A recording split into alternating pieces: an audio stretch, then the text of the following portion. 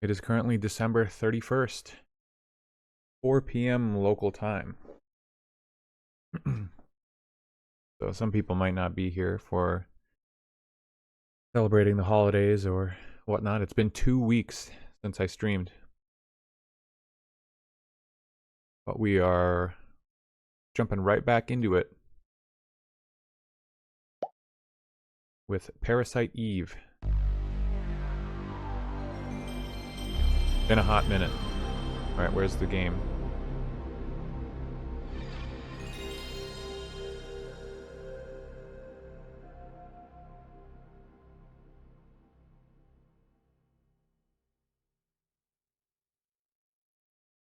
Oh, is that noise?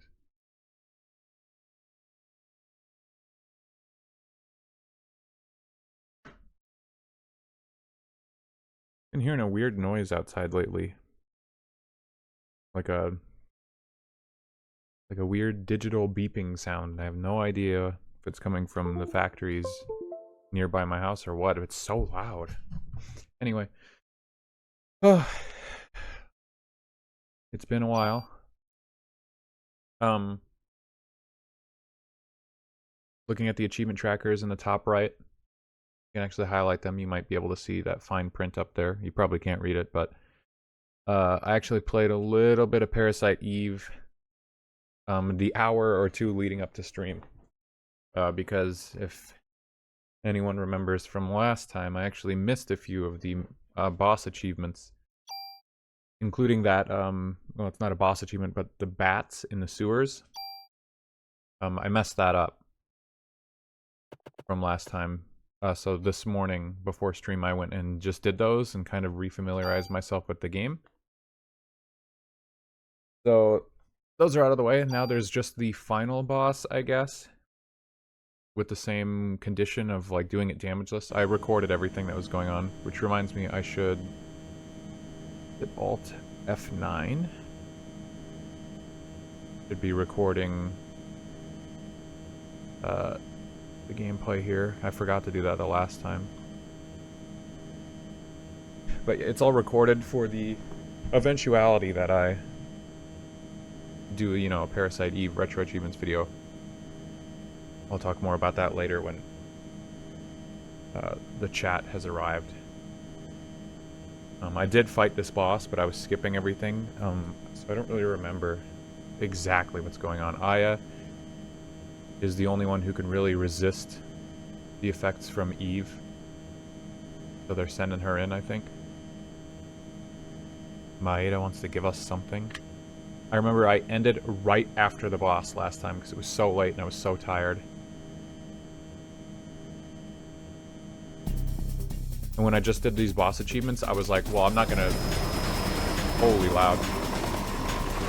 I told myself like it didn't matter what I did because I was just gonna load my original save file and I had to go way far back because I accidentally saved. I had to do the whole museum section again. I was on turbo and I didn't care about conserving resources or anything, so I just was blasting through it because I had to fight the T-Rex without taking, or without using magic. Huge bummer. But it's done now. And I just like poured every single gun into just the one shotgun. All the stats were just pumped into that so I could get through this as fast as possible. And now it doesn't matter. Now I've done this properly, so I don't have to care anymore. I can use magic.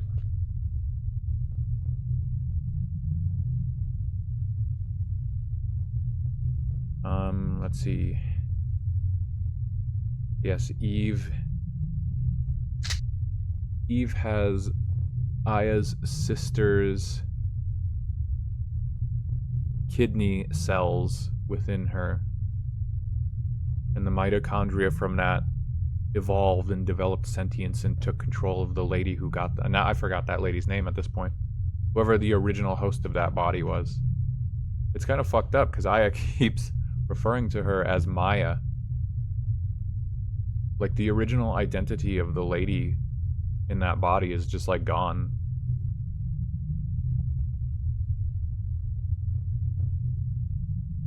The mitochondria waited.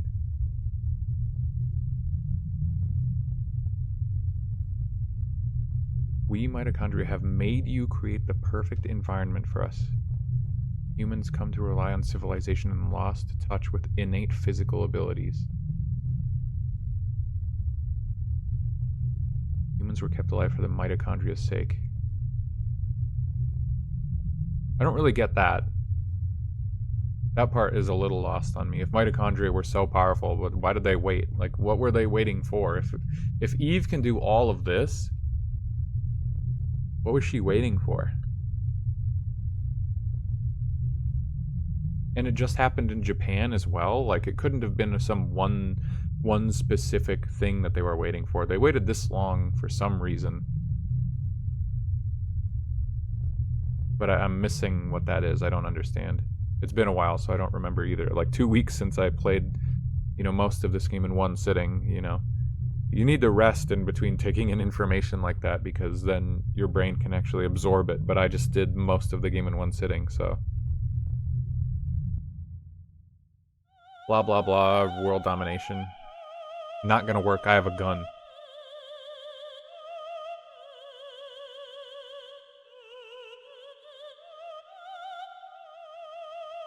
Like, if she's so strong, why can't she beat Aya's gun?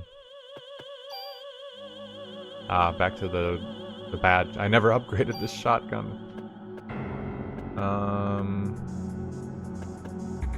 I think this handgun was actually really good. Okay, so the shotgun... Oh, this boss has multiple body parts though, too. So the shotgun shoots 2 shots, which means it splits its damage between those 2 shots, but the cool thing about this handgun, even though its attack is nearly identical, it has double action. Both rounds do full damage. Here's the real question though. How much damage is it? Can I only target one thing at a time? Let's start with target 1 then.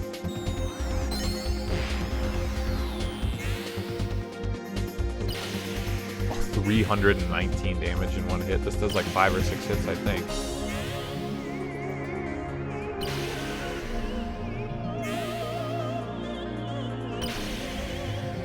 I looked at a couple of the other achievements that are going to be left after this. Okay, that's like 7 hits.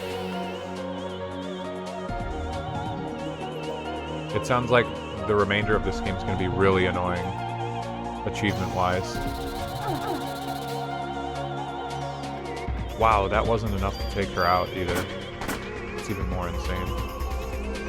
Oh! She gives like a defense down debuff too sometimes with that shit, and it's awful.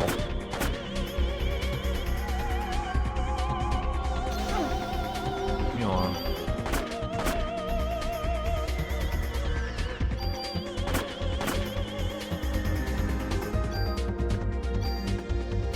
I don't know if I want to use like healing magic.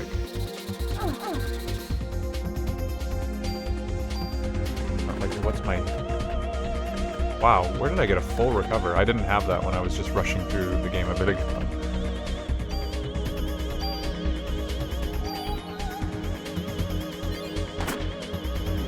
Oh, and you can double item. I wasn't doing that when I played on stream last time. I wasn't using 2 items.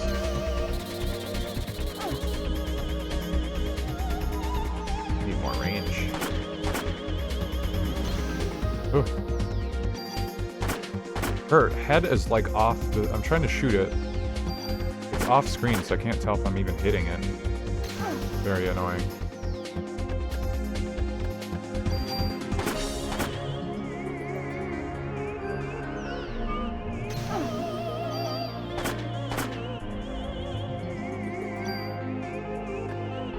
I mean, I can just do Liberate again, huh? It's a shame it takes a million years.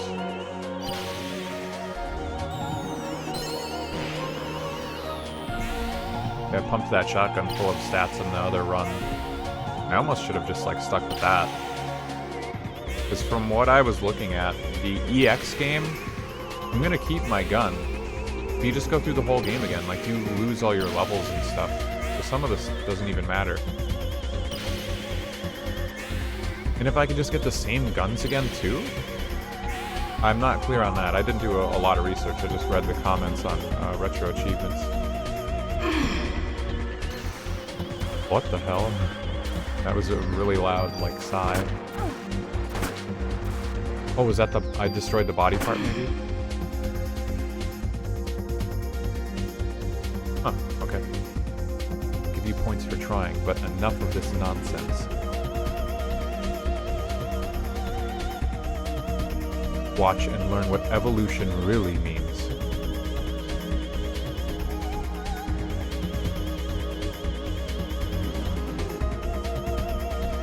I wonder what Parasite Eve 2's combat system is like, since I know it's supposed to be different. This combat is kind of fun, but I don't know if it's because of how old this game is or what, where they didn't really, like, explain it all that great. Or not the combat itself, I guess, but like the gun upgrading mechanics and stuff are very interesting, but it's complicated in a way that they never fully like tell you how it works. The game doesn't seem especially long. Like unless you do the New Game Plus. Like, I'm not really needing to play around with the system enough to, you know, get a lot of use out of it. Getting defense down, that's so dumb.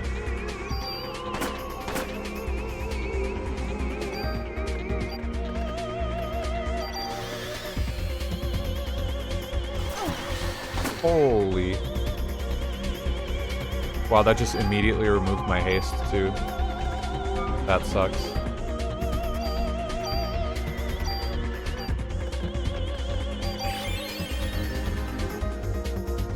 But like, I want to play with the gun mechanics more, but they're just like slightly confusing.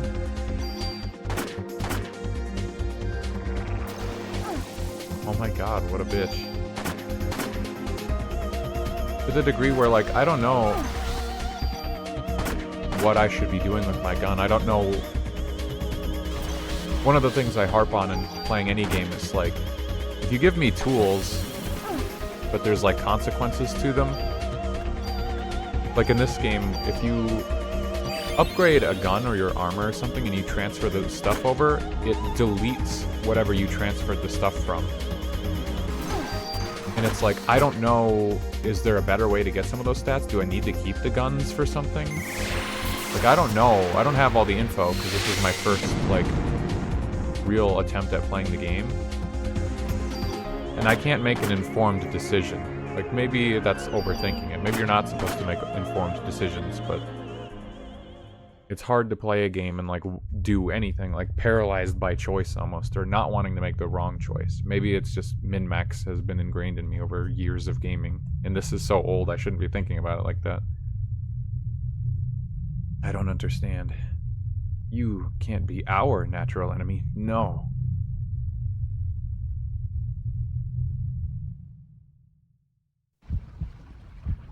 Oh my god, that's right.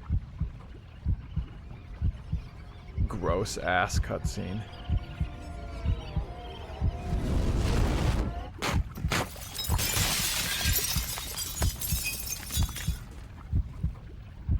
How is this not like the end of the game? Now I'm gonna be really curious to see. Ugh.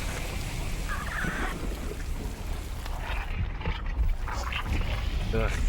God, and she smiles too. She's like melting. What the fuck?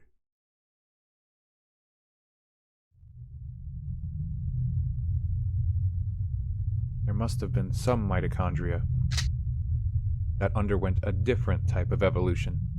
Think about it, Eve. Think about it as she just melted away. I think that's it, right? That's all we've seen.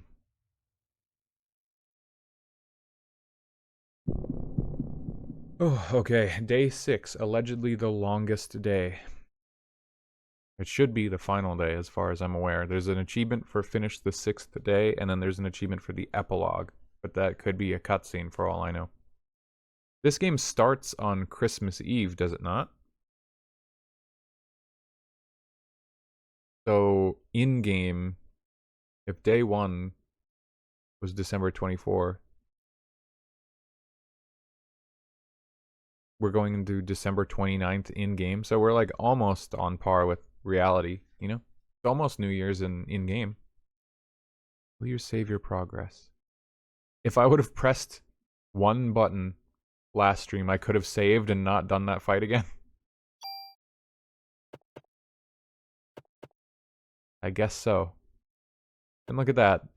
That's the save I was just playing earlier. Nearly the same time that I finished at. I was using turbo the whole time though. It still took like 2 hours in-game time. Like the museum wasn't actually that confusing. Well, it's a little confusing. It's just you have to run around like so many rooms.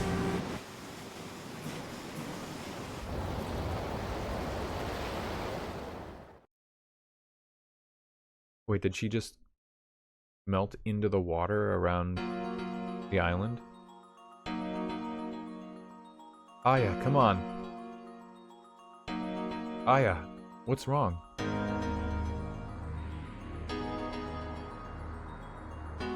Ha, you were great, Aya. Shows that only my partner can pull it off, huh? Yes, Aya, I'm relieved that you made it back safely. Why the hell did Eve have to bring all this to the Statue of Liberty? Because of the ocean and what it symbolizes. The sea is the mother of all creation. This is where she wanted to give birth.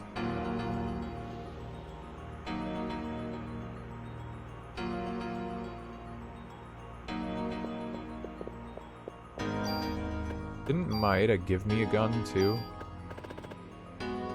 Wait, why do I have so many guns in my inventory? I never went back to the NYPD, I guess. I'm gonna need that Club 3, I guess, in New Game Plus. Wow, okay.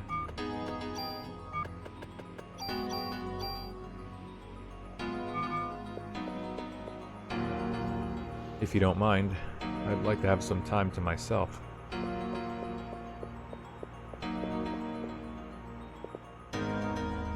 Everyone else has been guided inside, miss.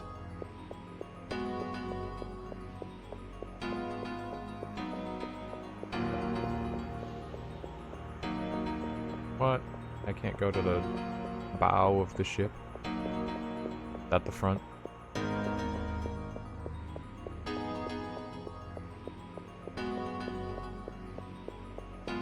Why does she run so goddamn slow? I had all this screen space and she just runs so slow and there's nothing even here. No need for this anymore. You take it. Keep it as a souvenir, huh? Yes, thank you. Wayne is the gun guy. Aya.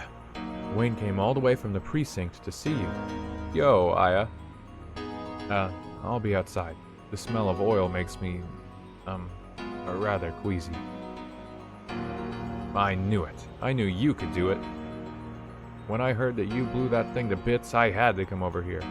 Everyone's saying that you're the #1 cop in New York right now. Hey, what's wrong? You killed that thing. Aren't you happy? I guess you're in shock or something, huh? Yeah.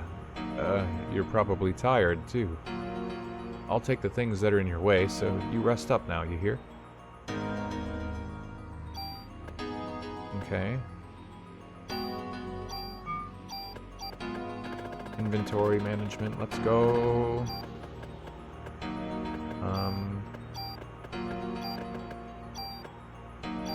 Rocket launcher has just kind of been a nuisance. Actually, this might be the time to use it, if anything. This is going to be the last fight that I need to do without magic. Need to keep the club. The M10 isn't really doing it for me anymore. I figured out what junk is for. I'll elaborate later, but...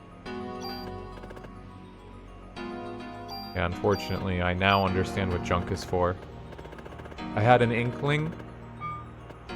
I think I made the correct guess in the previous stream, but the annoying thing is that it takes a long time.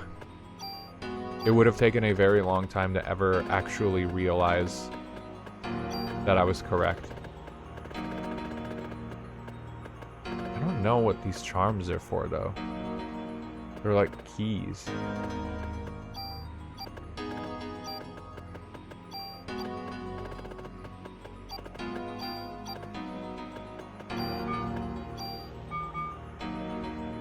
Hmm. 2,000 bonus points.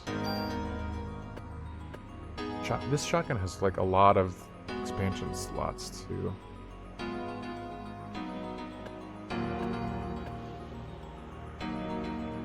This gun has an insanely good passive.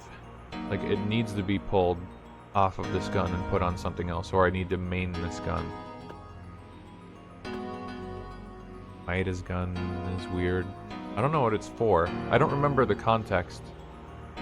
He gives it to you when you run into Clamp in the museum, but I don't remember what he says about it. The shotgun's good, just in general. What guns do I have that have bonuses? Got some attack on it.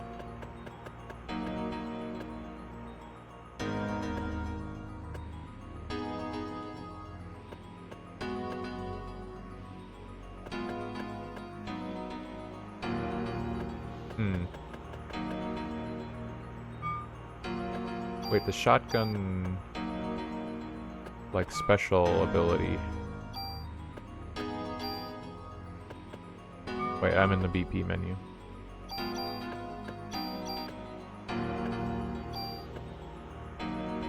Burst, spray multiple targets. So you don't need that on a shotgun necessarily.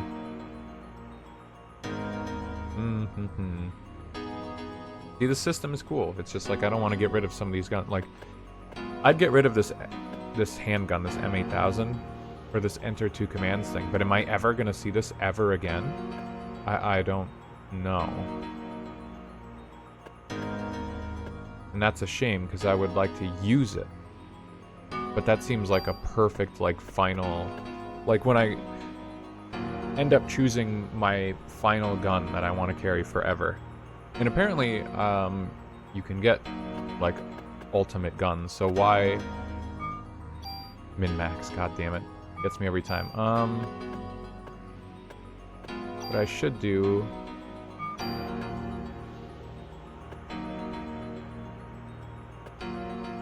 don't want to dump all my stats into these damn guns though. And this shotgun, like, does every shotgun come with burst, or is it just this one? I don't know.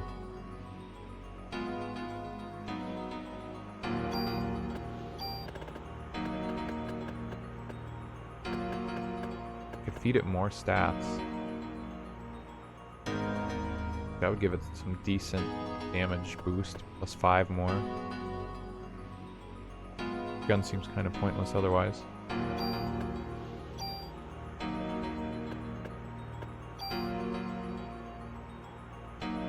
I guess, let's do it. Why not? Hey, as a souvenir for blowing Eve away, I'll engrave your name on any weapon. Use a weapon and armor. Oh, wait, okay.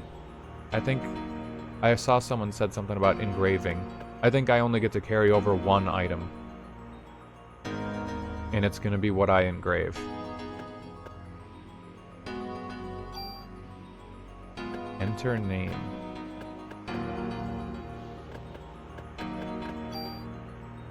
How do I go back? Okay, I can name it anything.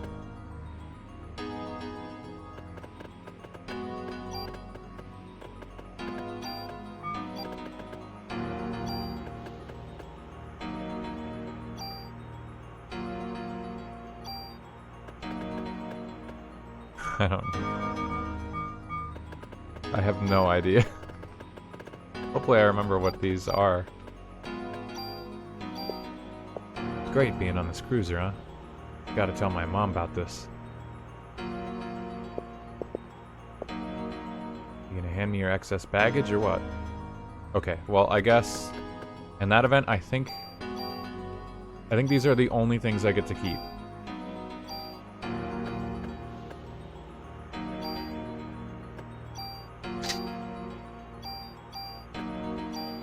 so I should grab everything I can from these. PPK has this first thing.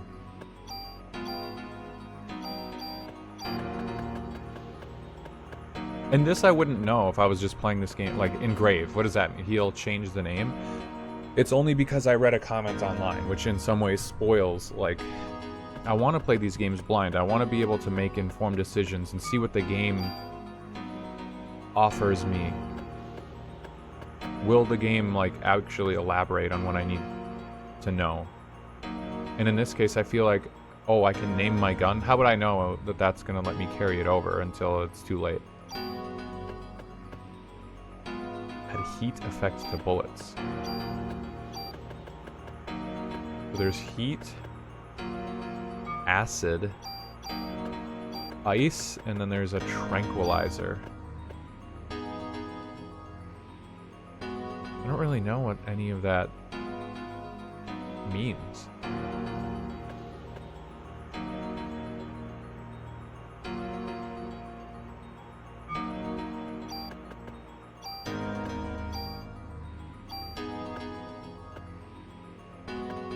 Increase max HP sounds pretty good.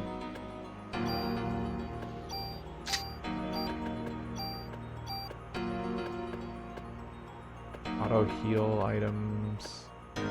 But the same effect. Resist poison, okay. All the rest suck. Who cares? There are really minimal upgrades too as well.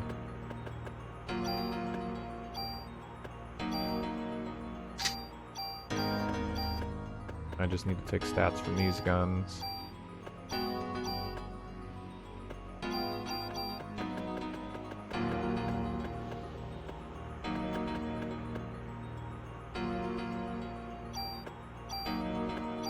Running out of tools. Finally getting some use. I've probably like left some tools behind over the course of the game. Just add heat, I don't know. I don't know if enemies are resistant to elements or not.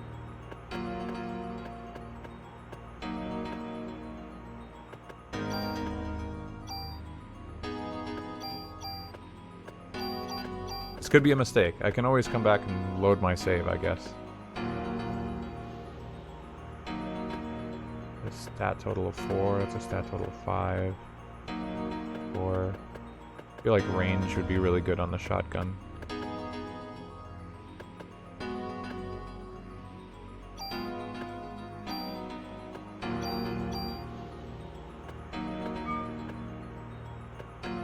Okay.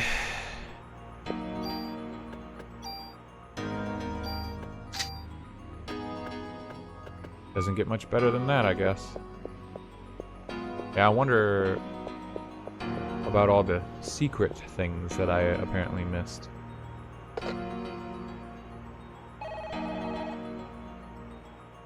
remember being told I'm missing like some of the machine guns and stuff, and I liked the machine gun the most. I don't think I need this save anymore.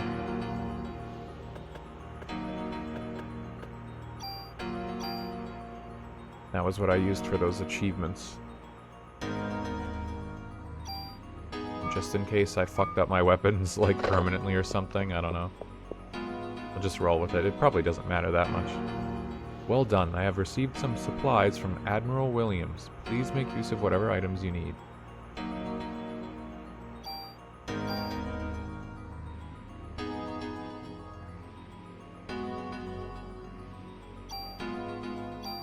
Wait, what? Is he just giving me... Oh, is it because this is the end of the game? I don't have any more ammo. Oh, okay. Well, never mind.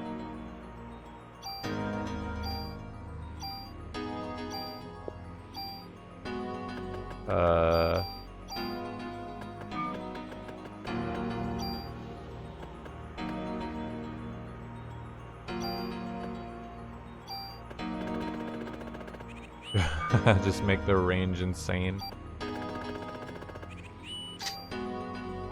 I don't know if... Like, I was investing all my bonus points in the active time. The whole game. Need to make a mental note. If my active time stays at 44, or something similar. Because if that goes down, but I keep my gun, then all those points I was putting into those, like, active time all game wasn't wasted because it helped me finish the game. But in EX, like the New Game Plus, since apparently your levels get reset, it might have been more effective to put those points into guns, which I was wondering all game, like, why would I do that? Why would I put it into guns when you have to destroy your guns? But that, you know, kind of starts to make a little more sense when you consider New Game Plus. But, you know, I think we talked last stream about, like, how many people actually finished this game and then finished New Game Plus.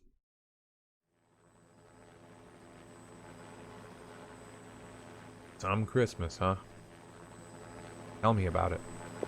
The dialogue is auto-advancing. I'm not doing that.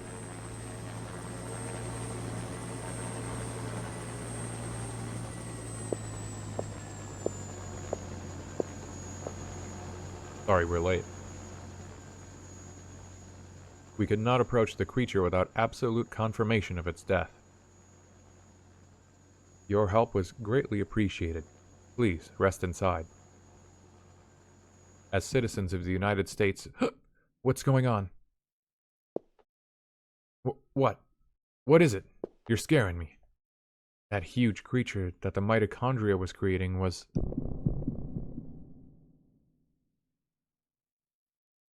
It couldn't have been the uterus for the ultimate being. No.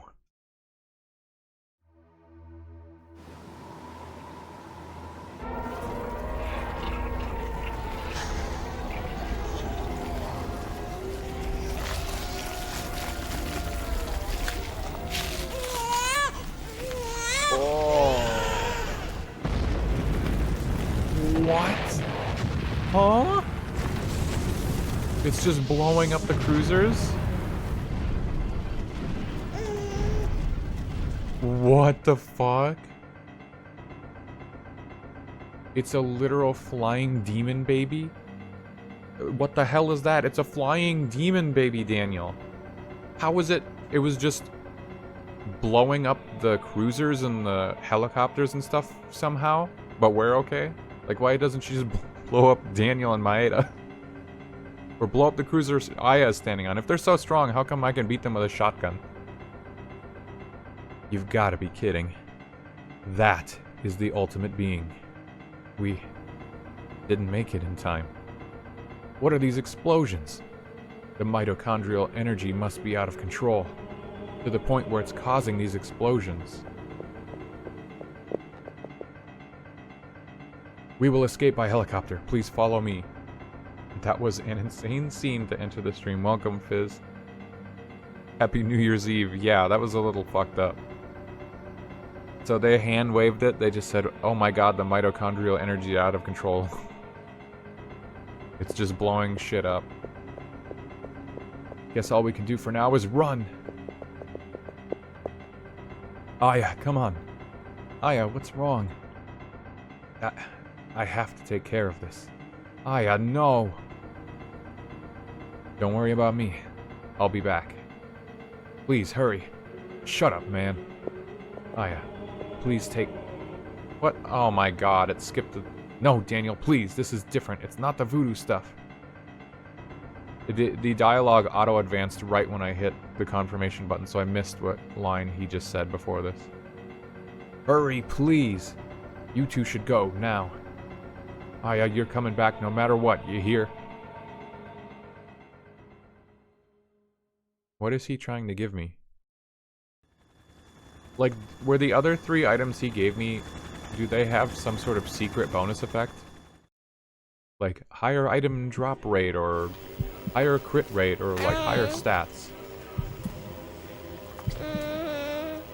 It even sounds like a baby!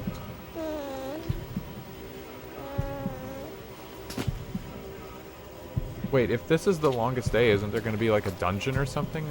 Or is it just the boss fight? Ugh. Holy shit, this is gross. It's you or me. Who's gonna be the one to make it through? That's the question.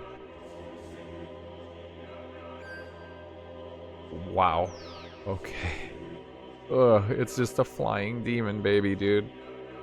Is this a remake, or did Parasite Eve always look so good? It just always did, I guess. It's insane to me that this game has so many CGI scenes. They put a lot of money into it, I think. Or at least those scenes.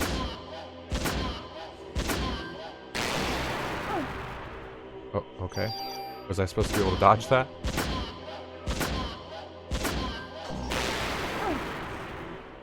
What?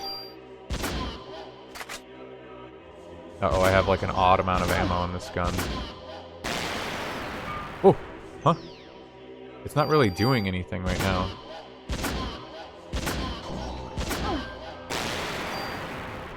Oh, that explosion is my fire ammo. I forgot. Elemental effects on weapons do this weird, like, delay. Yeah, take that. I beat the game. This is a PS1 era game, yes. Uh-oh. Is it growing? What's happening? Oh, gross. Sephiroth tier. I don't remember what year the game came out. Oh. Late 90s. Probably like 98 or 99 if I was to guess.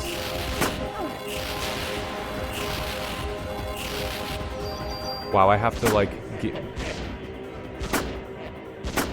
Ooh, shotgun coming in clutch now because I can... What the fuck? I can't move that fast.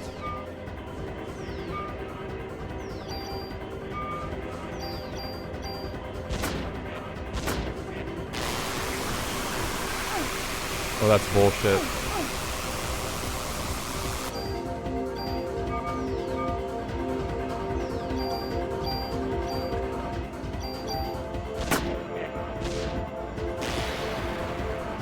Oh man, that double action thing is just insane.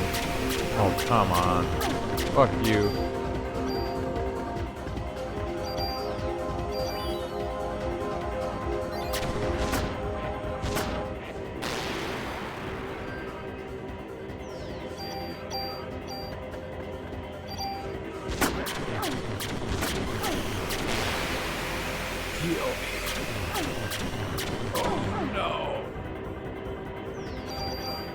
Yeah, I'd say that this game looks the most... Oh my god, I'm gonna shoot 3 more bullets. I'm totally locked down by my own hubris.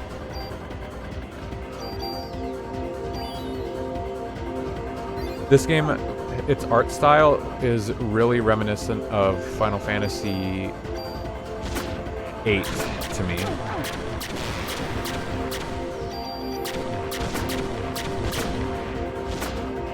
Chill with the laser blast, man.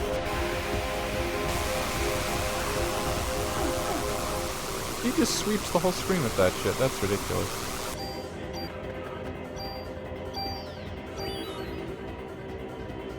I'm not supposed to use magic, like, at all. Which kind of sucks. Aya moves so goddamn slow.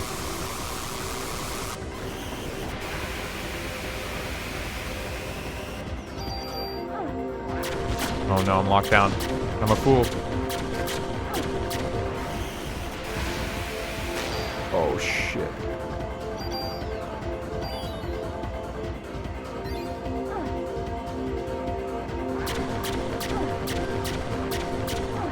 Like, I don't really, without using stuff like haste, I don't really know how it's possible for Aya to dodge, like, anything in this game. Okay, the amount of shots I can do is actually fucking me because I'm overcommitting, and I can't actually hit most of these shots. He's too fast. If I had haste, this would be very different, but I just can't keep up with the boss. Dude, fuck you. And god damn it. What am I supposed to do when he just sweeps the entire cruiser with that? Actually, it's not a cruiser, it's a carrier, my bad. Like, fuck off, man.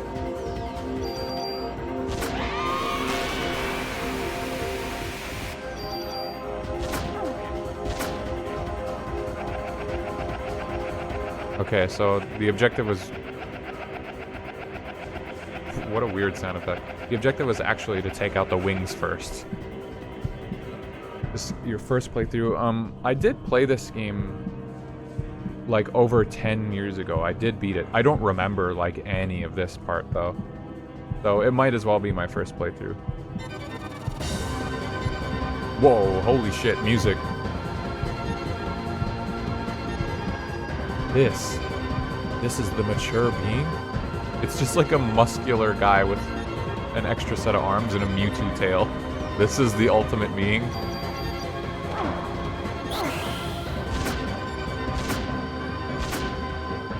He kinda sucks.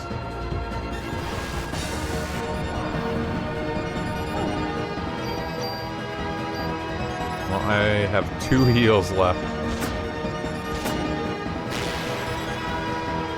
I don't think I'm going to be able to get the achievement first try here.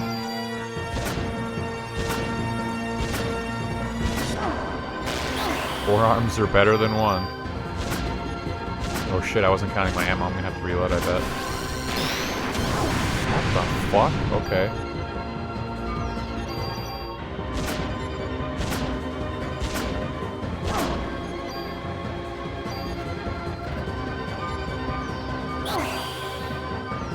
Survive this, I bet. Okay. Last heal. I have revives, but the achievement is voided if I use them. Oh, and he got me with a grab. What? I lose. Oh, that does percentage health. It didn't kill me. I'm dead though, for sure. This is gonna kill me.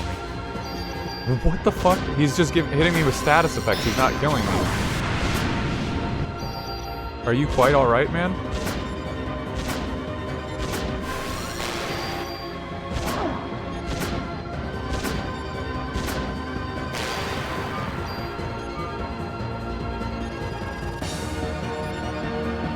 No fucking way, that's it. That's ridiculous if I just won. Oh, nice. Oh, I just realized what the... Dude, I actually did it. Defeat the first 3 forms? Oh, there's more, but that was the only achievement. Oh, okay. I don't like the butt sack he's got. Yeah, I noticed at the end what his tail and his sack looked like. It's still growing? No, wait. Is it still evolving? Why was there... Okay, so now I have no heals left.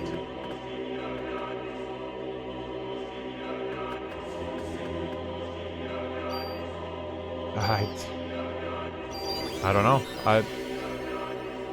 I guess I have to use magic now. Oh my god, I'm doing no damage.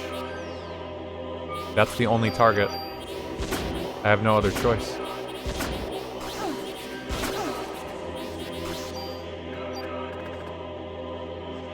Do I need to liberate? Do I need to survive? Objective, survive. The only thing I can think is that I have to use liberate.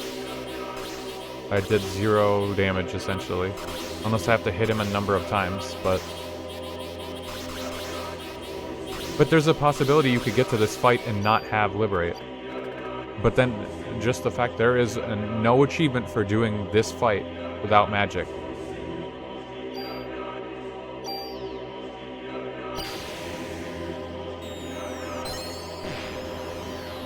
But you know what? Fuck this guy. Alright, never mind. That wasn't it. I'm doing 1 damage still.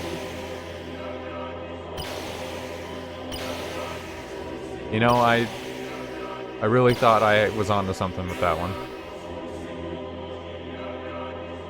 I guess the pin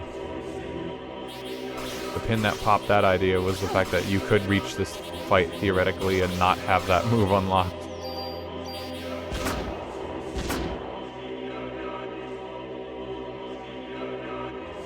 Cutscene victory? I know you want to continue living. After all, you were just born. But I want to live too, like all other human beings.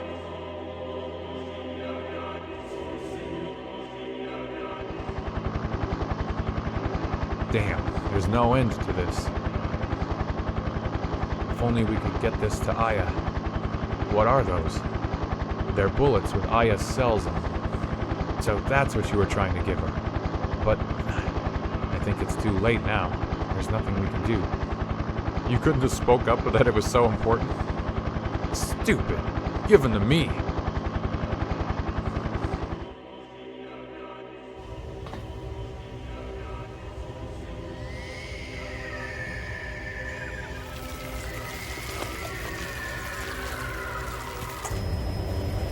Daniel!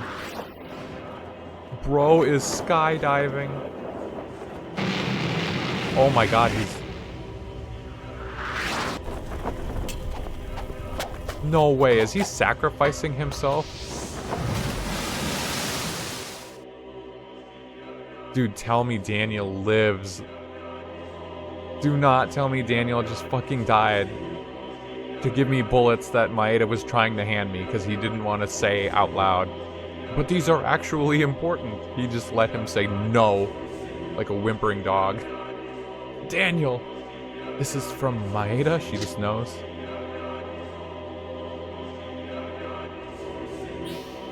Yeah, now we'll really mess you up. Oh, 999? It has a different bullet icon too. Sick.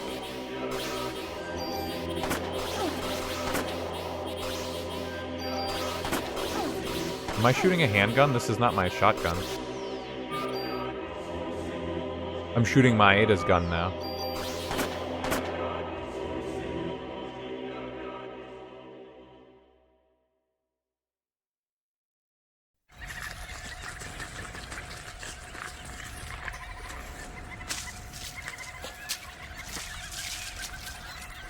Ugh. God damn, this game is so good at being just fucking disgusting. Ooh, it had like a skull. A scary skull. Daniel.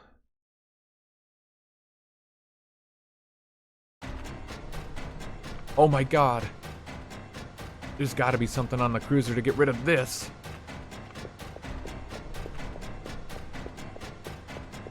I know, a rocket launcher. It does look like chaos a little bit. This like sort of amorphous jelly thing. The engine room.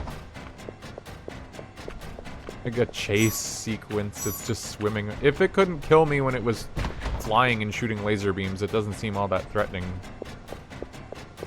Swimming around.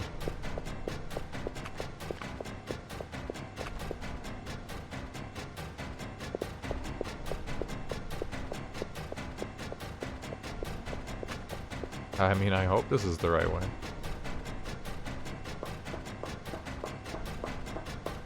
No. There he is. It's also funny to mention it looks like Chaos from Sonic Adventure because we made a comment that it was acting like Chaos as well in the previous stream of this game. When he bursts out of the... Well, it wasn't this being exactly, I guess, but... There was a scene very similar to Sonic Adventure of like this, the manhole covers from the sewers bursting open with all this liquid pouring out. If the boiler pressure shoots up, I can blow this ship to bits.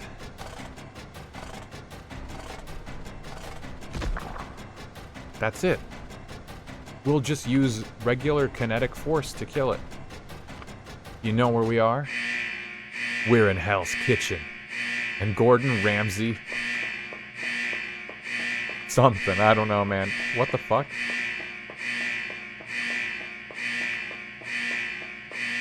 I don't understand. Why did it just slow down? I can't make it in time from here. Yeah, not when you walk so fucking slow.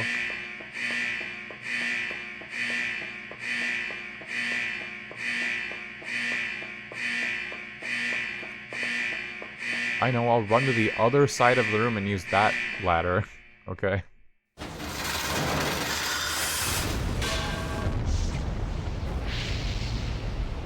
And that's how you sabotage a carrier ship. You just press a few buttons and raise the boiler pressure. Game over. Oh, okay. Are you kidding me? Wait, do I have to... I have to do that all again? What the fuck? Huh? So I went to the wrong ladder for... there was actually like a time-sensitive thing there, and now I just have to do the whole final boss fight, because I didn't do the cool cinematic sequence correct. Dude, that's always bullshit. Any game, that's bullshit. At least back in the day before we had the continue button, their only recourse was to just make me do the whole fucking final boss fight again. That's ridiculous. Well, at least I can just use magic now. The boss should be even easier.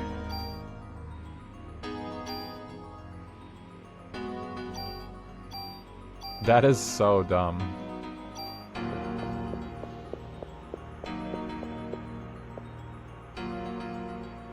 Alright, back to it, Aya. Turning on fast forward. Well, now I can see what Maeda said.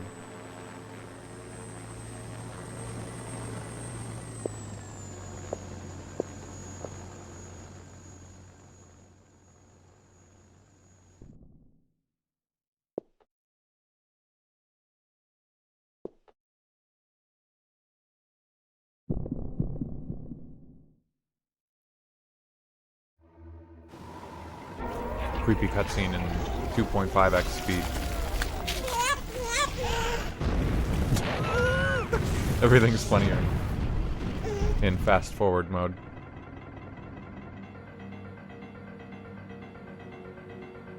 Okay, what does he say?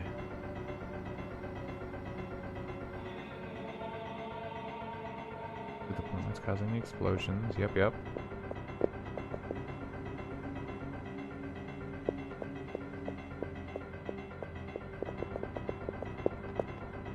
Aya, come on. Aya, what's wrong? Aya, no. Don't worry about me, I'll be back. Please hurry.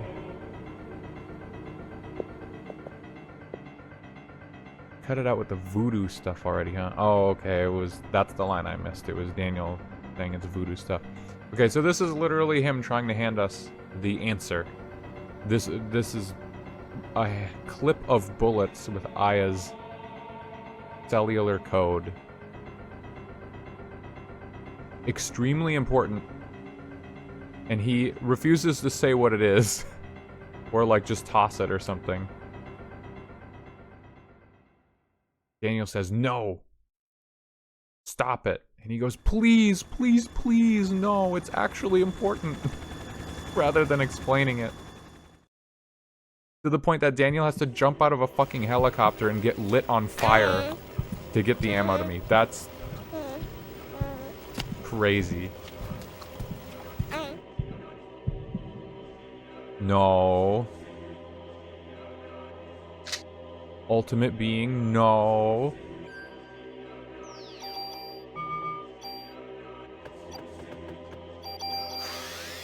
Now I can haste.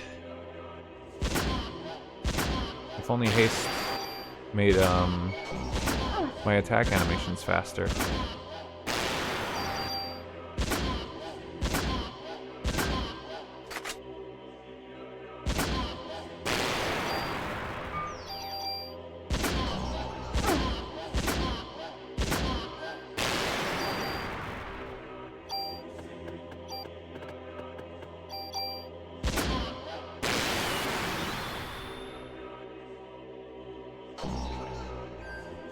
I want a Sonic Adventure ROM hack that makes the chaos look like this fucked up demon baby. I don't want that. That sounds terrifying.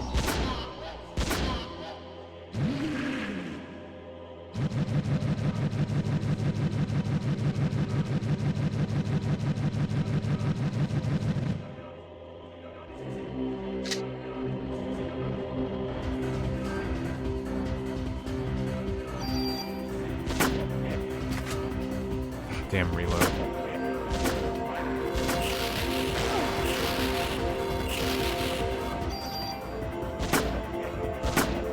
Oh, the Chaos or Chaos. It's funny because the words, they look a little similar.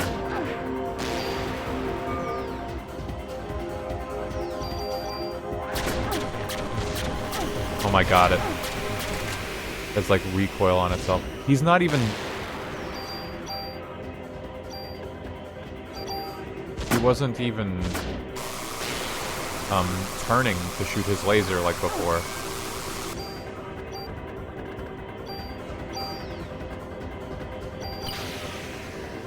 Oh, I didn't mean to put 2 more shots at him. That might not be smart. Yeah, kill him. Oh, she switched targets. Did I finish the other one off already?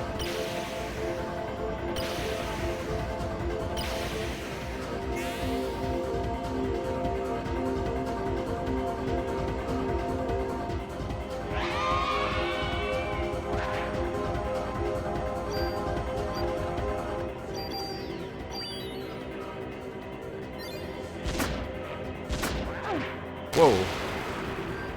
He leaped. Wow, he does a lot of damage. Yeah, Chao's. Now I get you.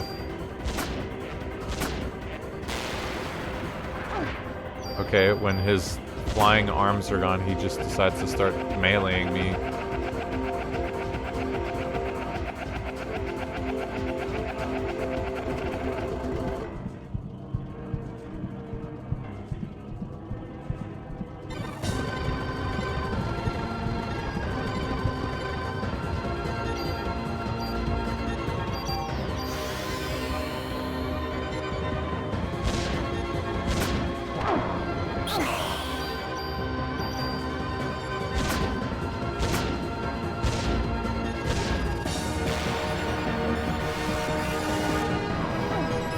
Oh shit.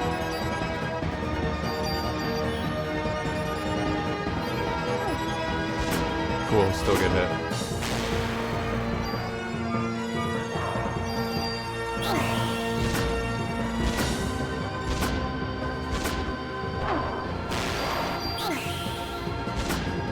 Why does he have a sack on him?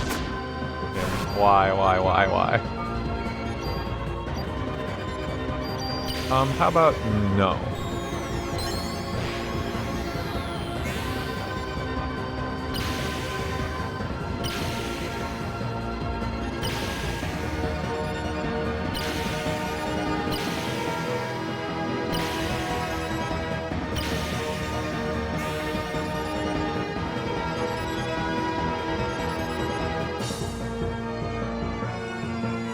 Oh, stunned.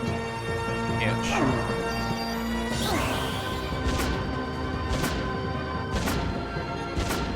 Whoa, he grabbed me. Ah.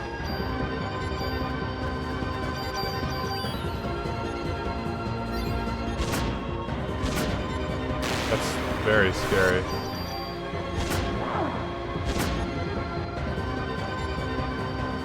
I have not watched Secret Level, no. I feel like I've heard that name, but I don't know what it is.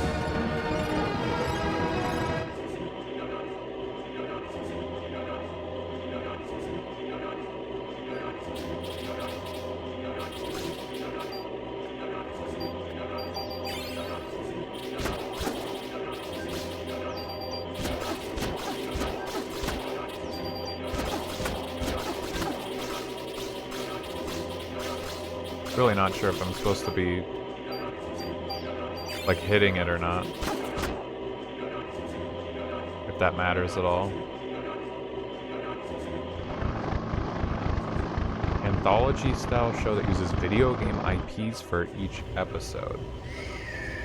That sounds like it could be interesting, but is that the one that has Rayman? The thing where Rayman was all like fucked up, washed up, drunk and stuff? How do they even get the license to use those characters, or Is it like Robot Chicken style where they can just make fun of them? It's parody.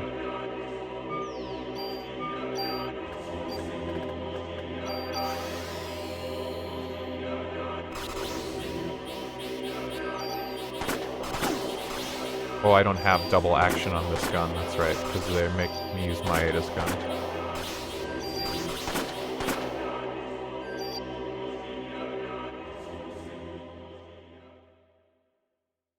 Parasite Eve, I'm not sure if you were here in the first stream.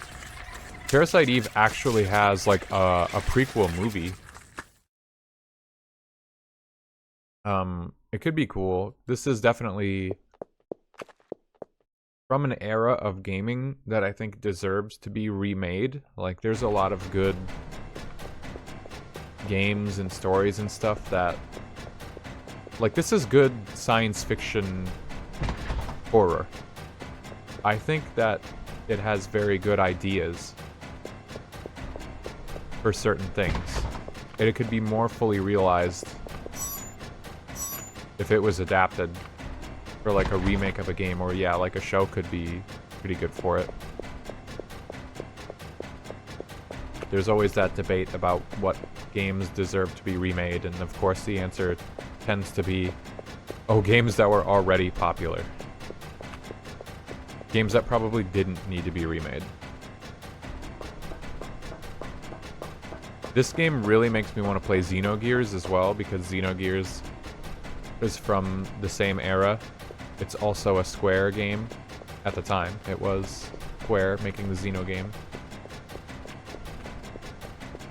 And the story is also fucked up and dark, like this game. I don't think there's as much body horror, but...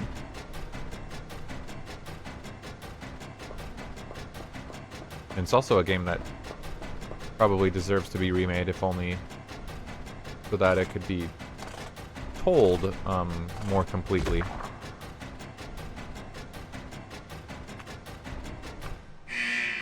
We're in Hell's Kitchen.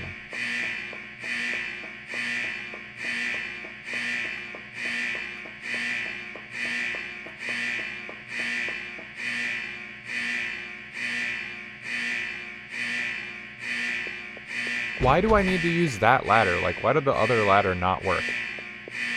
Like, how do you not... How are you supposed to know? I feel like most people would get jebaited by that other fucking ladder, go to it, and then you just die. Like, how was I supposed to know any better? I even tried to walk to the other side of the room initially, but... like, it wouldn't let me. Or that thing I thought was a little bridge or something, it wasn't.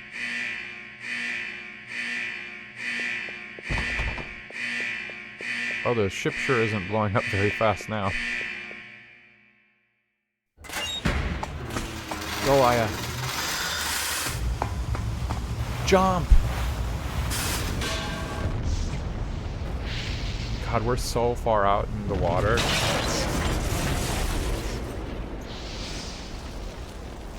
I mean, if this is how Aya saves the whole world, and it had to be a self-sacrifice, you know, I feel like that would have been appropriate. Like, I don't want Aya to die, but if she had to self-destruct the ship, finish the 6th day? What the fuck? So there is no final dungeon or anything. I guess that was obvious already because we fought the final boss, but... Am I misremembering? Did someone not say the 6th day was the longest? Did they say the 5th day? I swore they said the 6th day. But this was 2 weeks ago at this point. But we were talking about it in the last stream. Captain Laser... Oh, Captain Laserhawk. I do remember seeing that name, actually. Ubisoft official. Wow, they did that to their own mascot character, or old mascot character. Crazy. Finally over. Wow, Daniel lived. Okay, so he just did that for, like, cool points. Jumped out of a helicopter and got lit aflame to throw a magazine to me. I don't understand. Why do I have this power? Because Maya is inside of you too, Aya. Huh? When your mother and your sister died, they transplanted a part of your sister into you. Into me? Yeah. When you were 7. You probably don't remember any of it, but you were born with a defect in your right eye, and so Maya's cornea was transplanted into your right eye. My right eye? Then, what I saw when I touched Eve was... It said that when you have an extreme experience, what you see then is branded onto the cornea. But this hasn't been scientifically proven. That was Maya's last memory? That was the last thing she ever saw? As for the mitochondria that was in Aya's body, I think it underwent a different evolutionary change than Eve, by living symbiotically with Aya's mitochondria. It still possessed Eve's power. From there, it evolved to the point where it could live symbiotically with the human nucleus.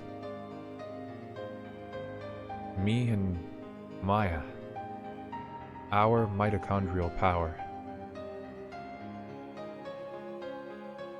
Starting with the incident in Japan and now with this, I wonder if this is a message to all mankind. Message? What kind of message? How can I explain? If the Earth is a single human being, they didn't capitalize Earth, we humans that invade the Earth become like viruses, out of control. We, in essence, are upsetting the natural balance of the body. This is definitely utter destruction. No, we're not that weak. You see, humans are, in essence, parasites. You can say that we are parasites and the world is our host. Look, the sun's coming up.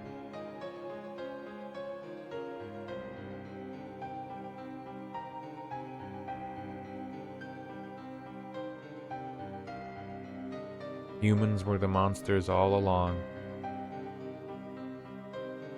Yeah, though, like, if a parasite mitochondrial monster like Eve could have... Like, an incident like that happened in Japan, and then this one happened. Like, why won't more just happen now? Like, we better just abandon Earth at this point. If that's not seriously the end. Yo! It's Daniel's kid, I forgot his name. Why was he riding in the front? Ben, that's his name. Come on, Aya. Thank you, Ben.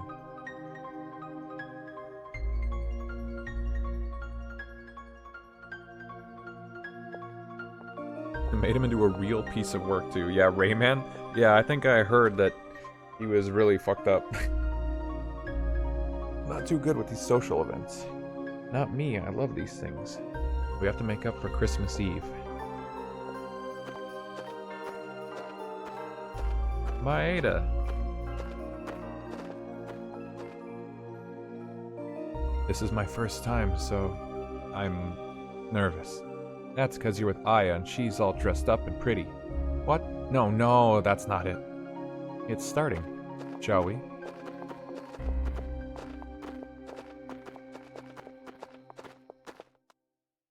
So Aya had... It was never about Aya and her bloodline. It was specifically Maya, and so a part of Aya's sister is the whole reason for all this. Daniel and Ben are late, aren't they? They'd better hurry. It's gonna start any moment now. I'm kind of missing what it is because it's auto-advancing the dialogue. The restroom must be really crowded. Yeah, that's probably it. What's wrong? You seem tense.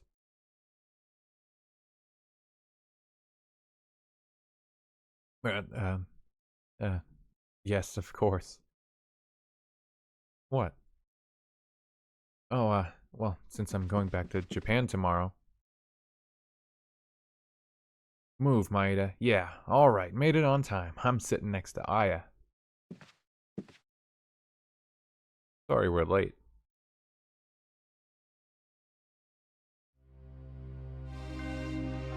Oh no, it's the exact same... It's the exact same thing that they were watching at the start. This seems like a bad omen. Why would you do this?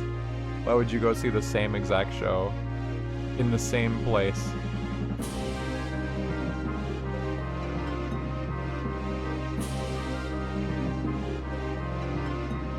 Father, please give me permission to marry Ava.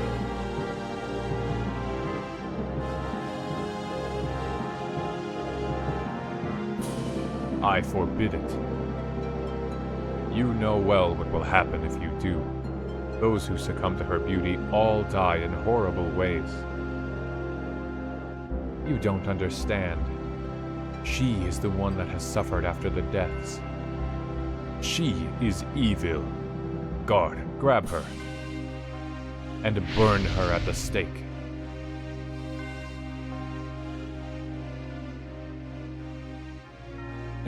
Yeah, exactly. Why are you guys watching this? It's gonna be... This is traumatic. I literally watched this happen, and in this moment, everyone in this building burned alive. Father, if you are sentencing her to death, then I ask you to take my life as well. Edward.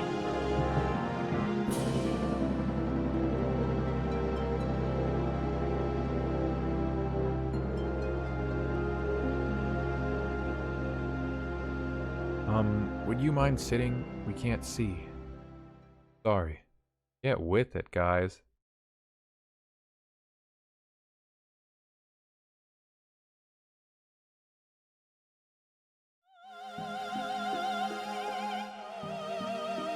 Wow, she sounds just like Eve did.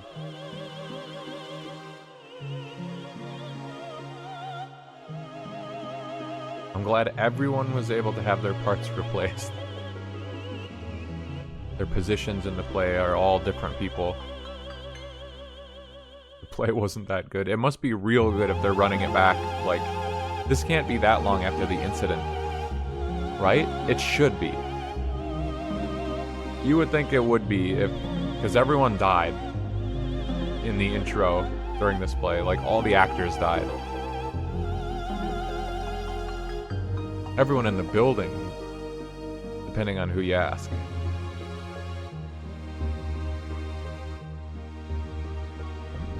I thought they said her right eye. That was her left eye.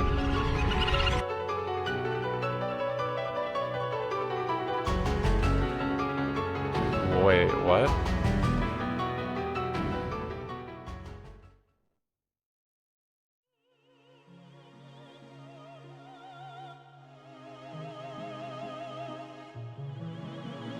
What?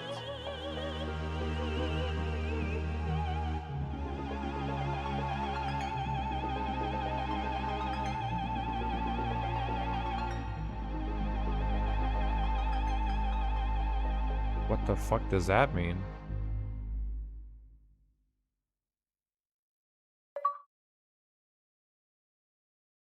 Omnia Memorius. What the fuck does that mean?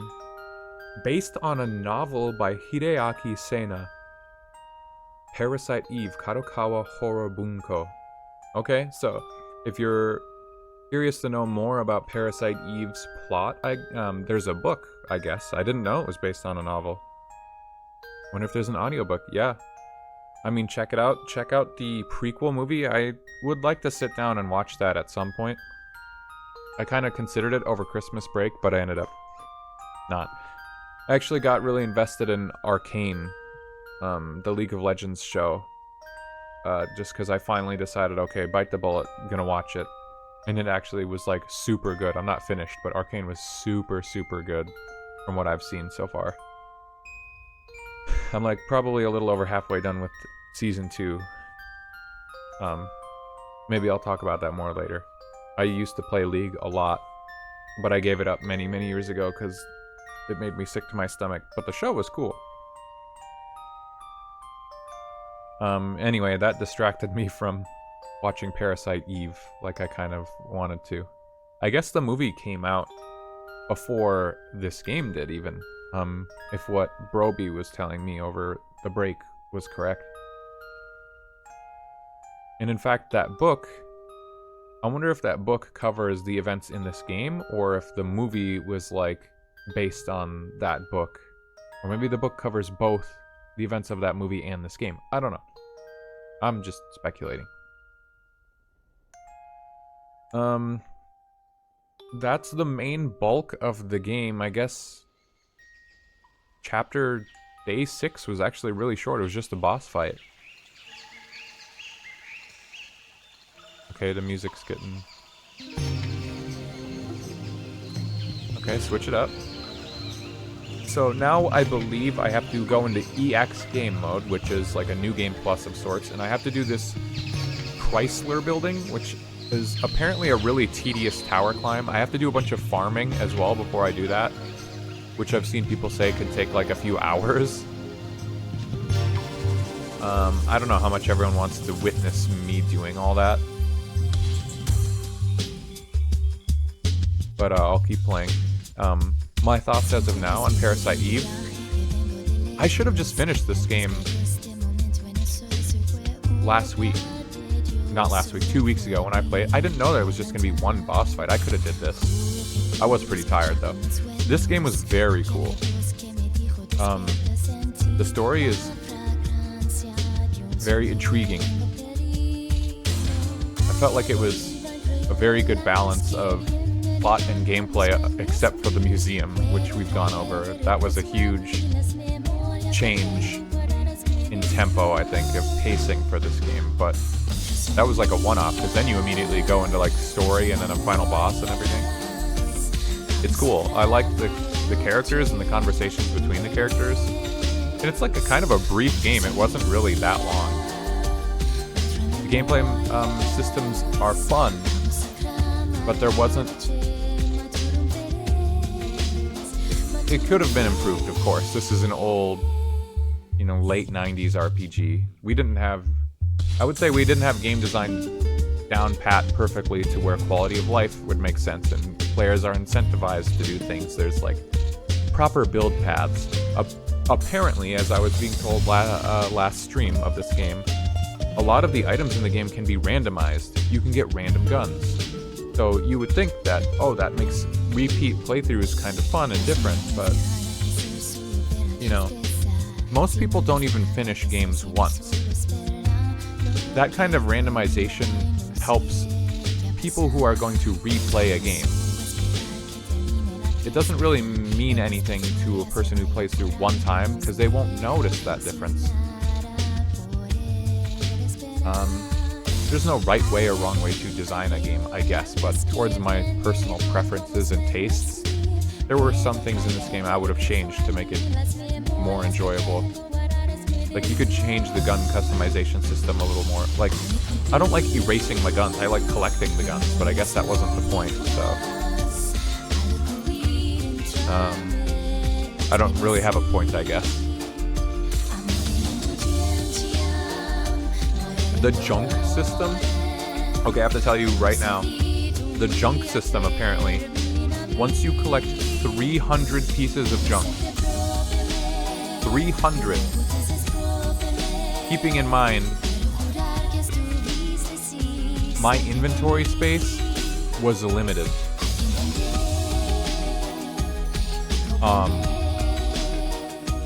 If you have 300 pieces of junk, and you're discarding them over time to the weapons guy at the NYPD, whatever his name was, I forgot again. He will then make you like an ultimate gun. But there's no indication of that. We only had our gut to go off of throughout the game, where we were like, what is junk for? You keep getting junk. The game acts like it's something you want, but you can't do anything with it. There's no shops in the game. The only thing you can do with junk is go to that guy, and he has a menu setting that says discard junk. And then he says, okay, thank you, goodbye. Like, that's it. He doesn't tell you how many you've given to him over time. He doesn't make any special mention of, like, it being useful. You just have to keep doing that for long enough that you deposit 300 pieces, which is not going to happen, I think, in any normal playthrough of the game. You would have to go out of your way to do that. So, in essence, it's like a secret. But, you know, inventory management is part of the game. Junk is an item in the game. I don't know. I like secrets, but that's like a weird... Like, you're of course going to get players to commit to collecting junk and turning it in, but almost everyone's gonna give up before they reach 300 pieces and find the payoff, so like, you waste a lot of people's time. In pre-internet, like, not a lot of people were probably going to figure out about that. It was probably just like a playground rumor. Oh, did you... Well, this game wouldn't be talked about on playgrounds probably, but... You just have to hear water cooler gossip. Oh, did you know in Parasite Eve, if you turn in 300 pieces of junk and spin around 10 times, you get a secret ultimate weapon? And it's like, yeah, okay. Yeah, let me go waste hours of my life to confirm your theory.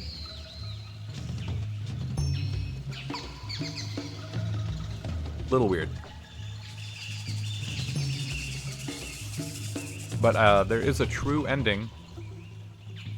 Maybe it will explain whatever just happened there at the end in Carnegie Hall with all the glowing eyes. And it was, I swear that was Aya's left eye that was glowing. And they specifically said it was her right eye that had the cornea transplant.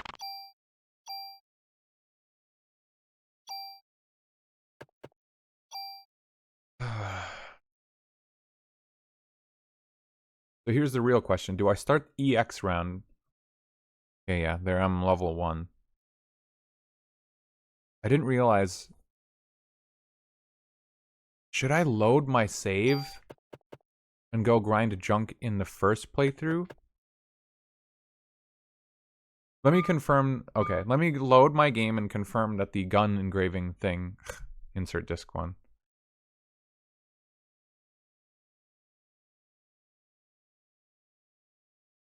Let me load this game and confirm that the gun engraving is legit. And then I think maybe it makes more sense to go to the first playthrough before I fucked up my gun. Which means I have to go through the whole museum, not the museum again, but I have to go through the ending of day 5 and day 6 again. Oh, when I started on disc 2, it didn't have this intro on it at all.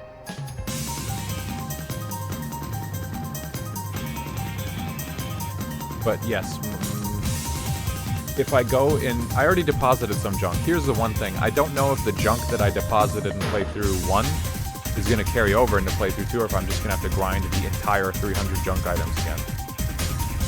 If I only get to keep one gun, maybe I should just go to playthrough 1, grind out what I need, get the gun, and then engrave that one for EX game. That could be the play. Because there's an achievement for it. I'll switch the achievements on the tracker.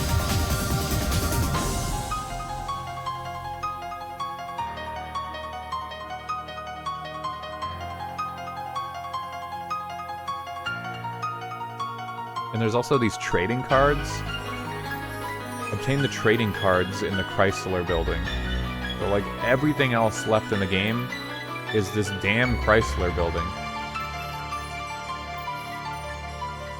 But here you see this achievement I have in the corner. Another person's treasure. Have Wayne construct one of those guns. And it says junk weapons. So yeah, when I clicked that, people were recommending strategies as to how you get junk. Oh, but I just remembered too. Maybe I actually, I don't think I can do the strategy I was just thinking. Because the grinding method is so that you don't... You're supposed to not kill a certain batch of enemies.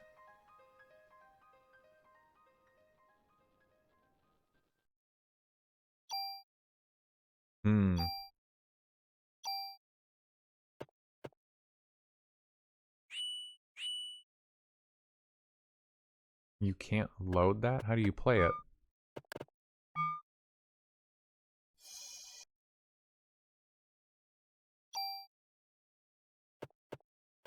Oh, okay. Okay, so first we have to check EX game. I just need to see, do I keep my gun? Is that what that was for?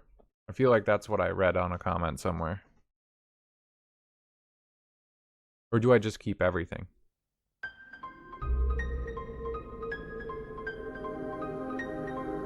I never knew or remembered that bit about Aya's right eye was the source of her powers, essentially. The only reason anything in this game could, like, happen. Why she was able to resist the mitochondria effects and, like, fight back. So were there signs earlier in the game that indicated that? Because I totally missed that.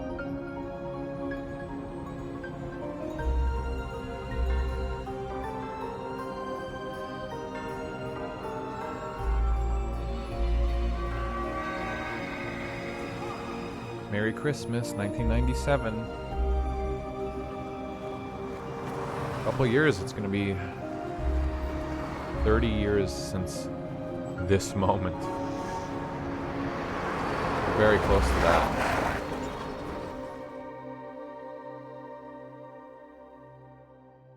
I don't think that anyone mentioned, I mean, I didn't do a lot of research, but no one seems to mention that there would be any sort of minor differences in EX game compared to the base game, like there is in, say, the Nier games alternate playthroughs, or like Wind Waker has a couple of light differences in the second playthrough.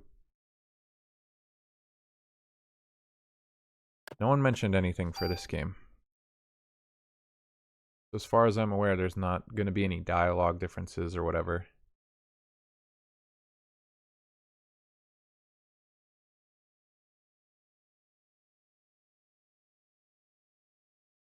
I'm not really going to read through the dialogue again, but...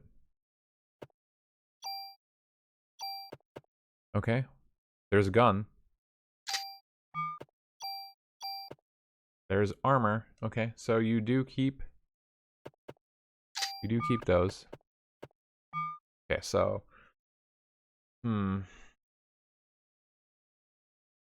Yeah, let me restart the game. I need to check.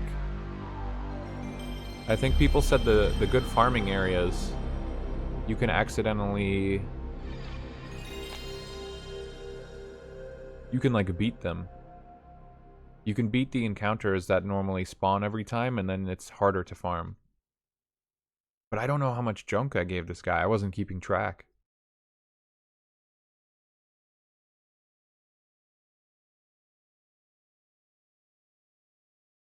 Man. And of course, yet another game where you have to play 2 playthroughs. I don't know why games have such a fascination with making you go through 2 times to see, like, everything. Insert disc 2, really?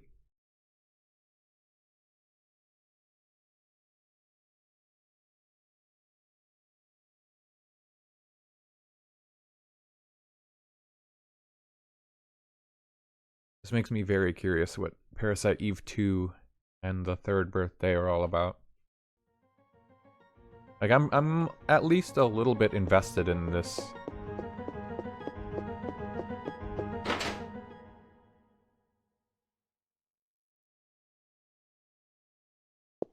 It fascinates me what we were capable of in this era. You know, sometimes it's... Part of it is me growing up and becoming more aware of the world and understanding higher concepts, and it feels like those weren't there, but they've always been there. It's just I was too ignorant to understand. Too unaware.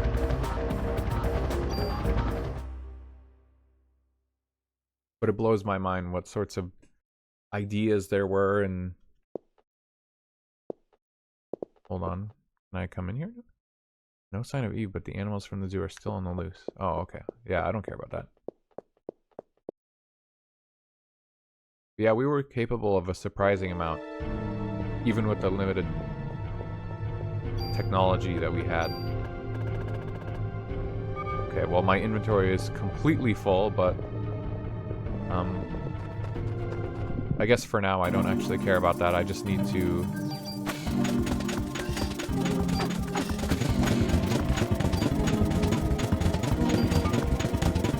Oh god, that music. For now I just need to check that I can actually do the farming that I want to do. Because if I can't, then none of this matters. Then I just have to go into EX game and continue from there.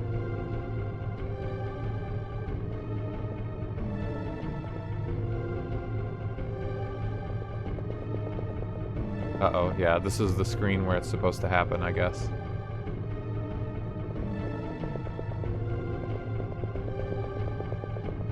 Okay. I guess that kind of settles that. I just have to go into EX game now. Just double check that that's what people say.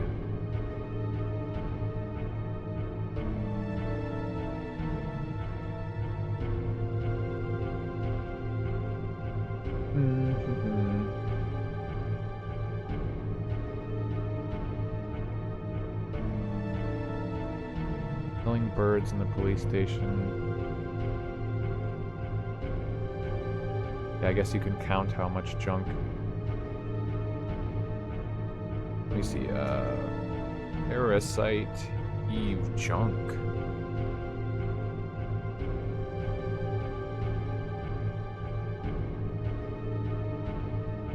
"7 months ago, new method for farming junk."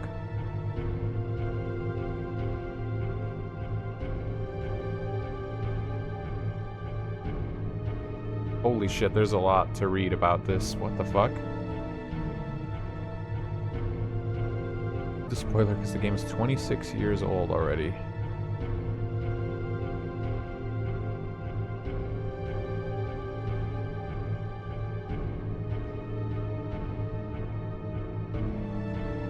According to the official Japanese guide, the rate of encounter goes like this. First time 100%, second time 45%, 20%, 10%.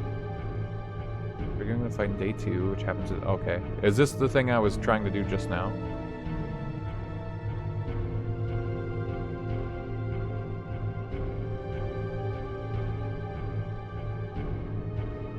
I think this is an explanation of what I'm trying to do right now, actually.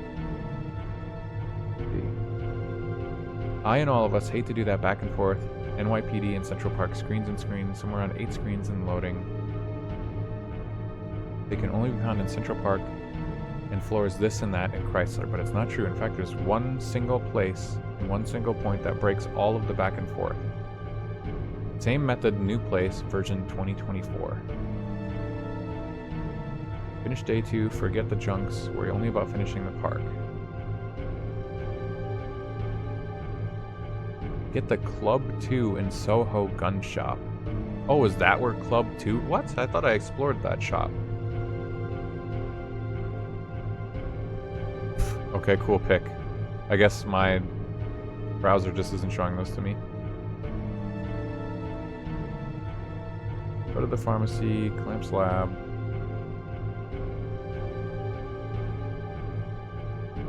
First time you enter NYPD on day 3 after the precinct is attacked, this area is a trigger point of a fight. 1 rat and 2 crows.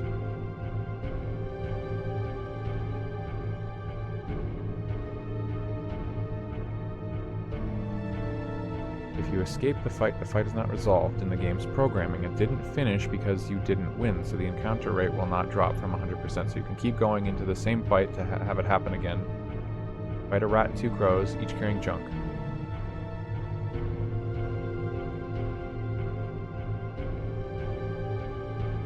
The first time you enter the NYPD, by the time it's attacked, you can trigger that combat for the first time. If it's the first time, you can steal 2 junk and escape. After you do that, you can spend a few seconds going down the stairs into Wayne's room.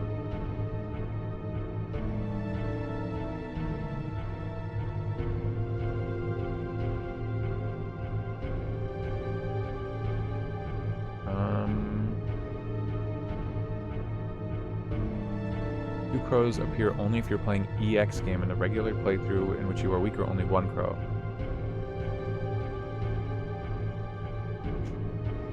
Okay.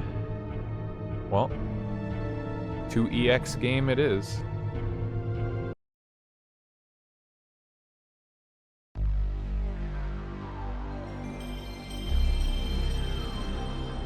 That was a lot of... I mean, it was a lot of information recapping kind of like what I was just saying and new. Just that there's a different spot I can do it. But I guess people were referencing that in the comments section on RetroAchievements as well.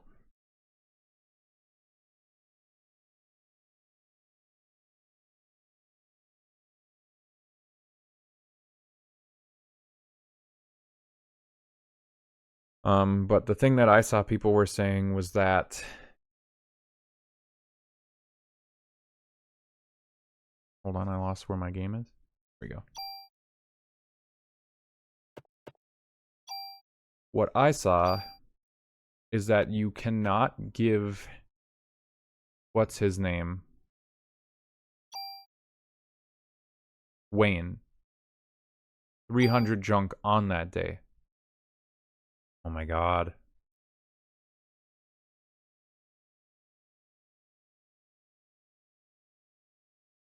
You can give him the 300 junk, but then he won't make the weapon until the next day. And then you have to give him another piece of junk.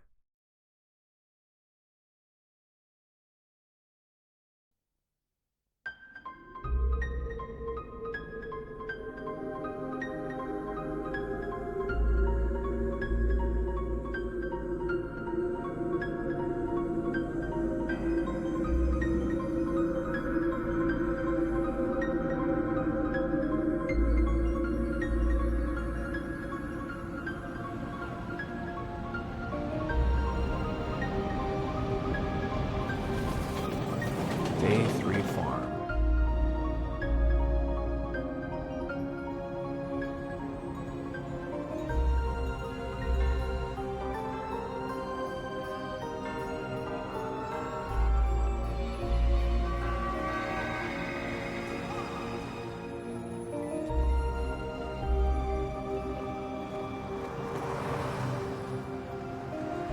I'm just reading more about this on the side while it plays through this intro movie again.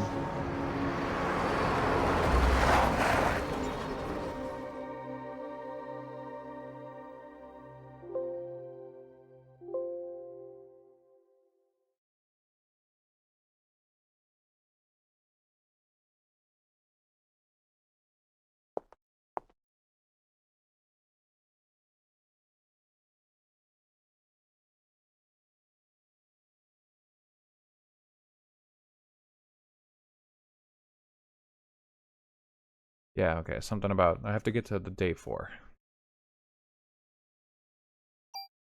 Oops.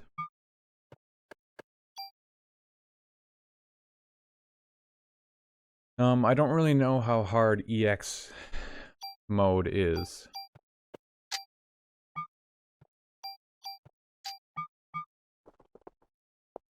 I guess we'll see.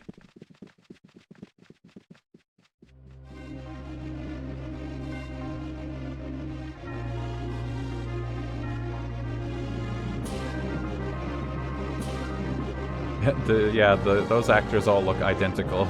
It's just the lady is clearly different. They wanted to make sure to distinguish her as a different person in the epilogue, but those other three look the same.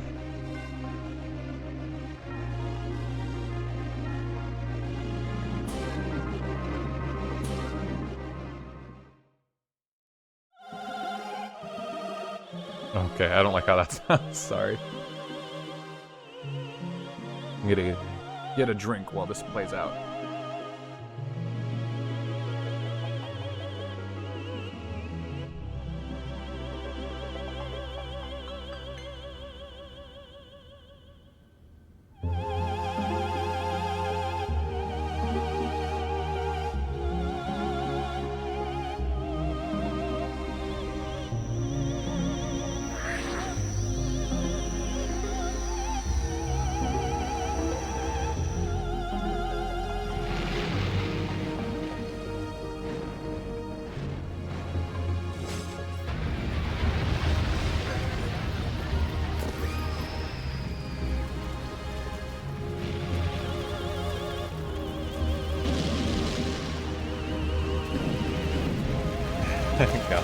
guy.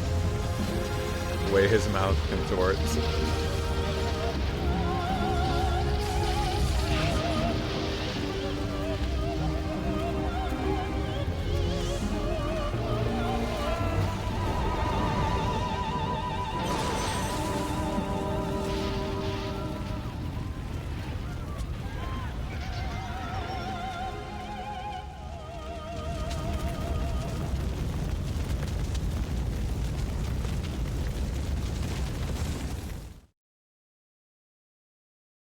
Eve, how could you?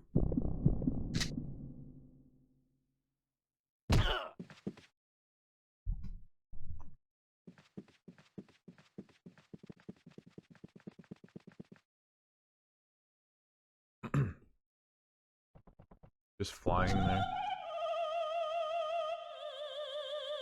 You're the only one that seems to be fine. That's not true. Man just left.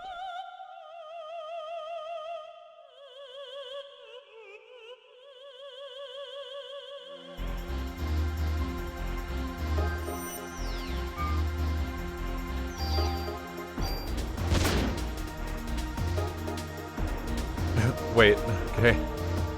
She must not be that much stronger? Or is that not the end of the fight? Magic unlocked. Oh my god, I don't have to worry about not using magic at all anymore. I'm like free.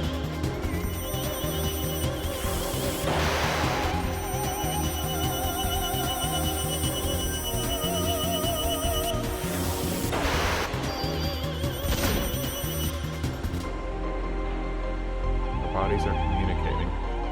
Is she not? Are they not stronger? I shot her one time and it ended the fight.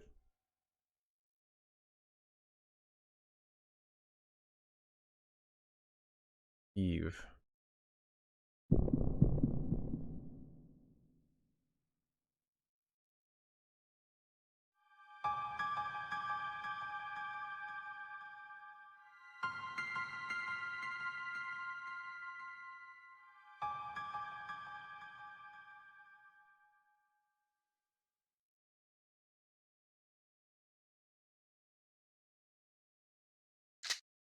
Goodbye.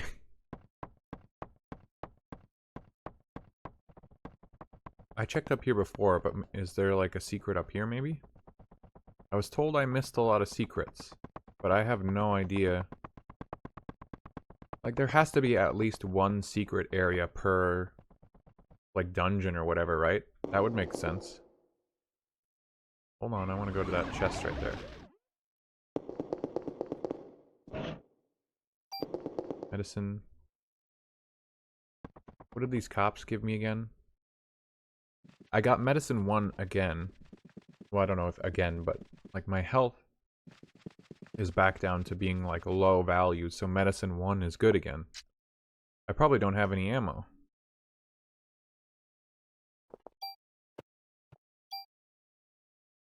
I have 6 bullets in my ammo crate. But like, are these guys... Are there instances where I'm gonna get better gear or anything? Because it's New Game Plus or whatever? Like, what is so different about this playthrough other than it unlocks the secret ending? Because it's gonna be really annoying if there's like nothing different about this play. Well, no, I just read that thing that said someone said an encounter was different on New Game Plus. Like an extra enemy spawned.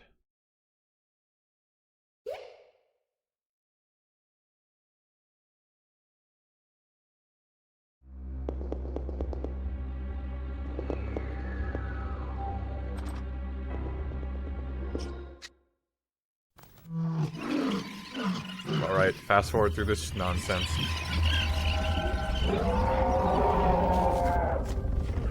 Ugh, fucking gross. Every time this shit gets me.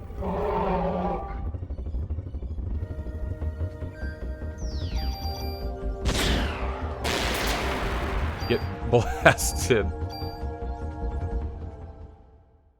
The New Game Plus shotgun is too strong. So they didn't pump up the values of enemies at all. I still just one-shot that rat.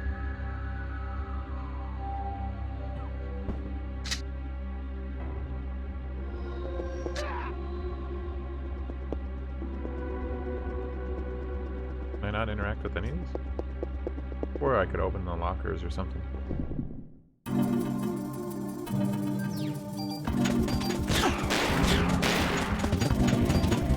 Yes, level 2. It's really hard to navigate menus and fast forward.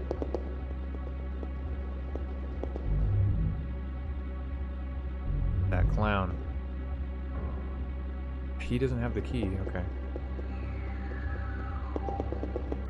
I keep forgetting that, I guess. It's in that other room, right? With the parrot. I messed up checking it in the first playthrough.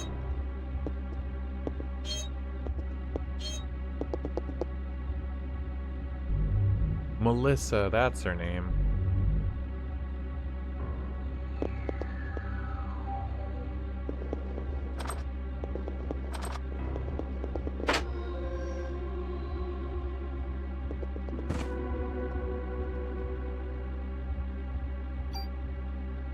Got the key.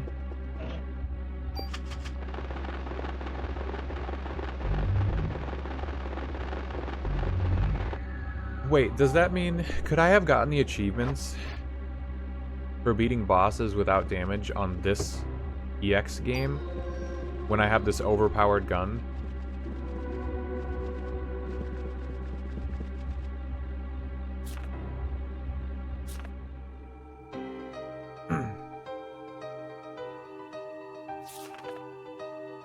I'm overdoing it. My body's getting hotter. I better take more medicine. Yeah, she's taking...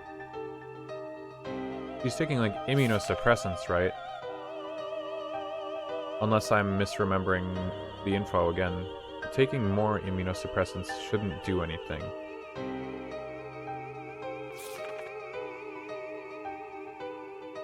So maybe she has, like, some different kind of medication? Like, because Clamp is her doctor. He could be giving... He's giving her other meds or something.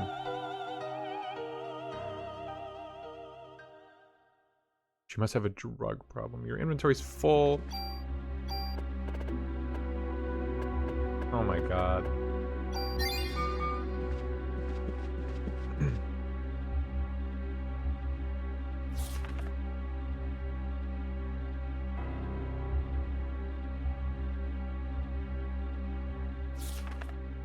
I have to go through the whole thing again?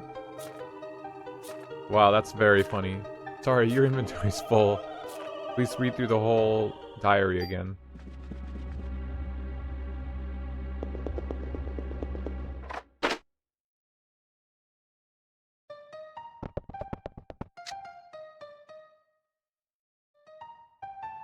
I'm Melissa. I am Eve.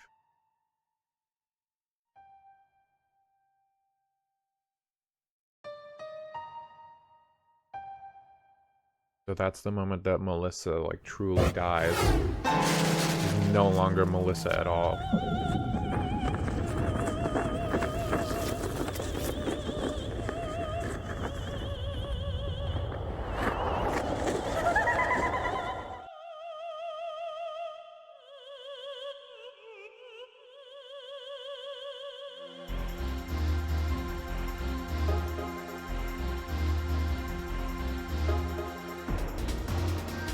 You say once again the day has arrived?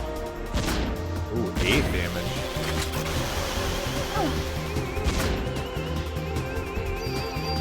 Is she resistant to fire? Can I put fire on my bullets, or what is that about? Why am I doing no damage?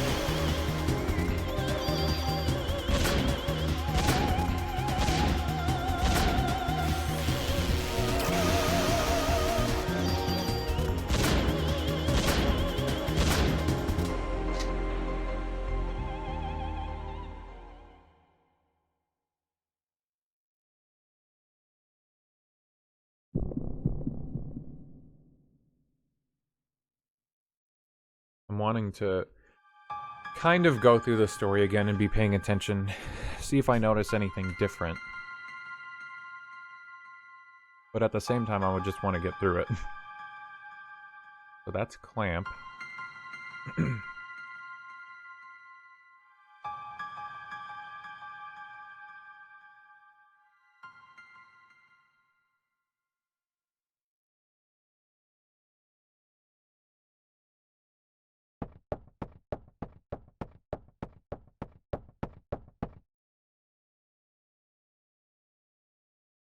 Let's go.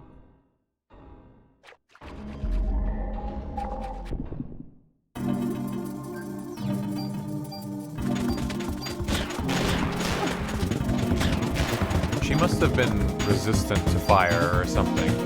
There must be resistances, because I was doing like 6 damage to her with this shotgun, but I just erased those rats. Even though those rats shoot fireballs, so if anything they would be resistant to fire, but they're also rats, so hard to be resistant to much of anything when you're a lowly rat. Oops, I targeted the wrong.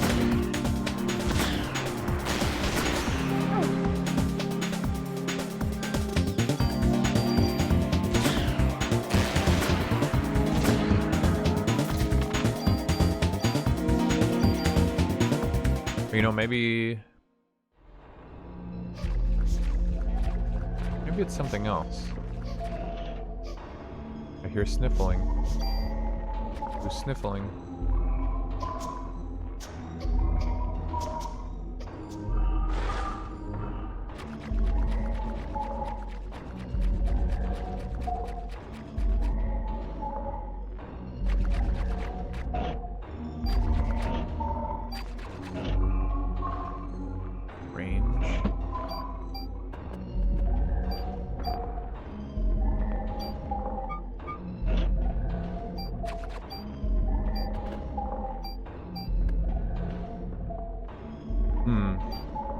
I guess I can just take the stats from this and put it on the ult gun.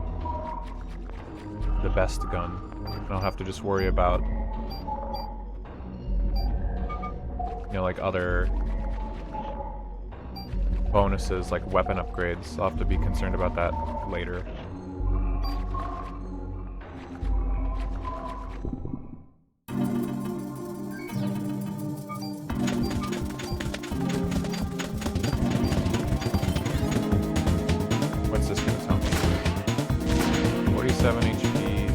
Sensitive to cold.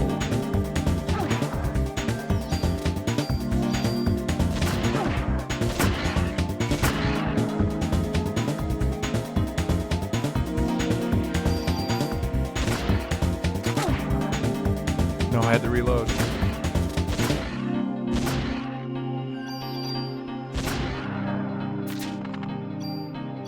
That is that sensitive to cold. Does that mean resistant to heat?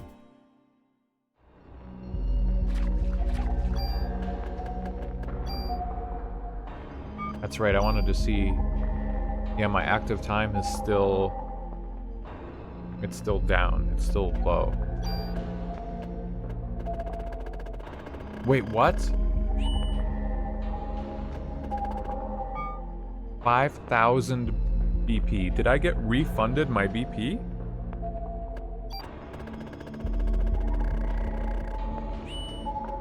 Because I said my active time was 44, right?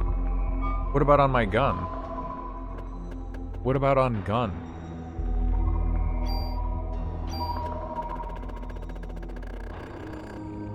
Like, holy moly, right?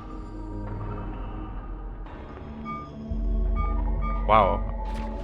Part of me wants to get more inventory slots so that I can do that junk grind faster. But then once, you know, once I've grinded enough junk items, like, inventory doesn't matter anymore.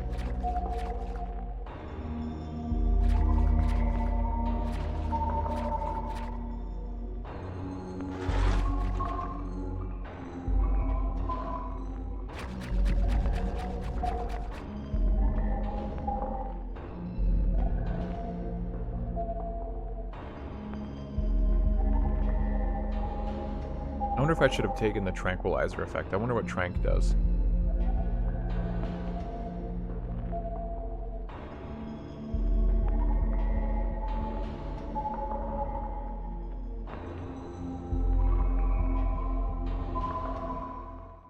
She's like convinced that Aya is going to evolve too. I guess, so she knows that Aya's eye, maybe not specifically her eye, but she knows that Aya has that same mitochondria. She just doesn't realize that it evolved differently.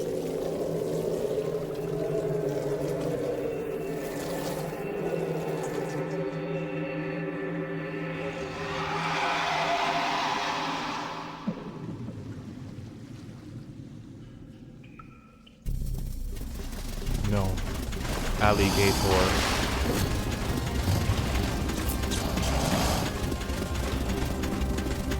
Let's see if I can do this without any magic. Uh-oh, 1 damage.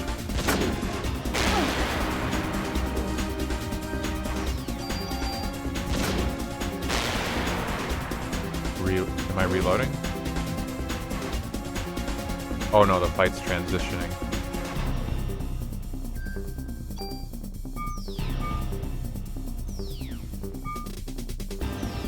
Oh, I took out the tail now.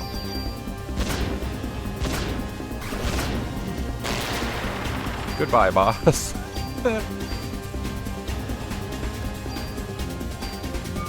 I mean, what the fuck?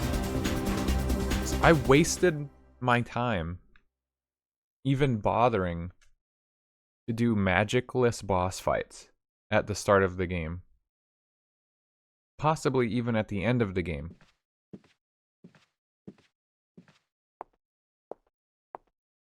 That's one of the issues with wanting to play a game both blind and earn the achievements. You can't really have it both ways. Like, I want to discover the elements of the game on my own, but then I'm obviously very far from optimizing my time. Like, I could have just played it normally.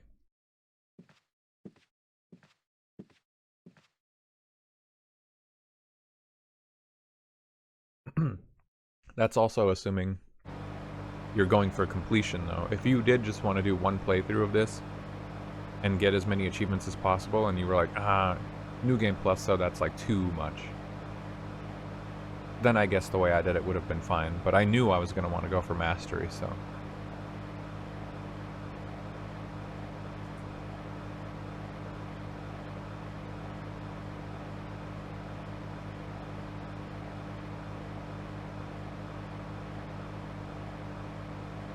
Cop instinct.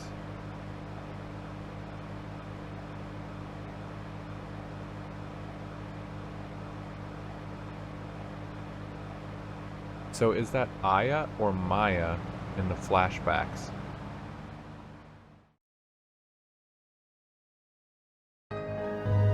Were they identical twins? Like, is that Maya running around in that little girl we saw?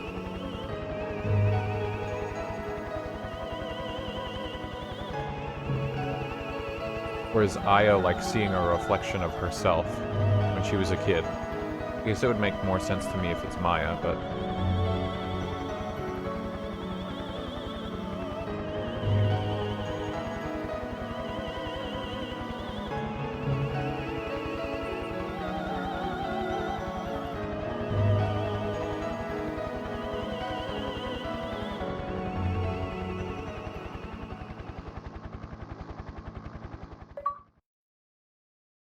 Oh shit, I forgot about that. And we're gonna get achievements for each day.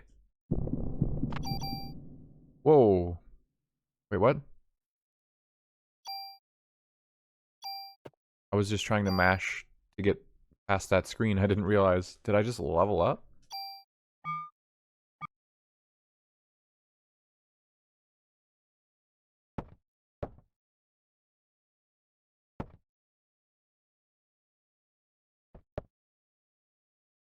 I don't think these guys say anything that could be very interesting to me now. I got something. Was that a... I think that's a mod permit. Yeah, okay. Oh, Wayne. What's up, my guy?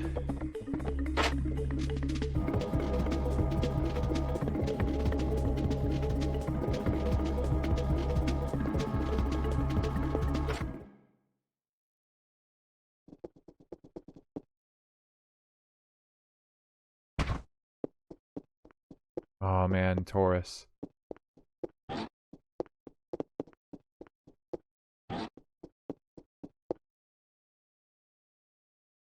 What a good guy. We miss him.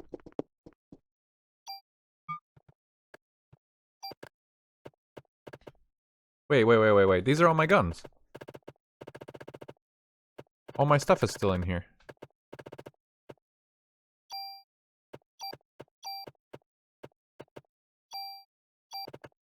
Oh my god. I was carrying Club 3 with me. Oh, I could have had Club 3. Oh, I fucked up. Oh, I could have put all my ammo in here?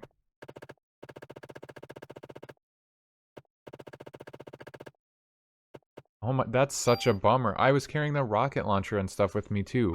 I thought people said you only get to carry one weapon with you. So they just meant you get to carry one weapon and armor immediately to day 1. And you don't have access to the rest of this until day 2. Dude.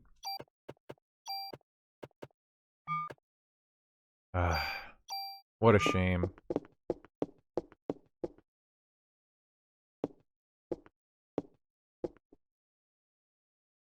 Another M16. I really made that gun last a long time in that first playthrough.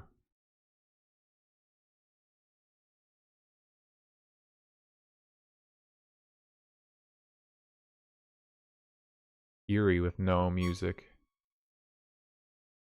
What is super? I've never seen super.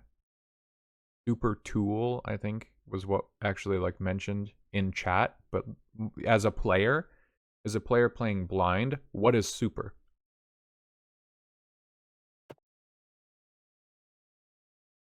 You can increase the number of slots by getting your equipment modified at NYPD.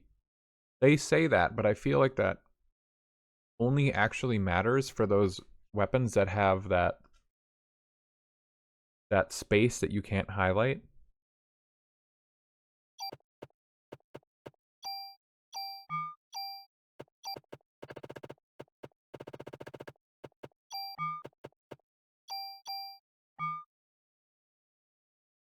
Yeah, there's all my... No way they kept all my keys. Yeah, no, of course. Come on, let me highlight what I want.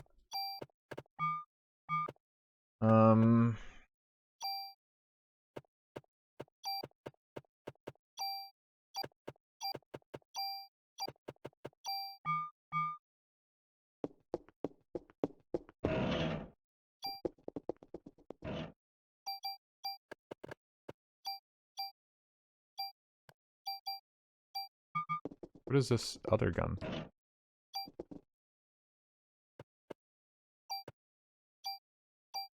Oh, come on. There should be music in here. It's like depressing with no music. Wait, isn't it when I leave and come back they start music? Nope. Yeah, I thought this mod permit only works. They have this... What? I don't know why I can't use it on club, but... Yeah, that blocked out square on the bottom right. But that's so... Not every piece of equipment has that. You'd have to specifically want to run a piece of equipment that has a blocked out attachment slot, whatever, in mod permit, but I never found like a reason. Like there's so many guns that you could choose.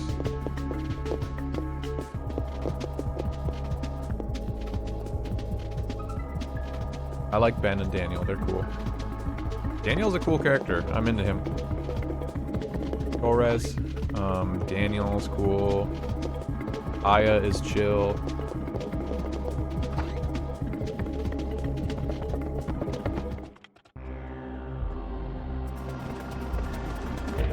Whoa. Chrysler building is available immediately? I thought I clicked it and it's just like following this helicopter. I'm just gonna watch this and see what is this about? Is it ever gonna highlight the Chrysler building?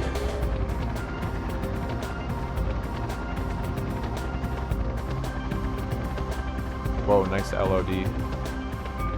What the fuck?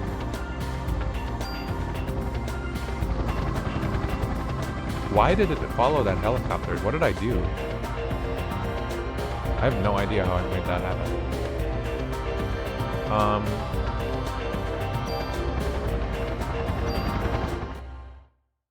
That's cool though. Chrysler Building is available right away, but my levels are still low. You still need to level up. Another funny thing I saw earlier was apparently I don't know if it's a bug or what, but Aya's level obviously takes more experience points per level to level up until like level 38 or something like that. And then it just moves backwards. Well, okay, it doesn't move backwards, but it goes from like, I don't know how many multiple thousands, maybe like tens of thousands of experience per level.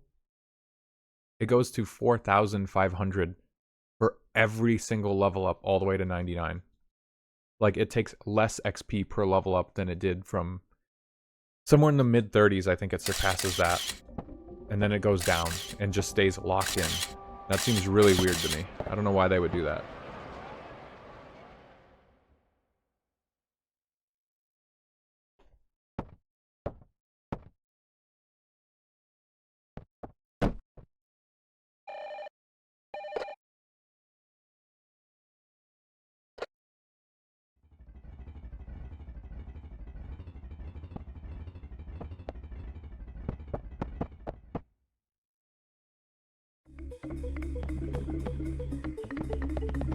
Yeah, we're out of here. We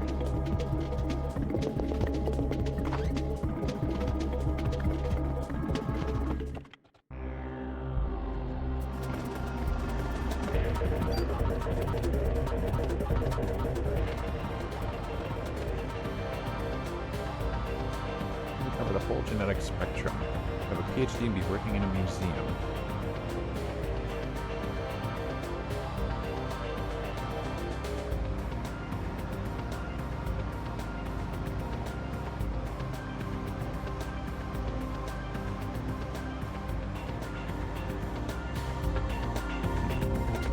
I wanted to hear more about Clamp, but yeah, I guess they don't really know yet.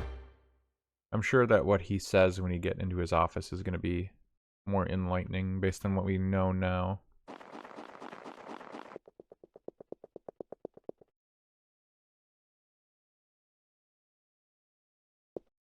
Why is he holding a big-ass flashlight in broad daylight?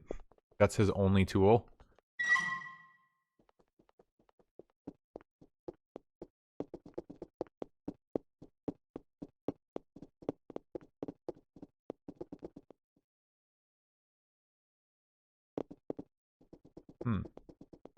What was the significance of that again? Putting our name in that visitor log.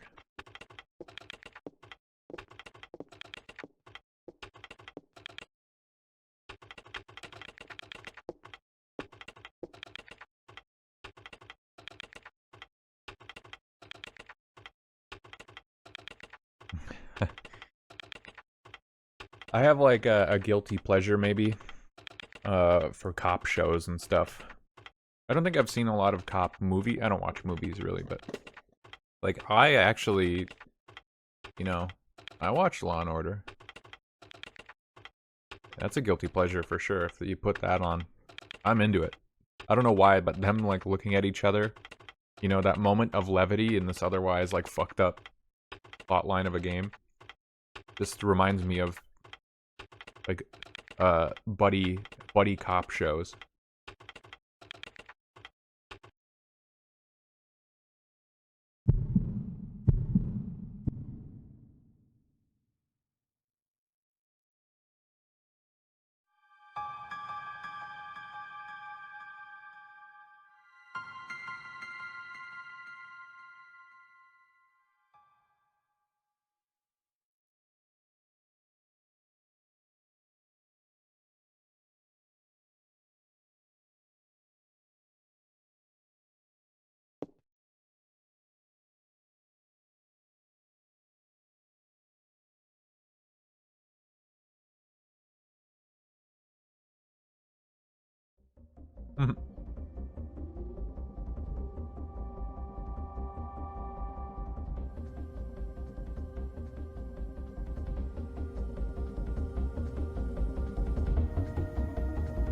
Without it, we're nothing.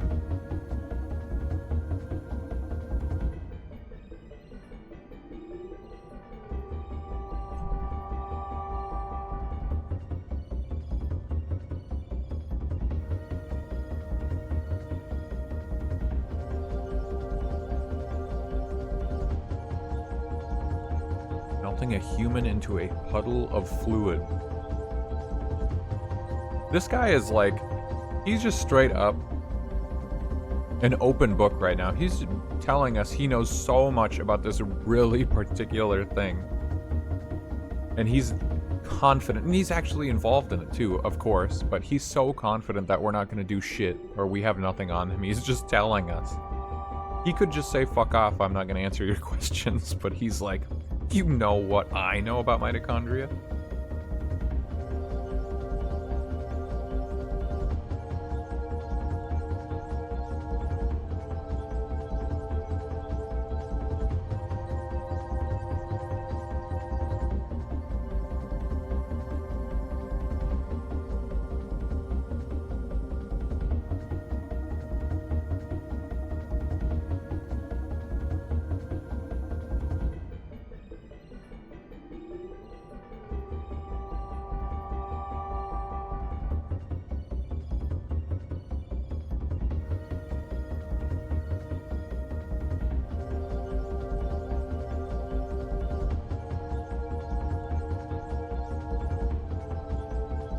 Mitochondria Eve.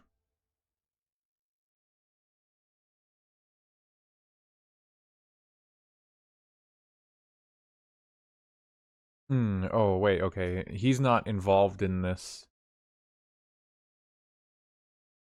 Why did he say that like he was surprised? Unless he didn't get involved in helping her conceive the ultimate life form until after this moment when we enlightened him.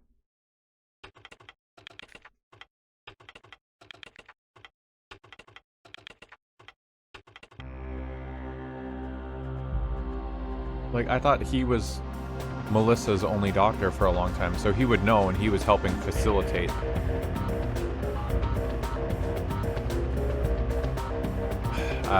It's a little over my head. I need to really stop and dig into the plot and what the characters say more. And I'm only half devoting my attention to that right now. The other half of me is just trying to play the video game.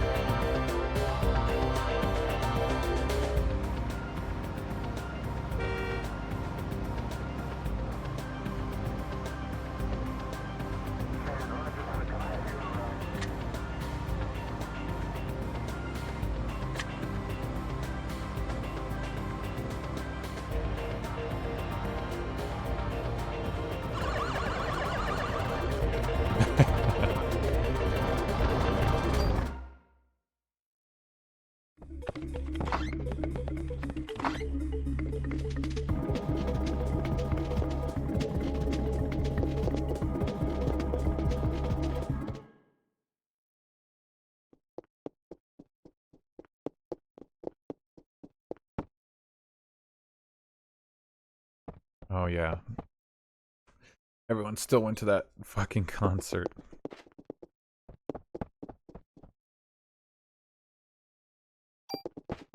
A mod permit, yay.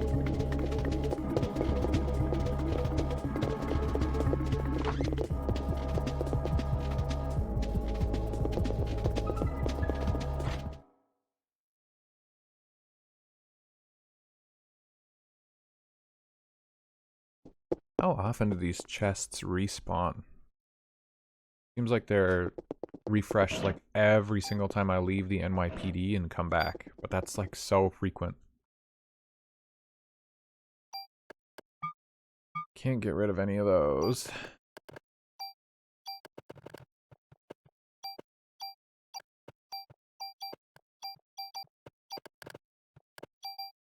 Oh. Oh my god.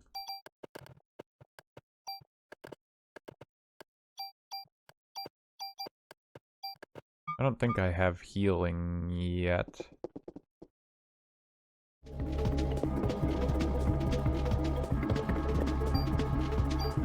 Oh, I do. So I might not need any of these medicines, but I might as well take at least some. I mean, when am I gonna actually use any of them? Whoa. I don't know how the fast forward got turned off.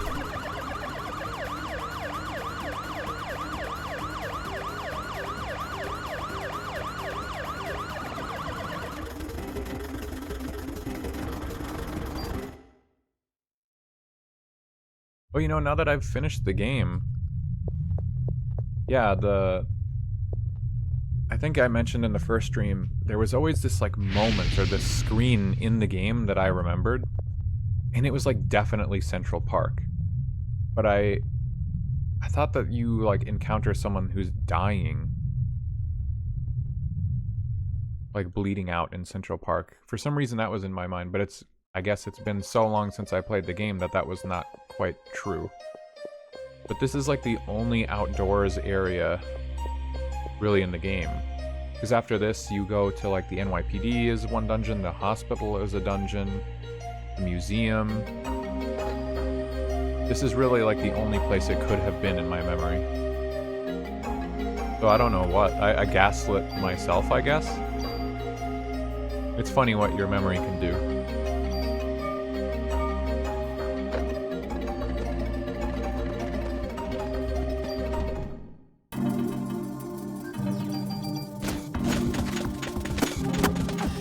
Whoa, that's a lot of snakes.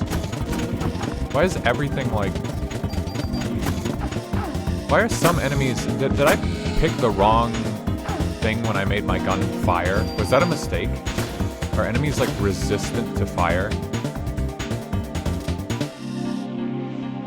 My god, poison is a nightmare.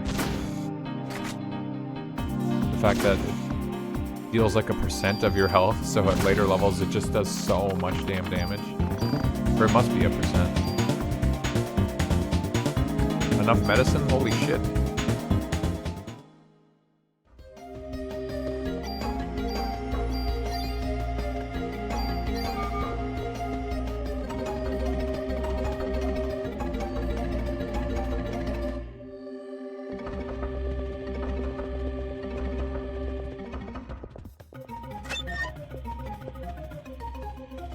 Not really much to say as I'm progressing through the game here. I wish that I had more commentary, but yeah, there's like nothing going on. I need to know... Oh, I don't even have the stealing club, so it doesn't matter.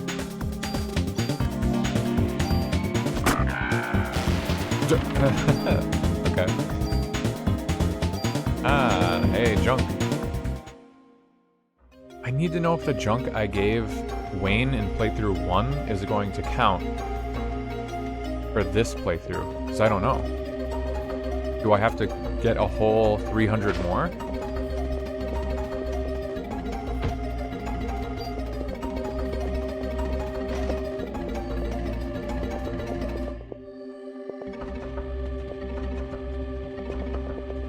Did I know about that? That I could move that before? Was that a thing that I did in the first playthrough? I feel like I didn't notice that.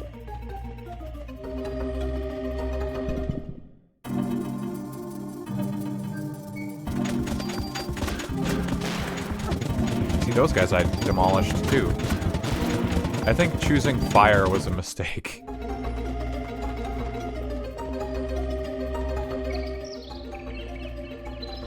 Need a key. So if that one guy's post was anything to go by, encounters are typically 100% spawn rate, and then after you beat them, like, that fight is guaranteed to happen the first time you come in here.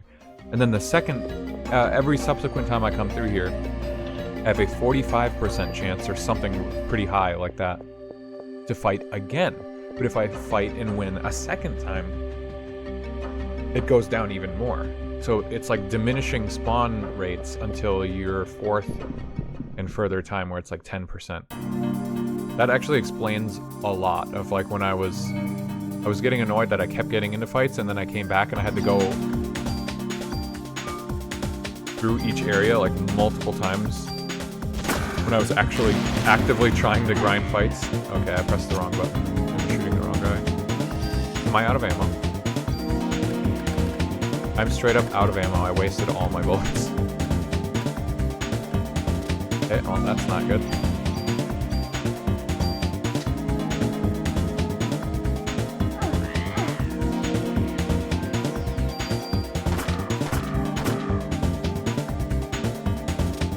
I'm gonna have to fucking take out the club and start hitting people.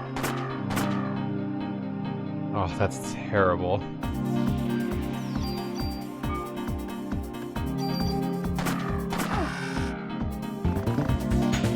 No, boys. I don't have a poison cure. A spell, I guess. Oh, man. How did I eat through my ammo so fast? That sucks.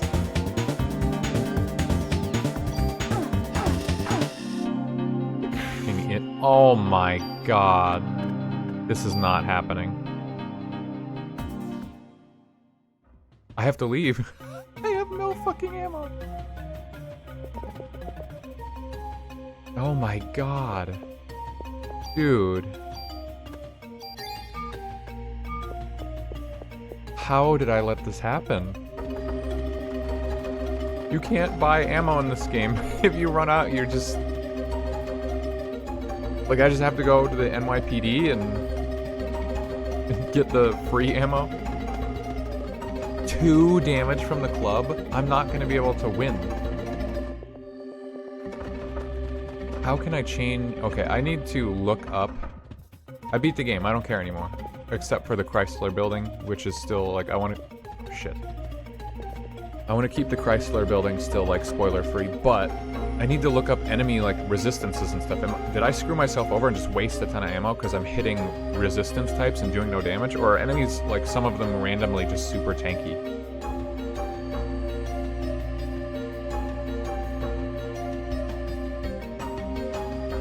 Barry rushed in there without listening to Daniel and...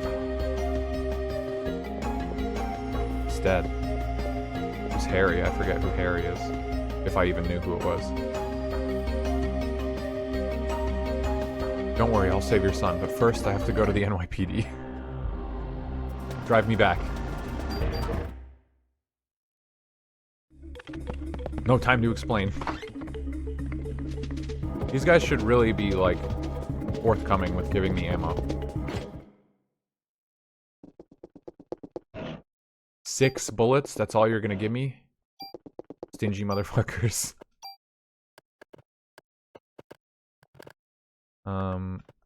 Yeah, it's called a gun now, I have to remember. Wait, what?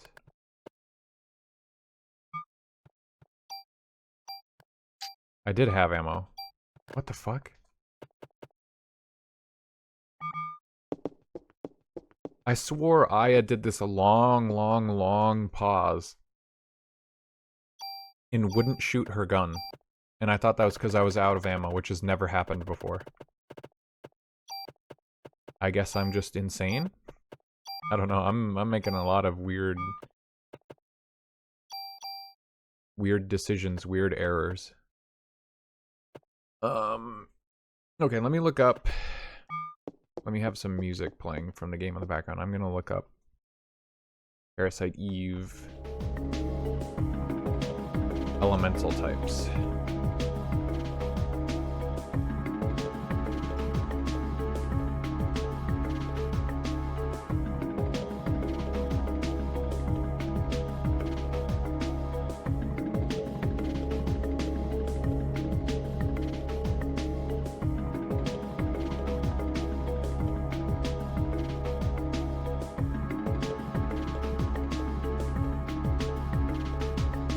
Oh, people say do not use heat or frost. They're terrible upgrades. Heat and frost make your ammo elemental and thus reduce damage greatly. Acid and tranquilizer are added effects and do not reduce the damage. If the enemy has a weakness to heat or cold, it does extra damage. If the enemy does not have an elemental weakness, the vast majority of enemies, it does substantially less damage. What? Okay, so it doesn't just exploit weaknesses, it only exploits weaknesses specifically if they have it, or it's less effective. That's fucked up.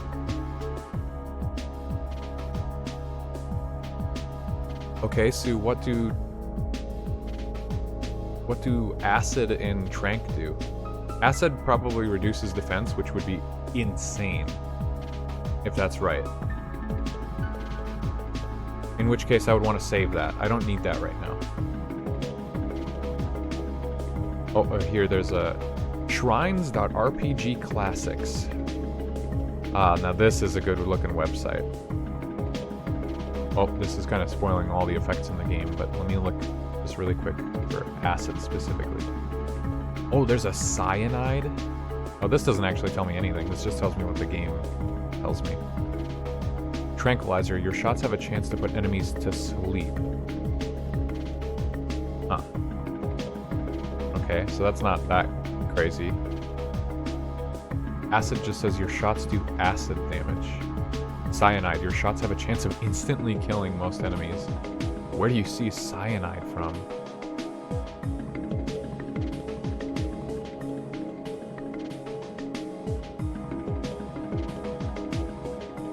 If an enemy has a resistance to a bullet mod, the effect won't trigger. Your damage should remain the same.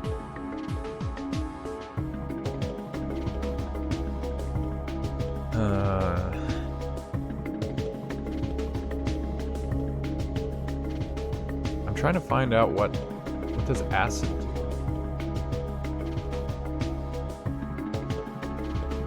Acid inflicts constant damage to enemies. It's stronger than poison.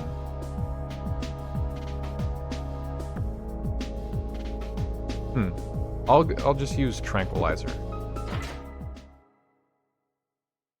Oh my god, can I get rid of... Can I even get rid of the fire effect? Or am I stuck with it?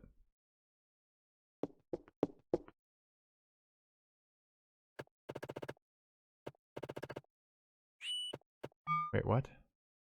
Oh, I need the mod permit.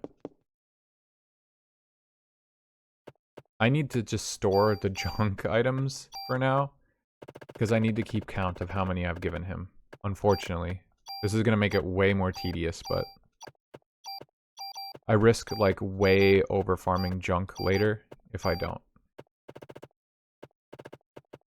I should look that up too, actually, while I'm in the middle of looking stuff up.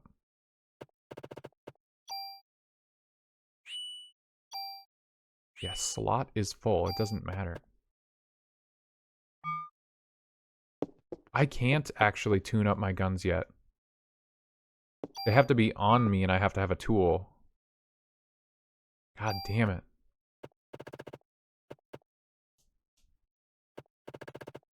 Maybe I should just bring a different gun for now. Oh, I can do it in this menu. Okay. It's in the store equipment menu, I guess. I only have one tool. Oh, fuck.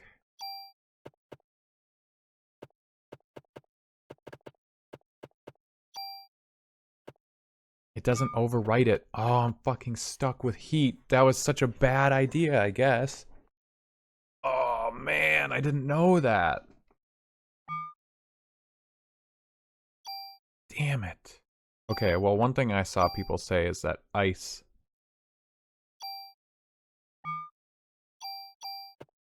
You could put ice and heat onto a gun.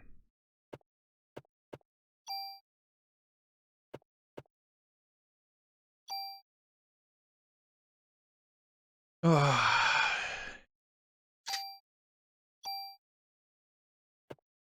mean, I kind of fucked myself. I didn't know that. See, another, like, you just don't know. The game doesn't really have enough ways of telling you that info.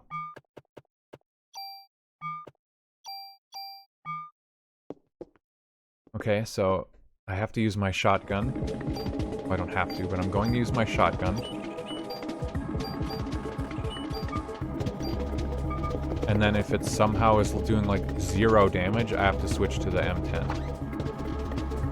I don't really have any other options.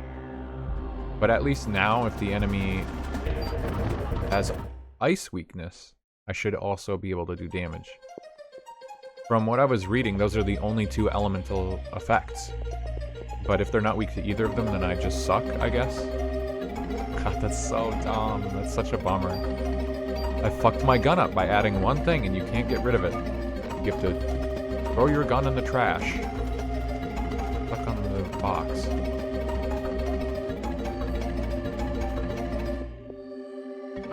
Part of the reason that I want to play these games the way I do is so I can experience as much of the game as possible, but also be, you know, unbiased and whatever. I've said this before. What the fuck?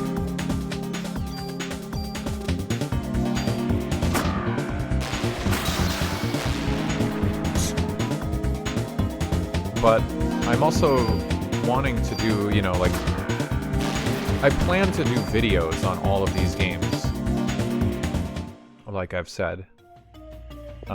You know, that project is getting further and further down the line. I need to do something about that and actually work on this shit that I keep talking about, but another reason I want to do it is because I want to highlight these things, these mistakes that a player could make, and maybe, you know, there's some humor that can come from it.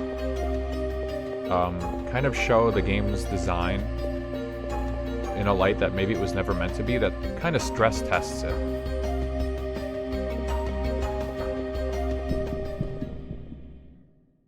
And then I can also, as I learn from my own mistakes, I can make more informed decisions about like what should have been done in like an ideal scenario.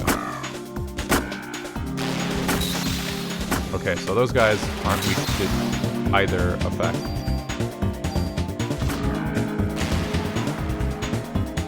These guys are resistant to ice and fire, I guess. Oh my god, my AT gauge is so slow.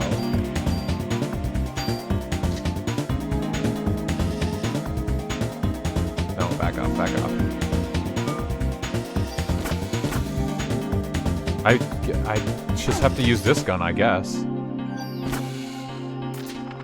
The shotgun's gonna be fucking pointless. And I need to put points into that active time gauge. I cannot sit here this long for every single shot.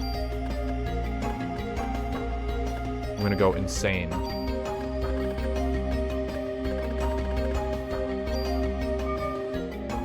Like, how is that not just a goated stat?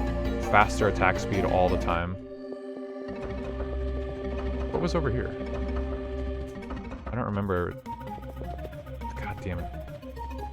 I hate when the screen has a different angle and it makes me walk back.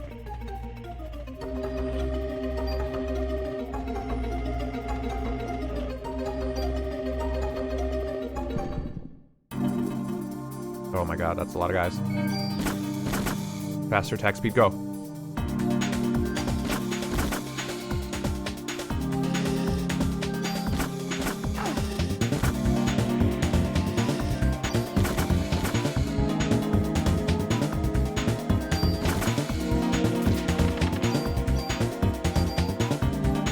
Okay, not bad. I needed a key or something, don't I? Or do I just have to go to that? Okay, fake door, real fake door. There's seriously nothing over. I just have to go up to this part of the park and go left? I thought I got the zoo key before all this. You need a key. What the fuck? Okay, I completely missed the key. Wherever that is. That shotgun can hold 14 bullets now, what the fuck? I was pretty sure it could only hold like 6 when you first get it.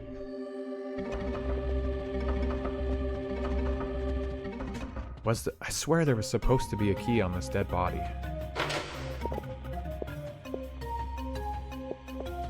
Nope. I already was in here mashing... Are you that's the key, isn't it? I was in here mashing buttons. Not buttons, but I was mashing, you know, the A button or whatever the whole time. Okay, then. Somehow missed it.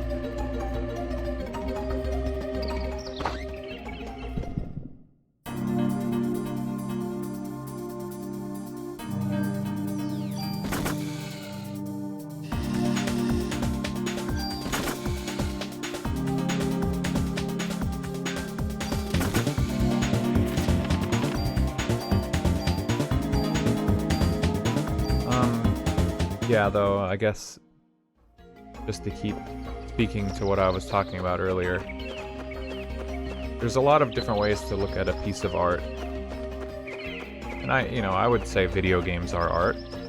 I wouldn't really contest that. I would argue for that. And there's different ways that people experience art. There's different ways to interpret it. So I think that there is something to be said about people's first experience with a game, and I think that that's one of the strongest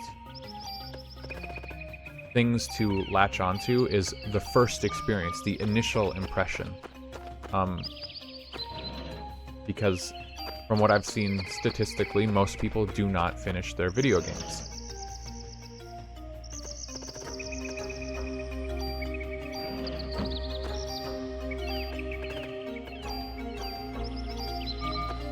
And so, if people aren't finishing their video games, you know, what's wrong? How are people getting turned away? And obviously, higher player counts aren't the end-all statistic that you want to gauge your game's success by or anything.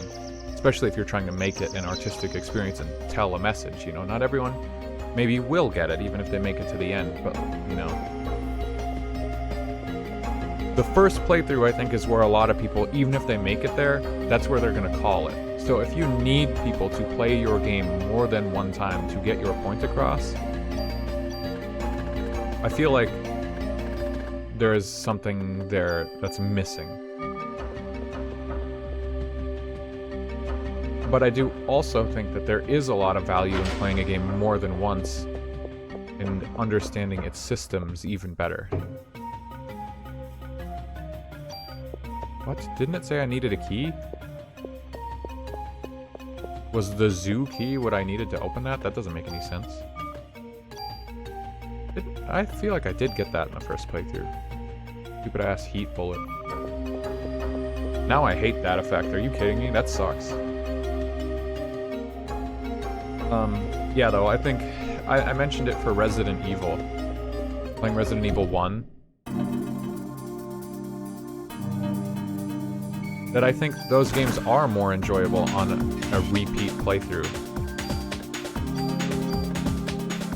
And that's kind of, like, part of the point with those games.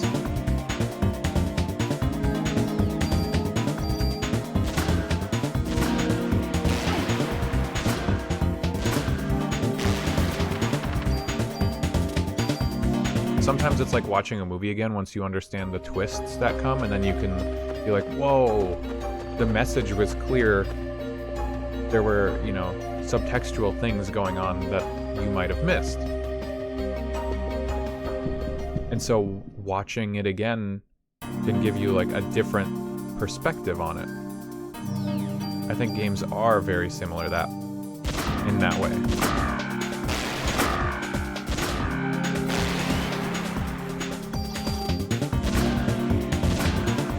And then games also have mechanics. I think mechanics are very important.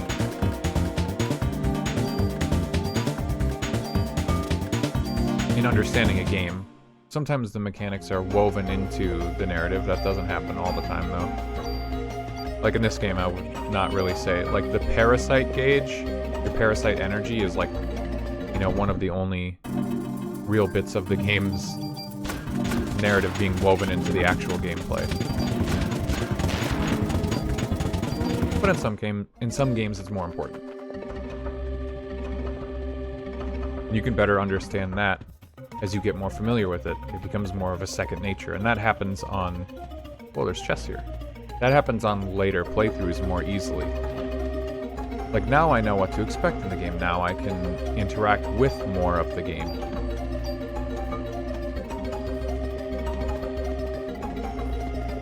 because I've seen the limitations of the system now. I know what to expect. I know where things kind of naturally fall. Like, I was scared to use my guns in the first playthrough, but now I know better. I didn't have to be so scared of doing certain things, because in the first playthrough, it largely didn't really matter what I got rid of. Because you can also go for a New Game Plus. But then there's the dilemma. I didn't know that until I reached New Game Plus, and there was no guarantee I was going to play New Game Plus.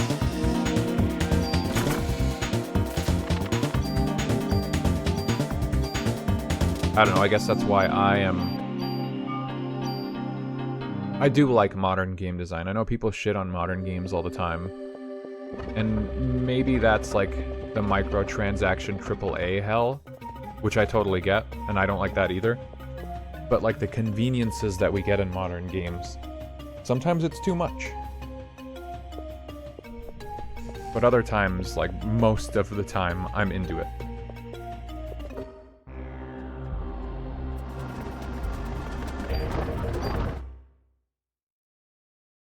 Also, I just realized a better system for depositing junk to Wayne is I just write it down.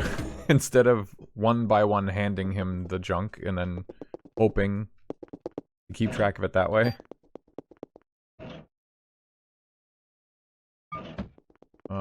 Let's see. So I have 1, 2, 3, 4, 5, 6, 7, and I gave him 6. We got 13 junk. It's actually good for parts.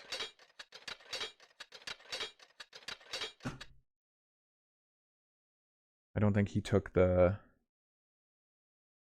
junk from his own inventory. This is equipment, not items.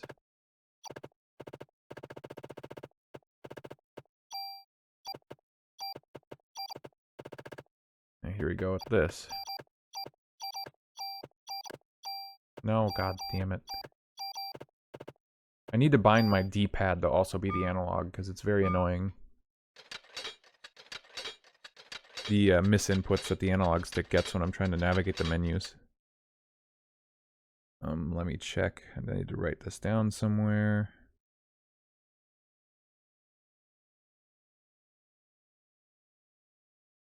$13 junk. Oh, let me look that up. Parasite Eve junk. Any junk you gave to Wayne in the first playthrough carries over. Okay, so that means now I have absolutely no idea how much junk I gave him.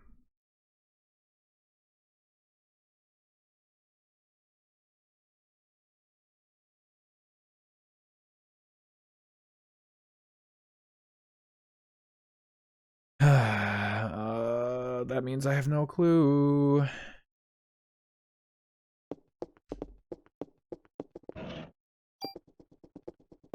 I do not need all this medicine.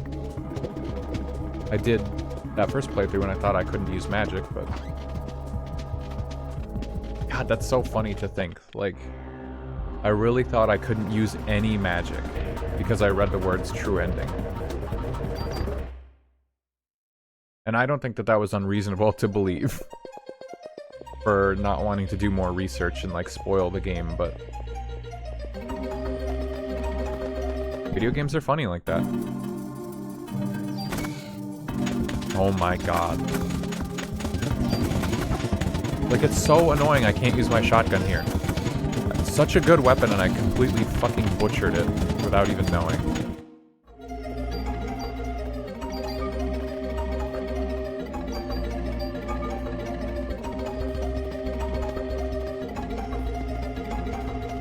Man, I wish I knew how much junk I had given Wayne.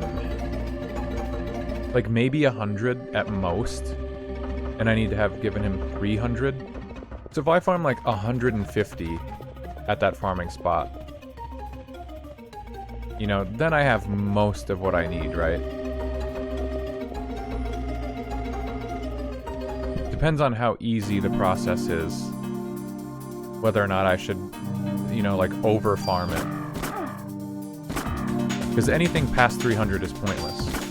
But if I get less than that and I have to finish, like, a whole chapter before I find out whether or not I got what I needed, that's gonna suck.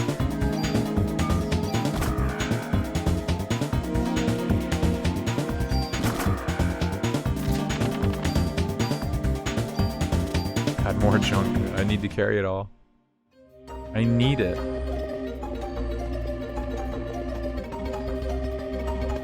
All the animals have escaped, she says. Yeah? When did you get clued into that? Okay, I wasn't crazy.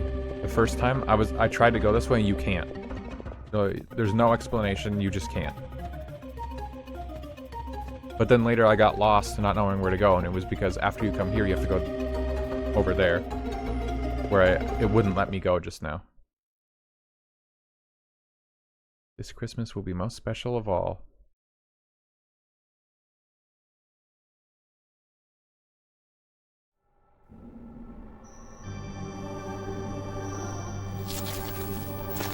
Oh my god, gross.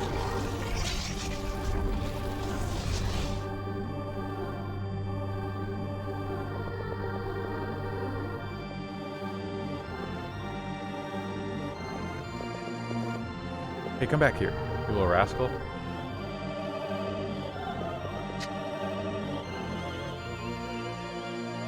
You will not ruin my plans as you did last night. She just runs away.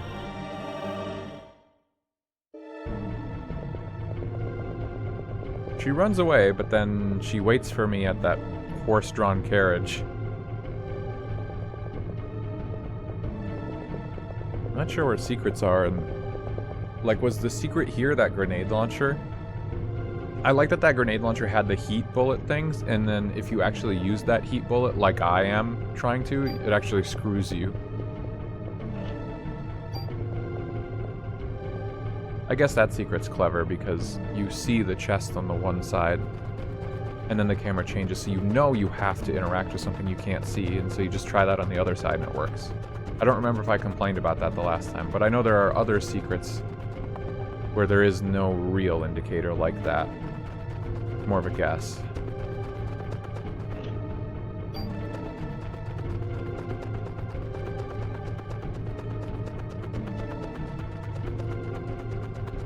I wonder if there are chests that you can save scum and get a super tool. I believe I was told last time as well that the super tool you could just randomly get from the same kinds of chests that you would get a regular tool.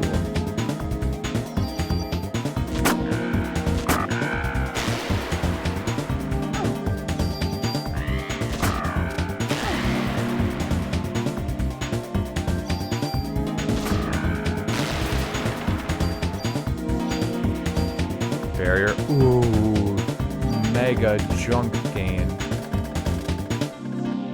Dude, fuck medicine. Who needs that? I need junk. Oh my god, like if I just had a bunch of... I should just give myself more inventory.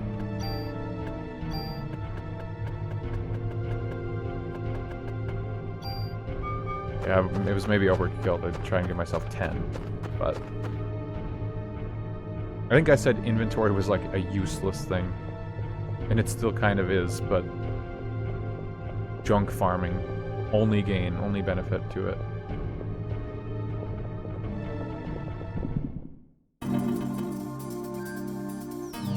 Polar bear.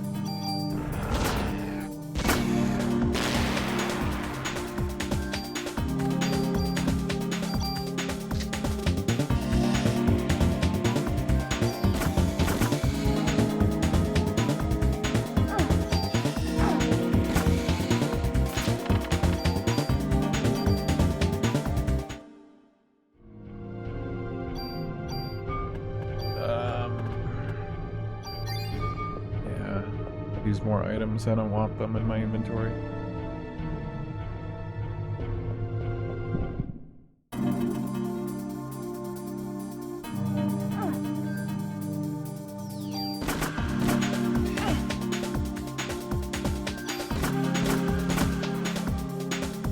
love that she targets so randomly. She'll shoot one guy with one bullet, turn, hit the other guy with the second bullet, and then turn back to the first guy again and shoot the third bullet. Like, how pointless. Thank God I lowered the shot count. That thing was just wasting ammo when I first had it. I just realized, I remember when you go up these stairs here, that you could encounter those like shrub enemies. I haven't seen any of those so far. Did they just take those out of New Game Plus or what?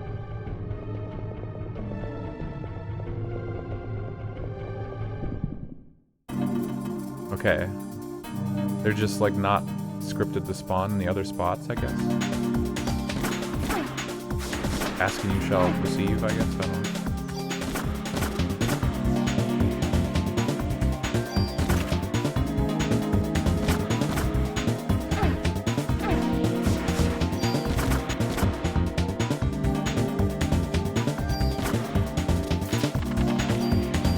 This game's combat system is cool. I think that Aya's really slow move speed is annoying. I understand the challenge that it allows for. You know, you can't just dodge everything super easily. And we have games these days that are like action shooters, but the game has one of those systems, it reminds me of Monster Hunter, where, like, is it smart for her to stand still and shoot, like, bullet after bullet after bullet, and there's no way to cancel it once you start? Like, obviously not in a practical scenario. In real life, you are less likely to hit if you're moving, sure, but you're less likely to get hit, too. And she should be able to just stop shooting. You should be able to cancel her shots at him after a certain point. But, like, part of that adds to the challenge of the game. That's part of the fun of the system. Like, in Monster Hunter, people would complain. In the older ones, when you heal, when you use a potion, you have to stop.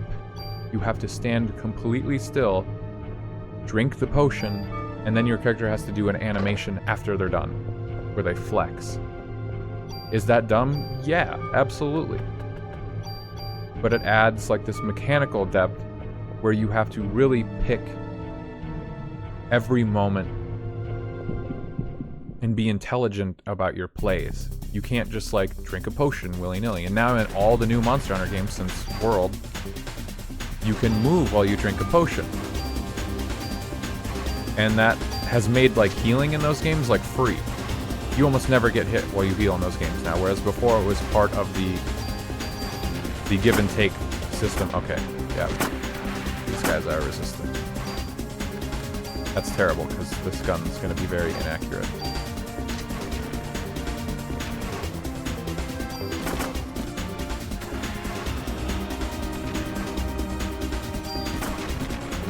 And I would say I like that about this game, that I have to pick my shots. I have to be careful about when I shoot. I can't really move.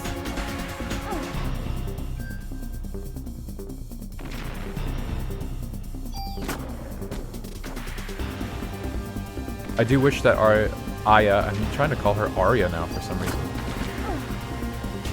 I think it would be more fun if Aya could move faster, maybe had like a dodge roll and stuff, the mechanics were a little more involved. Like, they could make the game feel better and move faster, and not lose this same sort of mechanical tension that they have now. I think standing still to shoot is fine. Making sure you're within range. But, like, as it is, it feels like a lot of attacks I just can't dodge. Her mobility is so hampered. I don't know how you're expected to get past some attacks.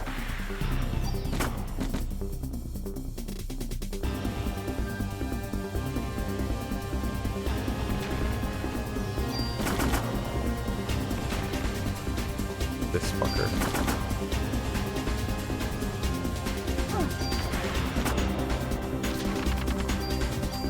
Easy peasy on the second playthrough. Oh my god. Defense ups.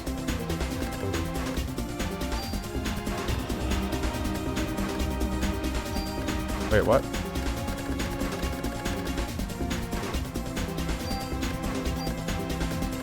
I want these.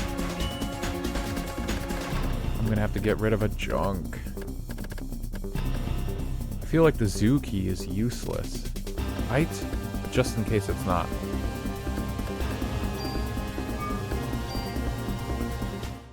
Damn it. They're so mean for that.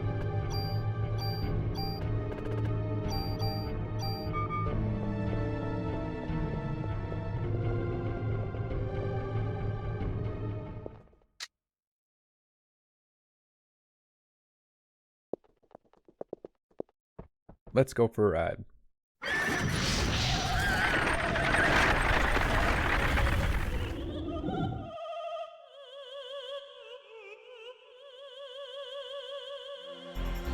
Why be on the human side?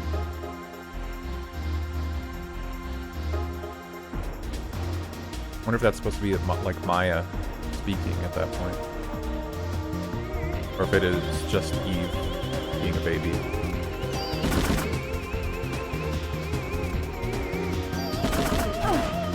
A witch. Like, the amount of times I tried to do this fight was just stupid. Why did I do that when I could have just done this? Like, boom, fight over. Didn't even have to try. Didn't even have to think.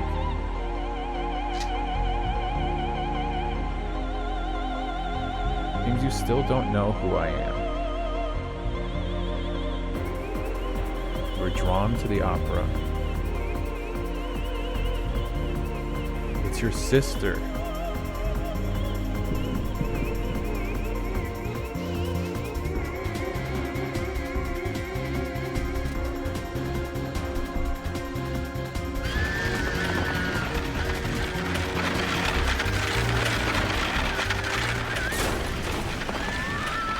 No.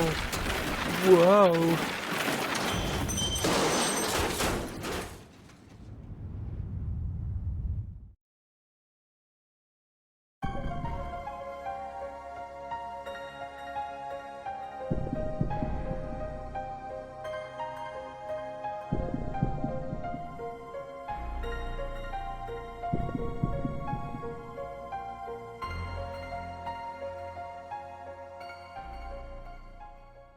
Identical looking girl, but she's in the one bed and then she's in the other bed.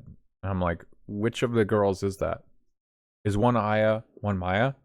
Or is it the same girl being moved to the other bed for some reason? Am I a big dum-dum? Probably.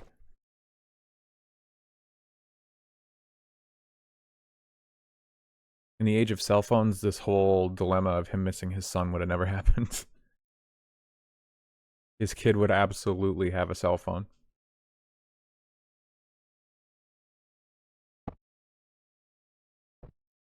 Casualties were much worse this time. I don't know how that can be true. Because it didn't look like it.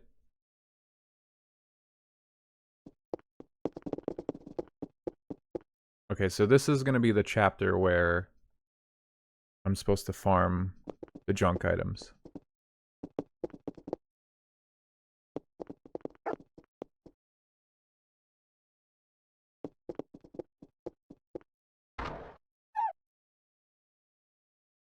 But I still can't get the weapon I want until the end of chapter 3 anyways.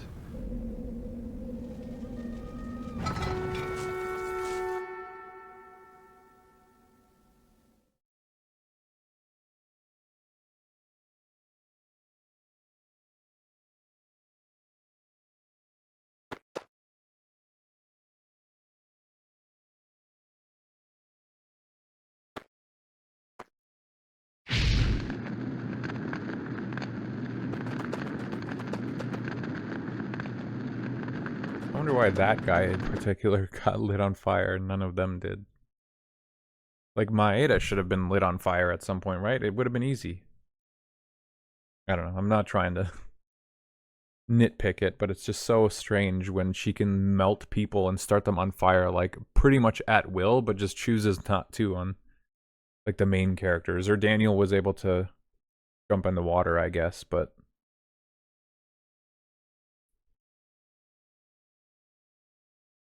can create explosions,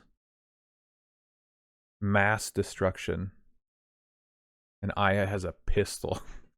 Like I guess she has, is she more resilient? Is she actually supposed to be resilient? Because how else does she not just get killed when all she has is a handgun? Or some kind of just regular firearm? Like, that would imply that as long as you just don't get lit on fire, you could have just killed Eve with any kind of regular armaments. But they tried that, too. They shot her with missiles on day 5. Aya must be infusing her bullets with, like, part of her mitochondrial magic.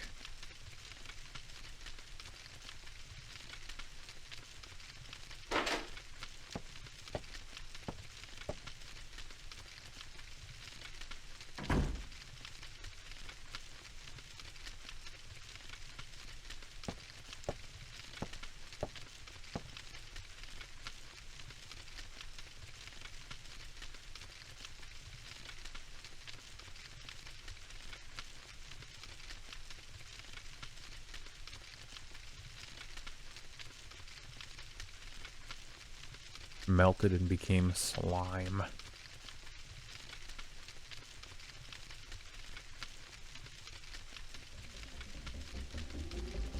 The thing that happened in Japan, he says, wasn't as grandiose. So whatever happens in the Parasite Eve movie in Japan, I guess is more chill than like a public event of a bunch of people dying. So maybe it's not actually well known that that incident happened. Maybe it was kept under wraps.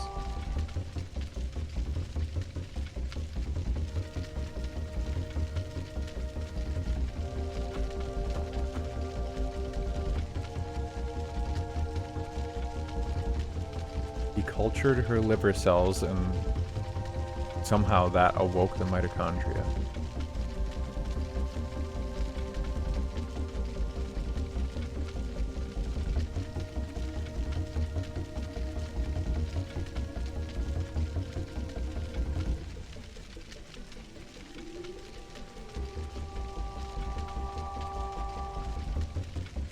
Before the car accident occurred, the wife had registered to have her organs donated.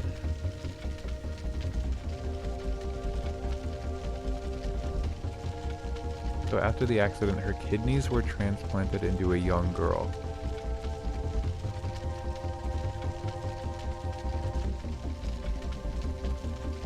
Wait, he said a scientist's wife in Japan.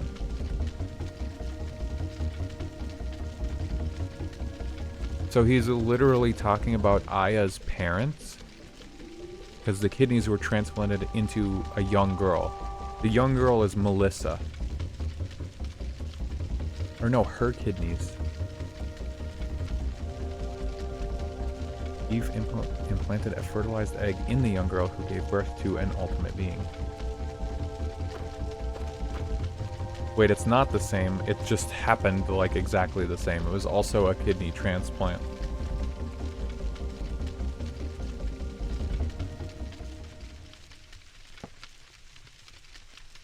Because otherwise that would mean Aya is Japanese, right?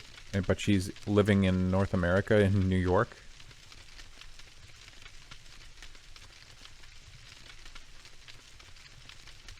I feel like that wouldn't make sense. So this is just a completely disconnected event that somehow everything happened like exactly the same. Well, maybe not exactly, but mostly the same.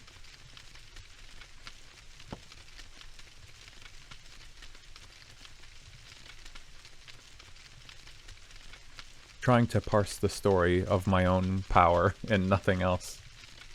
Slightly tough.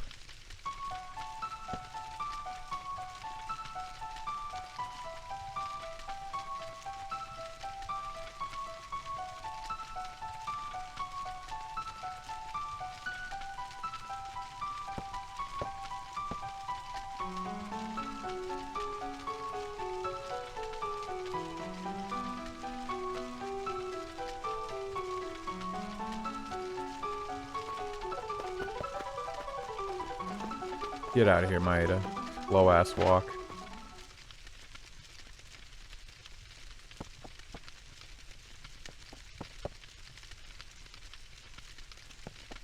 Other than her mitochondrial release, I mean, she never came close to becoming a monster like Eve.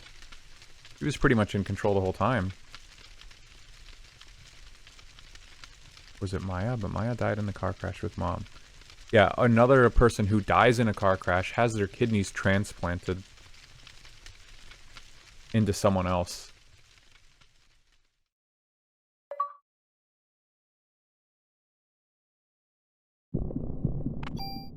Like, what are the odds? Did my BP just go up to 5K again? What the fuck? Is that not like a ton? I'm mashing. I gotta stop mashing the damn button so I can see what's happening. I'm not expecting a screen there.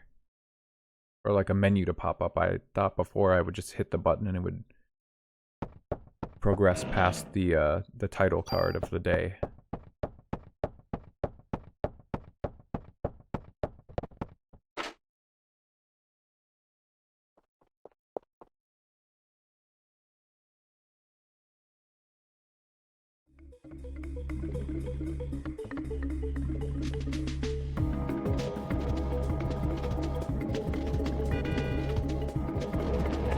Damn.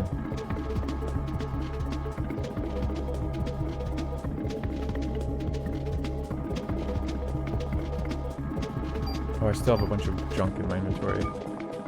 Damn it.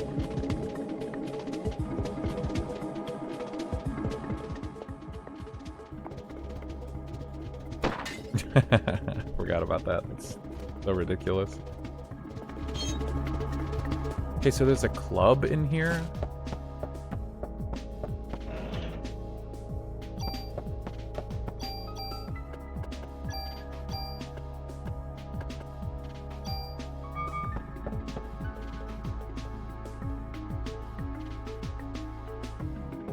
Well, there's a machine gun. How did I miss that before? Or was that just like a random gun? P19, I feel like I got that.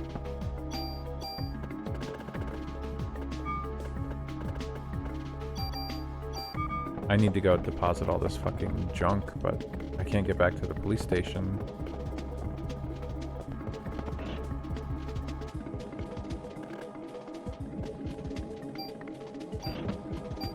Bullet cap.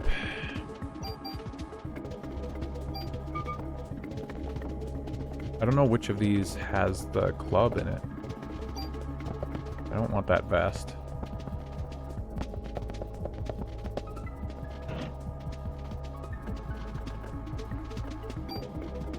Cool.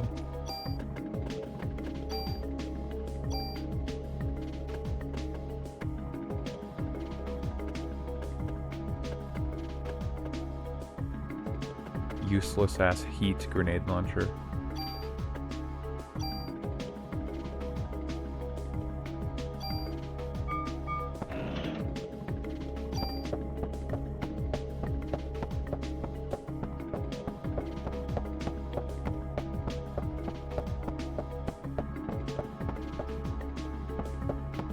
Yeah, people are saying that there's a club. Club 2 is in here and it gives you a steel power. I never got it in the original playthrough, and I don't see it so far.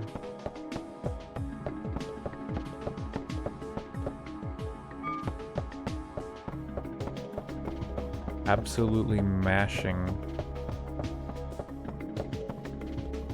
What? Okay, so it was in the red.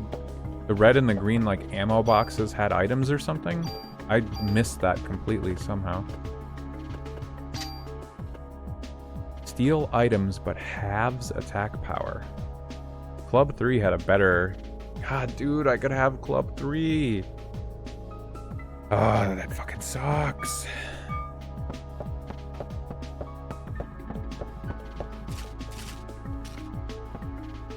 If only I would have known.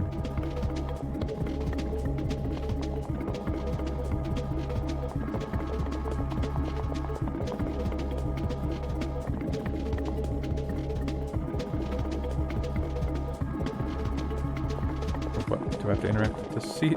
What? Come on, get in the car. Yeah, I'm trying. Not letting me. Am I fast forwarding and it's not working? Like, what the fuck?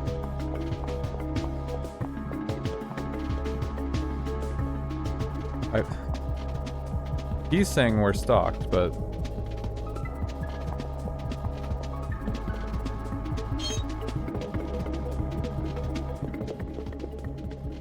Go in, go out. I leave.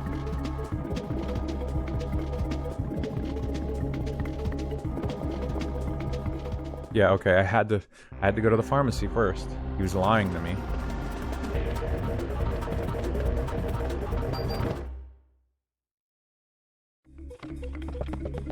Oh, NYPD is okay. Okay. For some reason I thought as soon as I get here it was gonna be fucked up.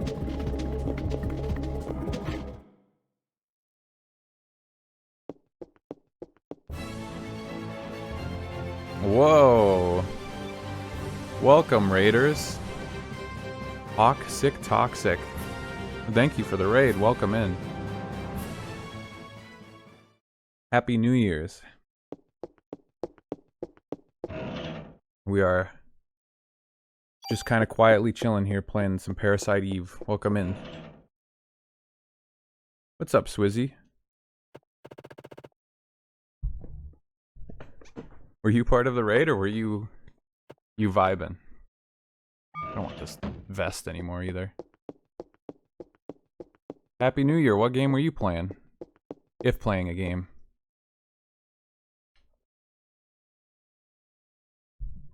Just got home. Oof. Well, welcome home. That seemed like a late one. You just beat Parasite Eve? Grats.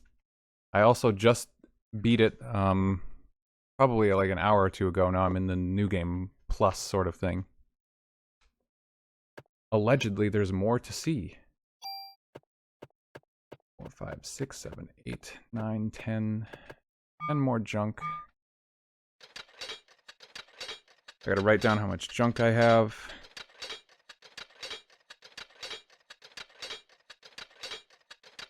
But there's a mysterious however many I gave him in the first playthrough to keep track of, and I have no clue.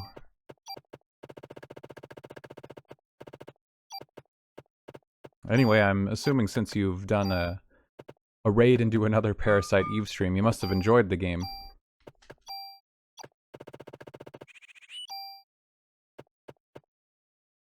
Oh, that's right, I got a new machine gun. What's the difference between these? M10 has a higher base damage and range. Huh, the M10 seems better. Strange.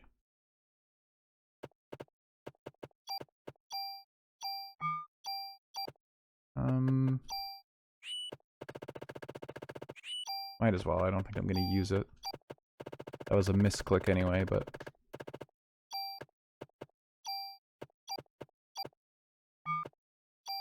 Okay, so now I should be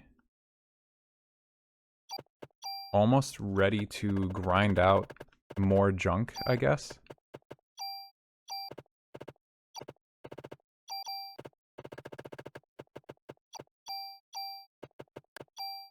What the hell just happened? Okay. So, oh, stairs. I have to progress the story, get back to the NYPD when it's being attacked. And then I guess there's infinitely spawning crows that I can just farm junk items off of. And that will be the strat. The thing is, I think you have to defeat the enemies with the club.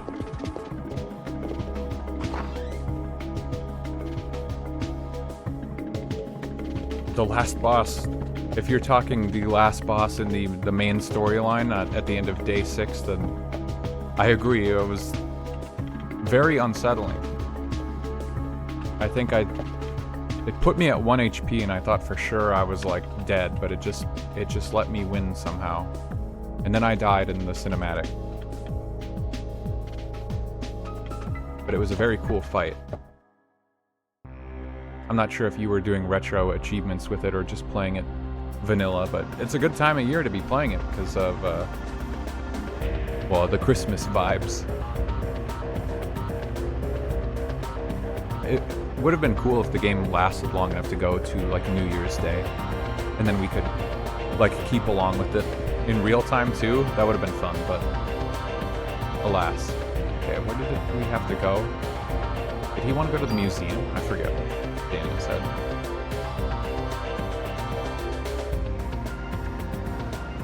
Yeah, I'm wondering what the ending was about. When they're in the opera house and everyone's eyes are lighting up. I started this game and beat the museum like 2 weeks ago, and then I just came back to it and finished it today. So I don't know if I was missing something. I'm trying to like read the story a little bit here and there again to kind of recap what's going on.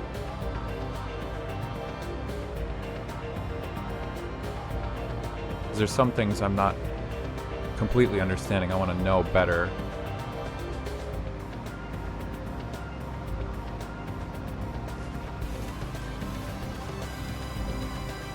Thank you for the follow.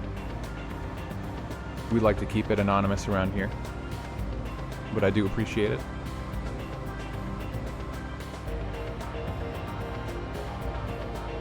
God, Daniel's so cool. I just want to make sure, like, there's apparently a true ending or something when you beat the Chrysler building in New Game Plus, and I want Daniel to be okay at the end of this game. I don't know what that Carnegie Hall thing with the glowy eyes is about, but I really hope that Daniel makes it. Maeda,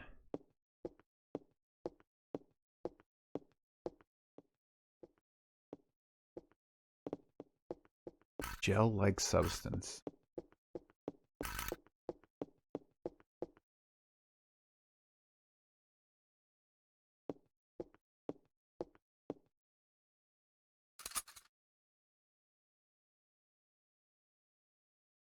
I have never played Parasite Eve 2, so I'm really curious. Like, based on the way things go in this game's plot, it seems like these sorts of disasters with mitochondria evolving wouldn't stop. Like, theoretically, there are other people who are going to have their mitochondria evolve in other parts of the world. So how does it end? Like, how do they stop it?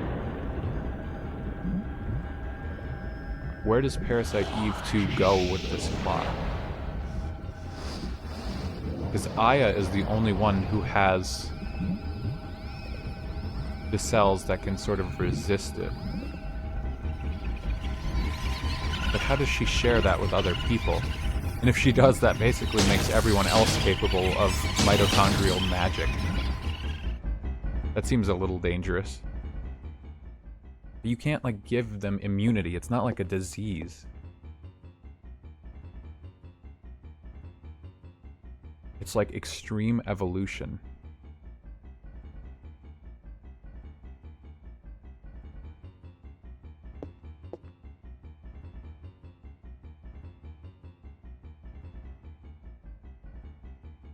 It specifically Eve's mitochondria, and she can accelerate other mitochondria. And they generate energy called Ash Twin Project.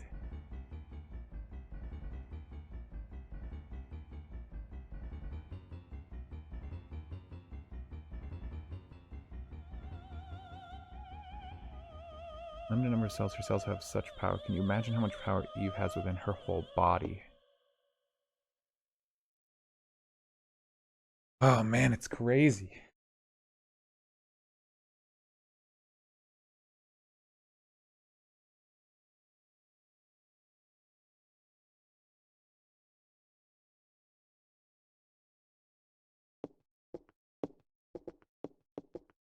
test her cells.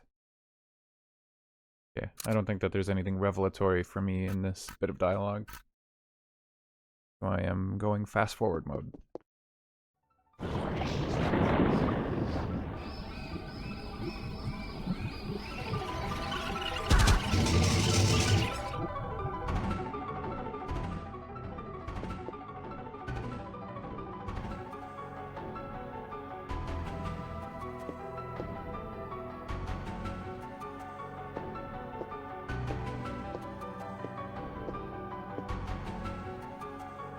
You know, I don't know anything about eye transplants. I guess it's good. If she got a corneal transplant, it must have been because of the car accident. But it's good. You don't need, like, immunosuppressant medication for, like, an eye transplant. Or it's like a corneal transplant, I think they said. I wonder how that works. I've never heard of anyone getting that.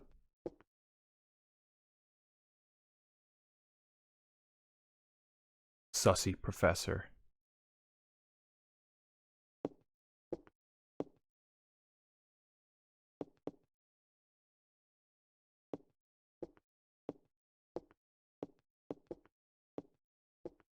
feel like Maeda, he just knows like a weird amount of this stuff. He's weirdly obsessive about this. I almost feel like he knows more than he lets on. He even made bullets with Aya's like DNA. How did he do that? When did he do that?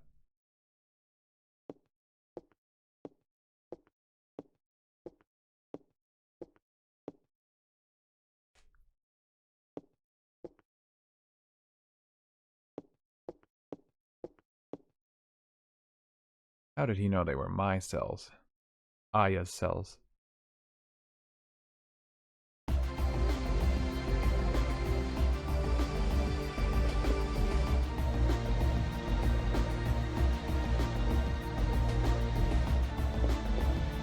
It's an HLA list.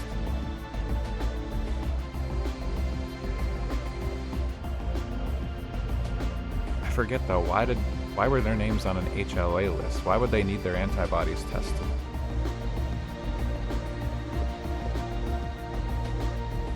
Like, you would get HLA screening done if you went into a hospital to give or receive an organ, but like, why would his son be on that list? This is, again, information that I'm kind of like asking myself out loud because it's been a couple weeks since I did the hospital. I don't remember. I feel like they probably explained it there, but I don't remember.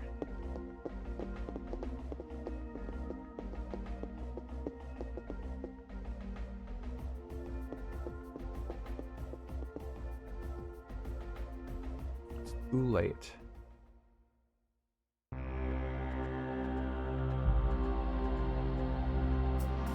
I'm gonna have to really pay attention to what he says the next time we come back to the museum. Because again, why was he surprised earlier when we mentioned her name was Eve? Like, did he not know that? HLA type listing. A list to see what organs will be rejected when transplanted.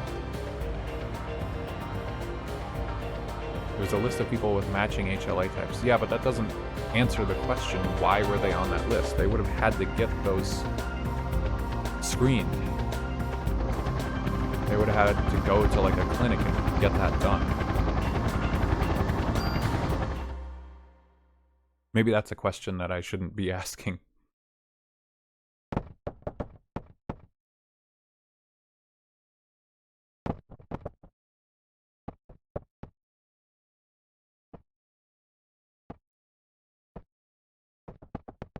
Okay. I need to confer with my little... Oh, here's that charm. I need to look up what these charms do. And I need to figure out what is my strategy here for... I know the general strat, but let me see. I was carrying around these charms, but I don't know what they were for.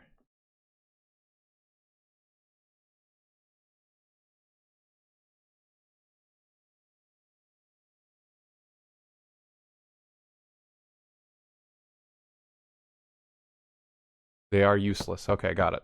Cool. So they were always useless. So it's a trick to make you think that the last thing he's going to give you in the game is also useless, but I always thought that they had a point. But yeah, okay. I was thinking about it. Too meta.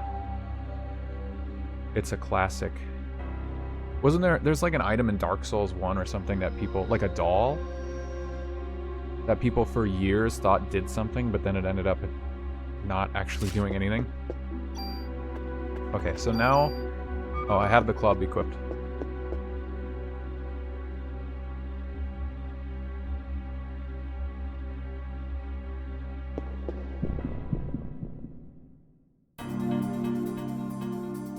Crows.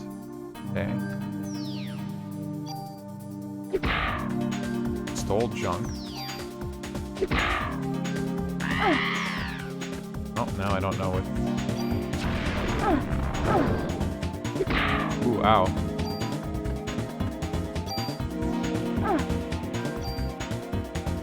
Hold on. Am I supposed to kill these ones? Hope I don't die here. Oh shit, I am going to die here. Alright, well that sucks.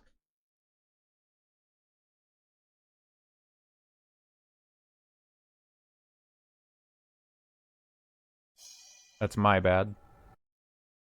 I feel like I'm supposed to kill those guys. In the NYPD. Was that right before I went to the museum? I think so.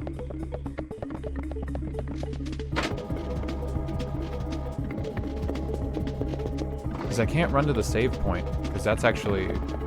I'm looking now, that's... The trigger for the fight that I want to grind is apparently... there.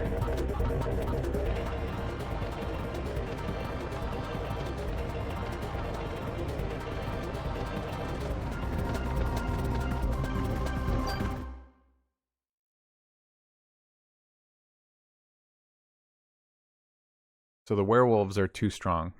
I need to take care of those guys, like, immediately. Ah, damn it, I have to go through this again.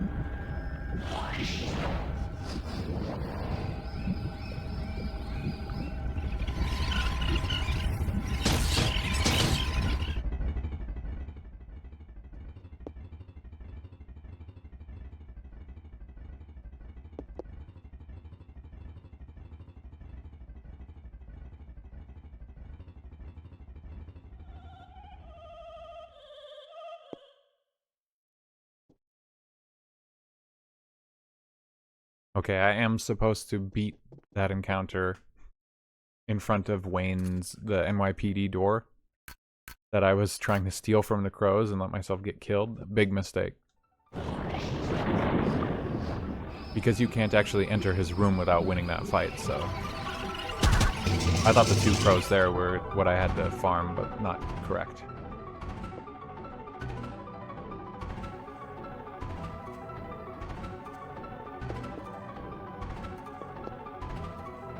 In fact, if I want to be super sure that I don't overfarm junk, I can actually clear the entire NYPD, I think, up to the boss, and there's another save point elsewhere. I just can't access the save point that I just loaded my game from, because that is locked off by the encounter I need to farm. Wow, this is a lot of dialogue. I really should have considered what would happen if I got killed.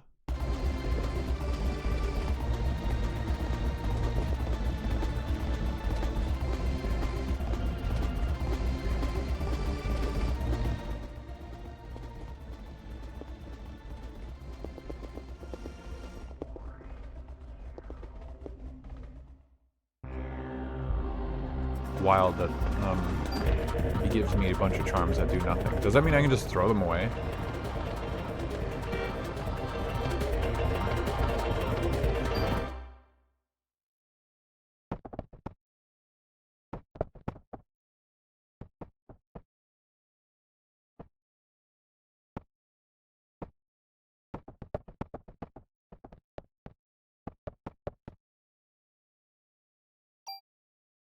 Okay, finally back here. I do not need the club right away. Now the problem is, are those werewolves resistant to... well, do those werewolves have a weakness? Because if they don't, I could get locked into a long volley of shots and just get murdered. So I need to save. Can I go into the museum entrance and just save here? Honestly, not sure. And nope, they won't let me into the museum. Does Soho have a save point? I don't remember.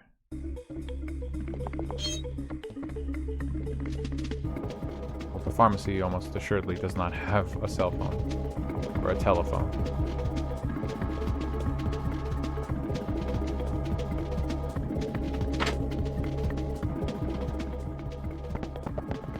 Place doesn't look like it has a phone either. Damn. So I have to just do my absolute best not to get murdered. Like, immediately.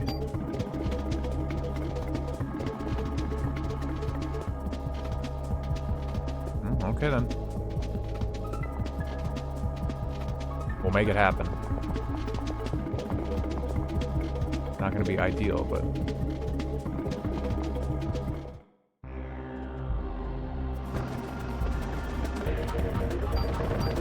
hell, if the Chrysler building could have a save point for all I know.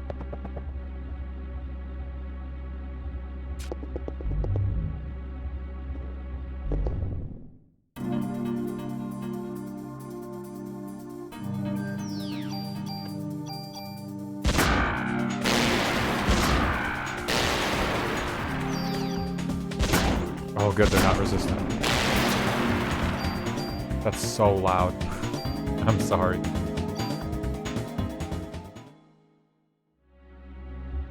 Okay, so it shouldn't actually be a big deal to get to the other save point.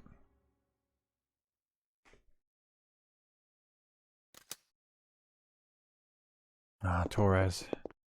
My guy.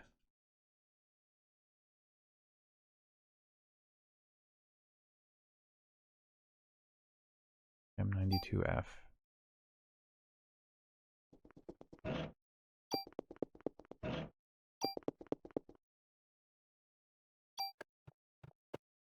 Okay.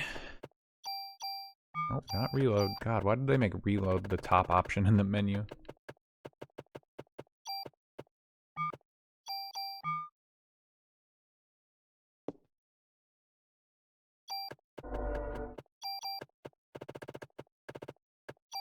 Trading card. I think I carried those charms all last playthrough.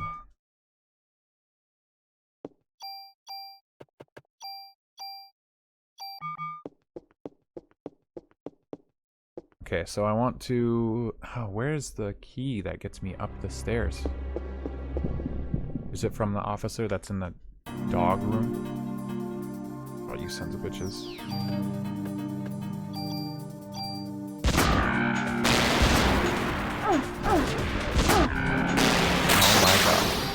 Oh my god, that is ear-blastingly loud. Holy shit.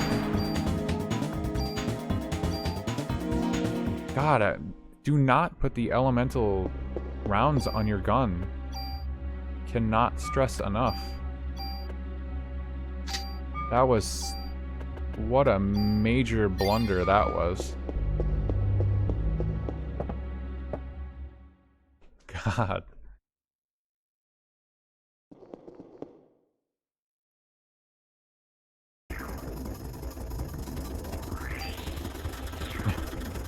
She's okay.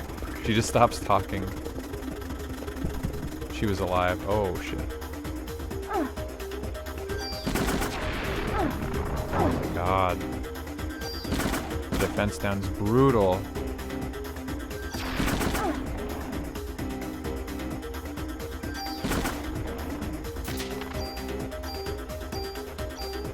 Dude, all those bonus points.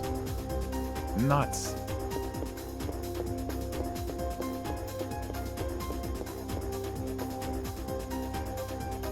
Is this Shiva? Wow. I didn't know you could inspect that over there. I feel like I need to use this medicine because it's just going to clog my inventory, and I also am not really going to need it.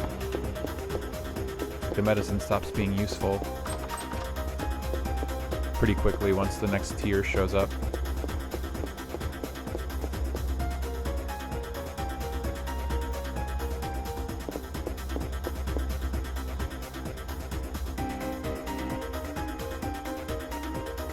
He's unresponsive. Okay, honestly, the shotgun is still too good. The problem is that it's loud. I'm very sorry. I feel like that room was a waste of time. I think I complained about that in the original playthrough.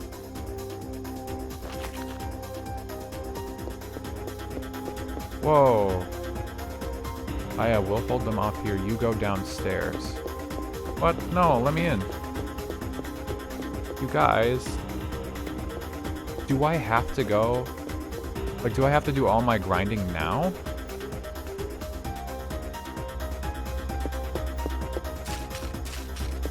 Oh, I could go to Central Park and save.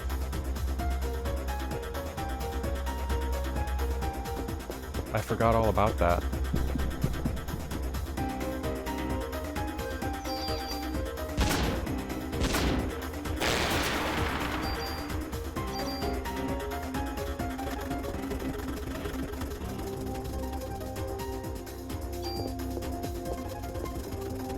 Yeah, let me do that.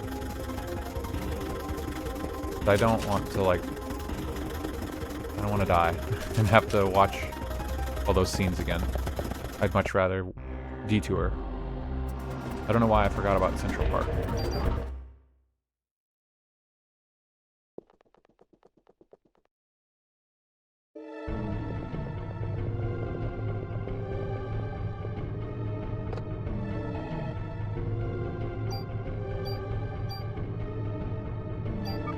Okay.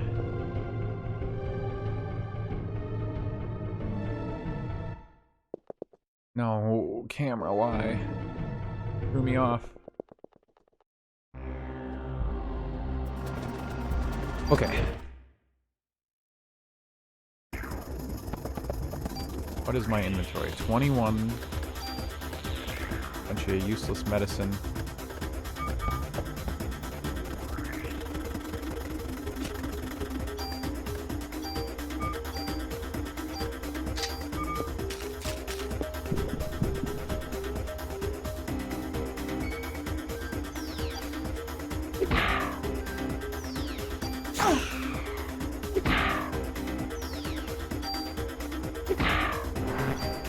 Okay, so you steal the junk from the crows, you hit escape,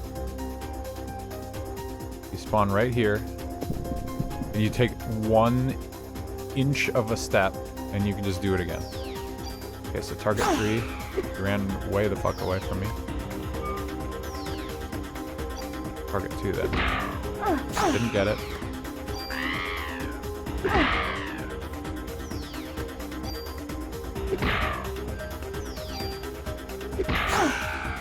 Didn't get anything from him.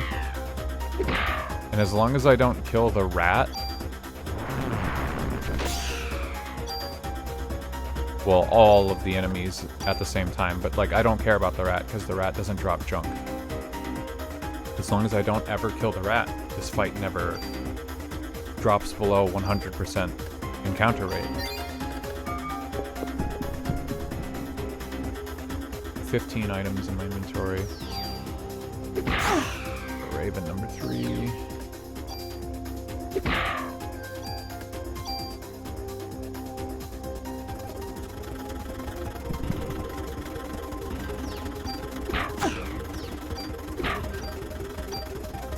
Oh man, it's gonna be fast forward city.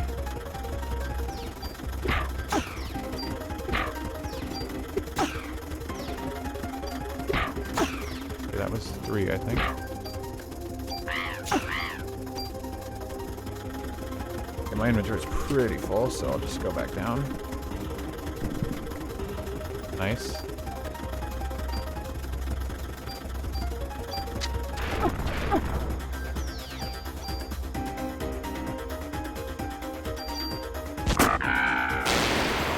Oh shit. I just immediately killed them.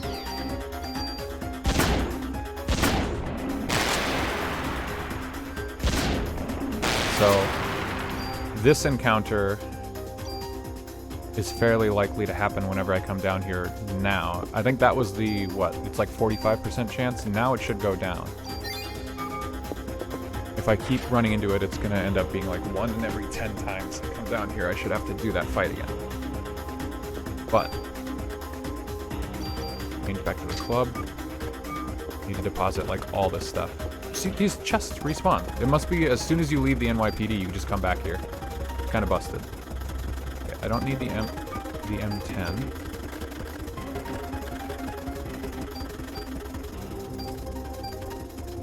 Excuse me? Oh, I selected the ammo crate somehow. I need to absolutely min-max the hell out of my inventory right now.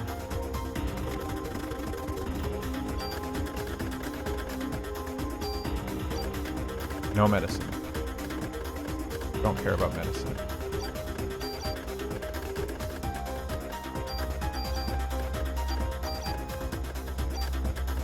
I can use up all these med ones in between fights very easily. Okay, so 1, 2, 3, 4, 5, 6, 7, 8, 9, 10, 11, 12, 13. 13 junk.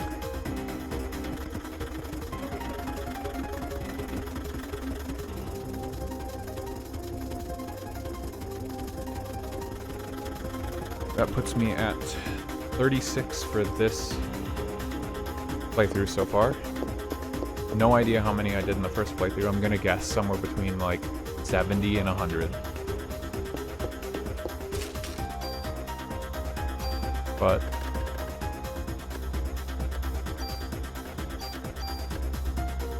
so if I get rid of these 4 items, I'll have room for 20 junk.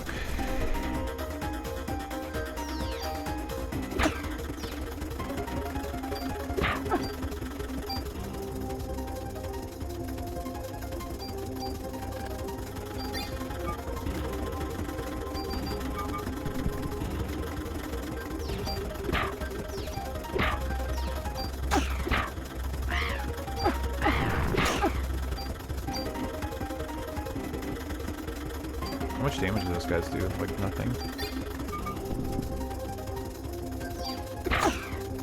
This will be worth it. In fact, I have to do it because it's an achievement anyway.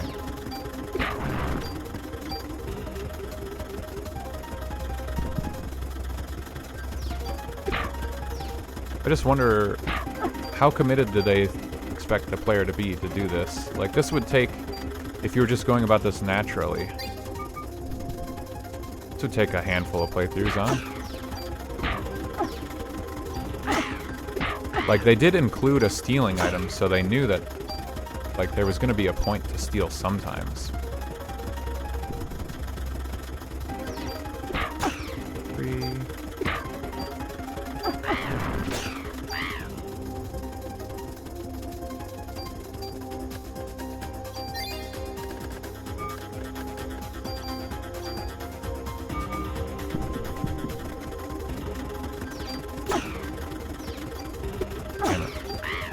Shit.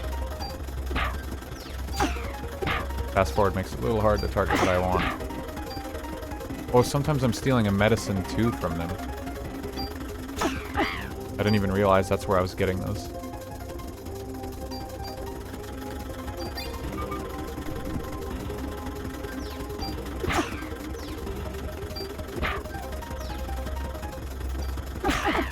So do I have to go into this room that these guys are guarding to progress, I think. Do I have to be, like, assured of my grind? But do I just ensure that I have enough by the time this is over? Oh, come on.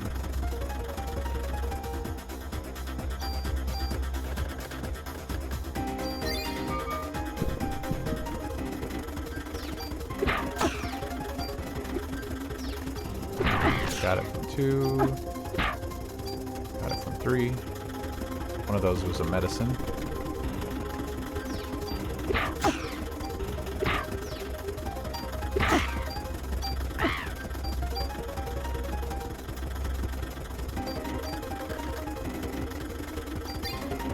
Let's see.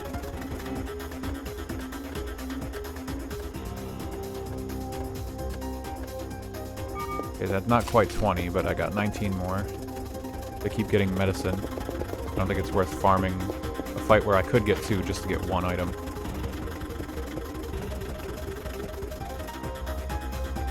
Okay, so that puts it at 45.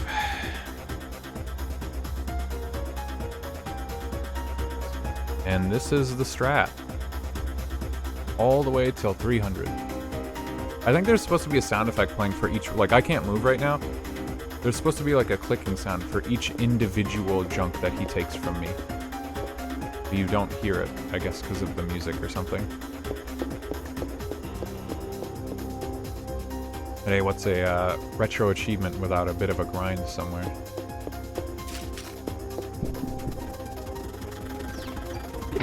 I don't want to make the game any faster, because that could be uncontrollable, and then the audio would get even worse. I remember that was pretty annoying in Wind Waker.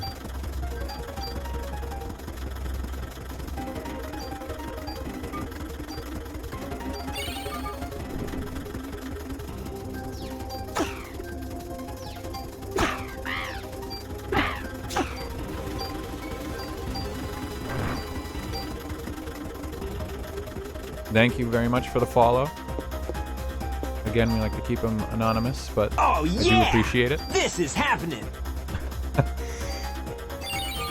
The grind is truly happening. It's very real, and I'm about to succumb to it for God knows how long. It's a lot easier to tell what you steal when you're not in fast forward.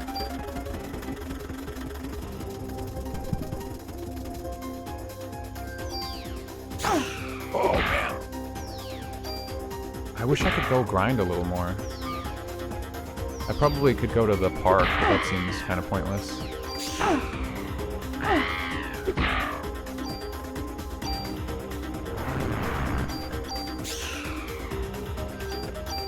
I feel like the level curve, the experience curve in this game felt pretty good. And then in the museum, you just start leveling up like crazy, so... I probably don't need to be too concerned about how this shakes out. It's just annoying. I want to not have to worry about not dying while I do this. There's nowhere to go but Central Park, and this is... I have to get this fight out of the way, I think. I should go back upstairs and see if clearing that one encounter opened that room or not. What do I have for items now?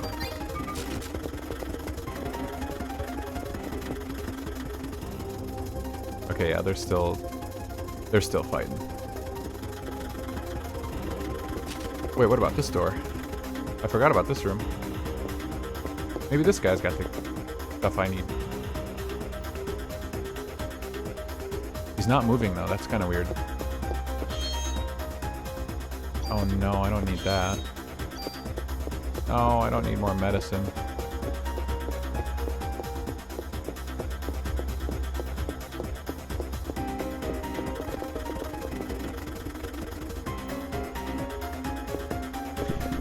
Speedrun, no.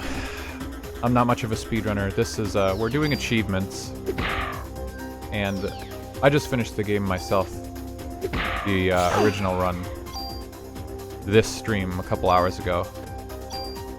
There are achievements in this game though, and some of them require New Game Plus. Right now, I guess there's like... you have to grind this item. I am using a speed hack. Or rather, I'm speeding up the emulator to make some of it go faster. But yeah, right now I have to do this mindless grind. I'm curious, this game might have glitches for speedruns that could be... I like learning about speedruns, but I don't do speedruns. I believe that's 10, 11, 12 junk. Or 8. No, that's 11, I think.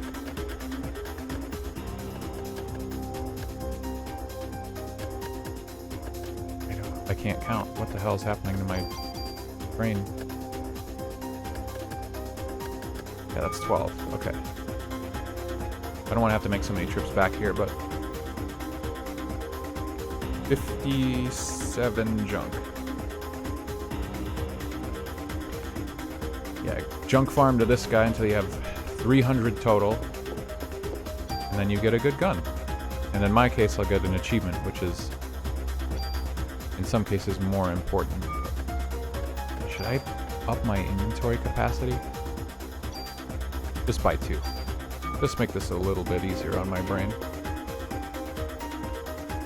I didn't know these guys could drop medicine. That throws things off a little bit.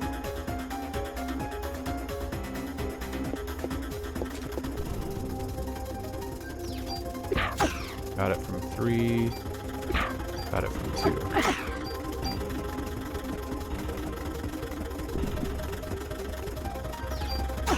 At least the process is simple.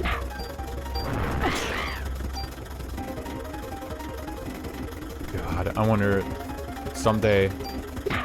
I've never played Baten Kaitos or whatever. I don't know how you say it. I just know that game has that crazy 100% stuff. I wonder if I'll ever, for some reason, decide that I want to do retro achievements for that, because almost assuredly I'll have to get that 100%.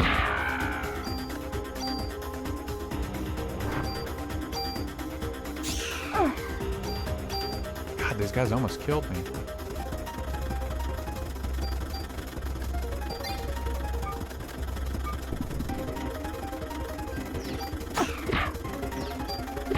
Got it for 2, got it for 3. I'm just gonna end up killing him. Yep, okay. This guy's hurt.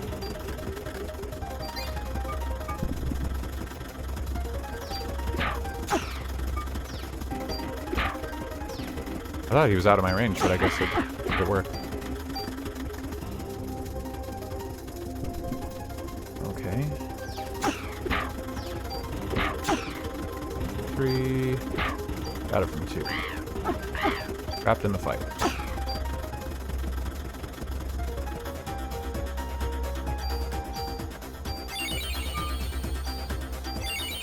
Heal, take stock. And junk.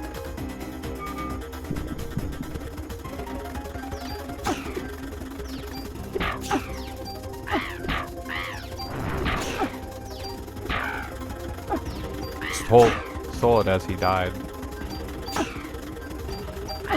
Oh, come on. I wonder what the escape rate is affected by. Because now I'm suddenly just failing a bunch of them in a row.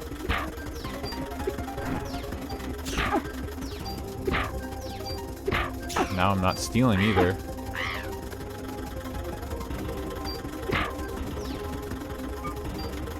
Oh my god, the fast forward is screwing me up.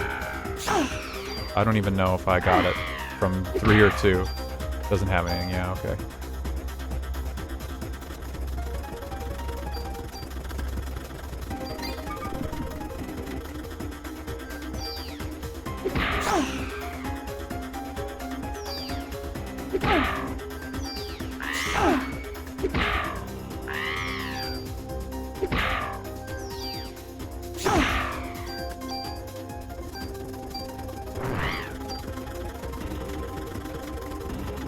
Oh, man.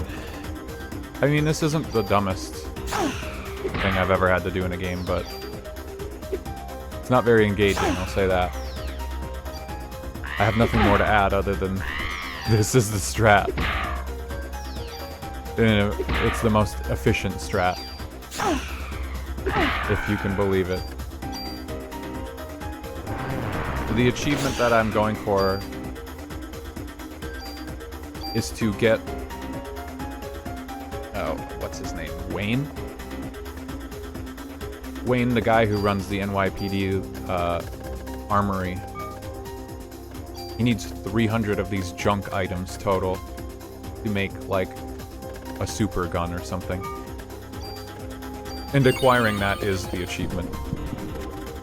It should also help me complete more stuff in New Game Plus, but for the most part it's just the fact that it is an achievement in and of itself. And the fastest way to do it apparently is to just steal junk from these birds. by manipulating their spawn to never go away. Oh my god. Aya cannot hit anything. I want to just escape right now. I'm hurt.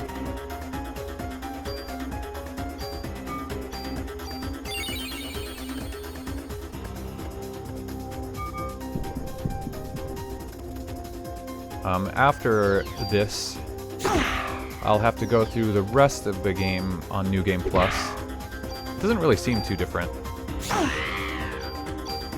so far. Like, I guess some of these enemy spawn formations are a little different. I don't know if their stats are any higher. It doesn't really seem like it. And then I have to do something called the Chrysler building, which apparently is super grindy and it takes a long time. And I'm hoping if I have this, like, super gun or whatever the hell it is, it'll go by faster or more easily.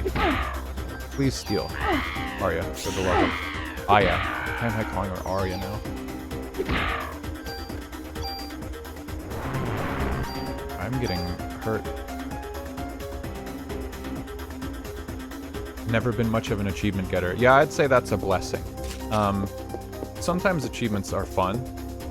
Like in this instance, I would say this achievement is getting me to experiment and do something that I probably wouldn't have done or wouldn't have known about. I wouldn't have known that this was a thing if I didn't bother. Like, I'd have beat the game and I'd have moved on. And I envy people who can do that. But at the same time, I do want to see the other content that is in the game, and I wouldn't have known. Like, I beat this game before a long, long time ago, but I didn't know about this New Game Plus stuff.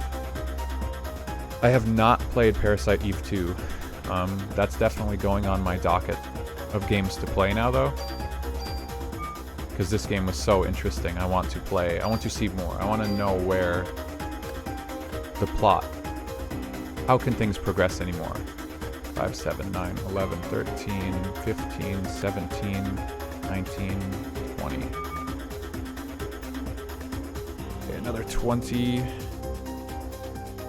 Puts us at 77 total for this playthrough. Yeah, I'm getting into a lot of series on this channel lately. We just played stuff like Sly Cooper 1. I had never played that before. That was cool. It's like I'm playing all these games that it's like a first time for me, and it's making me interested in the sequels. Now I want to play Parasite Eve 2. I know there's a third Parasite Eve game. Maybe I should grab some medicine. These guys are starting to mess me up. As a matter of fact, maybe I should go. Oh no, that would, I'm already at almost 100 junk.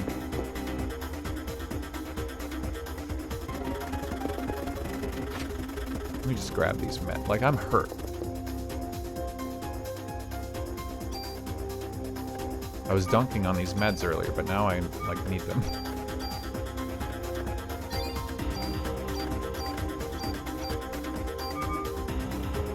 I guess I have a lot.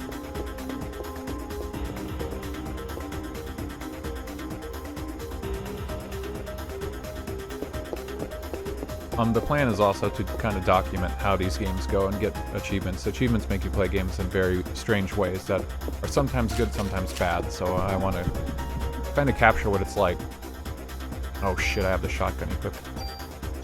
Big mistake.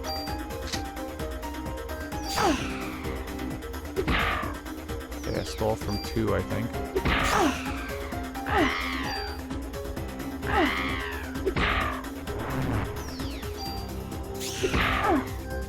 Nope, I stole from 3. Got a medicine out of it.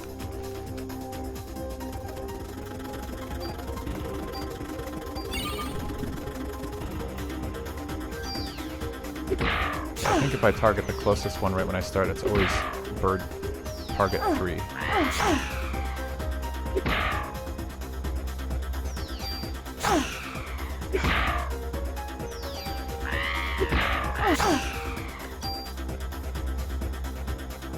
Okay.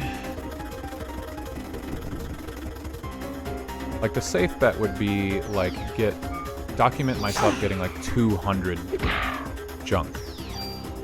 Because I probably got Like, I'll get more as the game goes on, surely. I don't need that, Oh, I'm in combat. I don't need to do that. And I already forgot which one I stole.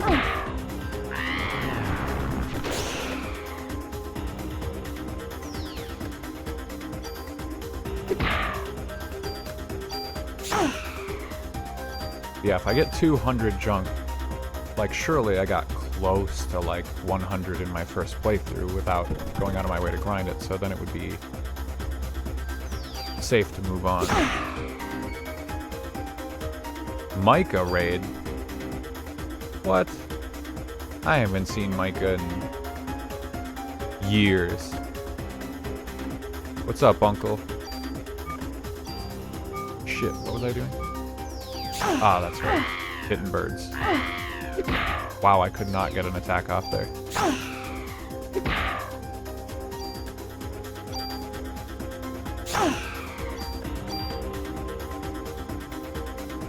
This was just Micah's birthday too, right? My sense of time has diminished, so I don't remember if that was yesterday or not. It takes me a moment to remember. It's New Year's Eve. So happy New Year, everybody. Well, it depends on what time zone you're in. You might be in the new year already. Okay, stole from bird 2. He went AFK and ended. Micah's got shit to do. Micah doesn't want to watch me slapping birds all night.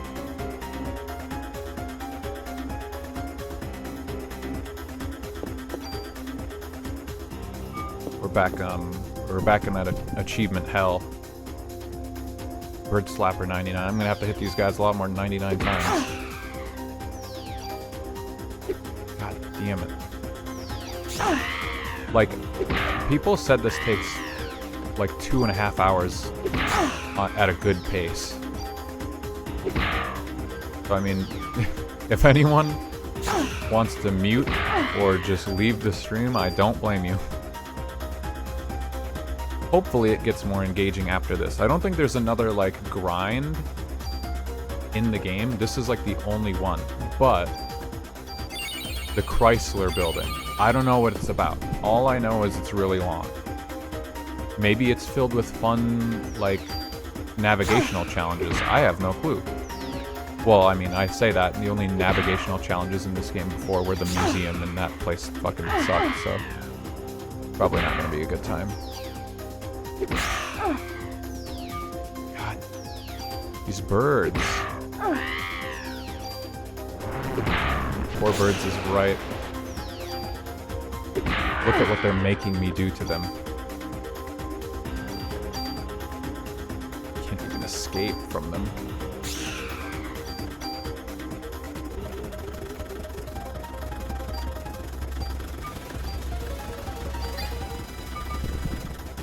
Thank you very much for the follow. Happy New Year.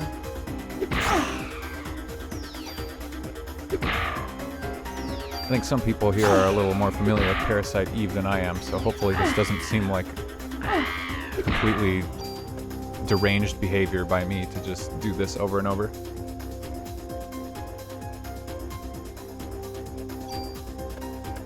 Hopefully I'm almost there. That looks like a lot of junk. Almost inventory capped. I mean, each... I should have probably not avoided so many fights in the Central Park. I think that kind of gimped my my total stat line right now.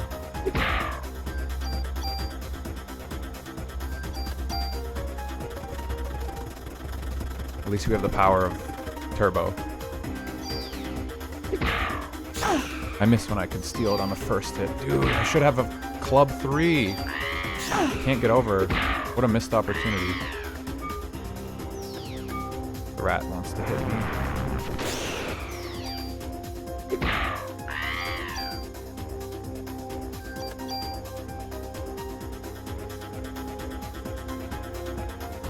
How do people find out about,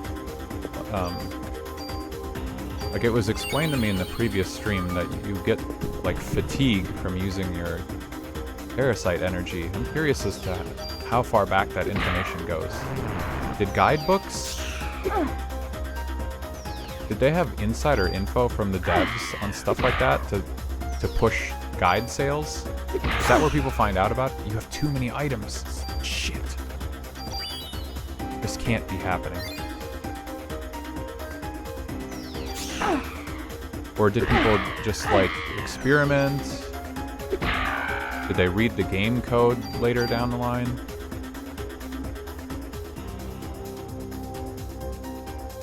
I ask as a curiosity. I don't need an answer, but that kind of stuff is intriguing to me. Just in case I get into a fight between the stairs and the door. Club is not going to do too much against the werewolves, I think. Okay. Counting of the items. 2, 4, 6, 8, 10, 12, 14, 16, 18. Add that to the total. It should be 95. So I mean, just like that. Almost a third of the way to the total, and I'm not going to go a third of the way confirmed to the total. I might be 2/3 of the way. I have absolutely no clue. Because it's getting a little dicey, I'm gonna go make a safety save. I don't want something to go horrendously wrong and I die and lose all the progress I just made.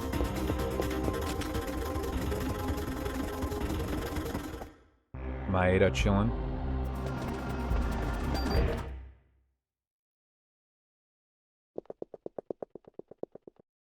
Yeah. Losing progress. I mean, you ever play a game and you do like this huge section and something happens, like you accidentally overwrite a save or something and you lose hours of progress? That shit sucks. But for some reason, it always feels the exact same, like no matter how much progress you lose. When I died earlier, in like the ending cinematic like chase scene, and I had to redo like 5-10 minutes of gameplay, like it stung the same way that it would when you lose hours of progress. To me, at least. But when you do lose hours of progress, it sucks, and then you usually just say, I don't want to play anymore. Dude, Scooby-Doo. Never forget. It could theoretically take like half an hour to get through one screen because you touched your toes in the water.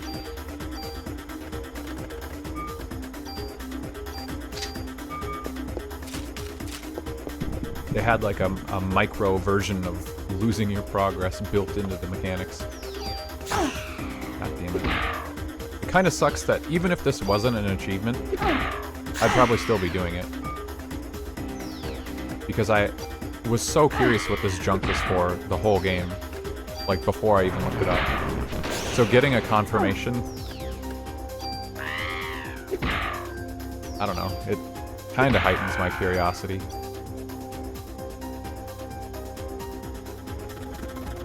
But at the same time, like, how strong can this gun be, or these guns? I think you get a choice of what gun you want. How strong can they possibly be that you have to hide it behind this insane grind?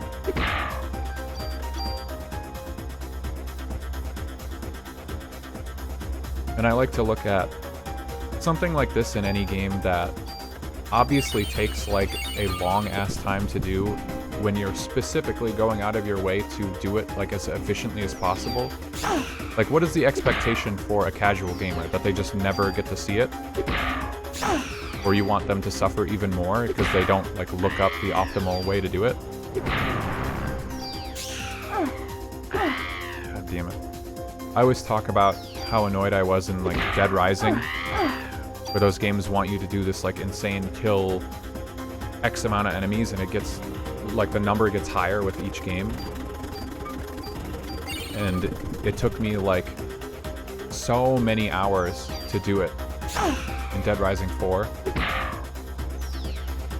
doing what was deemed the most optimal method. And it still took so long. I was like, that was soul crushing. That was pointless. Like, there's no point in doing something like that.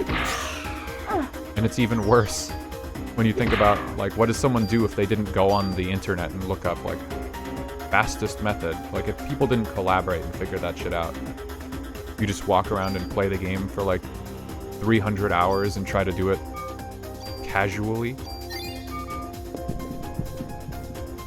I miss Dead Rising. I haven't gotten to play the remaster.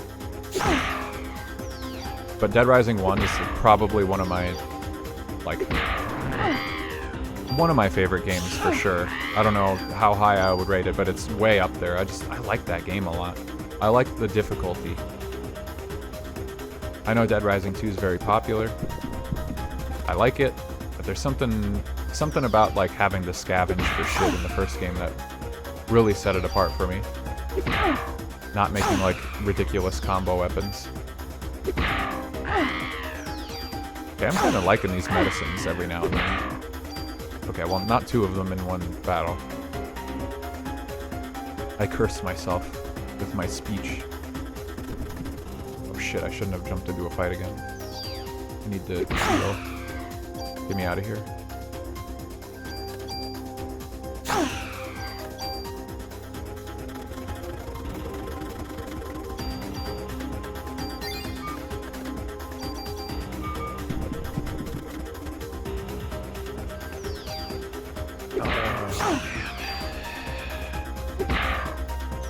This is what the devs intended when they made Parasite Eve. At least I'm getting some use out of the club. I almost went the whole achievement playthrough without ever using it. There should have been something for, like, killing a boss with nothing but the club. That would have been a fun achievement. I would say this set is fairly vanilla as far as achievements go, which nothing wrong with that, but I don't know, my favorite games have, like, or my favorite achievement sets, rather, in general, including, like, modern retail release games. They have silly achievements, stuff that makes you, like, just do wacky shit. Not always just, like, beat the game on hard mode, grind your ass off. You know, is that really that interesting?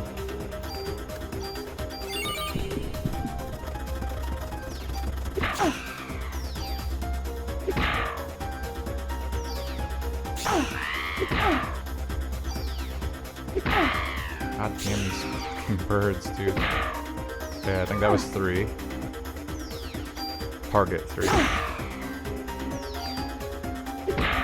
This rat is annoying.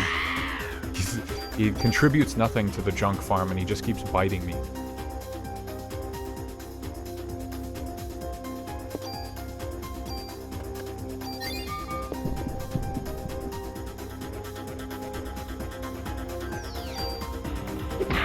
Given this combat system, I wonder how Vagrant's story goes. I don't really know a lot about that one. I have nostalgia. I can enjoy these PS1 games. This is my era for sure, but I don't know if Vagrant Story has, like, a plot that people like, or if the combat is much different. I just know it has the same sort of targeting spear.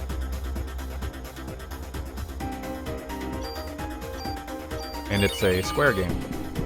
It seemed like Square was, like, for sure on top of shit back in the day. Not that they don't make well-liked games anymore, but, like, did they not just pump out nothing but bangers back in the 90s?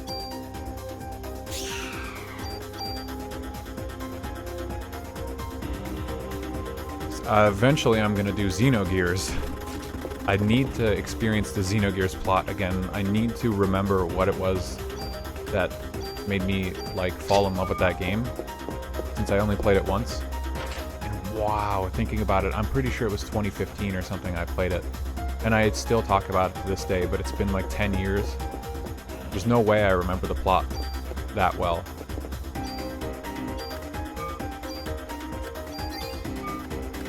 But I bet the achievements for that game fucking suck.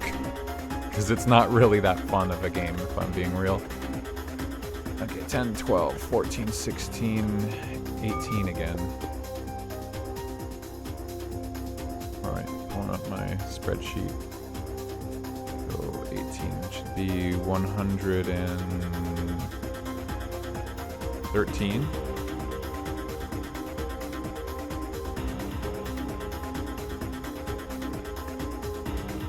Bayonetta. Oh my god. No, I haven't played Bayonetta. That's one I've been putting off for a long, long, long time. And I don't know why. Well, probably because it's one of those... What do they call it? What do they call that genre now? I know some people call it like a spectacle fighter.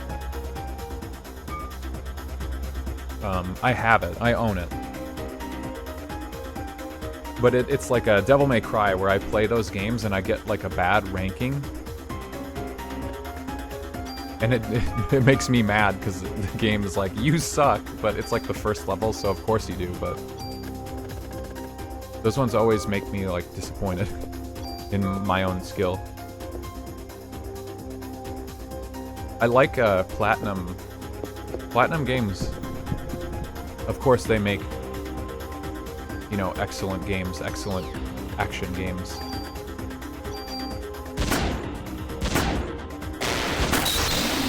Oh my god, that's so fucking loud.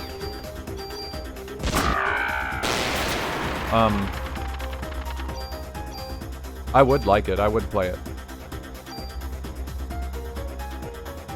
So, I don't know if it's on my list of stuff that, you know, I have my chat vote on what games to play.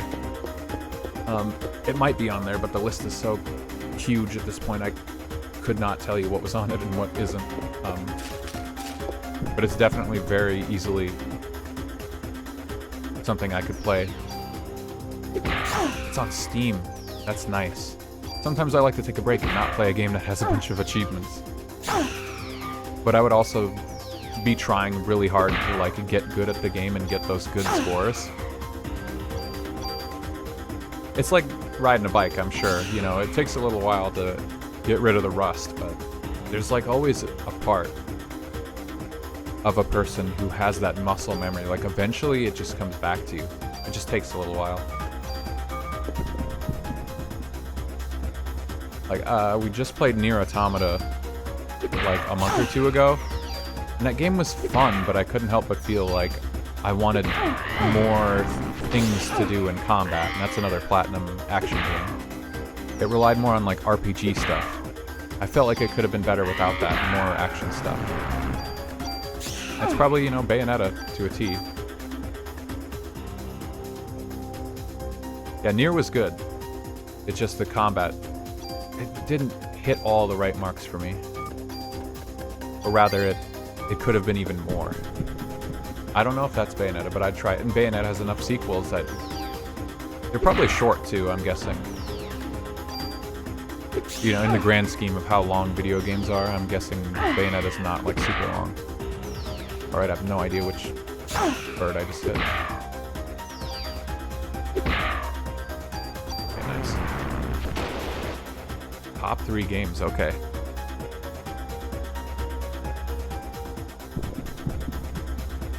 I don't know what my top 3 games are. It always, you know, it always depends on the person. It's gotta hit at that right time in your life. Be like, top tier. I'm sure I'd like it. I don't want to overhype myself. Oh my god, and Metal Gear Rising as well. That is one that I own and have tried to play, and I had that issue in Metal Gear Rising. I think they give you rankings in that game, and it put me off because the game kept telling me I was really ass at it. 3 levels in, and I was like, nah, I need a break. But you know, that was many years ago. That was when I was playing on my own time.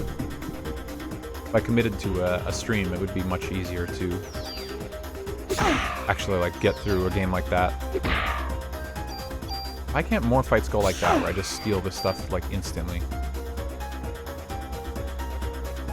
2 and 3 probably aren't as good, but I don't know because I haven't played them. It's a great, it's a great assumption. I've heard mixed things on probably 3. I think 3 is the one that's Switch only, isn't it?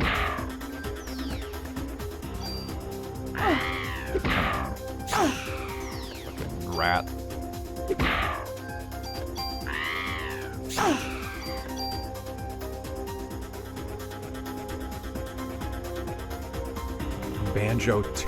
Banjo-Tooie specifically? Okay, yeah. I really like Banjo-Kazooie, for sure. I actually, one of the reasons I'm playing this game, I forgot. I have the image hidden. I totally forgot about it.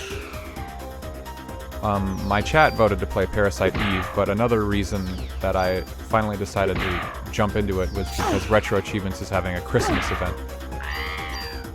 And this game was on that list. Banjo-Kazooie was also on that list because it has a Christmas level.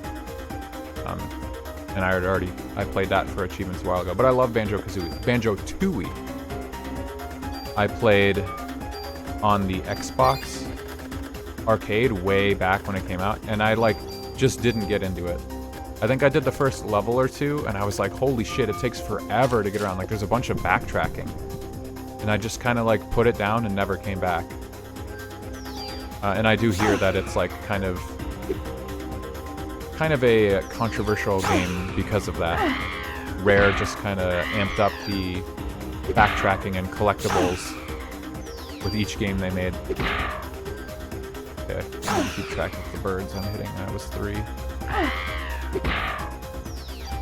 But of course, I never say no to most games. I'd absolutely play and suffer through. If I'm willing to do this, I should be able to play a real video game.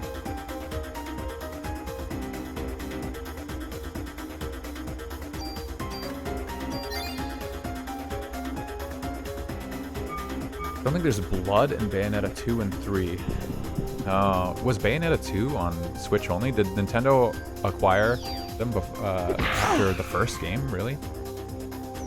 That kind of sucks, though. Yeah, I don't like it when Nintendo censors their stuff like that. It's not the end of the world for me, but it is annoying.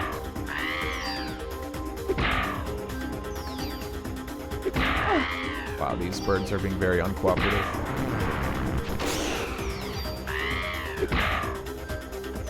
No, wrong bird.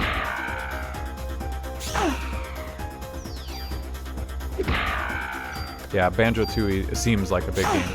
I like to watch people do challenge runs and stuff of Banjo-Tooie. So I've seen enough of the game. I have nostalgia for Banjo-Kazooie, the first one. So I feel like it would be hard for it to be beat out by Tooie. For me. But I might react to it differently now because I tried Tooie. I mean, at that game, it's been over 10 years for sure since I tried it. There's just too many games. You have too many items. Awesome. Sometimes I like playing a humongous game with a lot of content because I can clearly, as evidenced by this, I can sit there and enjoy a ton of content. But sometimes I also want to just chill. After Parasite Eve, I'm definitely going to play it, not an RPG. Well, I'm also playing Metaphor, but after Parasite Eve and Metaphor, I'll probably play a more chill game to cool off. Oh, Nuts and Bolts I've also played, and for whatever reason, I like that game. I'm not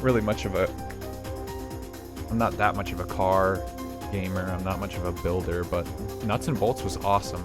And I didn't have the internet in my ear telling me that it was a bad game either, so that always helps. No bias.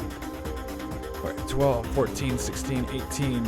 Again, consistently coming back with 18. Puts us at 131. Yeah, I liked Nuts and Bolts. Games where you can be creative. I'm not super creative. I'm not really good at games that ask you to build your own shit.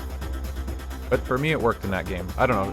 It has to have that platform. You got to be able to get out of your car and jump around. That probably nails it for me versus other build your own whatever games. Yeah, that's pretty frustrating. I believe that I bought it when I was younger, not knowing that about it, and it did irritate me for sure too. But that was back in the day where, especially if you were the same age as I am, like, you know, not an adult, you don't get to just buy games and then if you don't like one, just go buy a different game. Like, you gotta put up with the game that you got. So, Stockholm myself a little bit into enjoying it, maybe, but I remember having vivid memories of good times. And you know, if I didn't like a game, another reason to stream is it's a good way for me to, if I ever want to look back, I can remember how I felt when I played a game. And then I'll know if it was good or not. Or like, maybe I'd change my mind.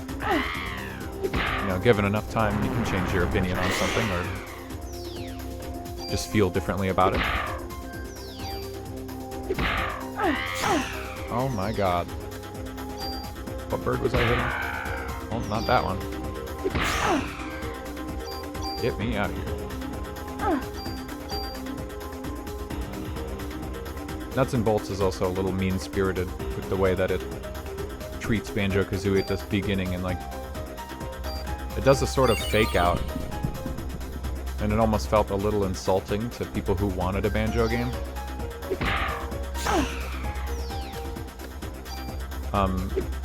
And even though I like Banjo-Kazooie Nuts, I don't know if I would defend that game. I like it, but I don't know if I would defend it. Because I feel the same way about something very similar, Jak 1 and 2.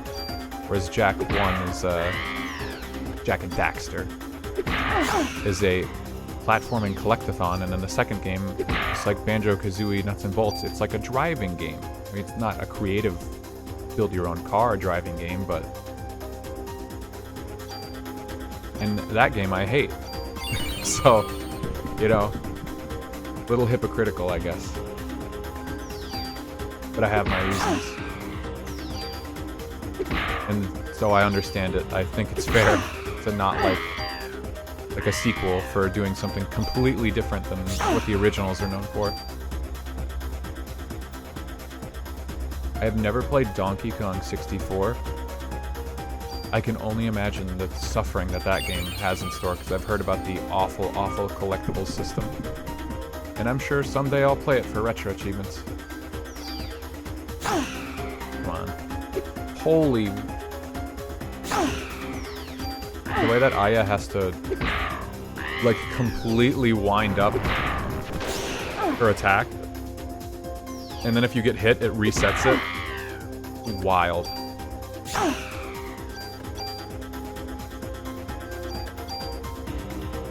I got other Christmas games. I have to figure out what other Christmas games to play, actually. I just remembered that. For me, it's about 3 hours until January 1st, the new year. I don't remember when the Christmas event for RetroAchievements ends. I'll have to double check that. There's like 4 short games. Friend of the channel, Amethyst, mentioned to me that they were really easy for this event. I'll have to do those. I won't do them on stream because it seems like a little bit of a waste of time. My limited streaming time. But I do need to find out what other game I should play. I could do it on stream. Maybe they updated the list. When we did the GameCube launch stuff, they updated that list. Oh my fucking god, these guys suck.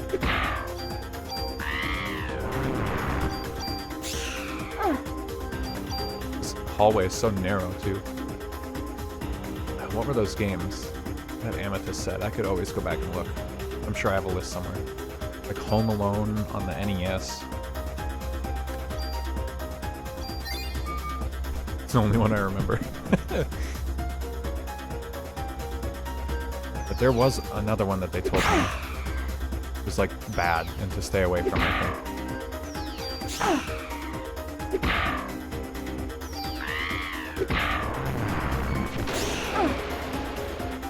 Oh, for Christmas, I didn't really participate in the purchase of the gift, but we got Broby's uncle a copy of Final Fantasy III.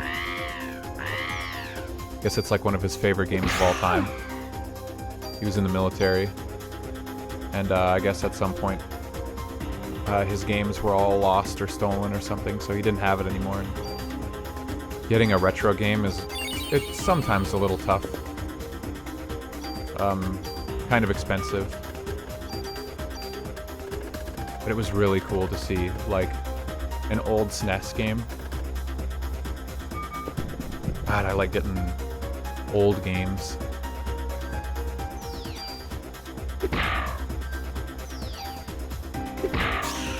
Christmas is cool.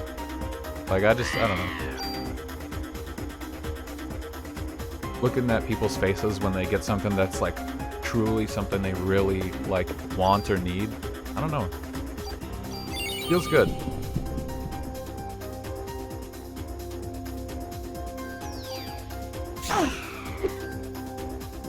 I suppose, yeah, it felt really awesome, I think. I don't know if I had mentioned it, but last year for Christmas I got a copy of Xenogears, which is just wild. I didn't have a PlayStation anymore, but now I do. I wish I could do retro achievements on real hardware. Like, it doesn't have anything. I already stole from that one. Probably the worst part of retro achievements is that you can't do this stuff on real hardware, which is just kind of a shame.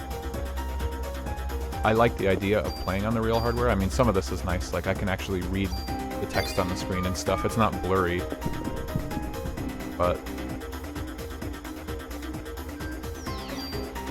And I'm on hardcore, so I can't cheat with the emulator other than fast-forwarding.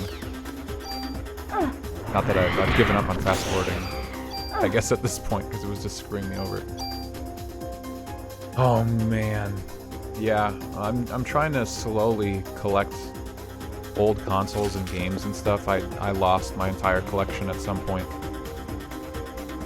But it feels good, and, you know, I want to pick up some other skills, soldering, learn how to, you know, fix those old systems, because people just throw them out.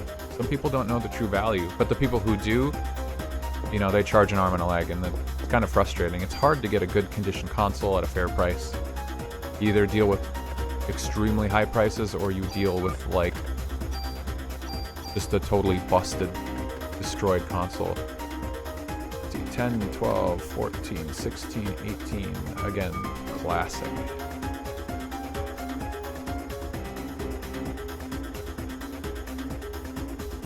I don't know why, but my mom loves garage sales and stuff, and somehow she just miraculously finds, like, the best deals, and I don't get it. You just need an inside... you need someone on the inside who knows nothing about games and knows other people who know nothing about games, and then you have them buy those games off of those people for cheap because they don't know the real value, I guess. I don't know why, but that's been the winning strategy for me getting my hands on stuff lately. I came home. I didn't stream last week because of Christmas. This is the first day I've been back at my house in like a week. I come home and there's just like a broken... Holy shit, broken eardrum.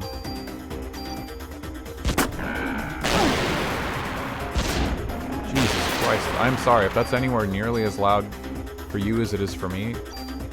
That's insane. Anyway, I came home and there was like a broken Xbox One left for me by my mom, who got it from someone who was like, I don't know what this is, it's broken. But if I could fix it, that'd be cool. I've never had an Xbox One. Moms will offer like $5 for a retro console. Yeah, exactly. That's like exactly how it goes, honestly. I do hear the used games market is rife with people who, you know, they don't buy that kind of stuff out of a desire to actually have it. They buy it because they know other people want it. And so they can charge them an arm and a leg, and it's really disappointing to hear that stuff. That's why the used game market has gone crazy since COVID, I think. It's disappointing, yeah. I think my mom said that she got this Xbox for free because the person literally, like, I don't know, part of the faceplate's torn off of it, so I don't know. That stuff is wild to me. But that's the power of moms, I guess. I recommend anyone else do the same. Just get your family members who aren't in that circle to find other people. Like, they're going to be familiar with other people who are like them. Also not aware of games, electronics. Works every time.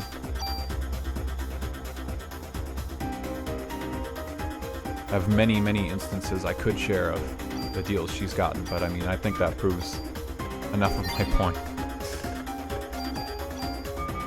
I like to peruse the game. Parasite Eve, actually, on topic. I use price charting to keep track of my collection because it's getting a little too big. And it gives you a good idea of the value. And unfortunately, like, everyone uses price charting to raise the value on stuff. Parasite Eve is a fairly expensive PlayStation game, and every single time I see a copy come up that's in decent condition, it gets snatched up, like, instantly. Like, there's plenty of games that are worth a decent amount of money, or not, and they sit there. But for whatever reason, Parasite Eve is just like... This game moves copies. I don't know if it's the same for Parasite Eve 2. I wish Broby was here. Broby would be able to tell me more. Because, no, Broby just bought from friend of the chat.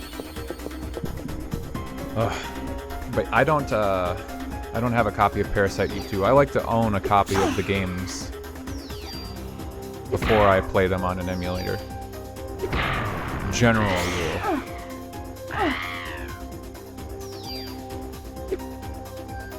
Because it's very easy to just play, like, literally anything on an emulator just because you can. Feels wrong.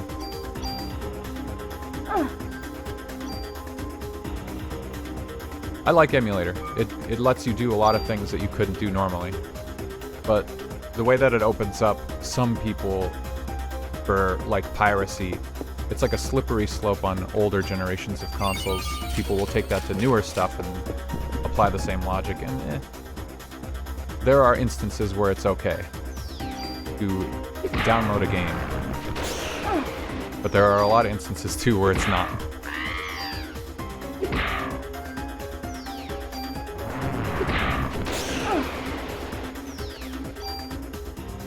Oh yeah, I hate the Switch.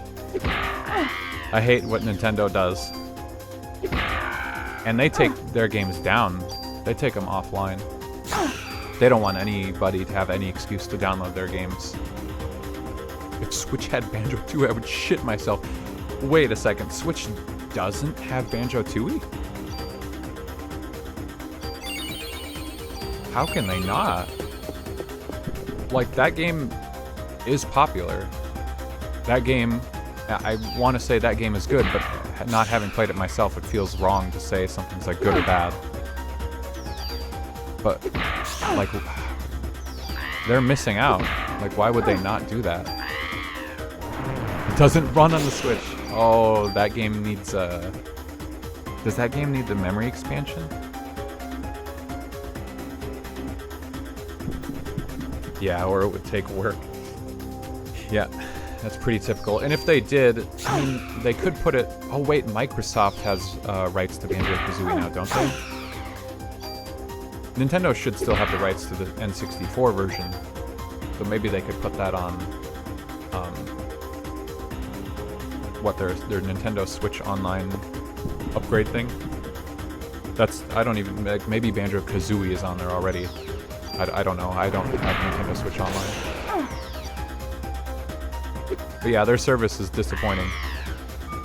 I buy Switch games, but then I buy them in order to rip the contents off of the cart and put it on my computer to emulate it. Not that I've done that a whole lot, but like I have a big Switch library, but I hate the Switch. So I haven't played most of the games that I've bought. Like I'm still sitting on Tears of the Kingdom, day one purchase that I haven't played, because I just know it's gonna run like shit. I have too many items. Alright. I should have been paying more attention.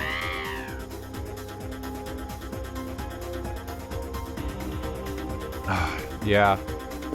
I was trying to play the... I think actually the Rare collection on the Xbox app. And yeah, I had problems with the lag or the stutter, and it made me just drop whatever I was doing. I think I was trying to play like Viva Pinata, because I've never finished that game. A little disappointing, but at least Xbox has that as an option. Let's see, 10, 12, 14, 16, 18. Oh shit. Let's stop. 16, 18, 19 this time.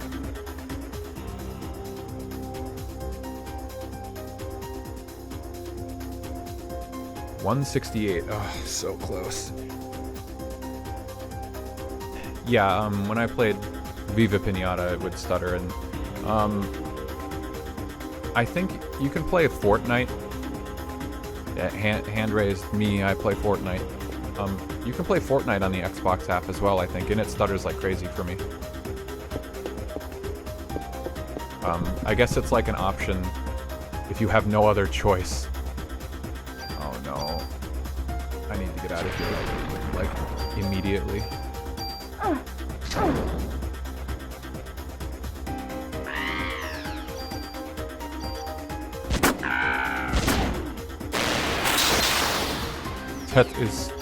It is insane to me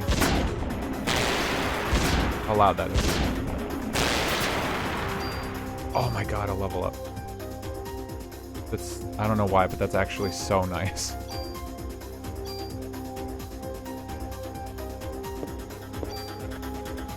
Yeah, retro games. We as gamers played our hand. Or we showed our hand. No option for inverting. Yeah, it's really annoying, especially in a modern release, to not include the option to invert or uninvert. Drives me crazy. It's okay in the old original games because we didn't know any better, but yeah, that was scary. That makes me want to go save. Yeah, us as gamers, we showed our hand when we made it obvious that we were actually interested in playing retro games, back with what, like the WiiWare, or whatever it was, the Wii Shop channel. When we showed them that yes, we will pay real money. Well, actually, it's probably even older of a practice than that, because people would pay for legacy collections of like Mega Man and Sonic and stuff on the GameCube. So companies figured out that we were willing to pay money for games that we probably already might have had. They were made more accessible, but at some point, like, certain games, we don't need accessibility anymore. They're pretty widely available, but they still make it like a pain in the ass, because they know we're willing to go the extra mile. Like at this point, PC, we've figured it out. We've figured out how to make stuff work on PC and make it a little more future-proof and stop making like vaporware or whatever, stuff that doesn't run on modern systems anymore. So now we put legacy collections and stuff on PC. So now, boom, it is now accessible, you know, indefinitely. Now that there's stuff like the Steam Deck and the ROG Ally, you can do that stuff on the go. So if it was like a Game Boy game or some other kind of mobile game, like, you can still get the exact same experience and run it on modern hardware at your convenience. But they'll still keep releasing it in like other ways. Like, what was that? Oh my god, what was that Mario? There was like a Mario 3D collection or something that was only available like temporarily? Like, peak scum. I don't understand what the point of that whole thing was, other than the obvious get money.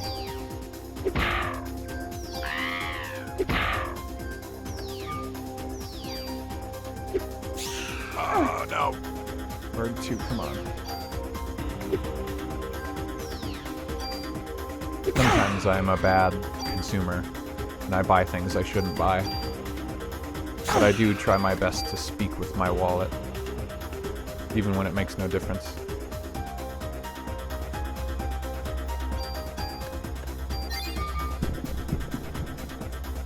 But damn, I mean, you can play just about any slightly older game and I think have a much better time than, I don't know, playing like any other live service game or something.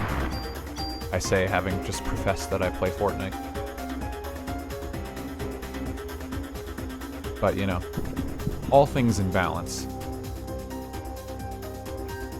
I ain't playing Fortnite every single day. No, not the fire.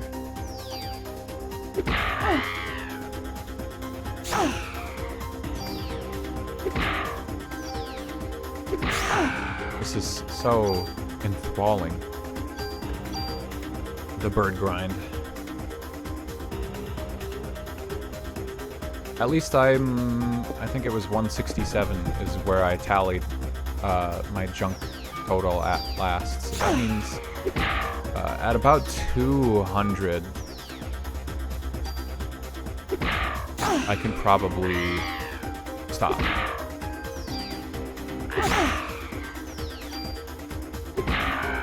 Okay. I didn't get anything from him. And then I can just blast through the rest of the NYPD, I'm pretty sure.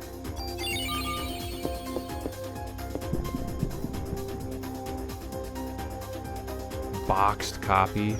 Yeah, one thing I've learned over the last couple years as I've been trying to grow my retro collection is that boxed copies of stuff, especially ones that are like Nintendo from Nintendo 64 and older, or Game Boy Color, Game Boy Advance.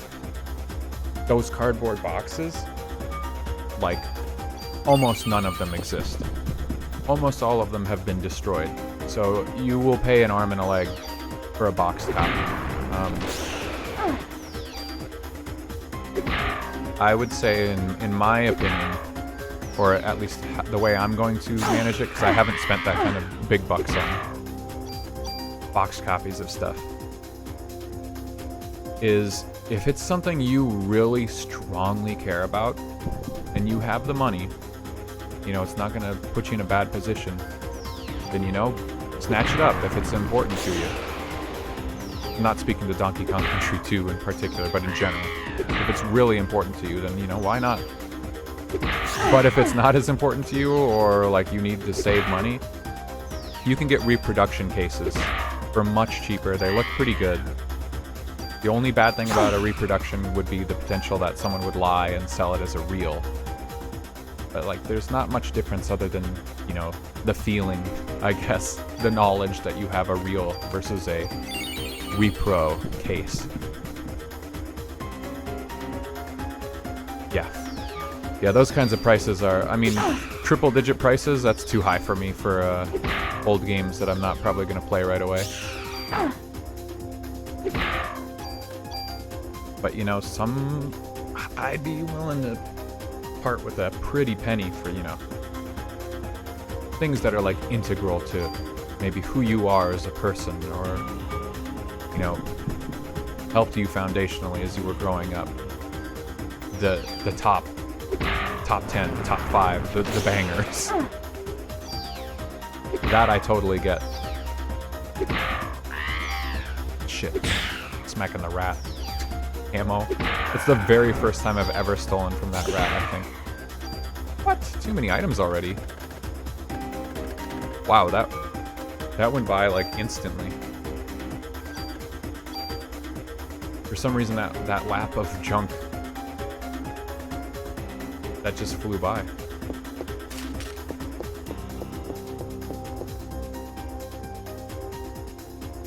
One game, my very first game I played on stream a long time ago was Chibi Robo for the GameCube, and for whatever reason that game is like probably close to $200. And it's not that popular. There's something about niche games. I guess it's a niche game. The ones you pay the most for are niche games.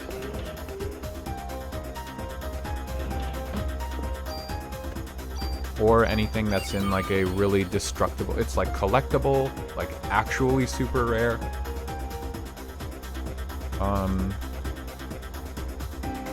The one thing that boggles my mind is Pokemon. I don't get why Pokemon is so expensive, because you have to imagine there's like thousands and tens of thousands, hundreds of thousands of copies of like every Pokemon game out there, and yet they're still among the most expensive games you can find.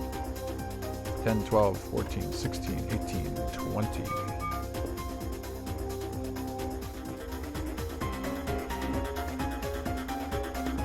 I am back.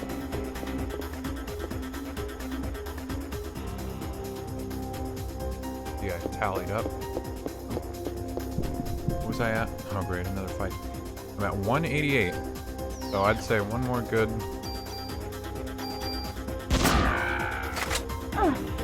Instantly have to reload. One more good clean run of an inventory full of junk. And surely I'll be good.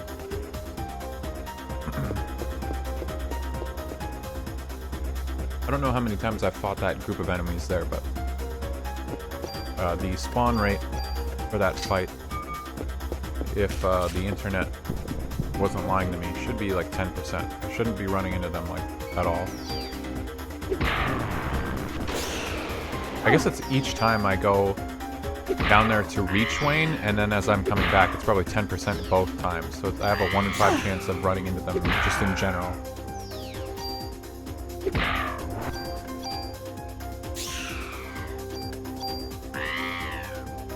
Alright, let me leave.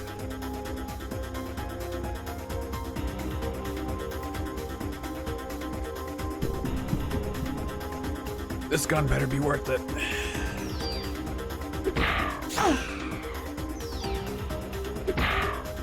2 and 3.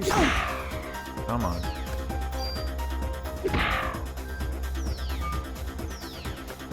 Bird 2.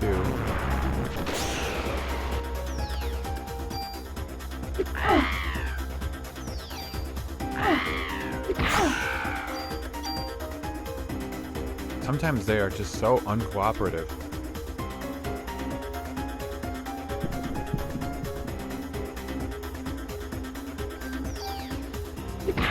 Three. Damn, I was hoping he'd get closer to me.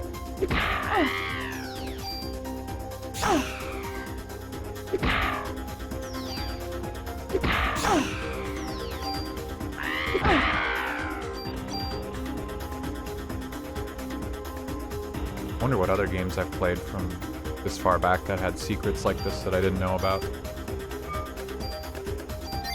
Is this even a secret? This should count as a secret, right?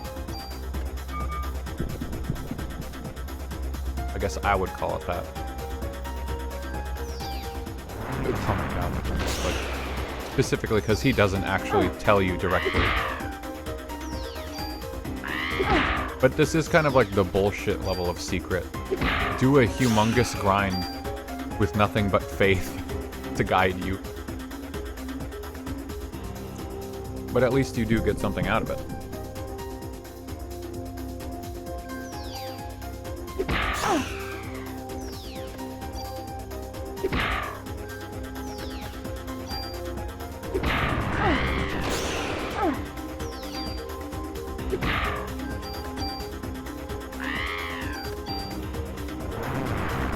Let me out. Let me out.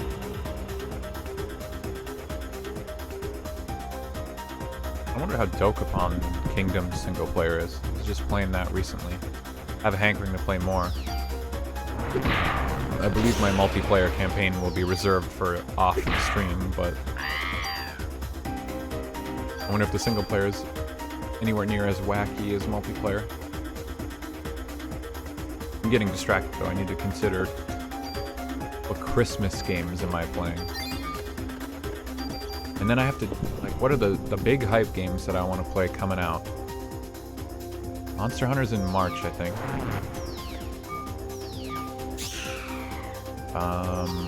Tales of Graces and Xenoblade X. I don't remember when either of them's coming out.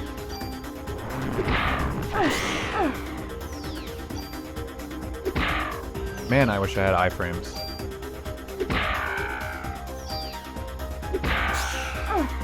Wow. Straight up killed both birds and only even got one steal.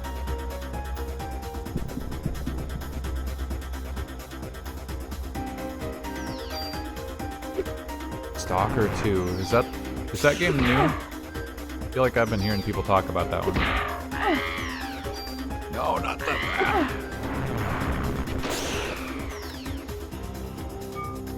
Buggiest game I've ever played in my life. I played Cyberpunk on release, and that game for me was very buggy.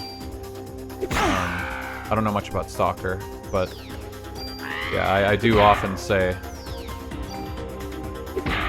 oh, it's fairly evident. I'm not unique for saying this, but these days you pay the most amount of money for the worst version of a game. I typically wait about a year or two before I ever play any game that comes out. I don't ever buy games on release unless it's something I really care about. Which happens like twice a year. It's good on your budget and stuff, but it's, you know, a lot of the time people are, like, by the time you get around to something like that, if you're patient, everyone doesn't care anymore. It's hard to conversate with your friends about stuff when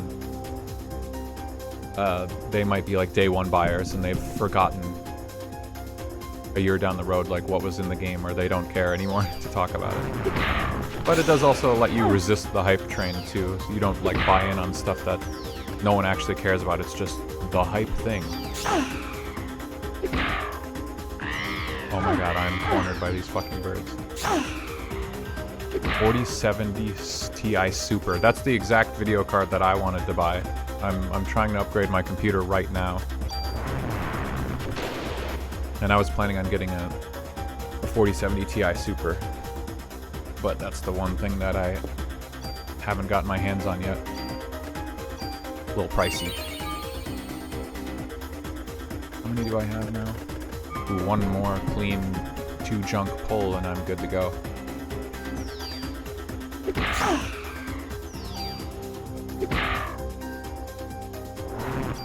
I'm trying to, like, just walk away. I haven't escaped the fight yet.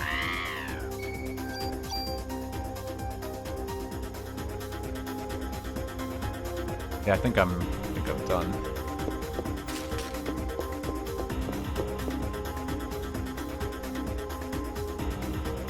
Okay, yeah, I fell out of favor with consoles a while ago. It does seem easier to just buy a console and be done with it, but I do way too much stuff on my computer to justify spending a few $100 on a console anymore. So this is 8,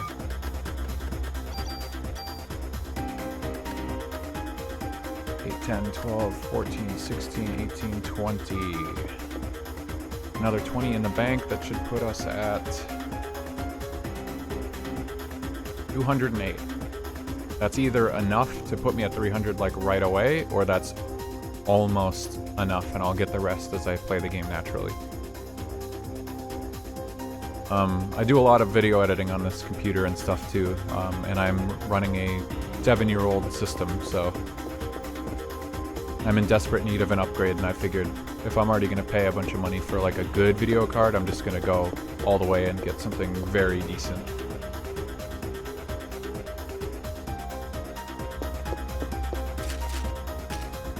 But I'm buying it piece by piece. I've been slowly upgrading it over a long period of time, because I'm a broke bitch. And I can't resist picking up some retro stuff when I go to the game store.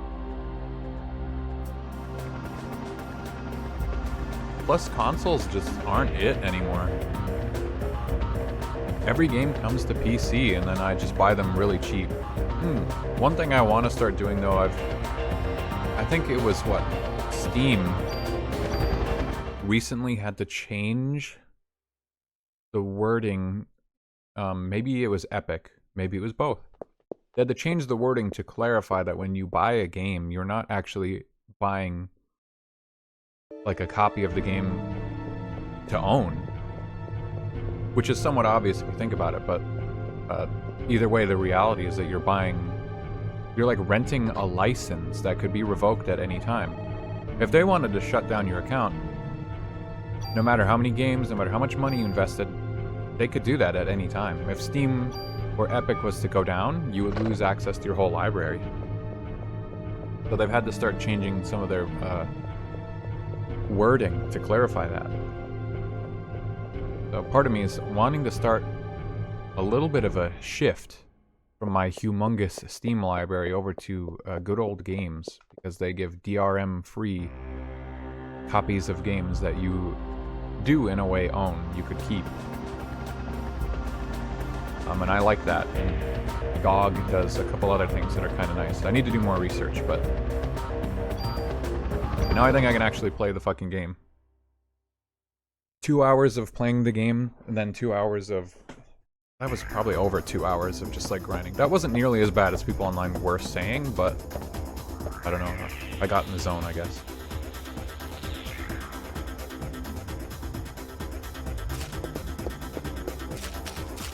So, I made a save.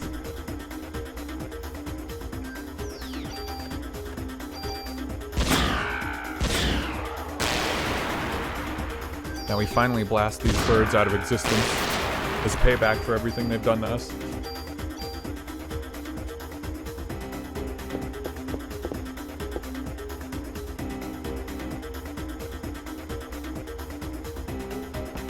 What's this guy's name? I don't even remember. He's such a minor character. Warner.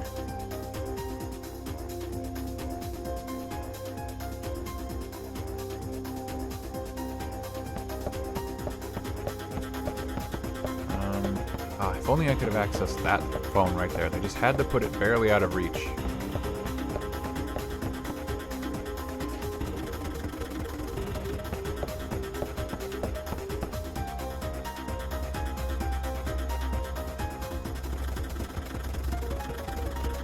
He is dead. Was there not a key? Oh no, I don't need a key. That door isn't locked. Those guys are just standing guard in front of it. No, Shiva!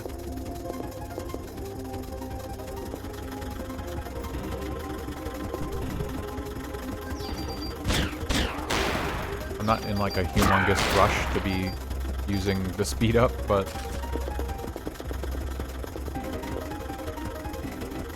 I've been at this for so long. I do want to get moving. Schmoovin'.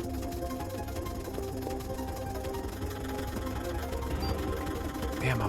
Ben.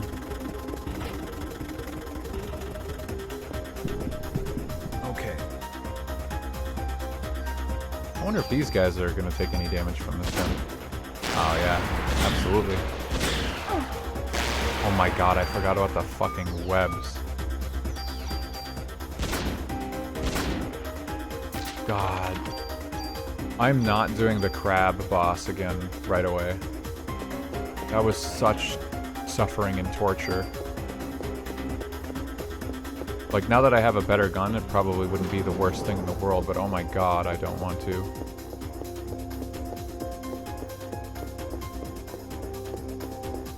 I don't know if there's any kind of secret, like around here. Going by my theory of there being like one secret item or area per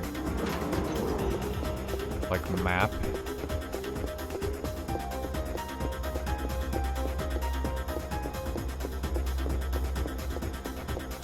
Nothing in here at least.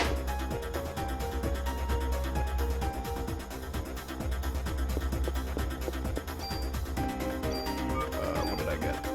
Defense.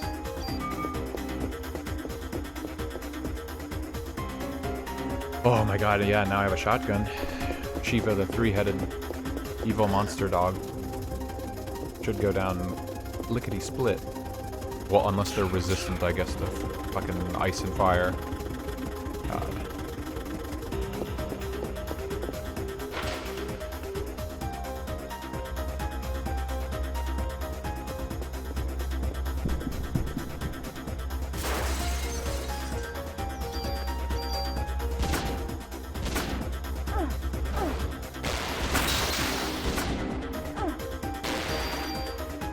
What affects crit rate?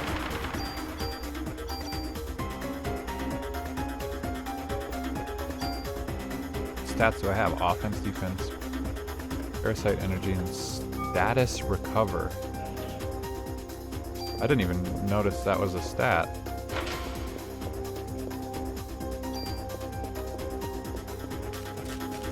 Can I influence that with bonus points? No. I forgot. Just those two.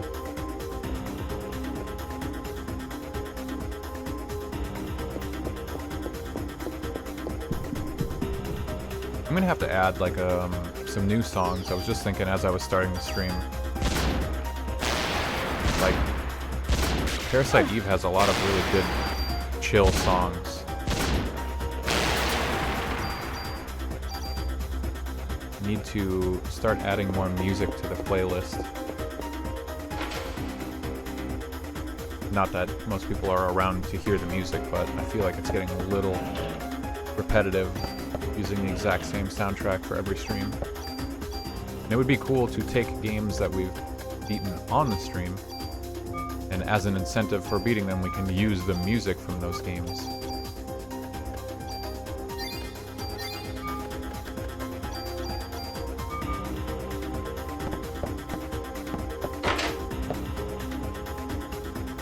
I use Nintendo Switch with a Pro Controller. Oh, Pro Controllers are really good, actually. That's one thing I like about the Switch, is their Pro Controllers. I don't know the purpose of the classic consoles. I don't really know who wants them, because I feel like it's not ridiculously expensive to just get an original console. I guess then you need to buy the original games. That's the trouble. But you can also just, you know, have an emulator too. Or play in any other myriad of ways. Like, what, I don't imagine there are a bunch of super rare games that you can only play on SNES Classic without, like, minor effort.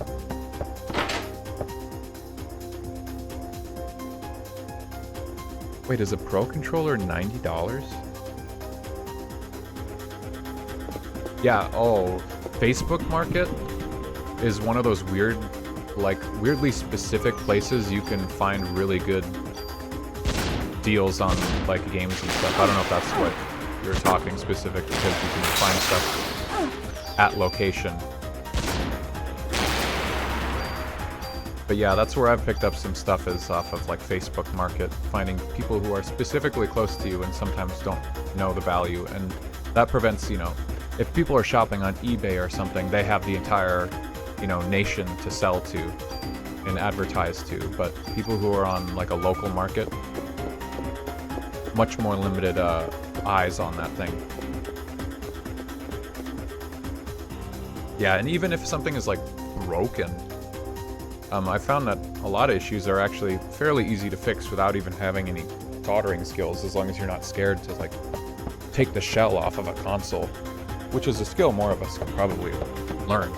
Like, I'm not an expert at it at all, but I'm trying to get better at it, because, ooh. Like, if a disc tray doesn't work, or, like, it won't read a cartridge, like, people will just sell that stuff off as junk.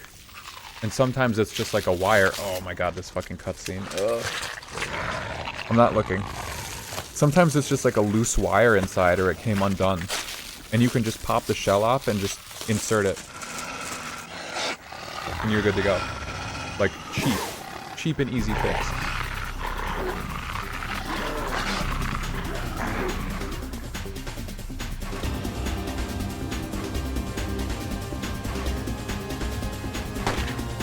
I don't know why I wasn't fast forwarding through that. I really should have, because I'm going to start.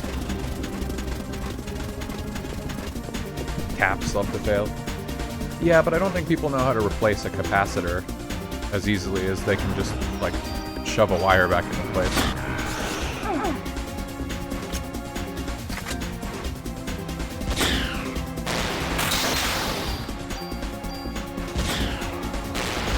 I believe that, I believe Swizz has a PlayStation 4 that we were trying to play. I bought Uncharted.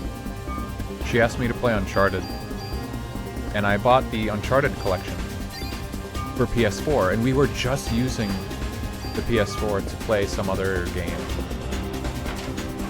like maybe a month or two prior, and then all of a sudden it just, like, wouldn't work. And I'm pretty sure it's a broken capacitor, but I don't know how to replace it. And I was like, it'd probably be cheaper to just buy a used PS4 that works than to pay someone to fix this one that's not working.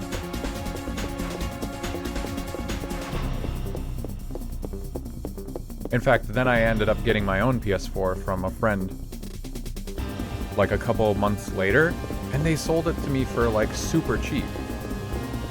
Like, I don't know. That's why I want to learn how to fix consoles, because it's probably a good skill to have. You can make money if you go into that.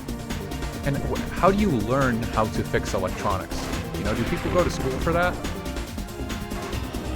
One of the things that makes me somewhat self-conscious is like when I hear about game devs, you know, I would love to develop a game, but every time I hear about a game developer that I like respect, it was always someone who just grew up with like computers and stuff when they were like a little kid.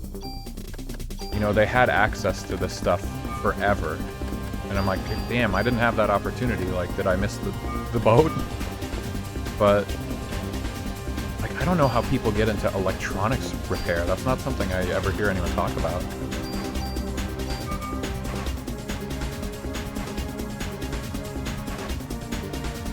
Power supply on this PS4 I was talking, or what? Because it would power on, but there was some other thing that I think I read about PS4s of a certain model, which this was, but would particularly fail because of, and it was like a capacitor. It's been a while. This was like over a year ago that this issue first happened.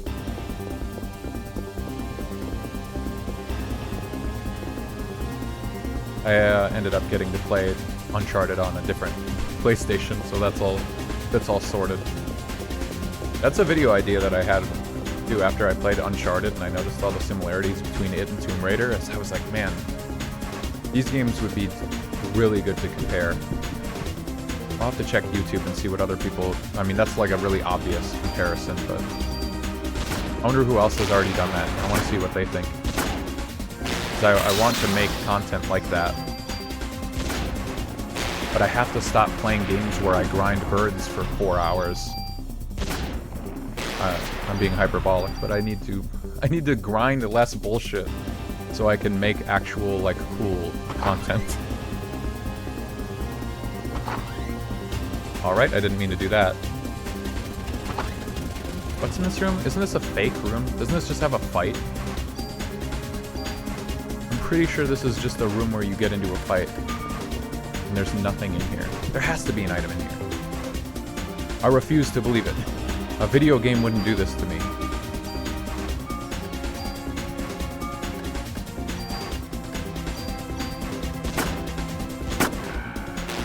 Wow, okay. I was not expecting that to go so well. Full cure? Oh, that's not a full heal. Damn close, though. What else we got? Medicine 1. Toss it. Trash it. I hate navigating these menus. They're just like barely finicky enough to be annoying. God, this game would be like... If they could remake this game... Like, I would even... You could still do this isometric camera angle. You could still make the combat, like... slightly clunky just to make it, you know, still challenging. If they could touch up like quality of life on the graphics, extend the scenario. Oh man, I don't know. I don't think there's really anything particularly like wrong with this game, but in the age of remakes, it's hard not to see where it could be taken.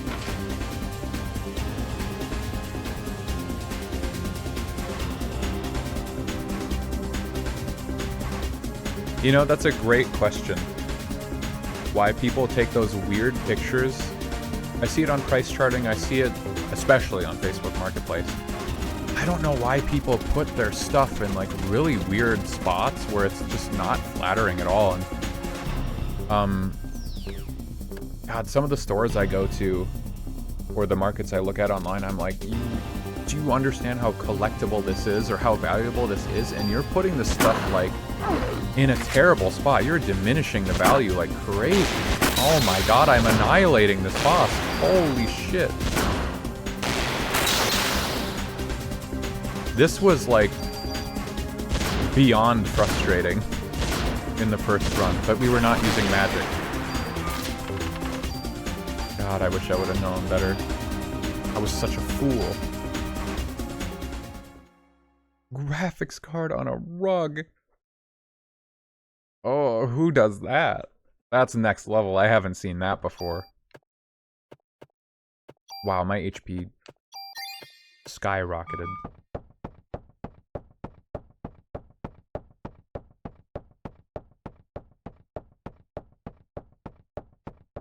Many people, wow. Yeah, I've heard it's actually not a bad idea to buy used graphics cards, but I've never looked into it. I'm still missing a couple other pieces of my computer. I'd look harder for a graphics card, but the lint acts as more RAM. Yeah. Okay, day 3 done. I got 2,000 more bonus points. What the fuck? That's actually so many. 2,000 is 20 levels that I could put into my active time gauge speed, or like 20 more inventory slots. Like, what? Or 20 more range on my shotgun. Okay. I just saved. Yeah, I won't save again. So there's something about this. Let's assume that I have enough junk right now to turn in and get this gun. Apparently there are like a bunch of different guns you can choose.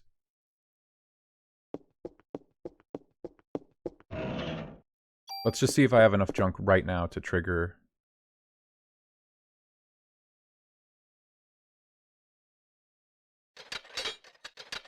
There's the sound effect that we were missing before. That wasn't enough. Sorry, babe. Hey, you can't say that. She doesn't even like you.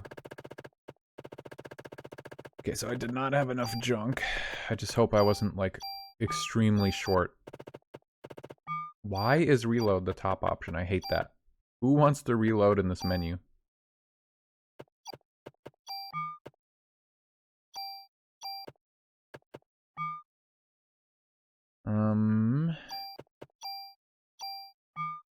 Storage key. Oh, I know where that is.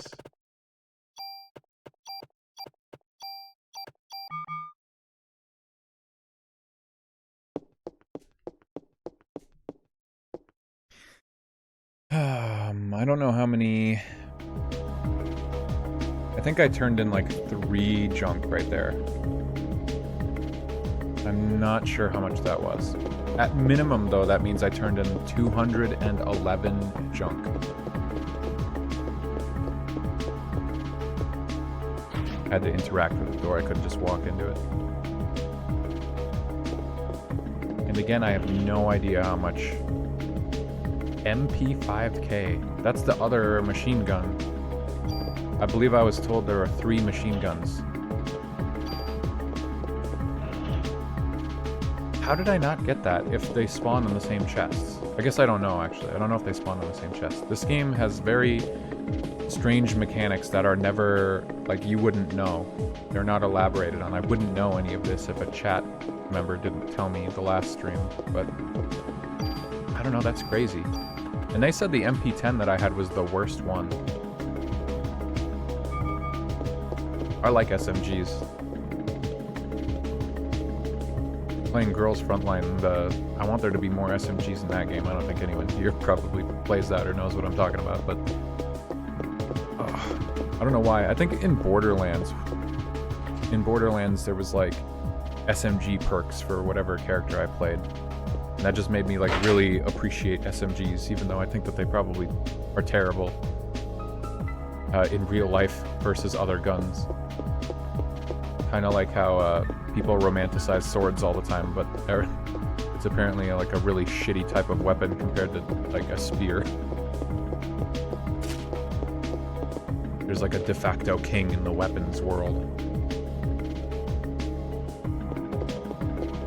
What was it? He had a trading card in his locker last time. Yeah, okay, same exact thing. Nice.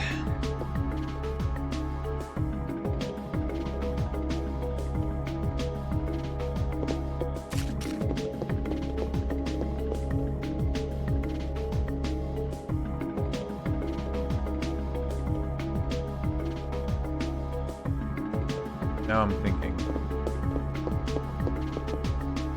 like, do I go? I should just try to get this. I should go farm more junk.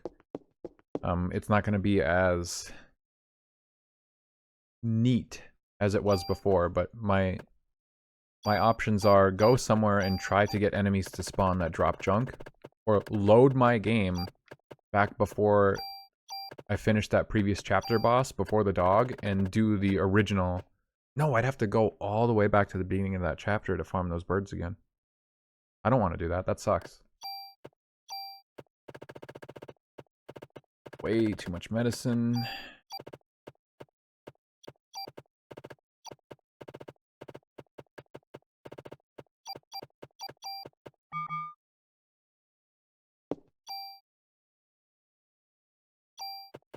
Wouldn't believe how many are on the floor. Yeah, it's something weird. It's people have a fascination with doing it like that. I've seen it a couple times. I haven't perused the market a lot, but some people take really good photos, but for another reason, even more people take photos of stuff like on their bed or like on a chair or something. And you can see those retro like 80s patterns on whatever their furniture is, and it looks really, really strange. What was I doing? I was going to sort my inventory. Very simple. Can't believe I forgot. I need to put the MP5 away. I need to get the MP10 in case I run into an enemy that my shotgun can't kill. I mean, I'm right there with you. I don't really trust that either.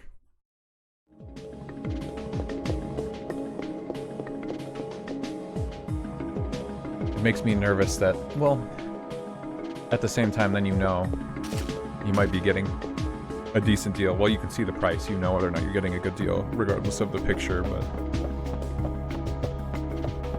you might be able to haggle with people like that, though. People on Facebook Market, you know, it's not always a done deal that you buy for the listing price. You can haggle with them, and if they're taking a picture where it's in like a not very good spot, they might not truly know the value they have. They might not realize that people will not necessarily pay exactly their asking price.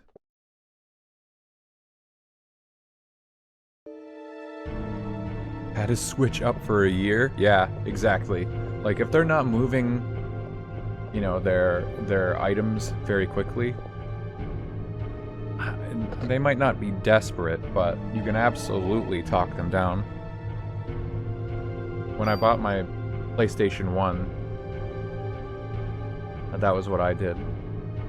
I talked the guy down and bought a bunch of like other stuff from him too, and very good deal. That's what's nice about those local vendors. Which save was which?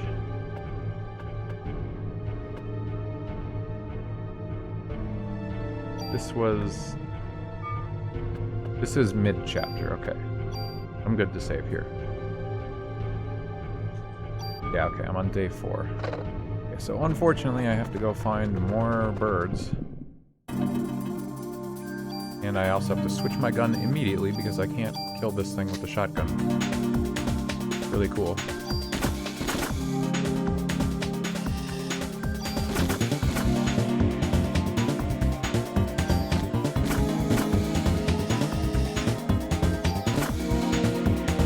And even worse, the bird spawn rate is going to be kind of erratic.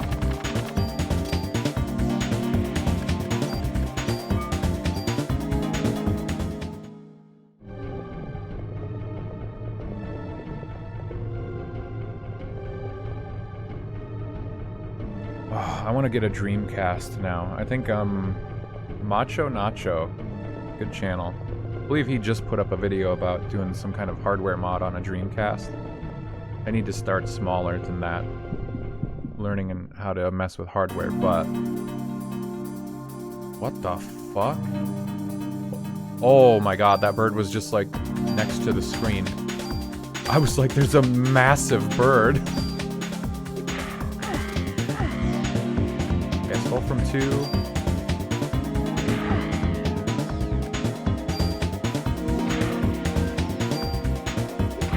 Skull from 1. Nope, I already stole from that one. Skull from 3. God damn, I killed it.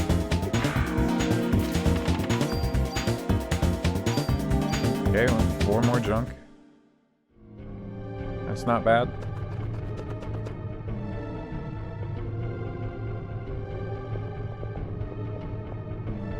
I mean, hell, even if these fights had like a 45% spawn rate, like that would be pretty good.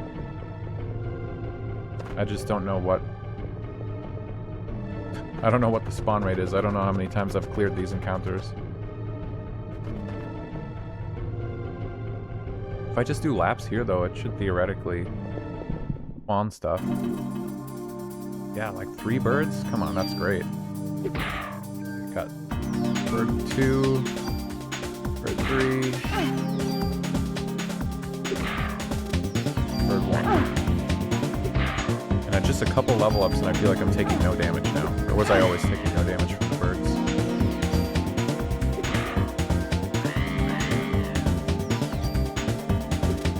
Guy got.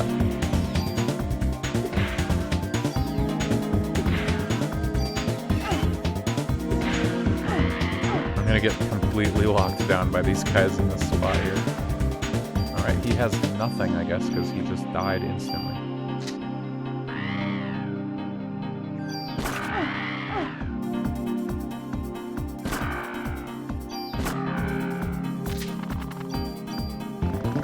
More junk, nice. This is the original farming spot, I guess, before that one of the police station was found out. But you'd have to run all the way here, back to the police station through like loading screens in order to drop this shit off. That's 9 more junk. What was I at? 211. So this would put me at 220. If I was right, I think, what did I say? 80 to 100, or did I say 70 to 100 junk that I probably got in the first run? Like that. Put me almost right there. What? How was there... What the fuck are these loading screens? That was really weird.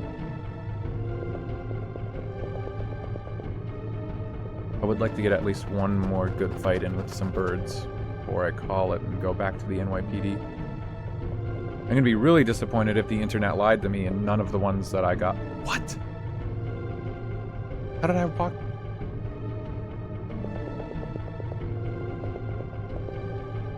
If the internet lied to me, I'll be upset. But, you know, the internet doesn't lie. There's no way they would mislead me.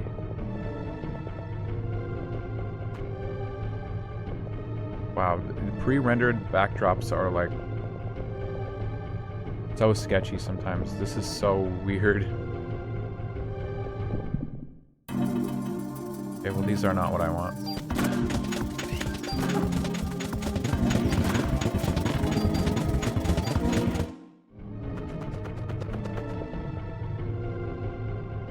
This is the bird screen. Ah. As if on cue.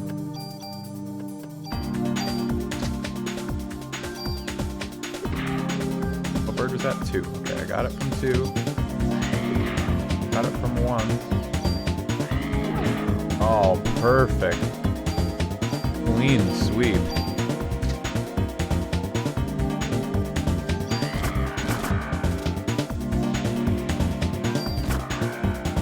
Absolutely beautiful. Oh man, and then 3 more junk on top of it? This has gotta be enough. I might have started throwing my junk away though at the end of the previous playthrough because it seemed like it wasn't doing anything. I could have been off in my estimations, but you know, we're gonna find out pretty soon.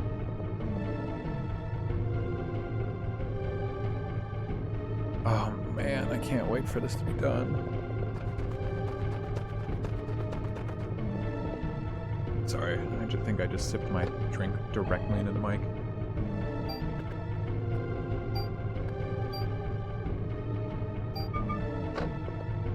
I guess I don't really need that other save, because if I would rather maybe even do this until I hit 300 before I load my save back to the start of day 3 and do that.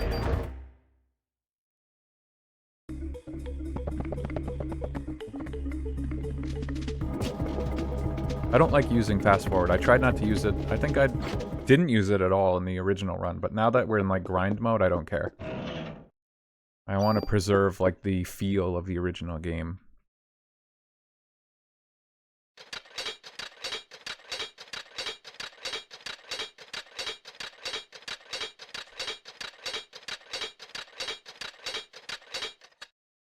That sounded like 15 pieces of junk. Is that not enough still?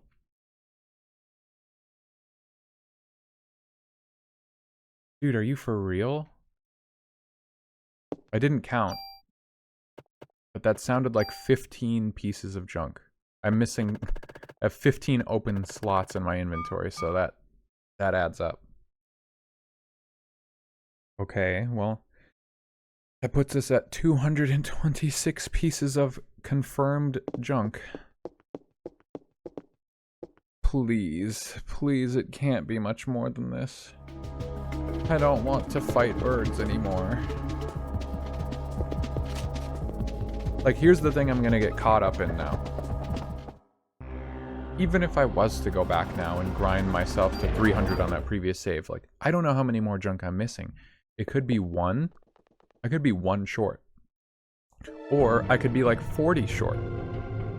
I'm not gonna know until I just do it. So there's no real incentive for me to go back really far and like hyper commit, when for all I know the very next piece of junk I turned in is all I needed. Or by the time it's like confirmed that I needed the full 300, like at that point I can't change anything, I'm too far gone.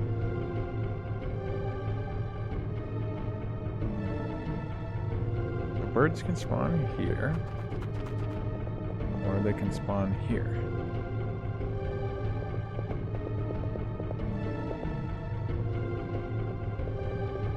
They can't spawn on this screen, which looks very similar to this screen. Do I just run back and forth between the two? I feel like I have to hit a specific spot. Like for this one, it's like right over here. I have to run kind of far. And the other one, I also have to run kind of far. This one spawns around here. Ah, fuck. And now I've fought these so many times, it's a 1 in 10 chance that the fight occurs. Ugh. There's something about the Chrysler building that you can get birds on like the first floor. But I don't want to go there yet. I don't know what it's about. I don't know if they're going to be like hyper tanky birds or something. Because if it's supposed to be like a post-game thing and they reset my level to 1, it's probably going to be crazy.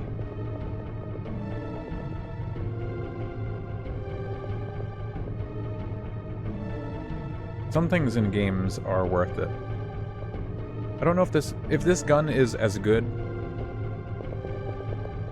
Let me back up. If this gun is so good as to require this much dedication, then it's going to invalidate the game. Which seems like overkill. Why would you want to put a tool in your game that removes the tension because it's so good? I guess it's supposed to be a secret, so you're not supposed to use it to just demolish the game, but... you know, they put it in there. Fucking finally. The giant bird scare.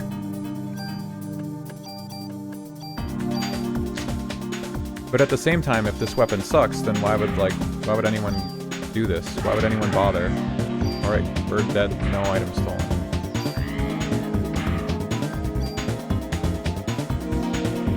Nice to meet you too. Enjoy your dinner and Happy New Year's. Thank you for stopping by. I'll probably be around for a while, but you know, you do what you gotta do on this holiday. I appreciate you being around.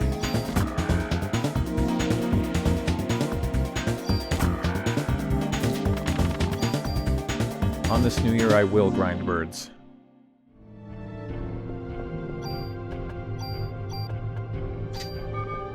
That's my New Year's resolution. You know what? I wonder what my New Year's resolution should be.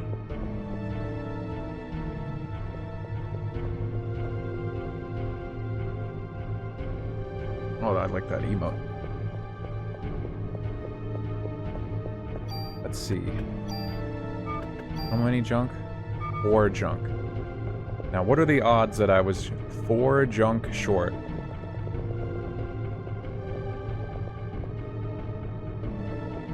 Which would put the total up to, what, 229? No, it would put it at 230 on the dot, which would be the 70 that I said. If I said 70, I don't remember what I said.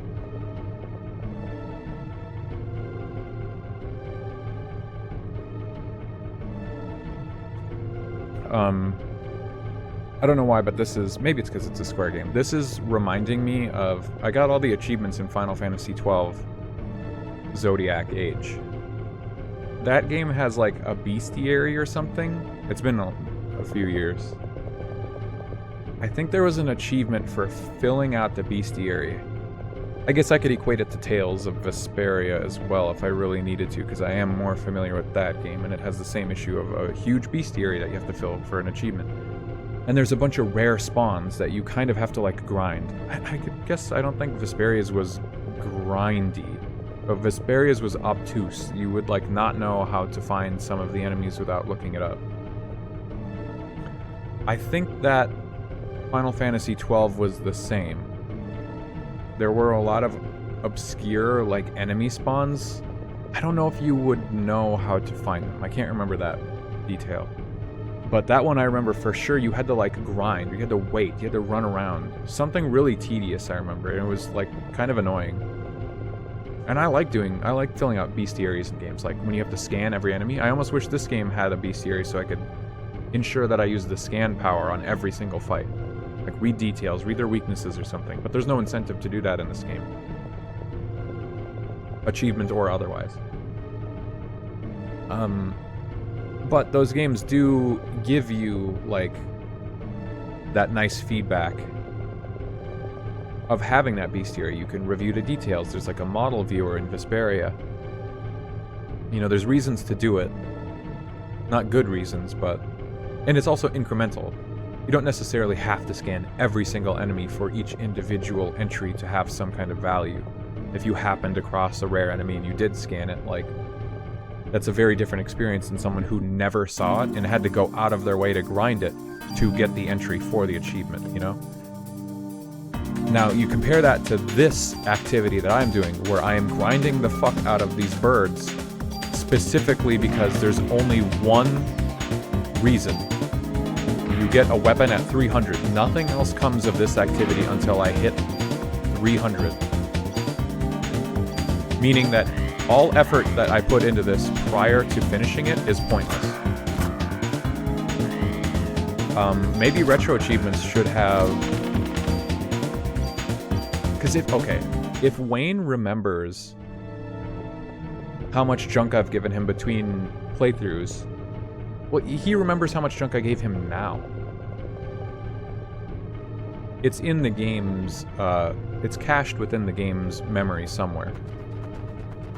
And that's what RetroAchievements does. It reads the game's memory to award you achievements. So they should have maybe made an achievement where you donate, like, in increments. Like, once Wayne's internal, like, item count of junk reaches, like, 50, 100, 150, 200, whatever it is, then you get an achievement.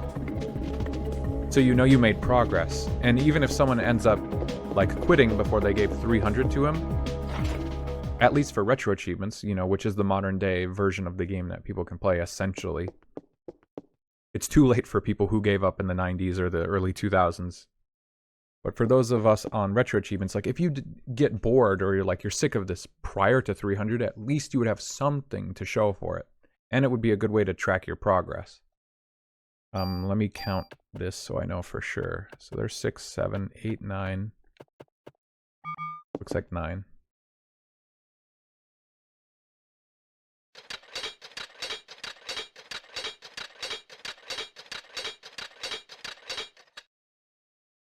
All right. That's 235 total. Okay, bro. Are you for real? Am I missing something? Did I really not discard 65 junk? I'm gonna head back to Central Park and save and keep grinding, I guess, with this awful system that I've pigeonholed myself into. Feel free to tune out continuously in this part of the stream. I don't blame you. Please do.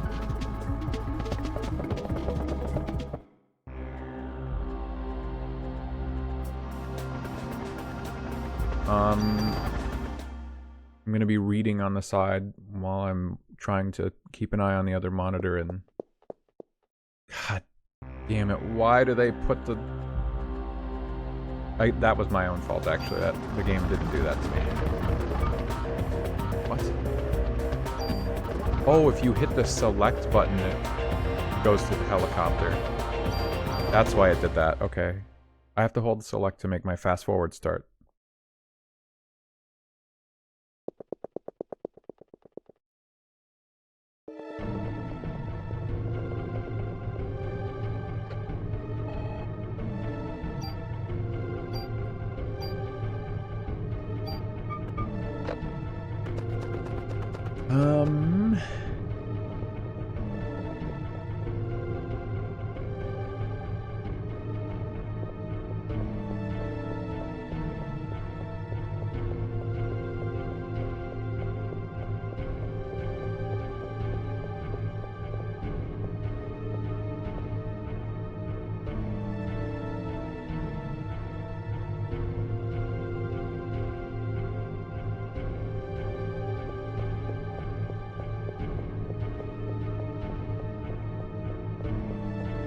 I need to be in fast forward, but I'm trying to read and I can't pay attention.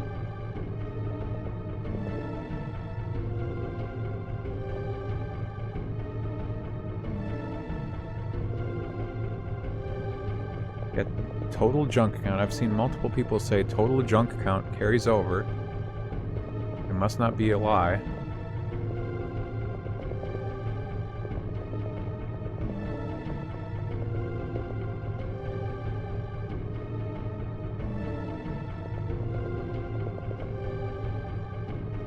If you previously engrave a weapon and armor in your first playthrough, and then you beat the EX game and you engrave new ones, you lose the originals. You can only carry over one set of engraved ones.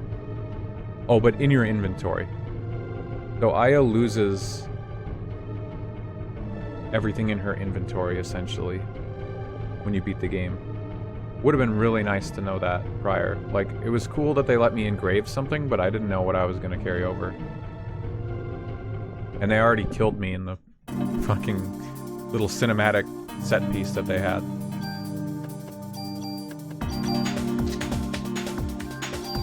Bird 3. Got it. Bird 1. Got something. Bird 2. I said bird 2. Got it.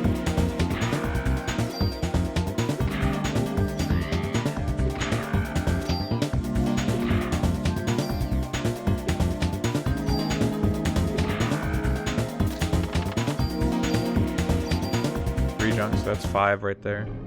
Puts us at 240.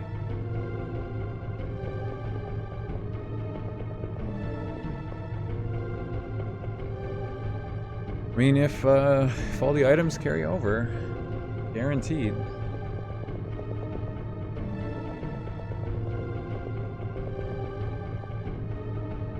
You know, there's nothing more I can do.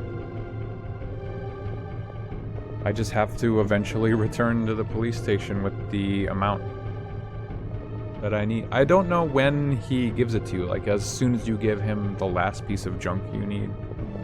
Like he just says, whoop-de-doo, I made a gun. Or did I have to leave the room and come back and talk to him and I'm like wasting my time right now?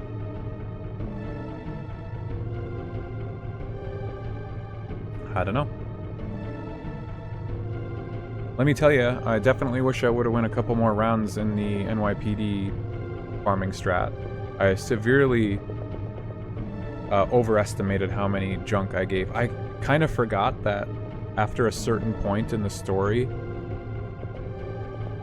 in the previous stream, junk stopped making sense. So I just started throwing it away. I didn't even give it to Wayne anymore to discard. Which was a bad decision on my part, I suppose.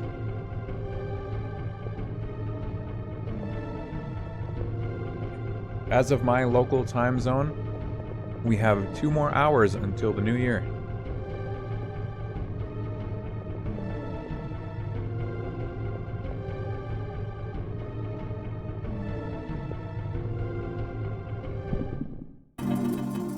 Here we go. Bird time.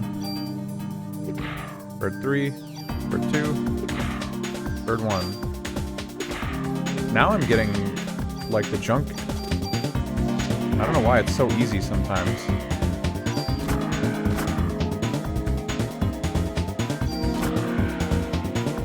Why did I only shoot 1 bullet?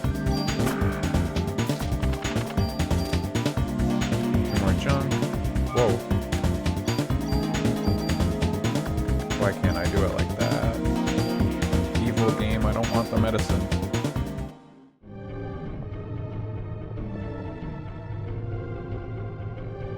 I can only stomach 3 rounds of birds before I go check in because just running back and forth like this sucks. Nothing's happening. I have nothing to do, I have nothing to think about, I have nothing to talk about.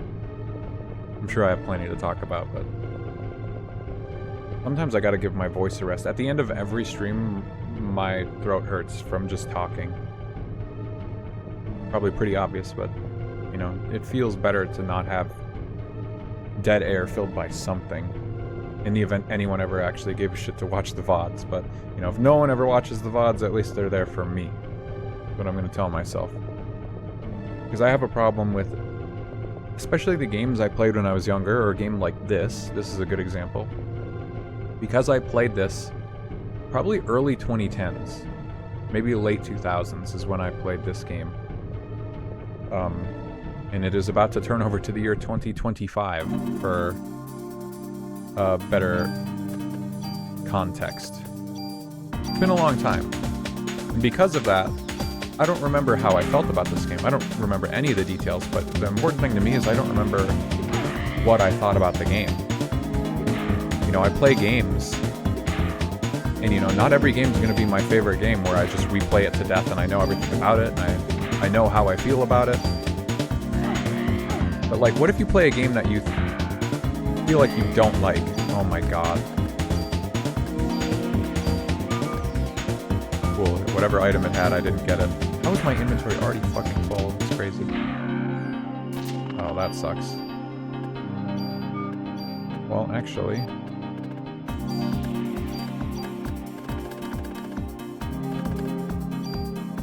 I potentially missed out on 1 junk, but we'll see. But yeah, if I didn't like a game, and then years later, someone is telling me, what do you mean, that game's really good? You should play it again. What am I to think other than, is it? I don't remember, it's been a long time. Maybe I should try it again.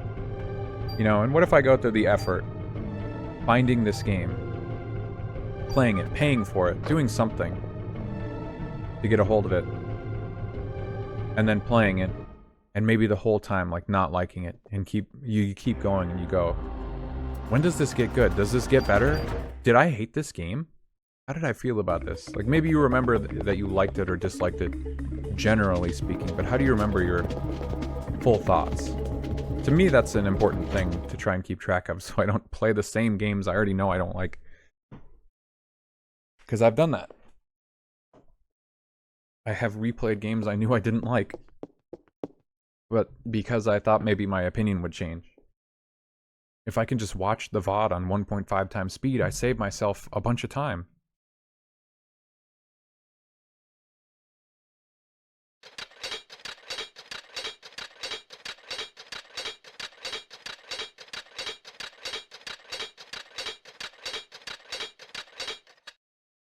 That sounded like another 15. You're a video game connoisseur. That's a flattering way to put it. Yeah, if true, that's a good thing. That's what I want to be. Am I, though? Dude, that puts me at 250 junk if my math hasn't been off. And I'm still not there? That's fucked up. I turned in no junk. Am I insane? I thought I turned in 70 to 100. I turned in less than 50, I guess. I should have just grinded all 300 in the NYPD. Wow. Yeah, that sucks. Or am I not far enough in? I think it's day 4. Let me look at the achievement on the website really quick.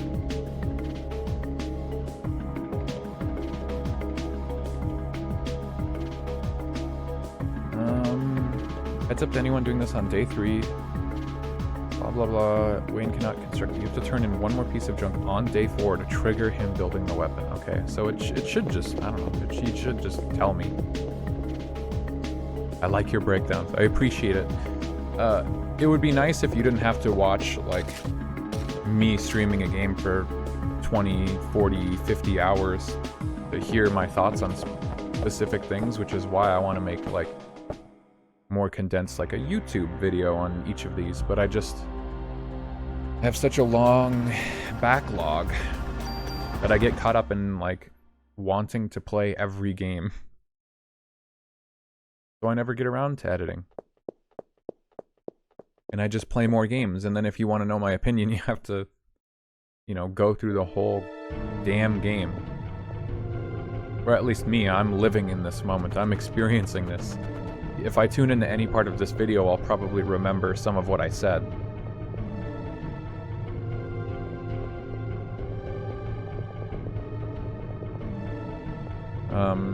But yeah, try to hold me accountable and make sure I don't keep... I need to stream less. I should start streaming, like, more casual experiences on Tuesdays or something.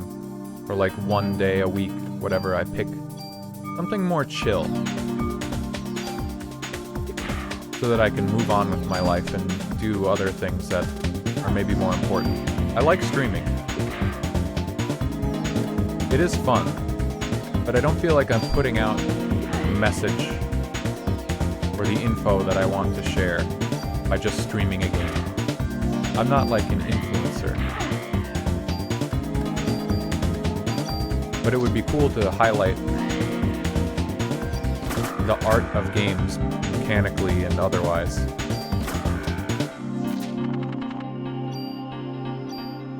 Maury and I have already talked about doing a Xenogears video. That game is a little too dense for me to cover the narrative by myself, and I feel like there's times where I'm gonna have to do that. If it wasn't obvious, I'm not a learned person. Oh, that's some good luck right there. Back to back. I don't know a lot of, like, history and psychology and different sorts of philosophies that are shown in art, like video games and movies and stuff. You know, sometimes they draw on,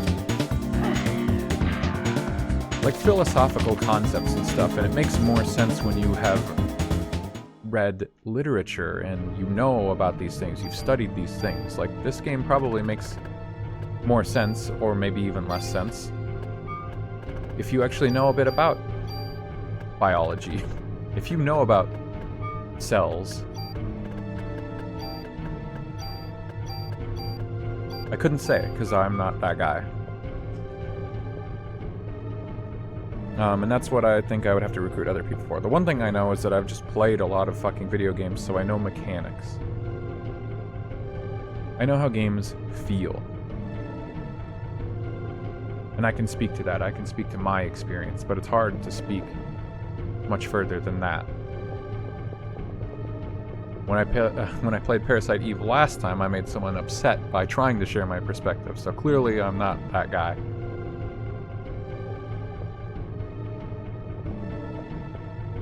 But you live and you learn.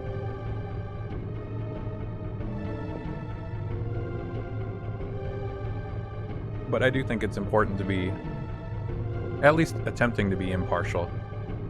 It's hard to, like, I couldn't probably talk about a game that I've played in as much as I have, like Vesperia.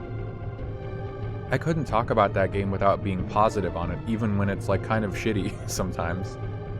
Like, everyone who plays it says, hey, this game is clunky. And I would understand that, and I would agree with that.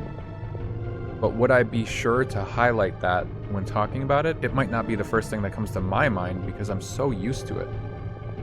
So I think it's important to be critical, especially of art that you enjoy.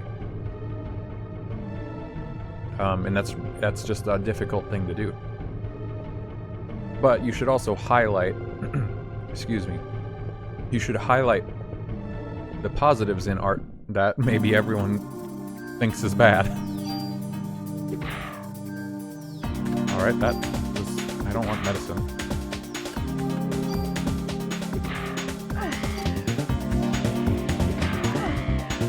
Alright, I'm the party rock with an M10.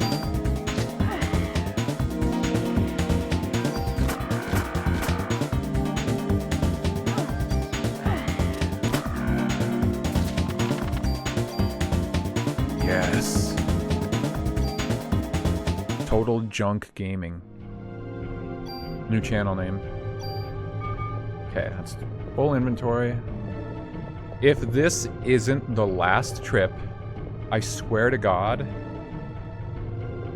I am pathetic. I don't know what I was gonna say, but like, that just means that I threw away. Why am I saving here? I can save in the police station now. God. If this isn't enough, then that means I turned in, like, no junk in the first playthrough. I swear I turned in a bunch. But at this point, it's like, it's under 50.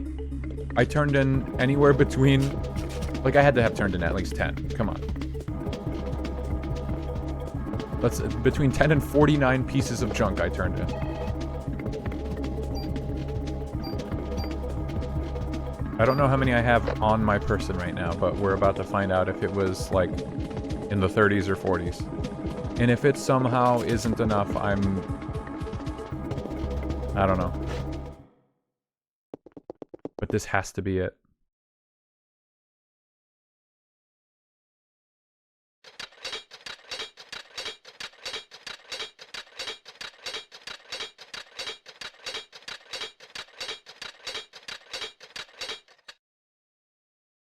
Another 15. That's 265.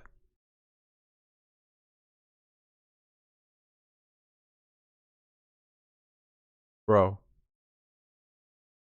Dude, are you serious? I turned in less than 35.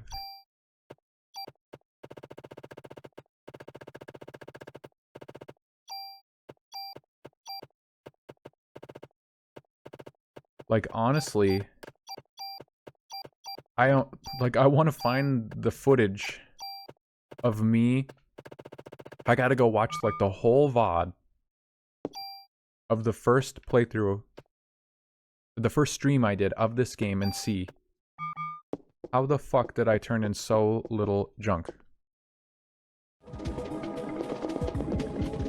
If I bring back another 15, that puts me at 280 out of 300 that I needed.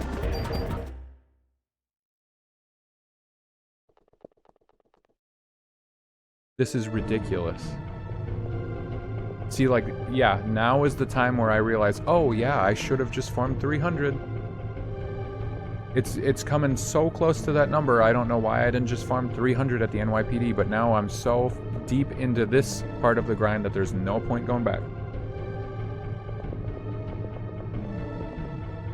But it's just like what Wind Waker is the next video that I work on.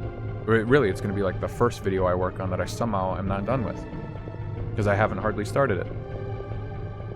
In that game, I need to express that anyone who goes for the achievements, the biggest thing to worry about is making a note of what goddamn islands you've gone to, what you've opened, like, for chests and stuff.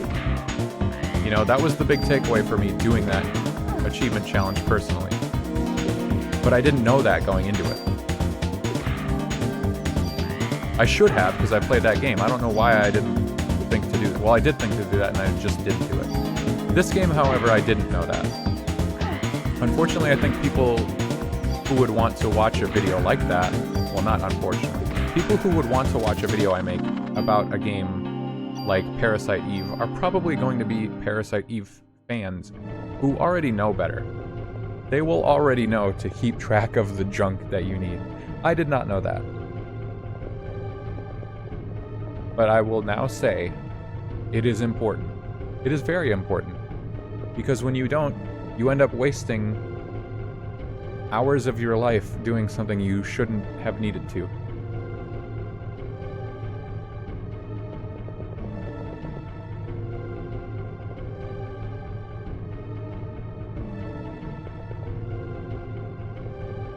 Video games.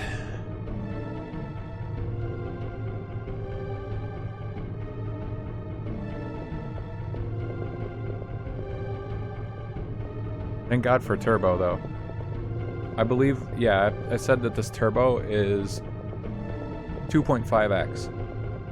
You can change the speed, but that's, for me, it's like comfortable, it's controllable, it doesn't make things like gross. Now imagine if the amount of hours I spent doing this was 2.5 times longer, give or take.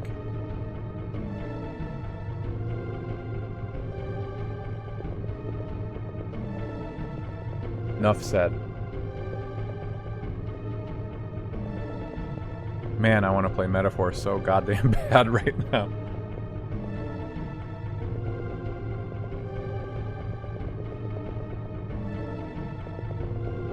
I won't do all on it, though.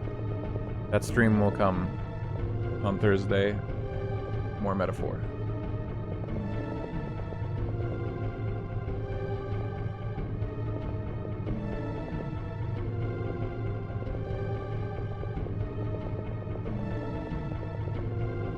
Yeah, what else is there to even consider for this game? I mean, you know, making an assumption on how long the Chrysler building is, and I'm pretty well known at this point for making very bad assumptions. I severely underestimate how long it will take me to do, like, anything. Maybe it's the stream. Usually I come under, like, par time. How long to beat? I usually beat my game's completion percentage, like, you know, a decent amount faster than whatever how long to beat says. So I have this habit of thinking, oh yeah, I can beat it a little faster than what people kind of say. But that keeps getting me into trouble where my streams go on too long because I think I'll beat it faster. Dude, these birds are not spawning. Did I kill every bird in existence? Ah, classic. Just gotta bitch about it.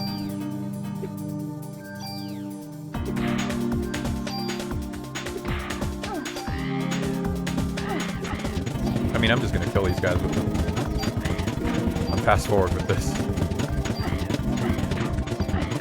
Spam X and kill all birds.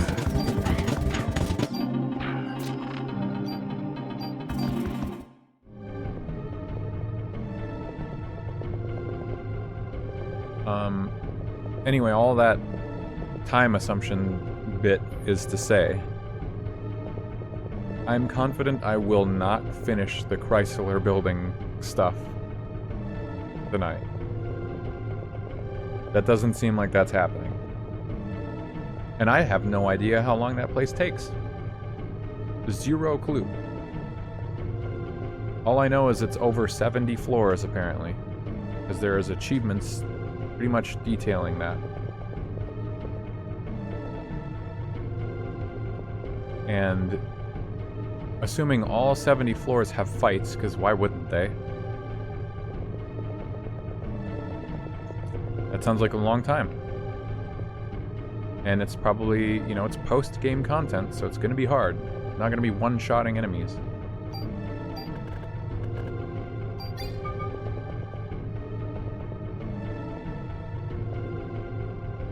And then on top of that, I have to, like, get these trading cards or something, and I don't know what...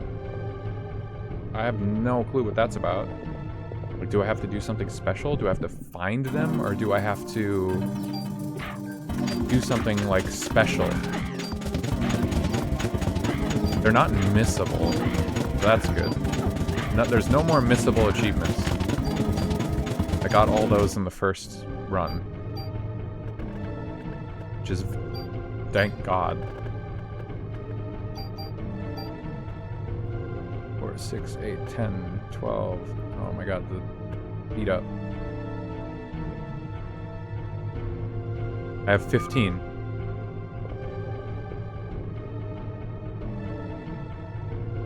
I said this the last 2 trips.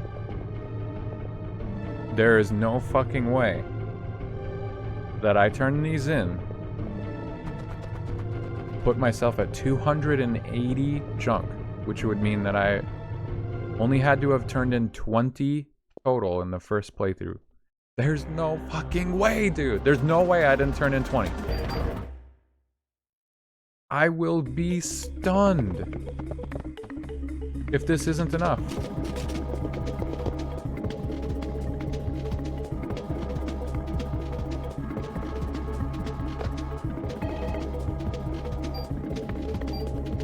I have to save because people mentioned in the comments that when you choose your gun, something like you want to save beforehand so you can make sure you don't get the wrong one, is what I gathered from that.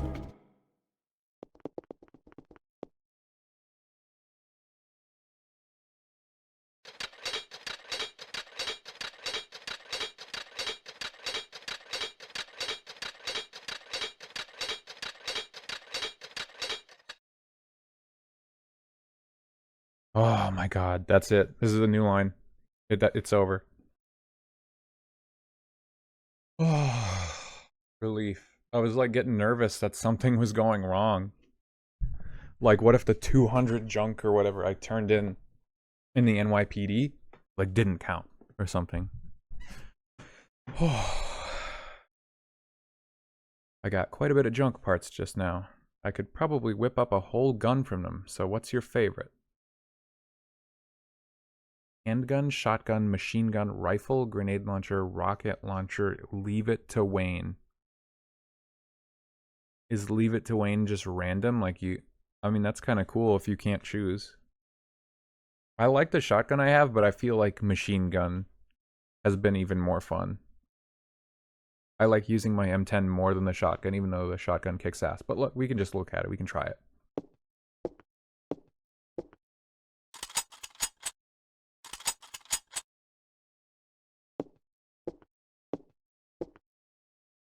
Aha, now this is a good gun. You can count on this one. Times 10. Holy shit, the base attack power is 122. 200 bullets? What the fuck?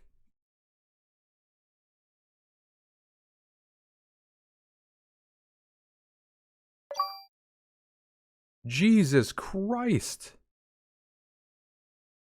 That's nuts.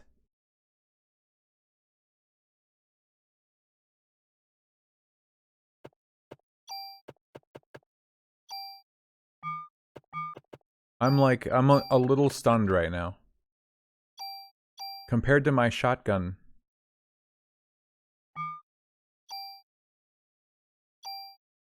My shotgun with a 23 bonus is only at 80 attack. This gun has a 122 base.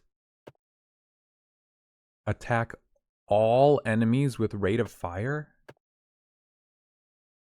What? Attack all enemies sounds crazy, but what does it mean with rate of fire?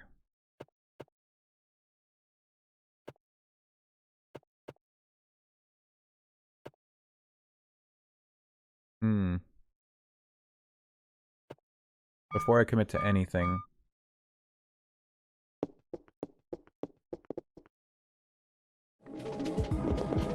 Like now I gotta save with this gun. And then I need to test what does this upgrade do? I can save over this one, because I don't care about that anymore.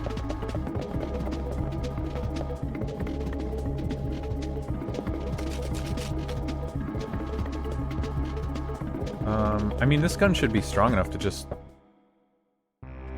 plow over everything.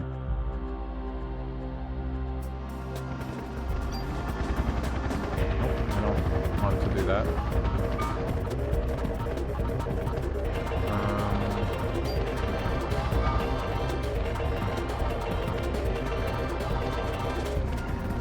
Where am I going again?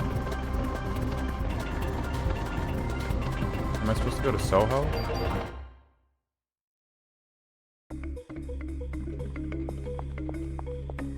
I want to go to the hospital this day, I think. I just don't remember. I forgot what is happening in the story at this point. Oh wait, the guys were in the NYPD office. God, I probably have to go to the NYPD. God damn it. Like, it's seriously, it's been hours since I was doing the story. I don't remember what was happening. But I want to test this gun. I need to know what this rate of fire thing does.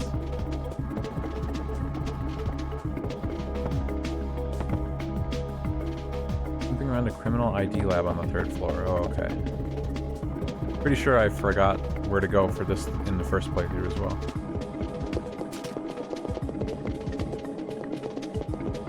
They have like a basement floor, but that must be, you know, basement 1, not floor 1. This is floor 2.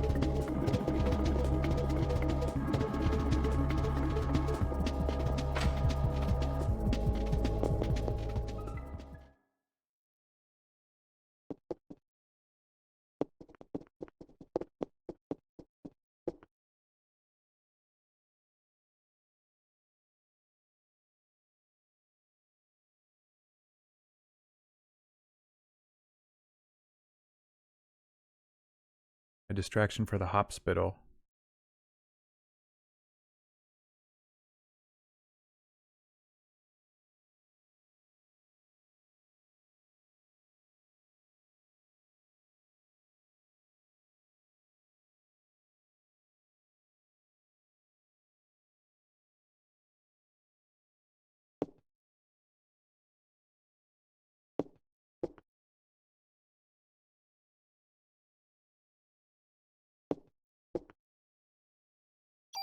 Bullied. I wonder why I'm forgetting or not remembering, or I don't know. Why is Eve's body breaking down?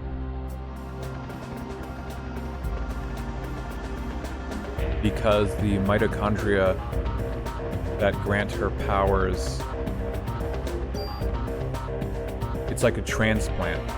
Because the original body is Melissa and the mitochondria of Eve are like from a different person, from the kidney, from Maya. Is that why it's like it's not rejection, but like why is her body decaying so fast? Why does she have to give birth to the ultimate being? I'll just take that as it is, face value. She needs to give birth to the ultimate being from her own body, and that's like a pure blood of the mitochondrial form, I guess.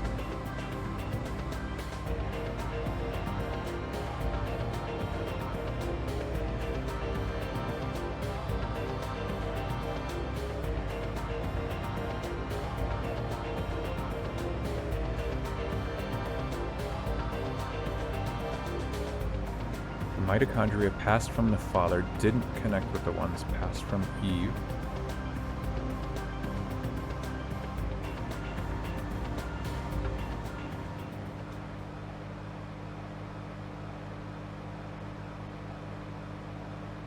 So it was some kind of form of rejection, but it was from the father?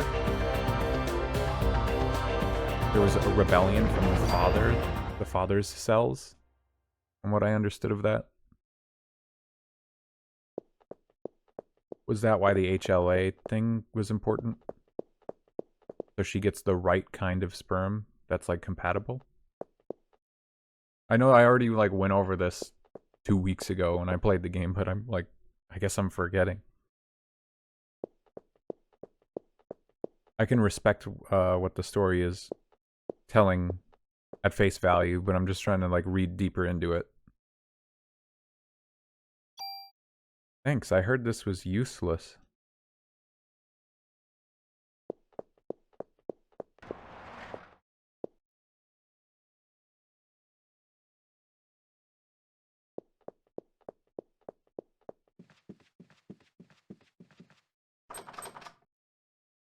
There's people in there too, so why is the door locked?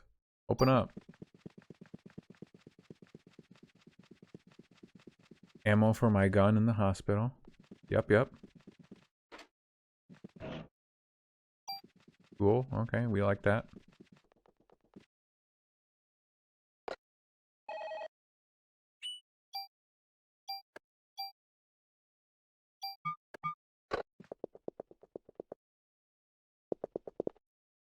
I think I can still leave at this point too.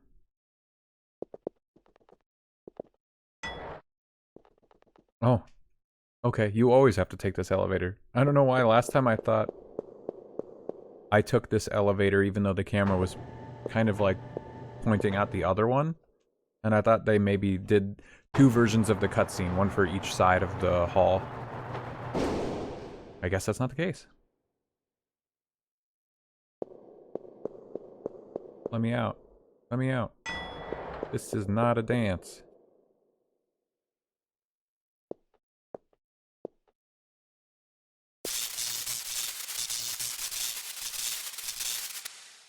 The power. Looks cooler in blue anyway. No pun intended, I guess.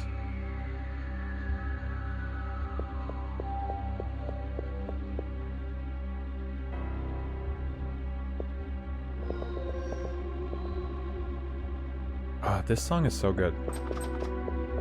I like this track.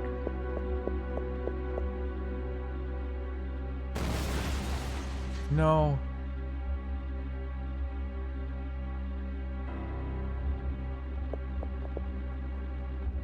Can't even go around to check for items.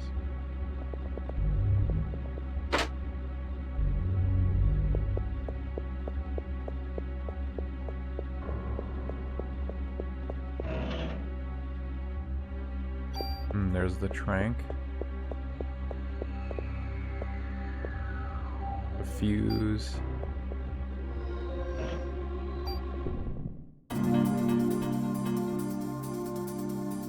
I have the wrong weapon. Alright, how does this gun work?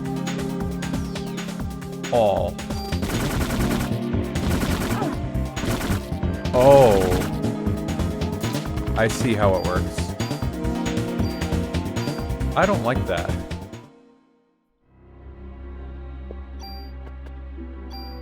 So, rate of fire 10. Attack all enemies with rate of fire. So you just shoot each individual enemy with 10 fucking bullets. What is the point? I don't understand exactly why they broke down the damage by a factor of the amount of bullets.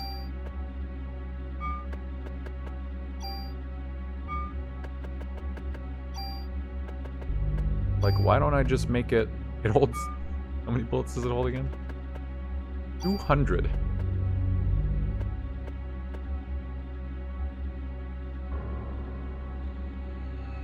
Is this my M10?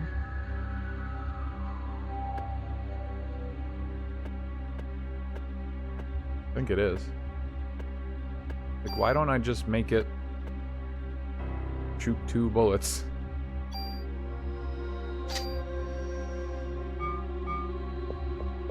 You know, just shoot every enemy with 2 bullets that do the same amount of damage as 10 bullets. Hell, if I could make it 1 bullet, I would. I don't know if I can, though. I don't know if... What, is that a thing? I thought, like, every gun shoots 2. Well, grenade launchers shoot, like, 1. Some of them. She's not cold. Leave her alone. She's a patient.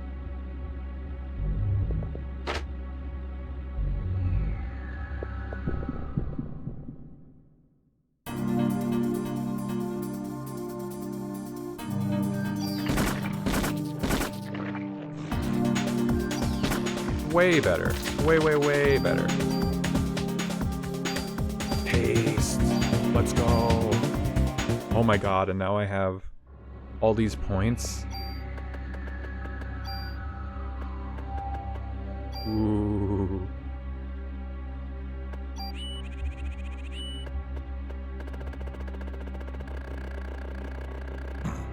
Oh my god, I could just crank the range up and hit everything in a room.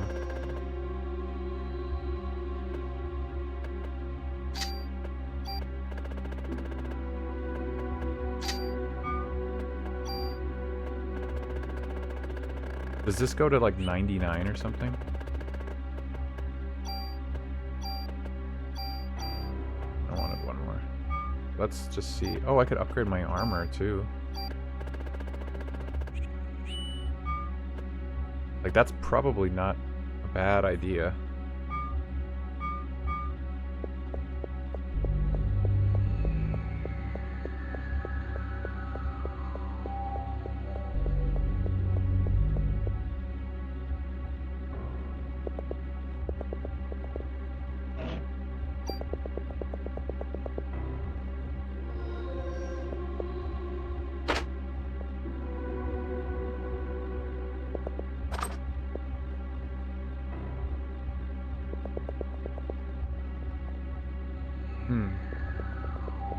Wasn't there something in that room I needed?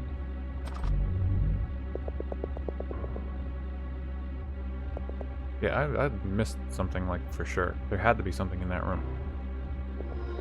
I need to collect a bunch of fuses. I need to get into that autopsy room.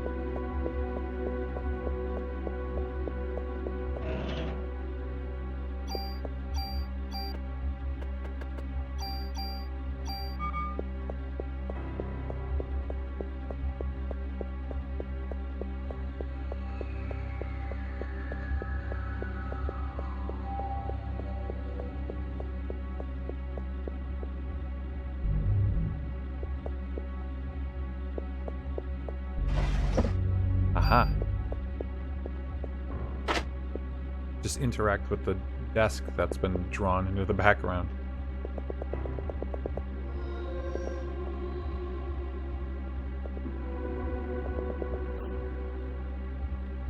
Thank you for discarding the key. I wish you did that with all keys.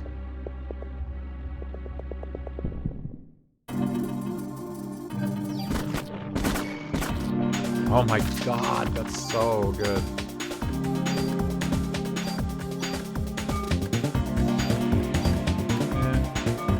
I don't need those. Yeah. I got the P90. I don't need anything.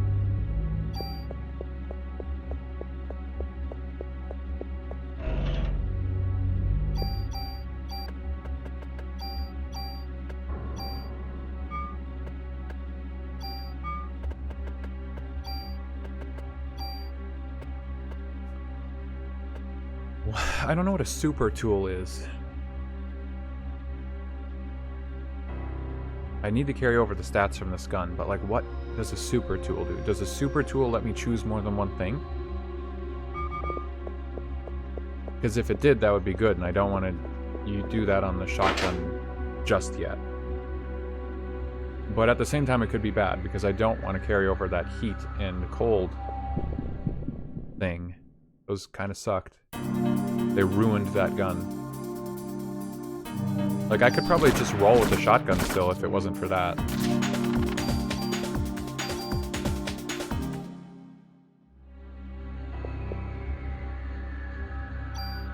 Blue card key.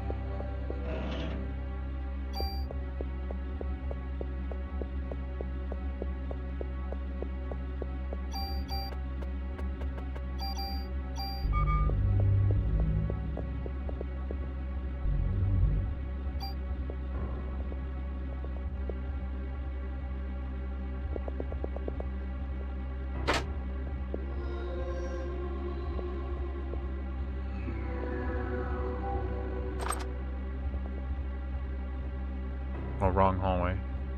Duh.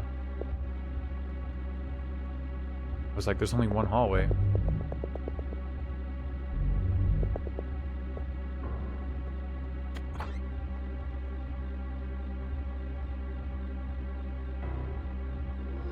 My way.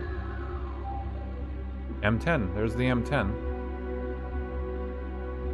Same exact one that I found before. Pretty useless now. The other one that I had before was like... I guess it was like the same thing, but I gave it 2 bullets. Just like I did for this one.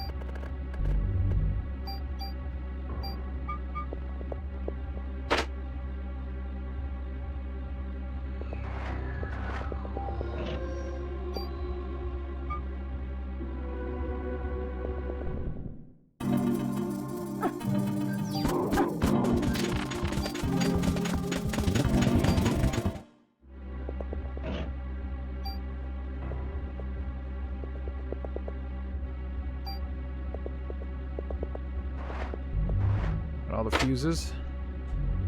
I think that was all of them. Pretty sure there's only 3.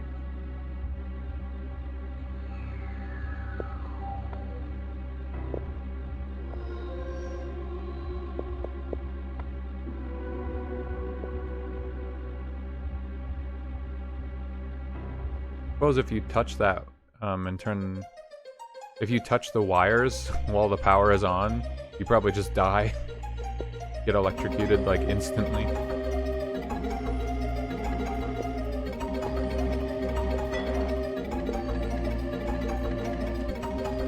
Maya and me? Yeah, they look identical. I forgot about that. I was like thinking that that might have been the case.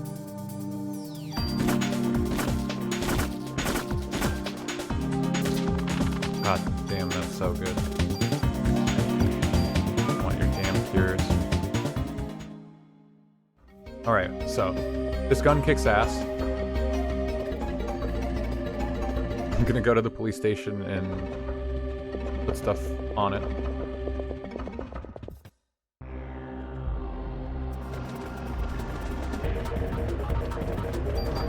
Went the wrong way around town.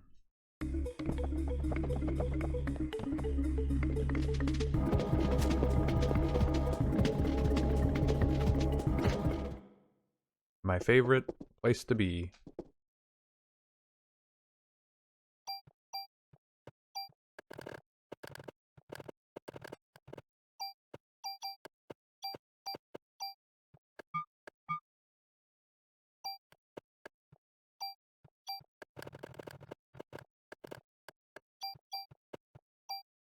What better thing to do than store everything you've ever owned into the same spot?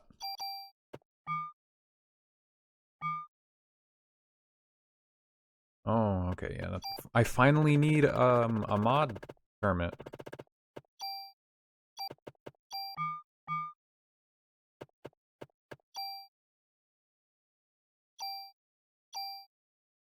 Wow. I added a whole slot to the gun. Like, I don't know. Maybe if you are happy with a handgun you got that has... Well, I guess it doesn't have to be a handgun. Maybe if you're really happy with a gun that had like 2 slots on it, you'd be like, oh wow, I need that extra slot. But on most weapons, you have like tons of slots to play with, or those are probably the better guns immediately because they have more slots. Like, those abilities seem way more worthwhile than, you know, a couple points of whatever the stat is.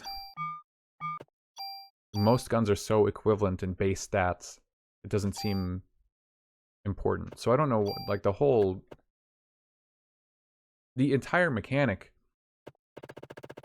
of mods, I don't get it. Also, what do they have? I just noticed this items tab, and it just shows how many tools you have. I thought that's what it's for, but you see it at the bottom of storage. What's the point of the items tab? I think that this is ice rounds, yep, which we know is not good. Oh, items is my inventory, okay.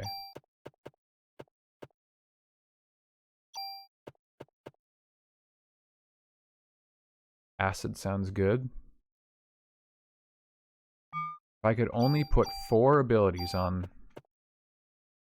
So that double action seems good on my gun. In the first strike sounds good. I don't know if they're necessary. Like, first strike especially, you know, it gets you 1 shot. But if you have a high enough action speed, like, you don't need that. Acid, though, could be good. Do I want to lock myself down for acid, though? I'm not going to see double actions until way later. I'm not going to see the first bonus until... I think that came off of a gun that I got on the way to the crab, or like before that, because I remember using that gun in the warehouse. I want those stats from gun. The blast is irrelevant because I just hit every enemy with my bullets anyway.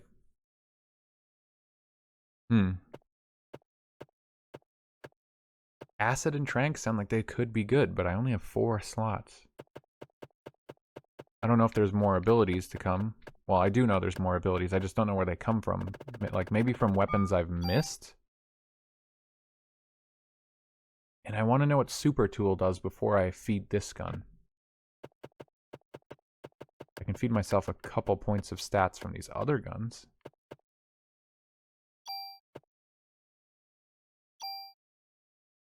Like, that doesn't really do a whole lot for me, but what else am I going to do with my tools?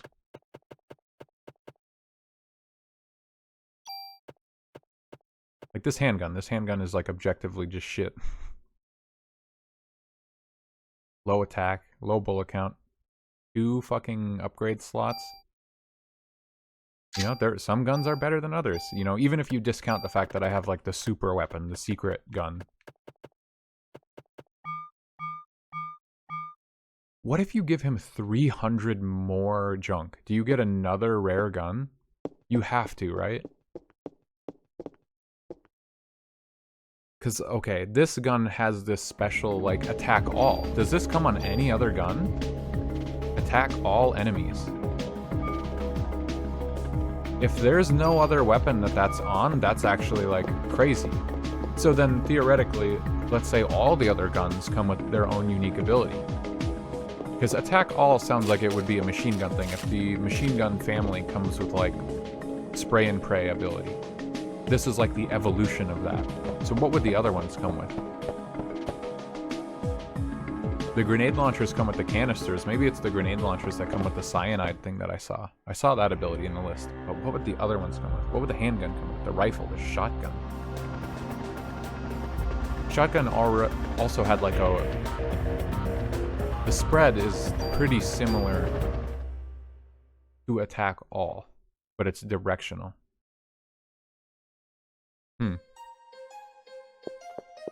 I mean, I could look it up at this point, because I'm not really averse to being spoiled on that kind of thing now. I pretty much, I have my gun that I want the rest of the game. But I'm busy playing it, so I don't care to look into it. I really did go all the way to the police station saying I was going to upgrade my gun, and then I don't think I did, like, at all.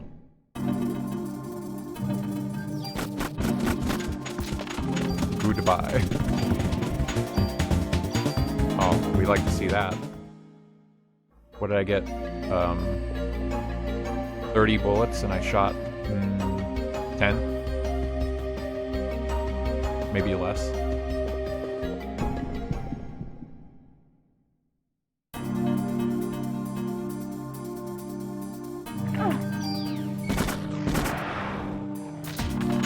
god, dude. So good. Such a waste. Why can't I double click the item and just add it to my inventory?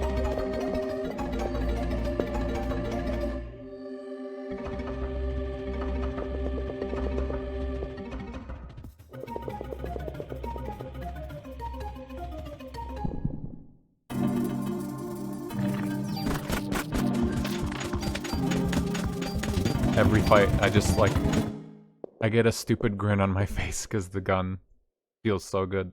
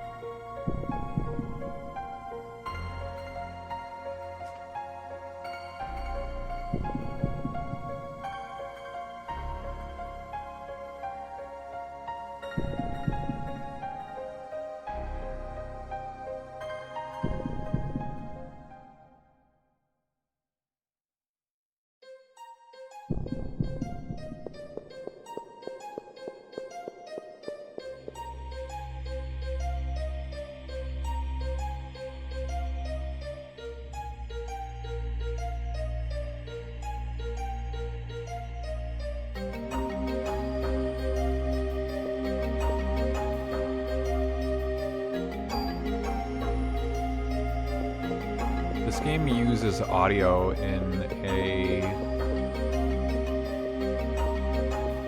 kind of fascinating way. Sometimes there's like nothing but music playing and there's like almost no, like you don't hear sounds of like people talking. The footsteps are really quiet and that's like all you hear. Mostly just music. And then sometimes there's just no music at all, so you just hear the echoing of Aya's footsteps. I don't know if that adds to the ambience or not. Oh, there was a secret here. It's just a trading card, though. The trading cards are just mod permits, I guess. I think I'm coming to understand that. These are not the rare trading cards that I thought they were.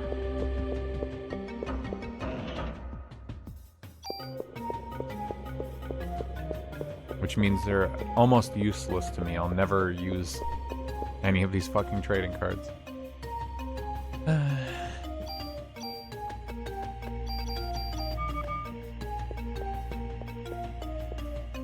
Pretty sure this boss was like super easy for me too the first time, the boss of this area. With the M10.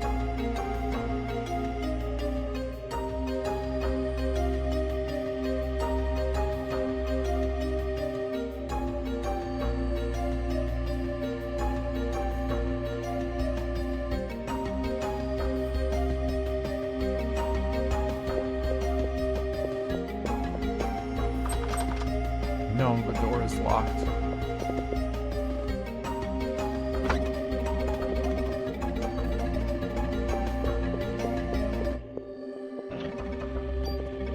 Bullet capacity plus, that's like so pointless on this gun.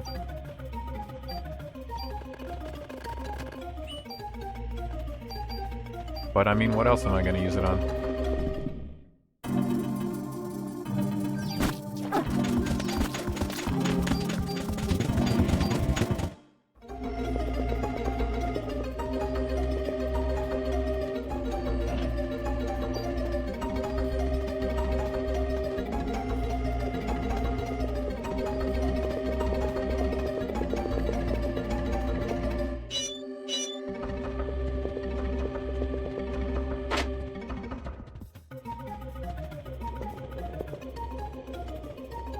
Okay, so nitrogen off, elevator, 13th floor.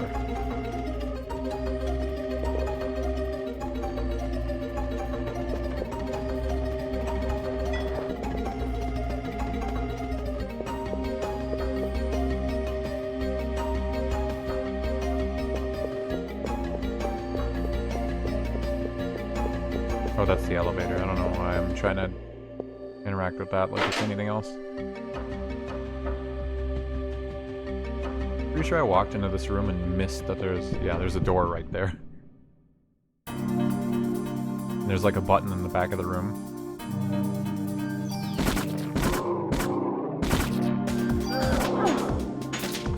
Nice try, bozo.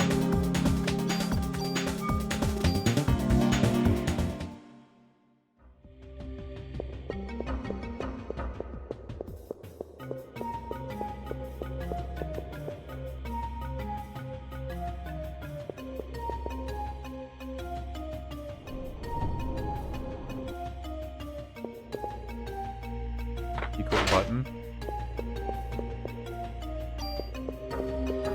I don't wonder why they have that. You know, like, what's this gun all about? 3 slots, a 4th one that's locked. Doesn't come with any upgrades, so it's just like...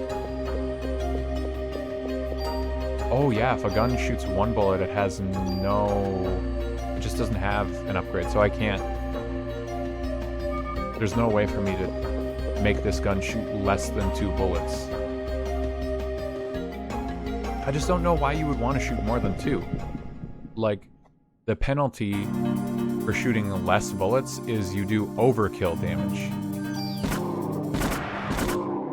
But a lot of time that doesn't seem relevant, because the alternative is you shoot 1,000,000 bullets and waste your ammo.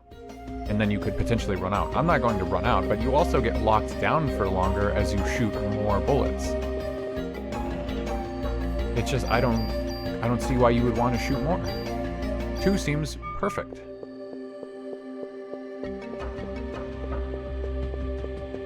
The worst part about that double action that I had on the shotgun, even though it gave me twice as much damage, is that I would be locked down for twice as long.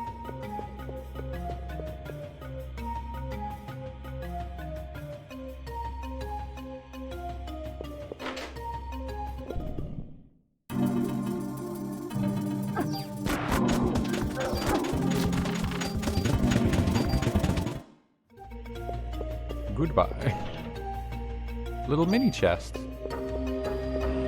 Love these little mini chests. Oh, what did that say? Artificial sperm development staff Hans Clamp. Artificial sperm.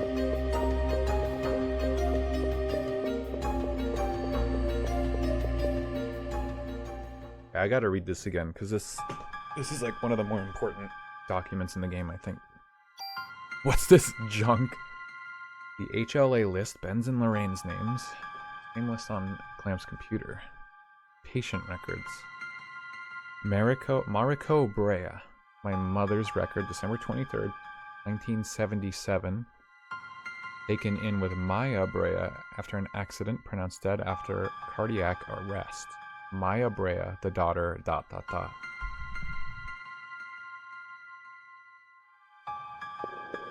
And we know she also died. Melissa Pierce, it's gotta be that Melissa. December 23rd, 1977, emergency hospitalization operation successful after 6 months of hospitalization released. Needs medication from 6 months is a long time. But it's in 1977. So I guess Melissa and Maya were brought into the hospital on the same day and operated on. So, unless I'm forgetting that there was more wrong with Melissa than she had kidney failure and needed a transplant. Like, no, I did not want to. I didn't want to read it all again. That's also not the spot that I found that before. Anyway, I'll say this, I wasn't in the hospital for 6 months, but I was also after my kidney transplant, but I wasn't, you know, getting surgery done in 1977.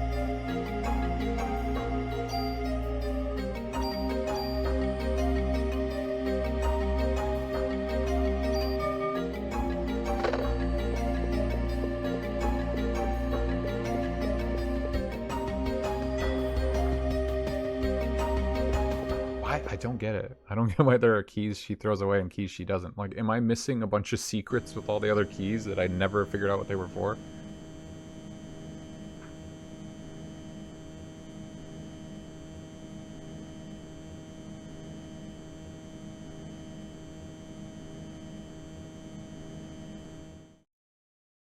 Oh, this is when Eve just melts that guy in the fighter jet. Pretty sure.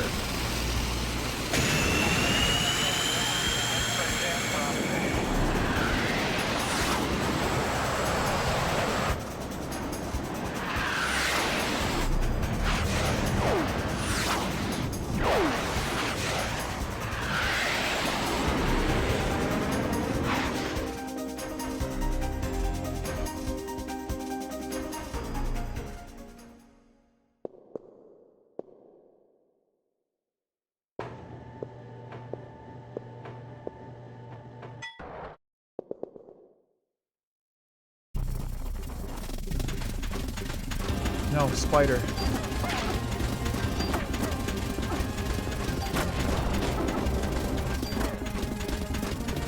Could I put... Would I be able to put rate of fire 1.x on with this ability? Because then I could maybe, like... Every now and again I could... Ow. Oh damn, that's still too far away.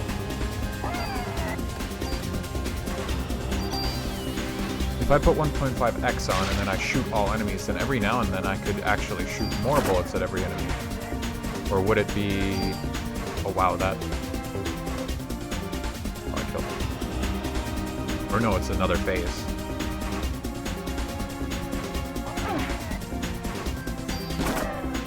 Why does barrier... It takes energy to put up the barrier, and then it takes energy when you get hit.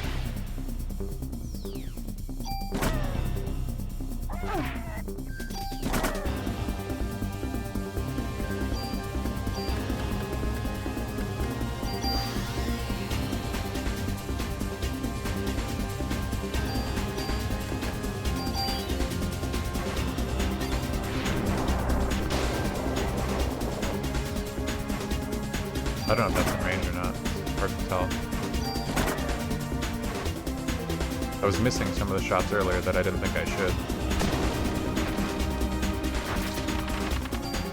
Goodbye. Oh, I can't see what the gun does. Maybe that's the gun that has the first shot thing. That does actually seem useful now that I've been in a couple fights where I have to wait, but in a long fight, it's not useful. Literally just helps with ad clear. Like, it lets you clean up like a trash pack instantly. But is that really relevant? If the fight goes on for more than one attack, it doesn't matter.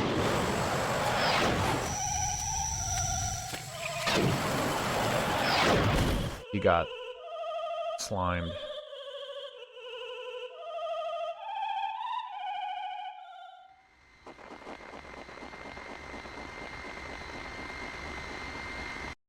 Okay, so you can die here too. How many cinematics are there in this game where you can just like straight up die if you don't go to the right spot? I guess I think I only died in that last one, which is annoying.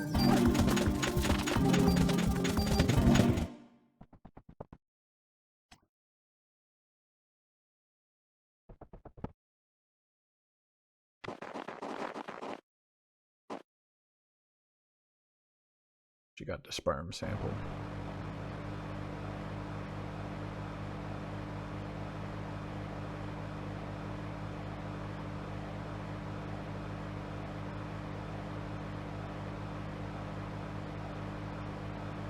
In the past, a doctor from that hospital was fired for giving out a patient list.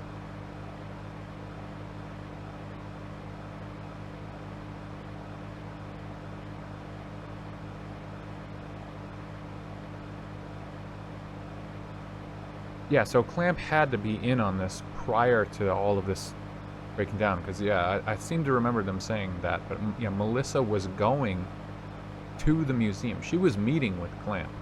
So he knew. I'm still wondering why he sounded surprised when we said, yeah, there's a mitochondrial being known as Eve. Like, he had to have heard the news that there was something going on. So what about that was surprising to him? that she named herself Eve. I guess that would maybe be so. It just seemed like it was more than that.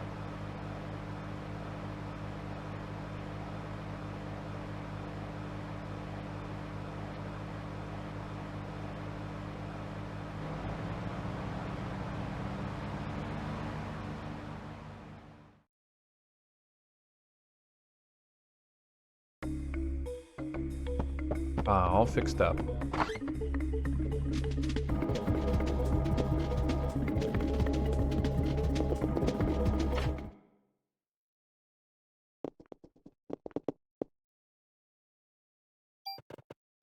What's the G23? Nope, nothing. Garbage gun.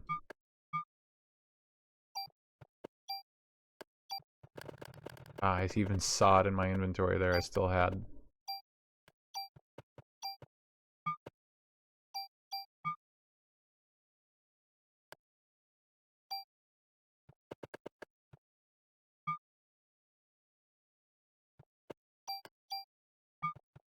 Trading card.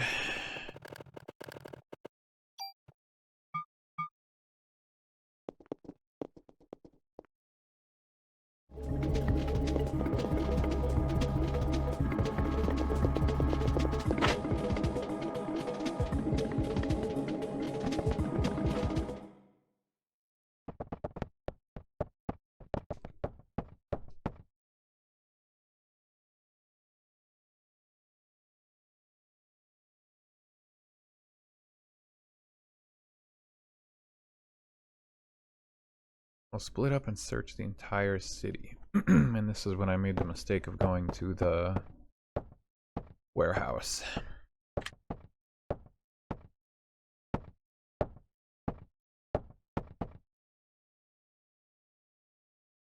feel like levels have a strong influence on your stats in this game because like every level up that you get 1 point in every single stat, which is crazy. So it would pay to be a higher level to do anything. And to the best of my knowledge, the museum is going to be the best place to do, like, anything.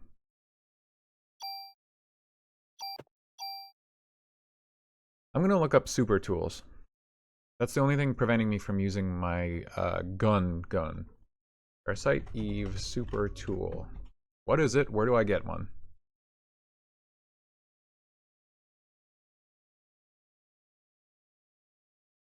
The tool will cost you the weapon, while the super tool...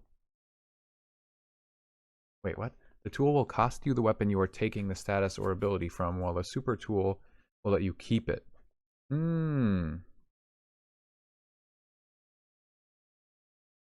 There are a few chests scattered around the game that have a chance of being a super tool, but they are ludicrously low chances, 1 to 1.5% chance. The first one, based on this person's memory, is in the park.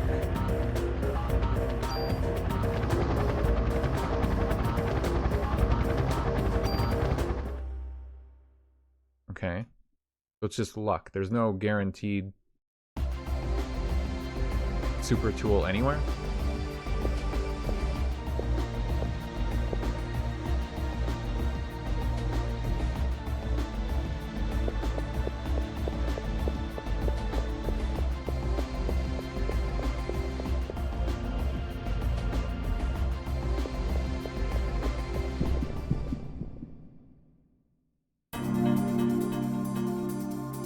No, the cats.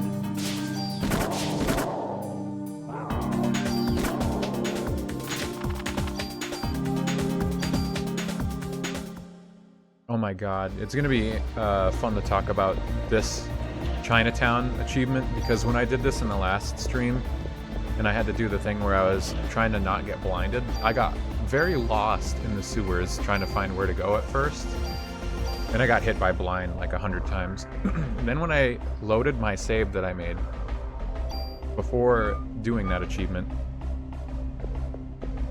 I made one run to figure out a route.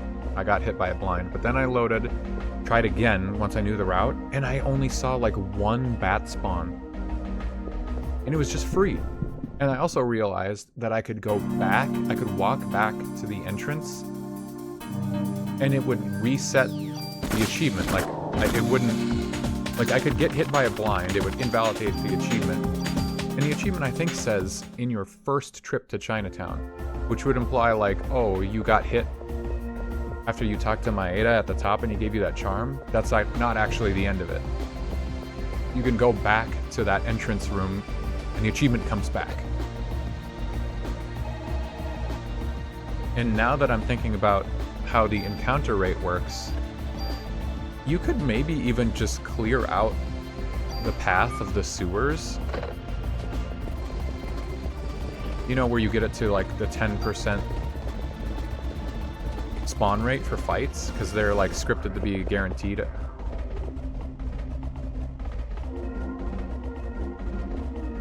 And then you could just make your way through afterwards. That's probably possible.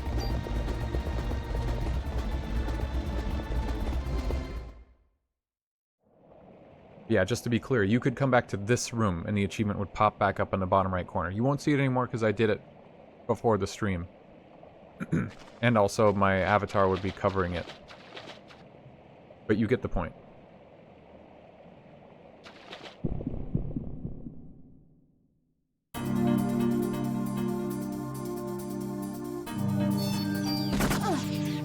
Ah, shit. Of course, and then I get hit by that. Wow, my damage is lowered too? No, I just got cured of it.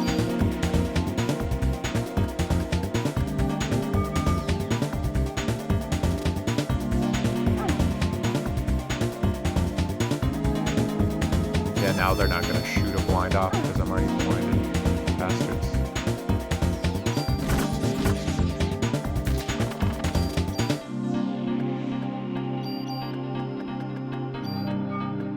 If I select them, why do I... And I have an open spot, you know? Why do I have to manually drag it over? It's the little things, man.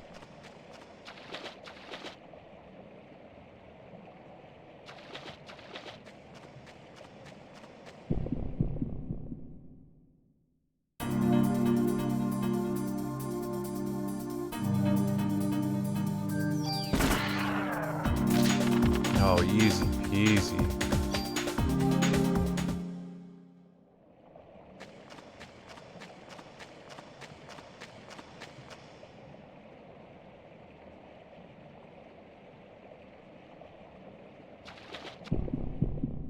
Oh, this person says... I'm like reading on the side while I'm using... I'm looking at Streamlabs to play the game. It's kind of hard. It's such a small window, but this random user on a random thread says you can reliably get 3 super tools in a run. I got none in my original run. And I already missed one, apparently. This guy says, kill 96 balls of the mixed man enemy in the hospital on day 4. Those are the guys, I guess, yeah, that just keep spawning those poison balls or whatever. And in my original run, they kept stealing the attention from my M10.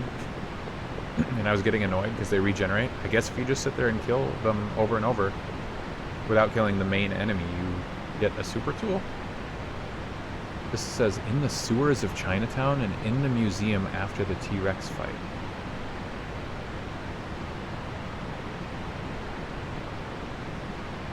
Oh, well in that case, I need to go back down there.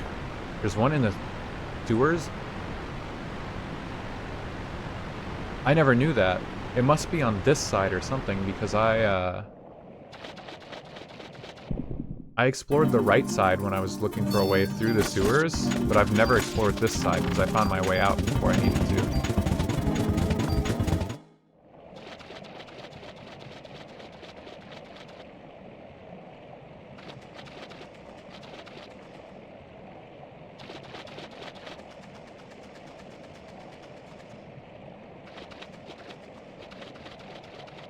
Unless they were saying there's a chance for one, but you're not guaranteed.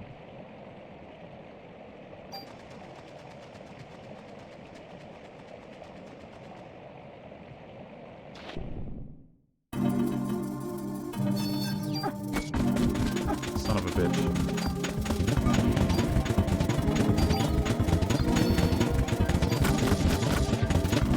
Get roasted. Taking more. Fuck these guys.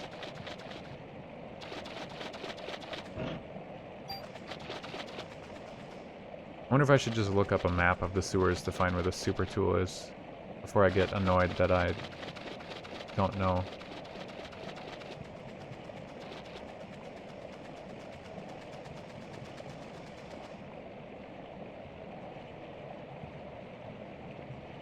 Let me check.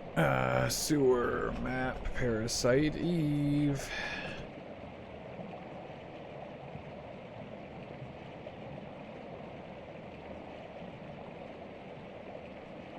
There's a gun. Super tool. Ah, okay. I'm not far away from it. Good to know. Funny, I probably explored almost every single part of the sewers my first run and didn't find this. There's a glowy. Oh, cool. Should have never come back here.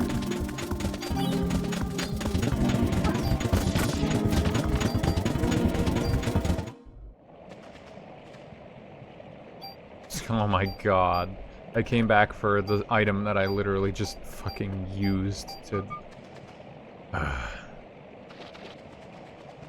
Okay, there should be a super tool up here, I guess. Moves equipped parameter or effect. Wow, okay. That sucks, I missed that. Hell, I might have even walked in there. And just not seen that. God damn it. Dude, fuck the bats.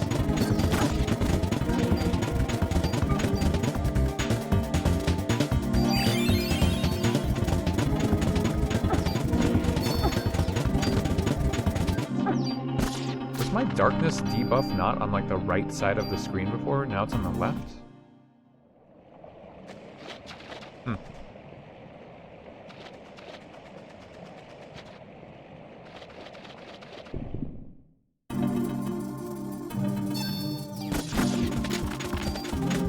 Good. Get those guys done and dusted ASAP.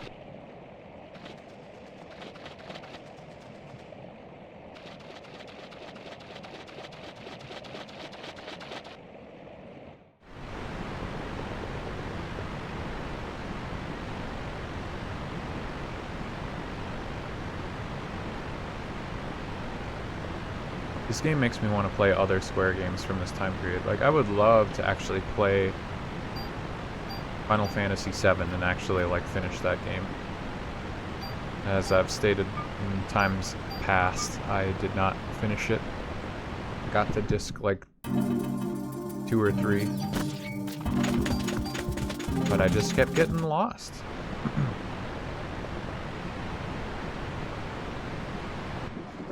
Hello, welcome back. Hope dinner was good. You'll be happy to know there are no more birds.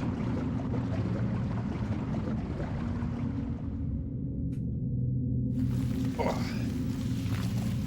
Only goop.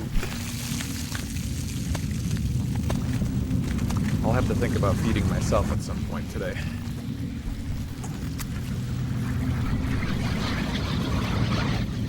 Drinking beer. I am drinking Sprite, but cheers to that. Yes, it's a good time for that. Now that we're, in my time zone, we're only half an hour from New Year's Day. Time is flying. I might try the Chrysler building before the stream ends. I'm hoping to just beat the game again. I don't know how long that's going to take, but I'm going to be using my turbo pretty liberally. Only 9:22? So you're on the west coast. Well, you got a little while longer to wait, but that means more time to be awake and prepare. celebrate. Range, that's good. Canada, BC. Ah, I visited Canada. I'm from the United States. I visited Canada earlier this year. Well, I only have 30 more minutes. That's a true statement. Now I'm gonna have to be saying last year. Where did I go? I can't remember the province. I'm terrible with geography. Great. I really enjoyed it though. Public transit there was very nice. The United States has some terrible infrastructure for that stuff. What am I gonna eat? No idea. I'll think about that.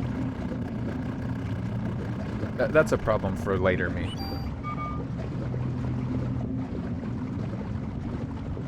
What was the point of those guys again? To get to this best... a tool. Mini boss for a tool.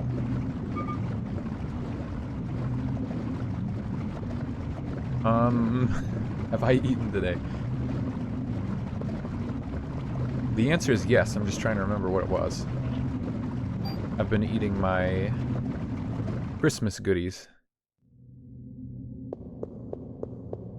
So I'm just snacking mostly. I use streams as a means to distract and starve myself. Oh, I'm eating these awesome caramels. I've been snacking on jerky as well. So, you know, getting some calories in there. I shouldn't pass out. This is just an every stream occurrence. What is it again? Like pump 2. Nope, it's pump 1. To flush them out. Ick. Get out of there. Naughty goop. Okay, then I activate pump 2. Then I turn it off. Pretty sure. Caramel and jerky. You know, that's... Sometimes that's how a guy's gotta live.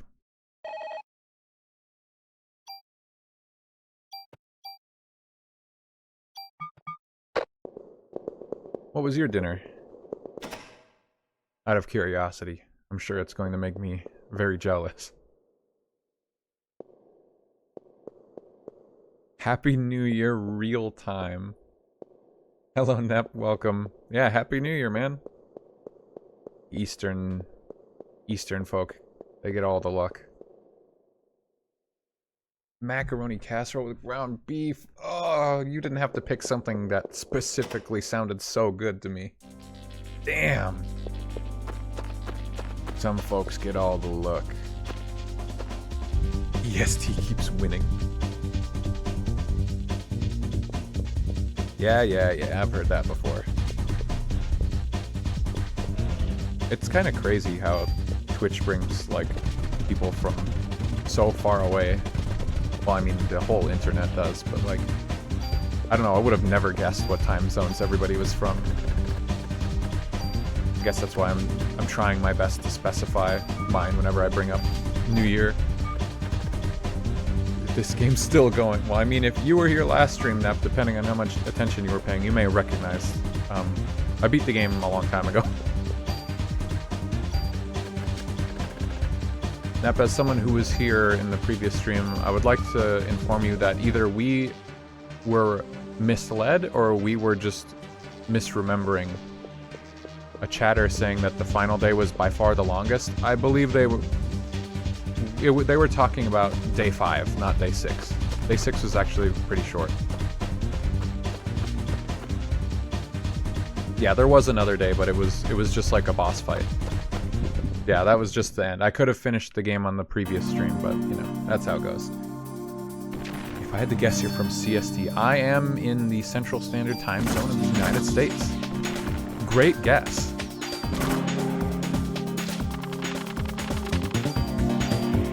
Currently, this is New Game Plus. It has been quite an adventure. I grinded for like 3 or 4 hours, if I had to guess. I don't remember how long it was. Grinded the junk items, got the super secret gun. I picked the machine gun, because machine guns are the most fun to me in this game. And it was the P90, the gun that I actually like to use in games where you have weapon, you know, discretion. Pretty cool. It shoots every single enemy. Gotta love it. I really don't know what's different about New Game Plus so far.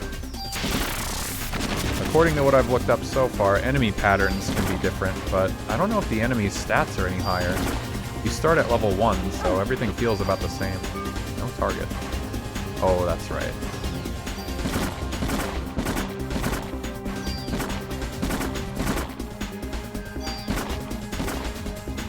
Wow, easy boss. That was ridiculous. Wow. I mean, I was saying that as a joke, but it just hit me how stupidly easy that was. That boss sucked. The music in this game is, like, really good. Oh, I didn't come in here before. This is a secret I missed. Be protect. Oh my god. That's actually so good. I hate getting fucking hit with that stuck status. It sucks so bad.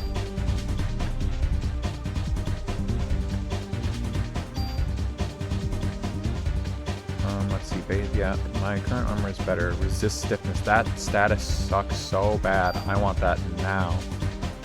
And I got a super tool. I'll probably have to use that on my gun. I don't know why the music is so hype here. Desperate Hour. This is like... As far as free roaming in the game goes, this is like the climax, I guess. Because after this, we're stuck in the museum, and then we're like on a linear boss rush.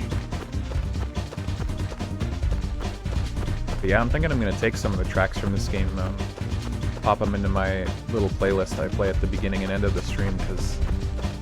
I don't know, this game's music... It's really good.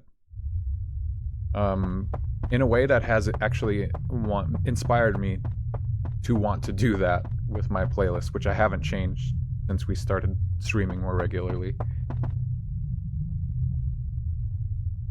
That last stream battle did feel like an ending boss. Yeah, it really did. I was surprised almost that it didn't end, but after that there was just like one more boss fight with multiple phases. A museum. So yeah, I mean, we talked about it multiple times, but yeah, I thought that the chat... We had a very knowledgeable chatter. I thought that they said day 6 was by far the longest. But yeah, I mean, either it was a typo or I misread it or I don't know what, but that's not at all true. Day 5 is by far the longest. So it must have been an error on my part. I must have misread it and then kept repeating it back. Misinfo. Let's see. Not a lot of achievements left. You can see the grayed out ones at the top right. I believe it's just really... We have to finish the game now and get all those cards. There's no, like, real tricky stuff left. Finish the game, finish the Chrysler building, get all the cards. The cards, I have no idea what that's about. Those could be tough, I guess, but I don't know anything about that. Sending out misinformation after I talk shit.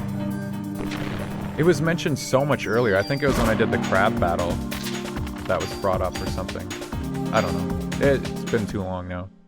Previous stream was, 2 weeks ago. How does 2025 feel? Any different? Any better? Any worse?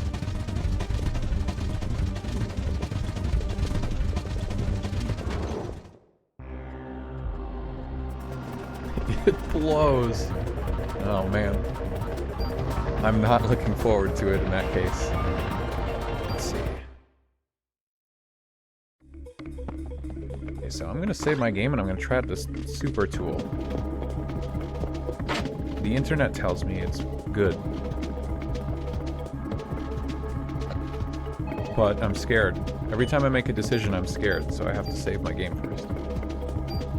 Yeah, day 5, you have to go to Chinatown, go through the sewers, do all that stuff I just did. Then you have to go to the museum and do the whole museum section, and that's by far the longest, like, singular part of the game. So yeah, day 5 is insanely long.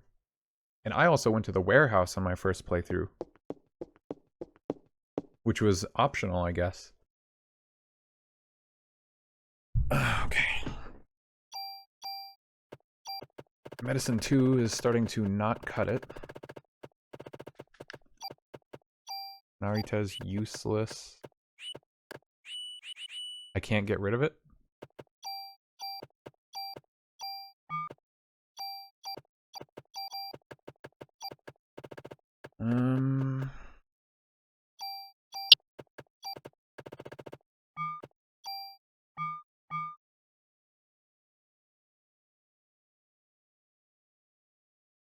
I mean, they could have been wrong. It could have been a typo, or maybe I read it wrong, because it's been a while now. I mean, I'm not going back to check or anything, but I could have read they said 5, and I just read 6 for some reason. I'm willing... I'm not so big a person that I can't admit that I might have made a mistake. I don't know. But it is just funny that I had it in my head for so... Like, that's the reason I didn't beat the game the first stream. Well, other than the fact that it was like 12 hours long and I was getting a little sleepy, but... Yeah, day 5 is pretty long.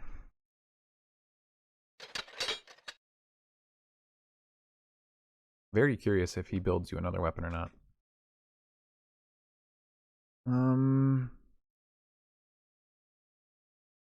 Oh, I wonder... It says tune-up weapon. Can I have to be able to tune up my,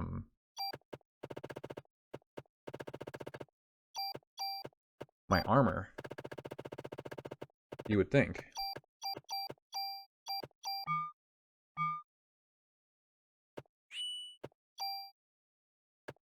Yeah, because my armor has that locked slot. I don't know. Is there better armor in the game? Maybe in the Chrysler building. Maybe I have overinvested in this set of armor and it's not the best, but at this point it's so good. Nothing to it. Nothing like it. Okay, so now if I click gun and I use super, what happens?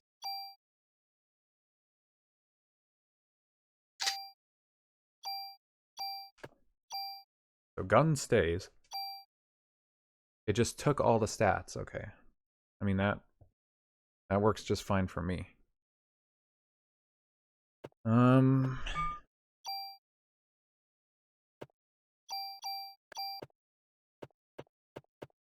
other things I could take off of gun. What if I take that rate of fire thing? I need to sort. I guess my M10 is going to be somewhere else on this list. I should have 2 M10s in here. No, I got rid of the other one. Do I have something else with the rate of fire? The M11.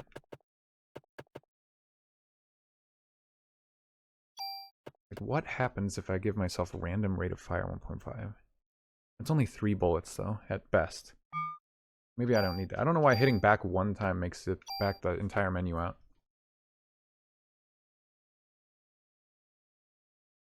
Double action first shot.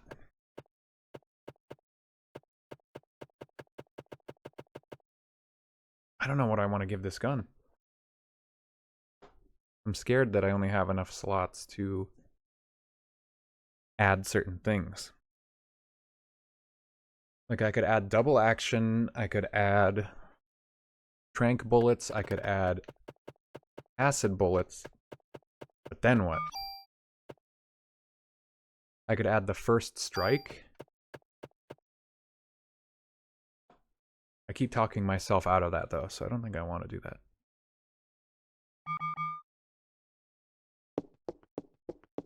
Whatever. Either way, I got what I wanted out of gun.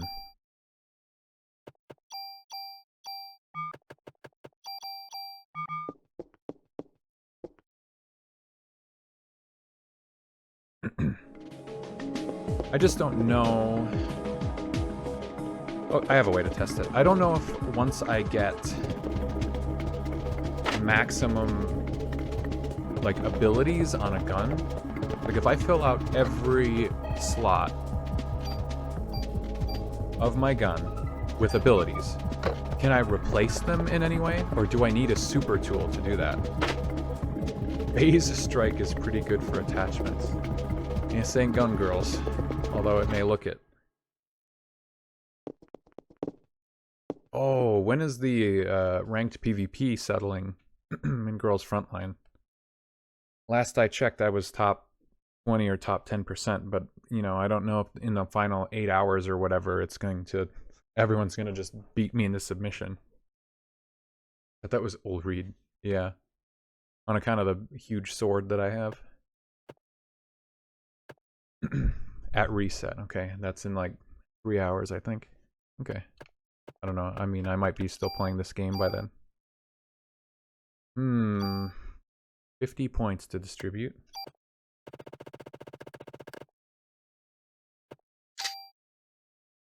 I mean, why not?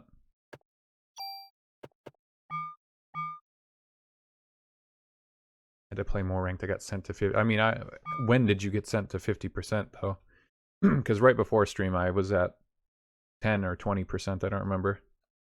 I started getting matched up with people who were like 5 levels higher than me, so I stopped. Yesterday?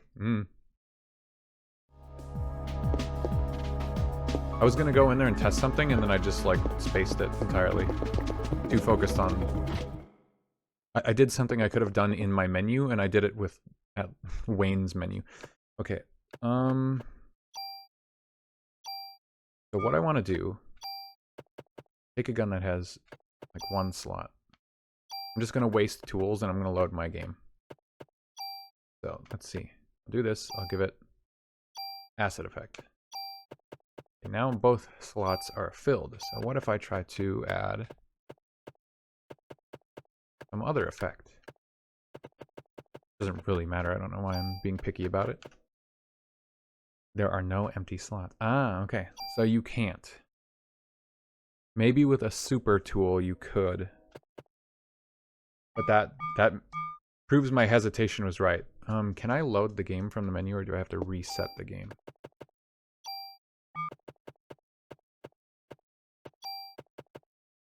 I think I have to reset the game. Can't believe I still got first. How in the hell did no one redeem first for 7.5 hours? That's very funny. Congrats on first, congrats on second. Very sorry, I guess disc 2 must not play the intro movie? It's just silence. I did not intend for that when I left. Whoa, turbo turned on somehow. Can't be stopped first is all mine. Yeah, he's on a streak. I checked and I am still top 10%, so I'm not worried. Okay. Off to the museum. Museum fun times. Oh my god, what is that emote?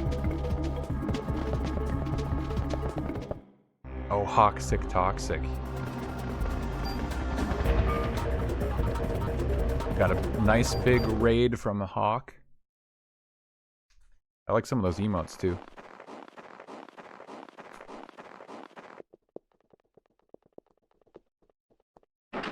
Pop into the museum just real quick. Who is that?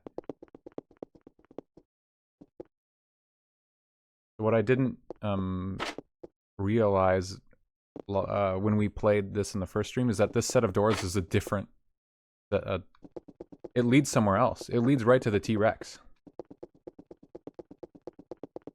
But the T-Rex isn't active.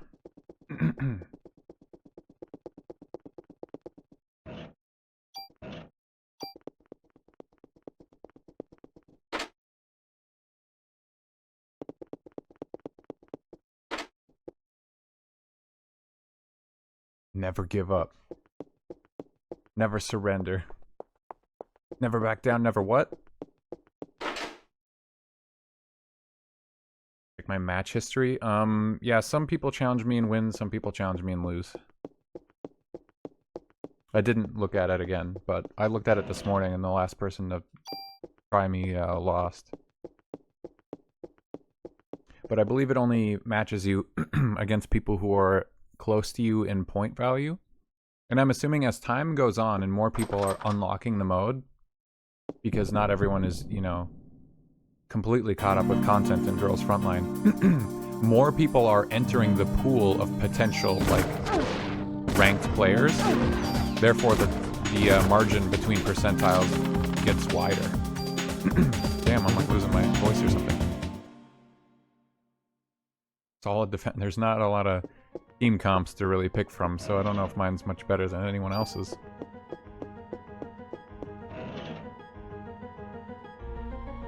Useless.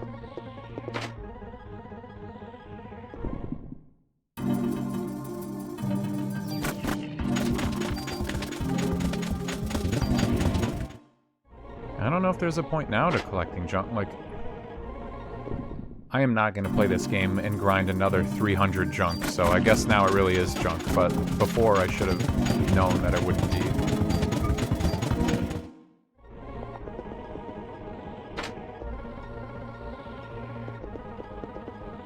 So, I did the museum again prior to stream, so I do kind of... Whoa, I was hurt. So now I know a little bit better about where to go. And I remember the answers. This should give me a revive. Nope, never mind. Maybe it's random. This gave me a revive earlier.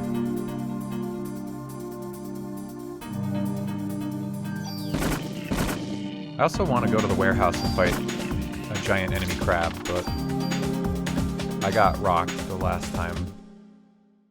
Apparently because I went to the wrong place first. So I'll take out the T-Rex and then maybe I'll go fight the crab. Especially if that's where I get the gun with first strike. I could maybe put that on P90. I keep going back and forth on it. I guess it's not going to really be useful anymore after this. Like, this is the last area where first strike would really be useful.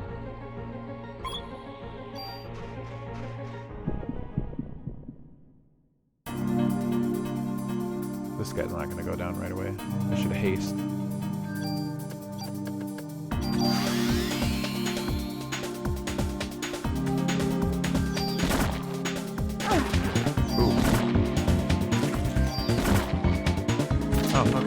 See you later.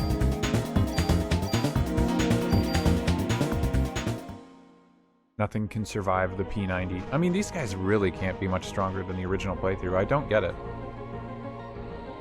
Is the Chrysler building gonna be, like, insanely hard? Or is it gonna be baby mode?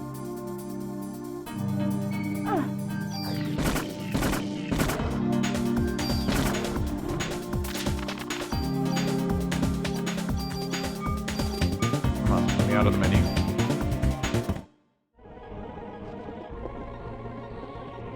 Nightmare mode. Who knows? It could be.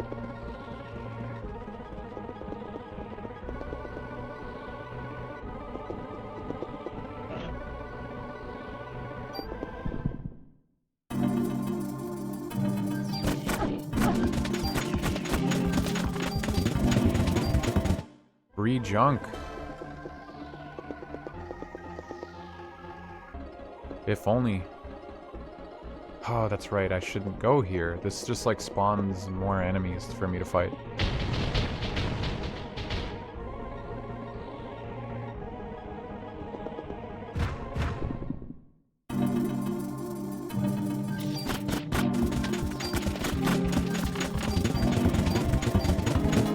Ooh, 3 medicine 4s. That's actually really good.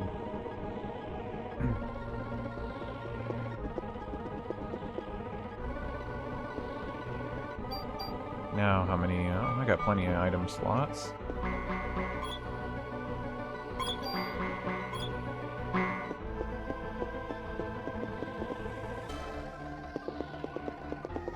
Encounter. Nope. Surprising. Okay, so I go down a floor, there's a chest, and then there's a secret chest in this other room. But it's just a tool or something. Lame.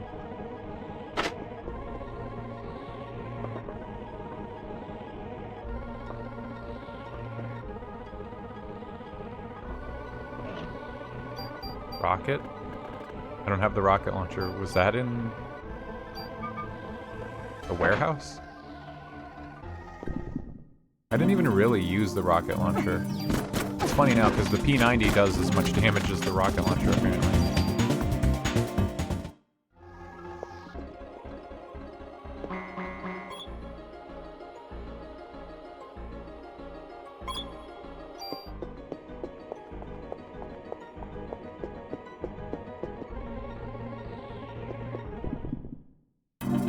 Eminis.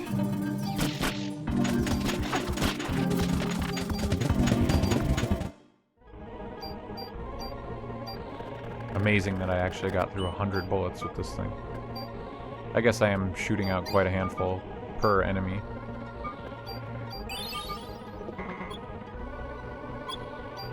There's the revive. The loot pool like spread between all the different items or what?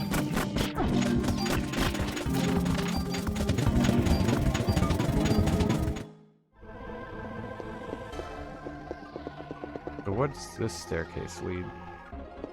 Like, what is this room? I didn't go through this room at all last time.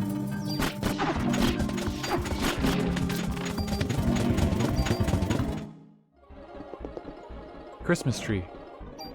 Another revive. Those are actually useful now because I'm not going to get penalized for reviving. I did all those achievements already.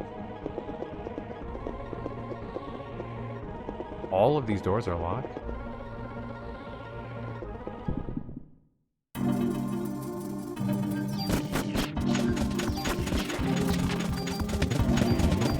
Re-raise, that's good.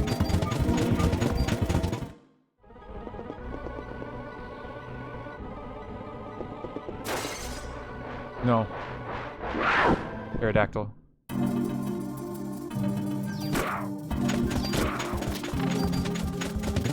Medicine 4, very good, very good. Nothing really to see here. Have to blast through this place, get into a fight in like every single room. But I guess apparently I kind of want to be here and grind.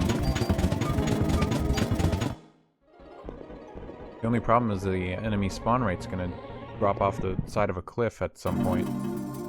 Well, in every individual room.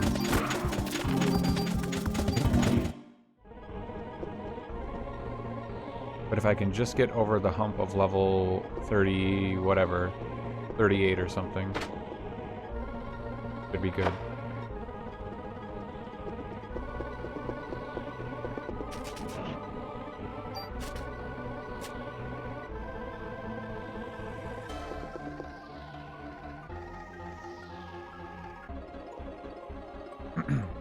I don't want to max repel. I was made aware that... Oh shit, my audio's fucked up.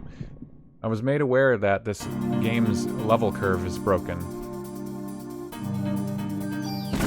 After a certain level, the experience requirement, like, falls off, and you can level up really, really fast. So you actually want to grind. And I think the museum has the best returns, if I'm not mistaken. But you can, like, you don't actually exhaust enemy forces per, like, screen, but you do diminish how often they spawn the more times you fight in a room. I learned that. That may have been expressed to me in the previous stream, but I didn't pick up on it until doing research for the grind I did this stream. Stop hitting me.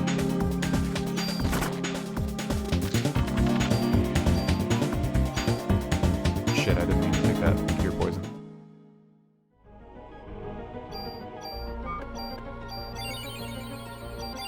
Okay, give me 1 second to fix my audio.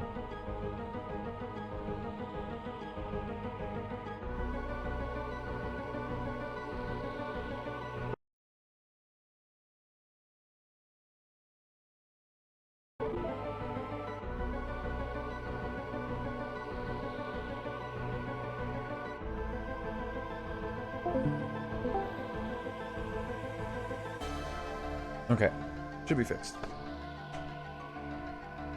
Wish I knew why that happened.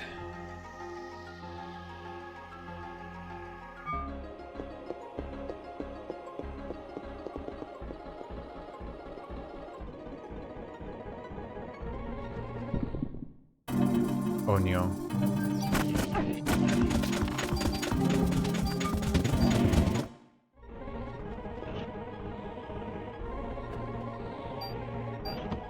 Cool. I don't think I really even need that.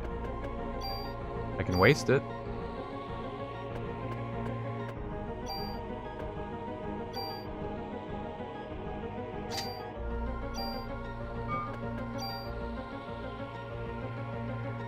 That's scary. I could get one more inventory slot, but seems wasteful. I mean, this all seems super wasteful. I don't need any of this shit. The gun seems useless. Doesn't have any bonus stats on it. Doesn't have any abilities. Like, feeding it is almost a waste of a tool. Not that I really need them that badly, but...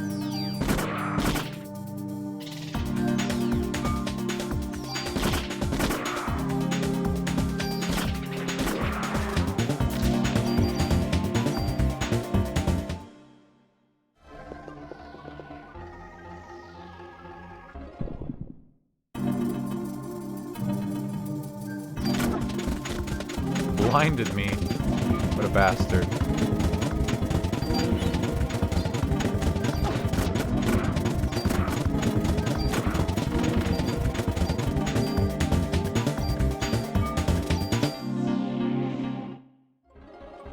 Look at that, already up at level 31. Can't get through here, why not? Dumb security system or what?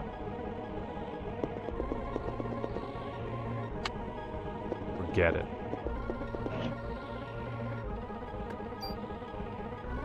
MP5 PDW. Was this here the whole time? Or is this another one of those random chests? Because I did not see that either time I've come through here.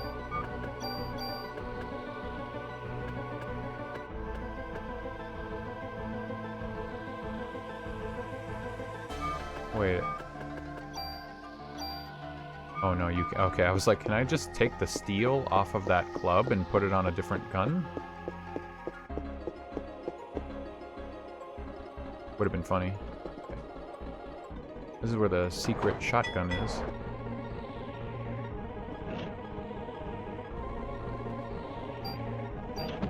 All these damn tools.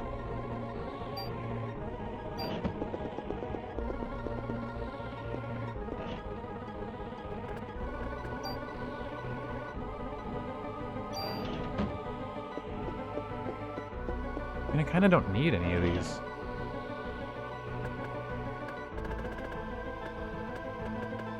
And I definitely don't need healing items either, but...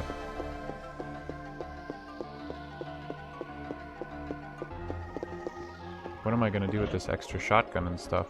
What did I put a med 3 in here already? Yeah, okay.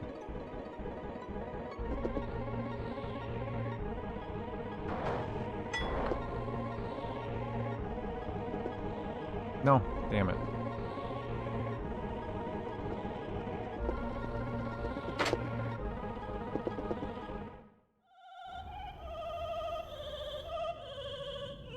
They do use this track a lot, though. And it sounds really funky in the turbo mode. Dinosaur awake. He says, "What's up?"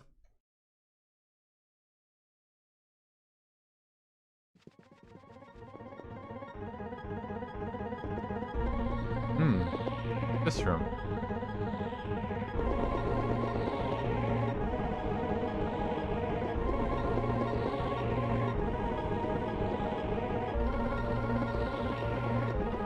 If I get into a fight, that's good. I still need XP.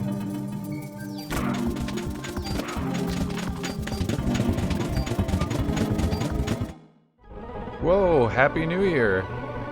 It hit 12 o'clock and I wasn't even looking. Welcome to 2025, CS tiers.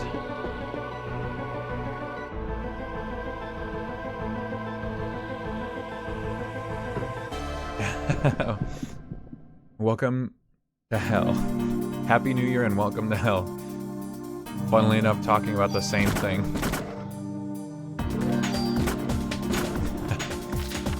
Happy New Year, gang. What's everyone's resolutions? Did we think of any?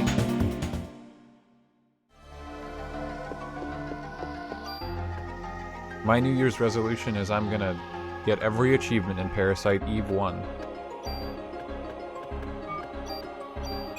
I know, it's a little out there, but trust me, I think I can do it. My resolution is to not be so dumb. Don't be hard on yourself. Although that, you know, I might copy that for myself. I feel like I could stand to be a little less dumb. You win some, you lose some.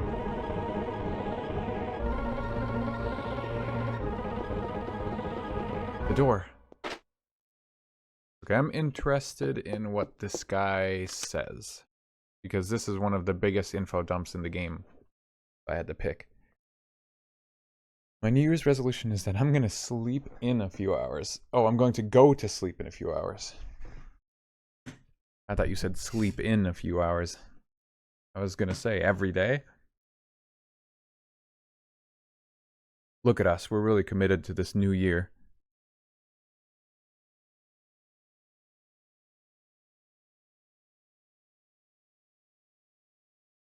Maeda was in here even though there was a security lockdown. How did he get in here?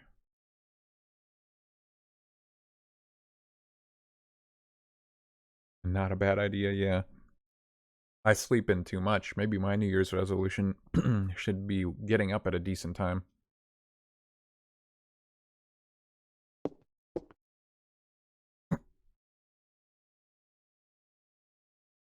It's his special gun. Can you even deposit that gun? Or do you have to keep it on you once he gives it to you? Because you need it. You can't beat the game without it, I think. Well, I mean, without maybe like a glitch.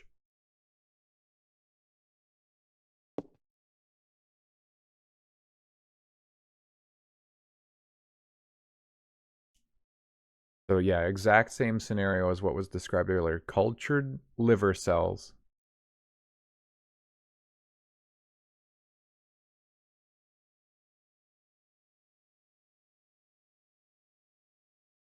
Artificial sperm. Oh, okay, yeah. So it was explained. The reason that the one in Japan didn't work is because it was like a regular sperm donor. It was a regular person, and that sperm's mitochondria rejected it. But he crafted artificial sperm that would work. It's all making sense now that I'm reading it again 2 weeks later.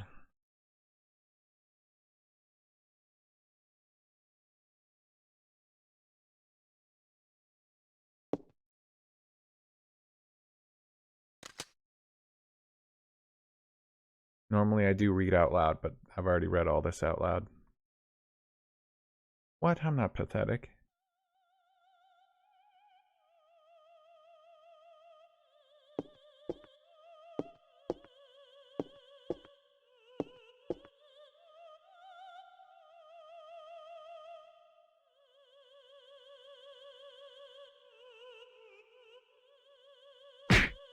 Yeah, get him, Dan.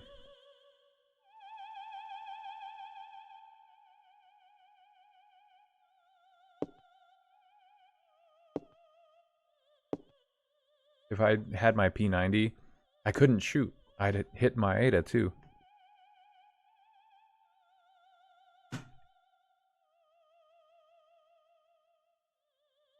Poor Professor Clamps.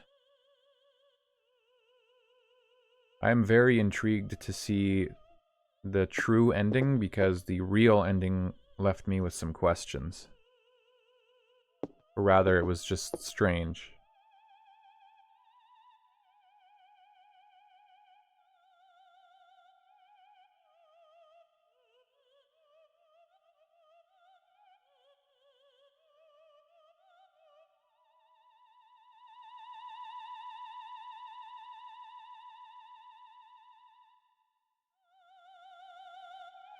Clamps, why did you want this? You humans, he says, like he's anything above being human. It's this guy's fault. Like, fuck this guy. But, okay, so mitochondria could possibly evolve, like, in the sequels, hypothetically, if this is still a present danger, but people are culturing liver cells, it seems to be the thing that keeps happening, and people are getting kidney transplants. If we just stop doing that shit, maybe there will be no more Eves. But who else is going to do research on artificial sperm like Clamp in order to inseminate this evolution of the mitochondria and make like a super being? Like, how many other people on the planet could possibly even conceive of such a plan?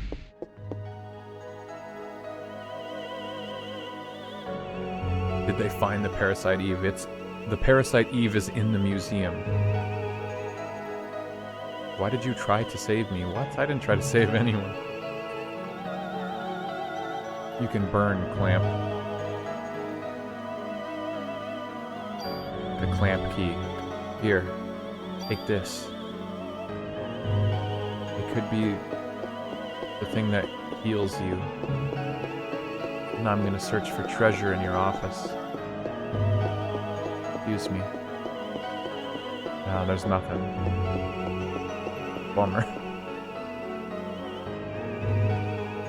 Yeah, I need to go to NYPD and drop some stuff off because I have a full inventory. Even though, ultimately, I do think that a lot of the stuff I'm carrying is, like, actually useless. Better safe than sorry.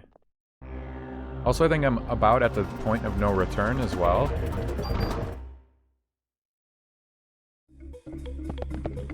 I could go fight the crab. Whoa! Dremmy sub. Happy New Year. Welcome, Drem. I think I saw you were streaming earlier. I hope that went well. Of course, once again, I wished that I could have maybe had a better timeline for my own stream and give you a raid for once, but I just can't seem to stop playing games under 1,000,000 hours long.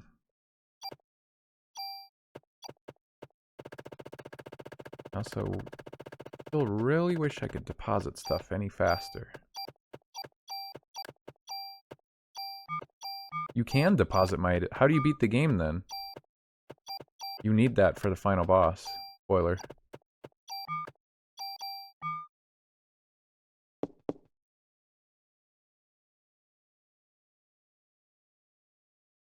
Not as populated. Do you throw, like, a New Year's bash on your stream, or... Or what do you mean, not as populated? But yeah, I figure some people are probably out tonight for, the New Year.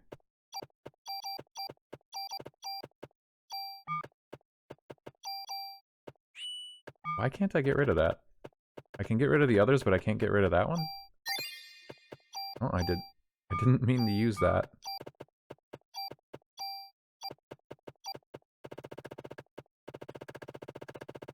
Ah, that's good enough.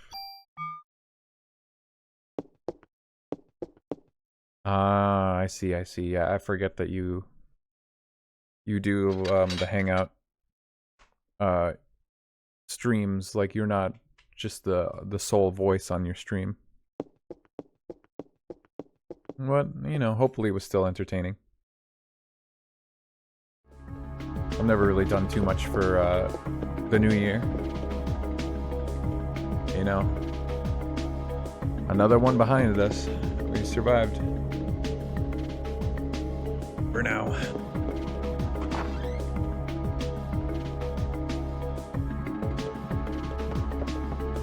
This stream has only, I say in quotes, the stream has only been 8 hours long. And I'm starting to feel it. Probably because I was bashing my head against that grind earlier.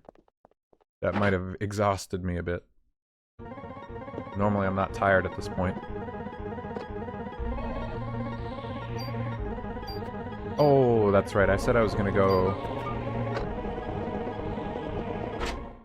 I was gonna go to the warehouse. I forgot about that.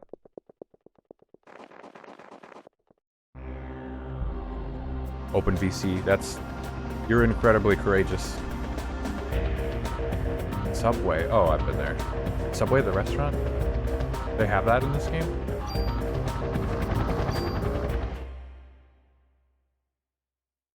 I would be so nervous to leave my VC open and have people pop in. I have a hard time trusting even my friends sometimes. I could trust you, Drem, but some of the other people in chat tonight? I don't know.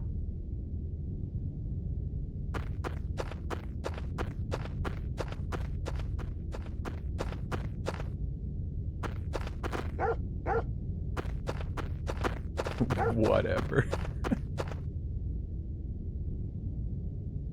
Ellie. I've been pretty well today, yeah, can't complain. Just trying to... Oh, well, there's the PPK. Is there like a secret? Didn't I find a secret chest behind this that one time? Am I misremembering? Okay, well, I didn't find anything mashing.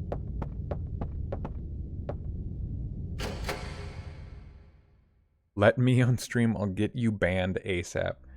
See, now you're just proving me right. Hostile takeover.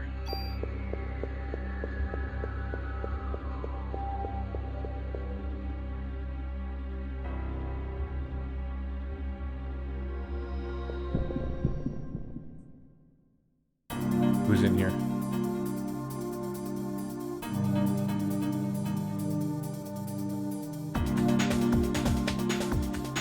Such a weird bit of, like, could you call that environmental storytelling? The way that the rat grows and fights off that cat.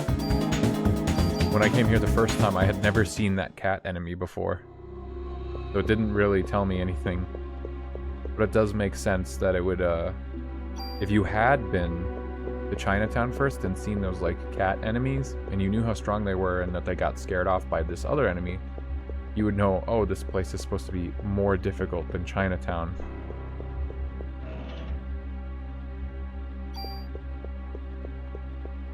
God, like 80% of the weapons in this game, I don't know. Now that I have the okay, it's unfair. I have the super gun now. But so many of the weapons in this game, they seem pointless to me now because all of them seem equivalent. The only thing that matters is you just make your custom gun and you don't put fire or ice on it. I guess that was the point all along.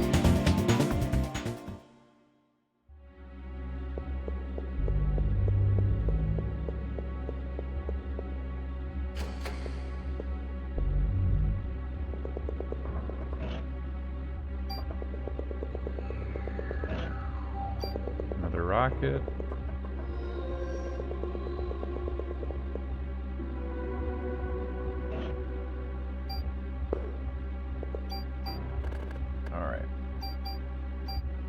No, I put that in the wrong gun. My gun moved off of the top of the menu. I put it in the PPK. Ugh. Right before I was gonna save, too. I don't have any tools on me. Well, whatever, we're going in. No saves. I can beat this boss first try.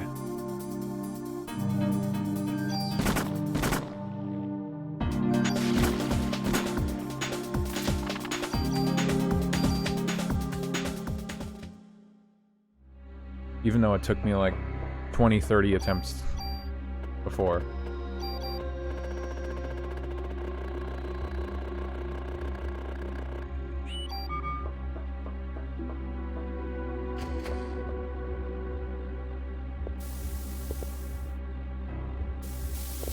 Excuse me, let me open. Cool.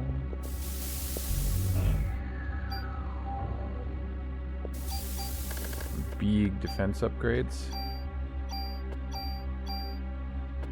Oh shit, is it alphabetical? Am I blind? Has it been alphabetical this whole time?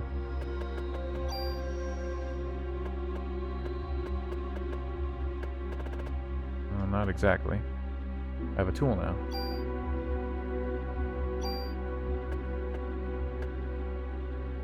Quick draw. Keep thinking about it.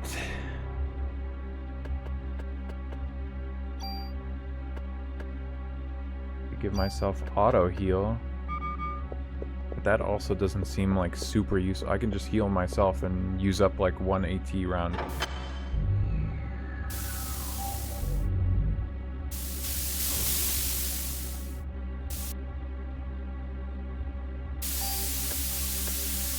Loud. Loud, loud, loud. Some of these, like the high-pitched sound effects just seem so much more grating to me. Oh, he's starting off with the eye lasers right away. We all know how to fight the eye lasers.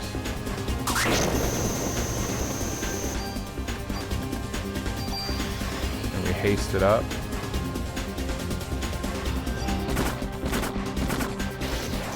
Oh, well, there goes my barrier.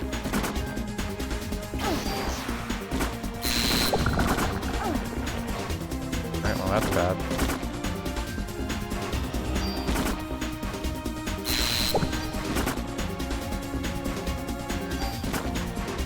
Goodbye, crab. Rocket launcher acquired. I lost my last one.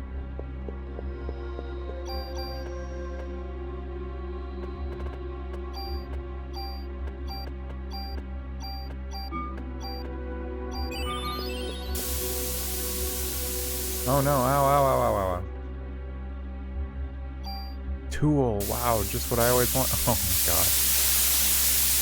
Oh, that's so loud. She's covering her ears.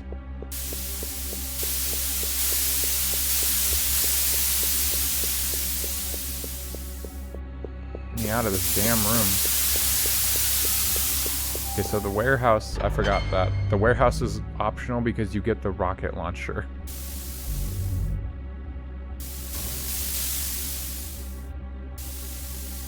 Which is supposed to, what, help you beat the game, I guess? I don't know, I mean, it just... I used it a couple times, but... It's not like it's written anywhere, but it actually charges up your AT gauge, like, really slowly.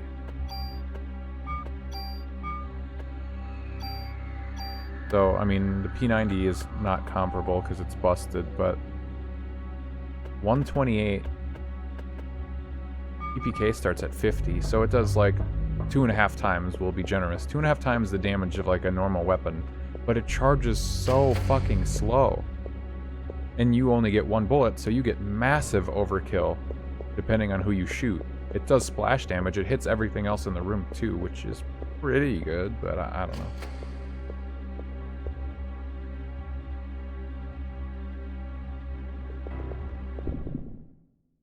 The Room of Death. The inescapable hellhole room. I'm surprised I didn't get into a fight in that other room.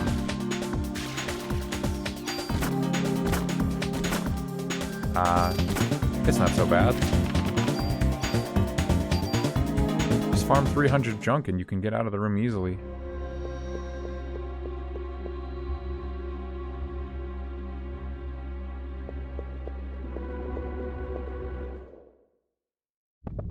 Well, that was not nearly as, beneficial as I was kind of hoping it would be. I thought the XP would be way higher. Not so. Not so.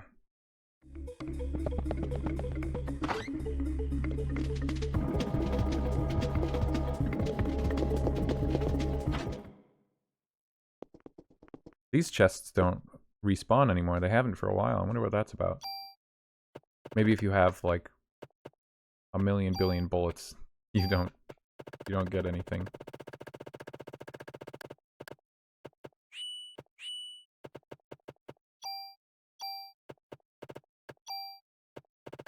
Do I have to carry the rocket crate? Is that like an inventory slot or what?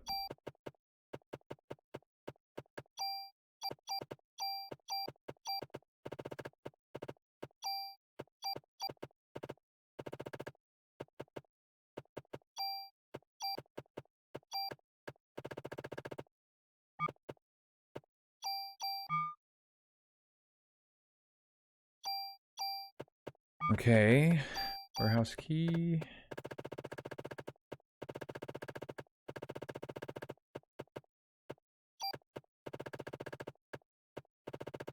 Damn, stacked for items.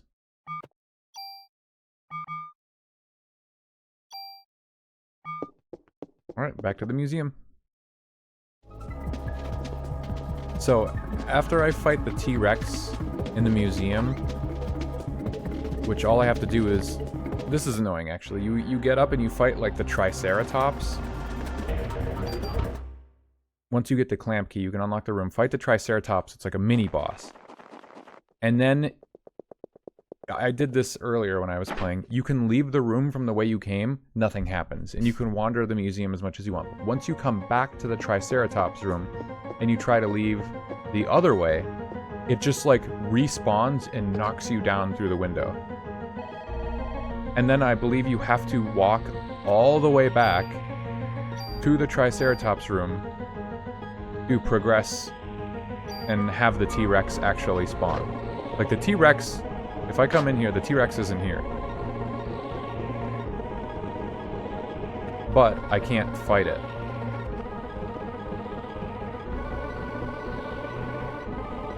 Also, I just remembered there's supposed to be like a super tool in here, I guess. Well, I guess maybe it's not in here. It just said after the T-Rex fight, so I don't know what that means exactly.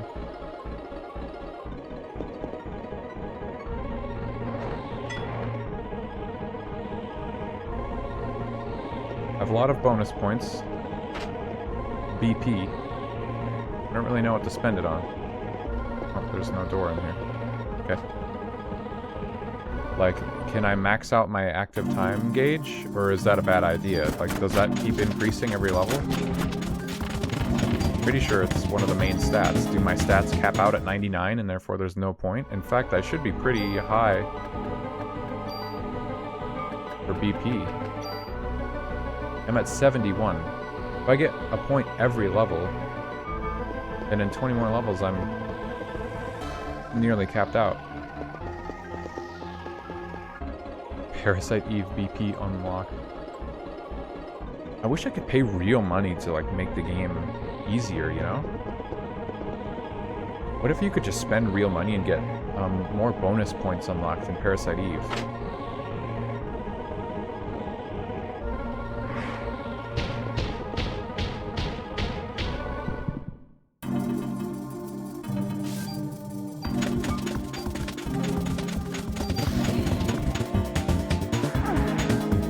I don't really know how to dodge that. If you stand at his side, you can dodge it, but... Wow, owie. Spend more money and put some yellow paint down for directions. Why has that been a conversation again lately? I've been seeing a lot of people talk about yellow paint again, and I don't get it. What did yellow paint do to everyone? I think it's pretty easy to just, like, ignore it. And I think it's helpful in plenty of cases, so I don't know. People get so up in arms about stuff. Not the battle that I would pick.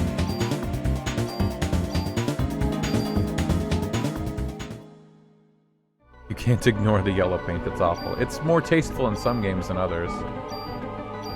But I don't know, it just doesn't bother me, I guess. Oh no!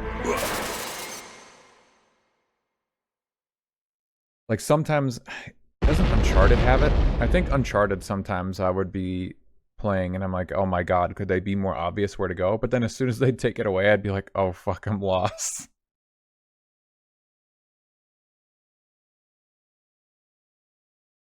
But I guess I've played enough games where I get, like, completely lost to the point where I'm, like, frustrated. And with yellow paint, I'm never frustrated. But it doesn't take me out of the experience. If it does, then yeah, it makes sense to...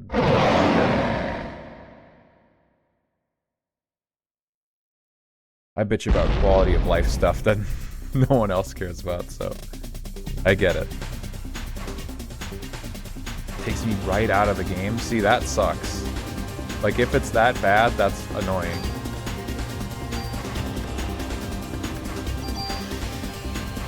And I don't know, there's no... I guess there's no easy solution.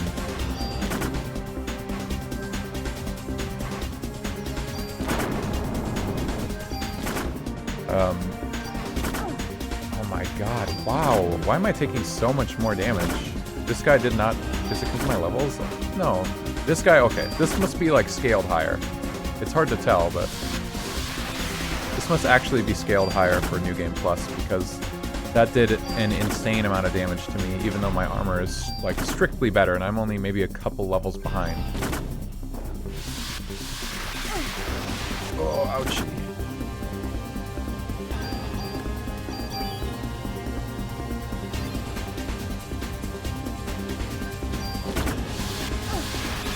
Oh my god.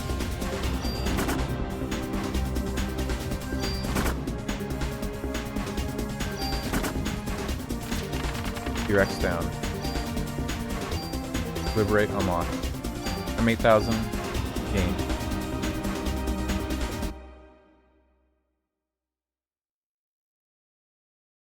RE4 Remake definitely didn't need, like, any yellow paint. It's funny because the original RE4 had plenty of breakable stuff, but, like, it was always pretty obvious what was breakable because of the lighting and the way that, you know, when something stands out in older games. And their fix for that, when the new game was so graphically advanced that everything kind of, like, looked as though it belonged, is just smother it in yellow paint. I agree that one, you know, it didn't bother me still, but, like, I get it. Horizon does it in a cool way. 3D computer. Oh, I want to play Horizon. I think I have the first one, but I haven't played it yet. From reading that description, it sounds kind of like I've played the Tomb Raider reboots. That also has like a little vision mode that you can use, and it kind of highlights stuff. But I think they also use yellow paint in that game too.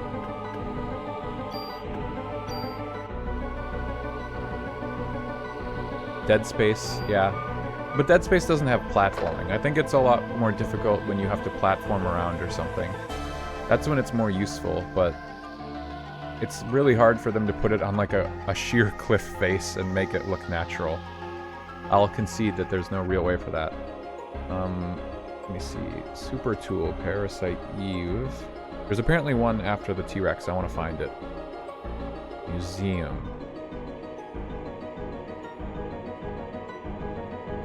On the 4th floor of the museum.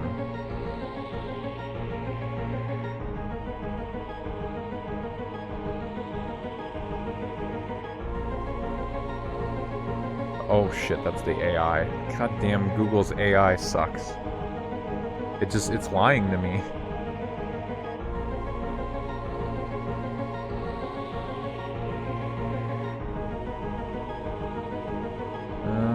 Where is it?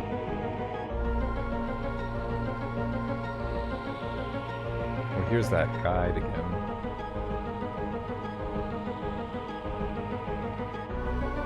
One found in the museum, really helpful. I don't get it. Everyone's saying it's in the museum, but no one's saying where it is.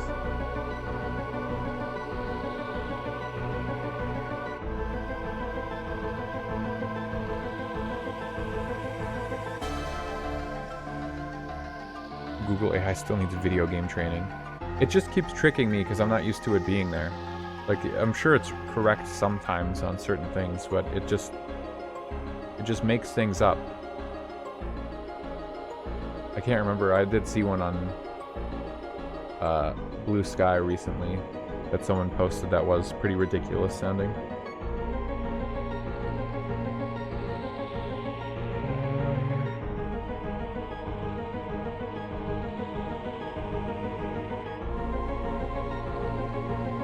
Where the fuck?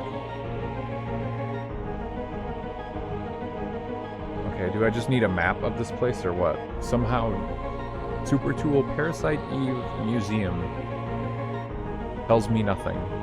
No one will say where it is. Okay, here, finally, museum. Super Tool.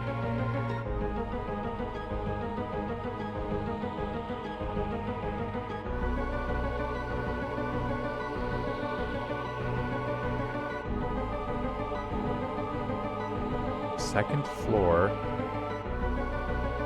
Okay, I see. I can maybe get there. Quickly, even.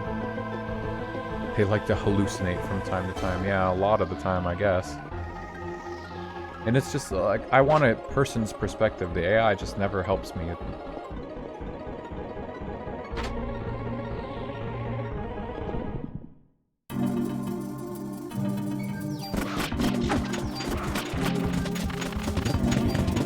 Wow, I've never been in this room.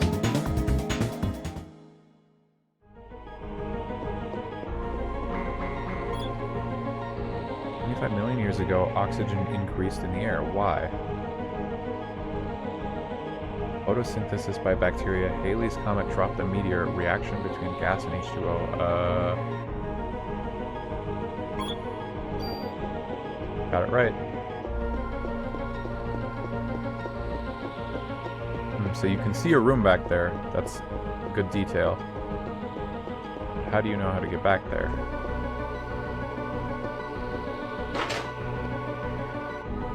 That's apparently where the item is that I want. I haven't been in this room either, what? See, this is why the museum is confusing. I didn't need to go into any of these rooms. This is like just totally new to me.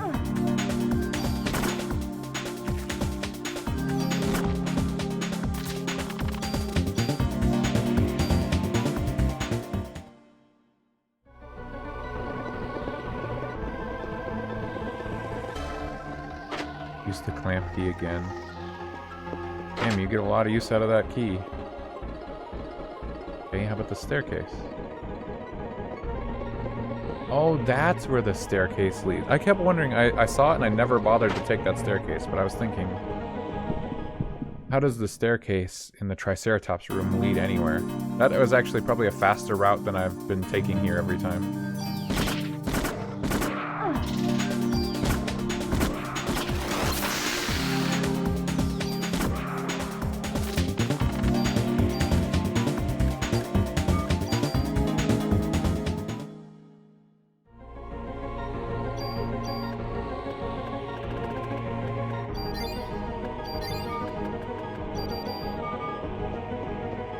Back there.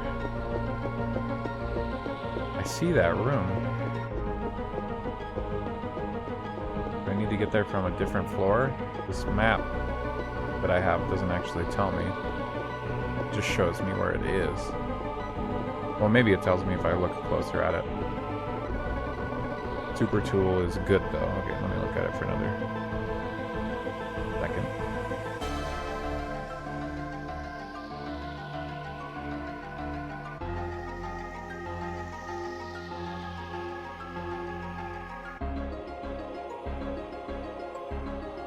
Let's see. Get past level 30. This map even says, make sure you fight as many enemies as you can. They give out decent XP and get you past levels 36 to 38, which are the highest level requirements in the game.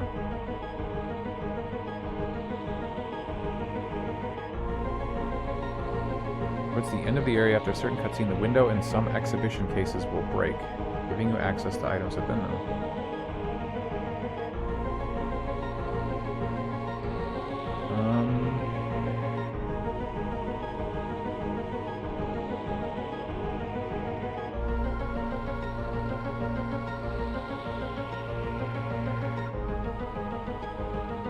Quiz panels.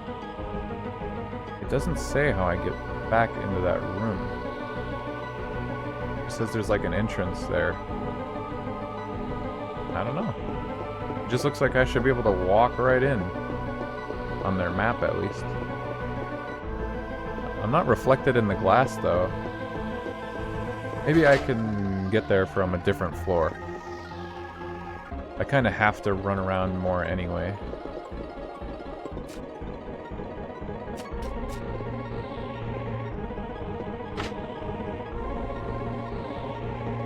Yeah, maybe if I go at it from the third floor, I can get from above. I need to fight enemies, so... What level am I? 33. Yeah, so leveling 36 to 38 takes an absurdly high amount, I guess. It's gonna suck. This is as far as I can get back here. Huh. And then up here is locked. This is where Eve is. Jets? Full recover, nice.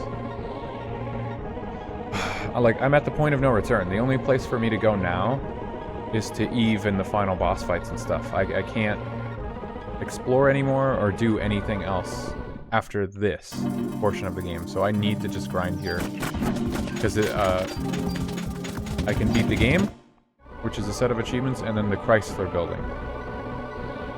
I'm just going to wander around aimlessly and try to find my way to the super tool, because there's no other real place to go.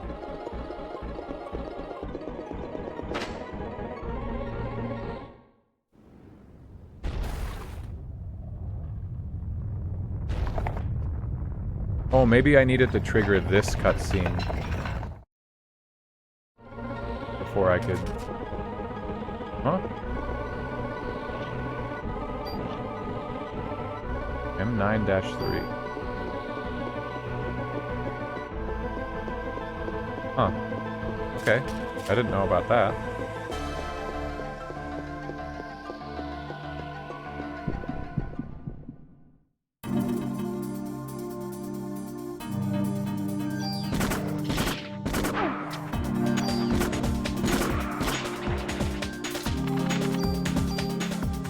If I add double action onto this gun, it just shoots random. Do I just choose random twice? Does it even do anything?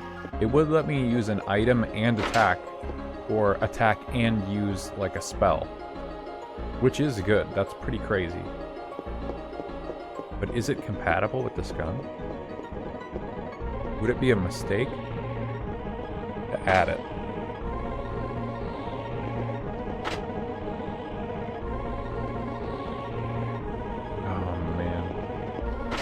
Thinking about how much I'm gonna have to run around. Oh, yeah, okay. I don't know why that cutscene broke the glass, but I'll take it. Super tool. Hell yeah. Okay. Man, I really wish I would have got the super tools from the other playthrough. That actually, like, kind of sucks that I didn't find them. I didn't notice them.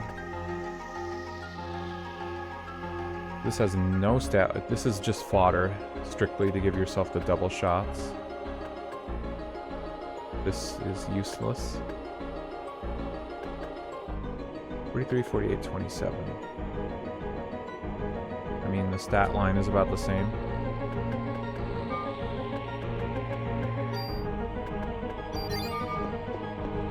Okay, well, I got the super tool.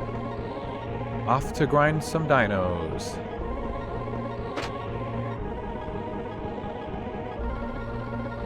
So what I think the rest of this stream will be, in case you're curious, I'm going to grind dinosaurs.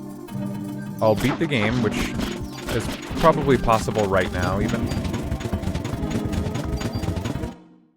And then I'll check out the Chrysler building, assuming that this grinding doesn't take like a really, really, really long time. I don't know how long the last couple level ups are.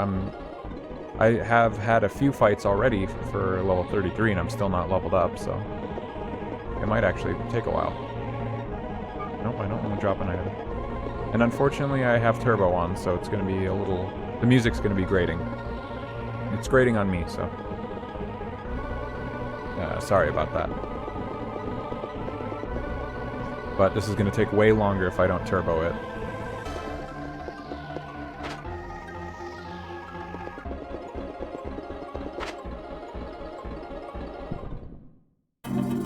Forgiven, thank you. Well...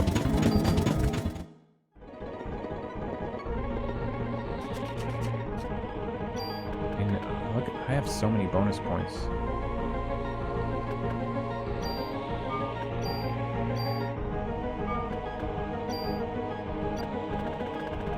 Does this cap at 99? No. Can you put it in slow mode for a more authentic experience? Please, no. Oh my god, if I just level up the range, like, I don't even have to move.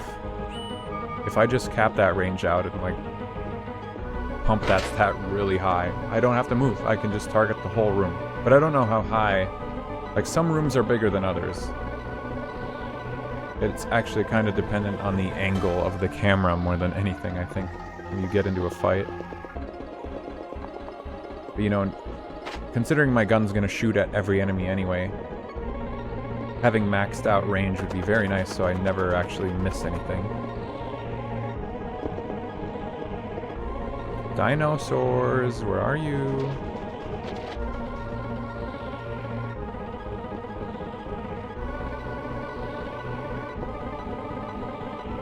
Wow, I don't know why the spawn rate actually feels like really low now.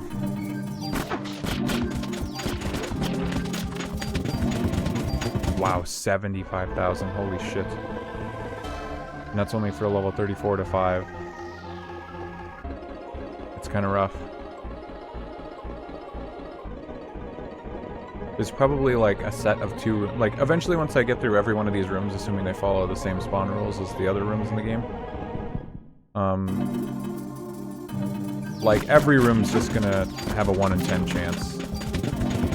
Was that only 3,000 experience? Oof.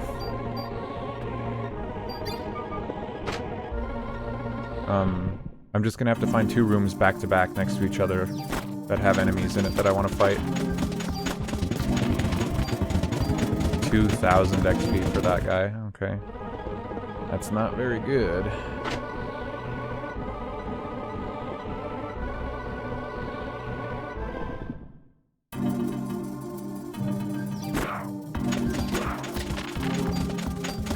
XP for him.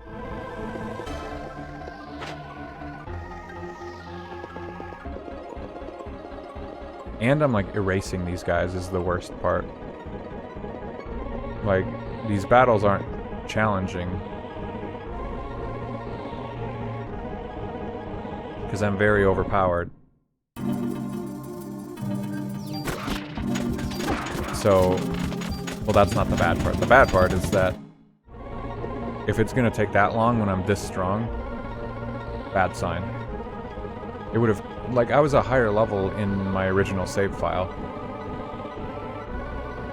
I must have ran into a lot of fucking enemies.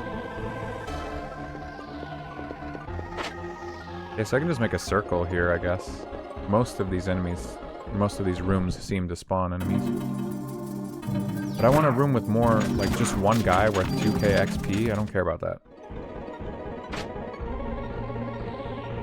If I make the game go any faster, I'm gonna, like, lose control and get killed by something.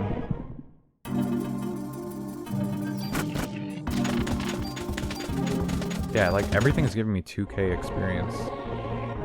Not actually, but, like, around that. This room's good. 2 guys.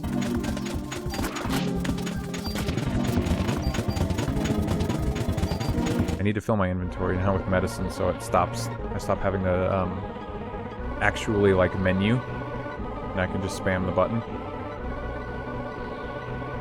Gotta optimize, gotta optimize. Okay, maybe this isn't as an effective route as I thought. Like, surely there's more rooms with higher spawn rates. This is a boss room, so there's not gonna be anything.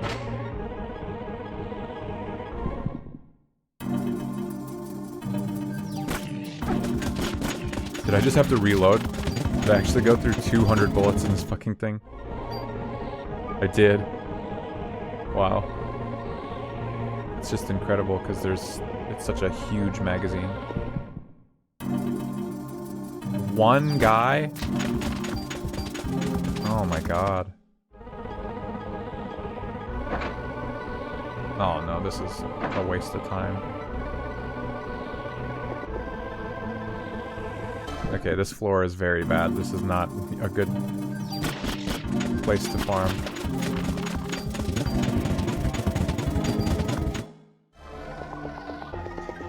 Of course, this is going to take a long time. I didn't know.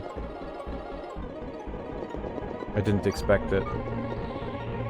And the next 3 levels are even higher requirements. God. I don't know what they are, but I just know they're higher.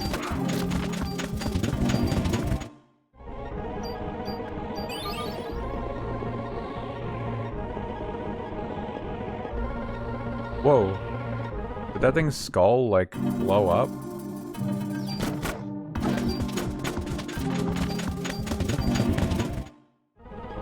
Okay, now I can start just mashing the button. Yeah, what? This thing's skull blew up? Why? Compared to everything else in here? In this entire museum, that thing? I don't know, I'm just curious.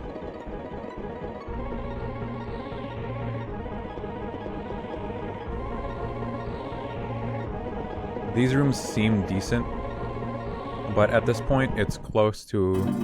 Like, if I'm not at 10% spawn chance in each room, it's like close to that. It's like 30% or something. With each room giving me about 2,000 experience, I needed 75k. It's like 38 battles.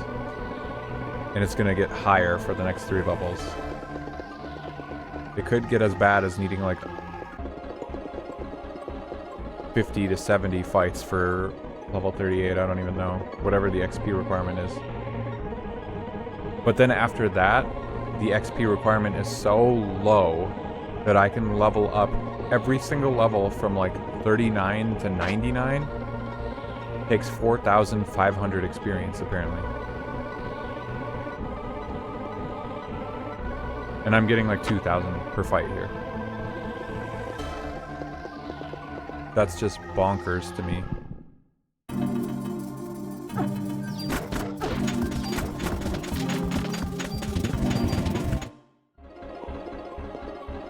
Truthfully though, I don't know if I need to do this. Is level 99 overkill, or rather getting over this level? Let's just go beat the game. Fuck this. I'll do this, I'll go to the Chrysler building, and then I'll see, like, if my level is a problem.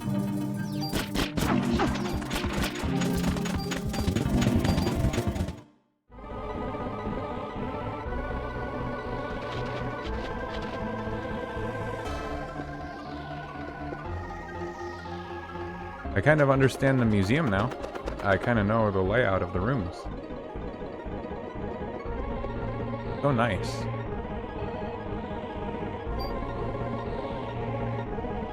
Okay.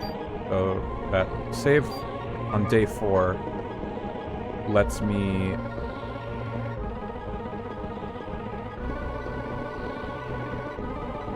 Sorry, I'm getting lost as to where I want to go. That save lets me pick any gun from the junk vendor and I can see what is offered. Because I don't actually know what the other guns do. So that's there for funsies. But I still don't want to, like, overwrite it.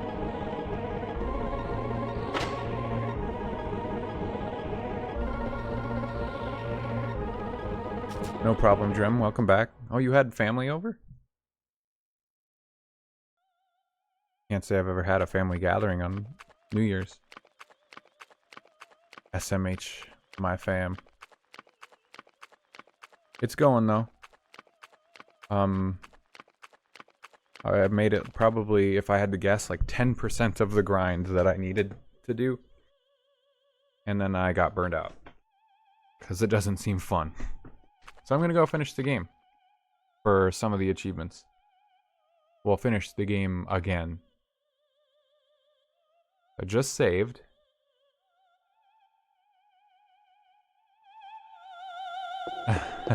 There's gonna be even more speed up.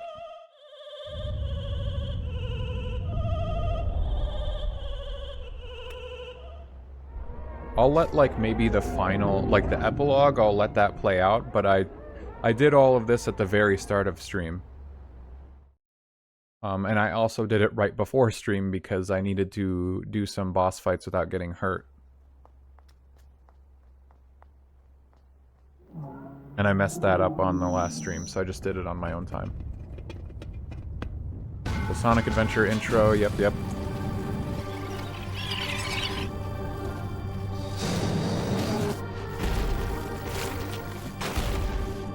God, how much money did they put into this game for the CG?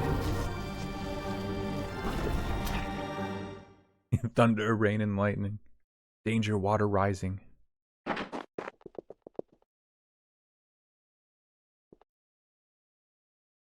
Where's Sonic? If I had even one Chaos Emerald, she could probably kill Sonic. Melissa had a transplant when she was a kid.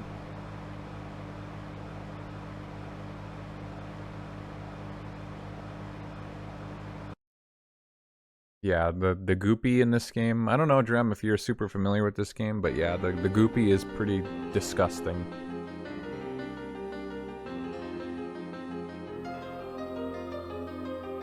Your mother and your sister were donors. Oh, okay, they were just donors in general. I was like, wait, they got a kidney from both of her family members?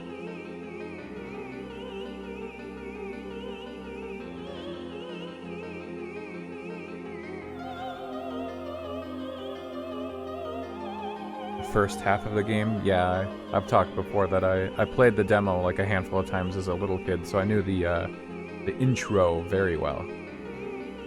I didn't really know any of the other 95% of the game.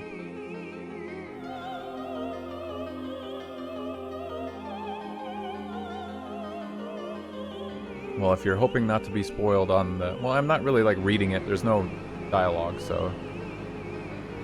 I read it out loud earlier. I'm gonna speculate on some of it, but yeah, if you're looking to avoid spoilers, this is like the final stretch of the game, so. But it's a very intriguing plot. I'm into it. Good sci-fi.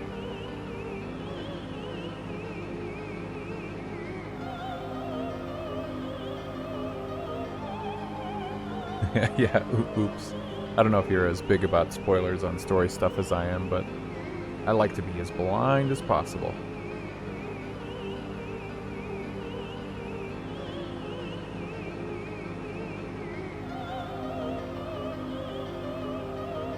Taking the same immunosuppressant drugs. Couldn't be me.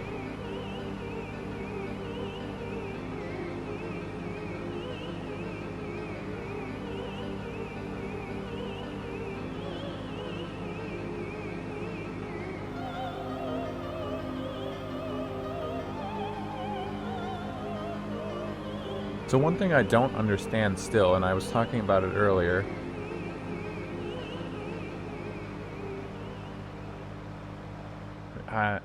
maybe it's not important. Maybe I'm asking the wrong questions, but they kept making a deal about HLA listings. And Daniel gets upset because his ex-wife and his son are on the lists. And they reiterate that like 2 other times, but I don't get why they would be tested for their, like, unless they were donating their organs or getting organs. Like, I don't know why they would have had their HLA tested. I don't know why they were on those lists. Maybe I'm reading into it too much and it's not important. I don't really... Like, I'm just really curious, is that something they're going to elaborate on the true ending? Is there some kind of secret to why everyone was tested? Or is it just like, it's not really important? Or did I miss something? Also a possibility. It just seems strange that they would address that multiple times, like, why is my family on there? Was Eve somehow gathering people that matched the HLA? I don't know why that would be relevant for her to make a goop monster.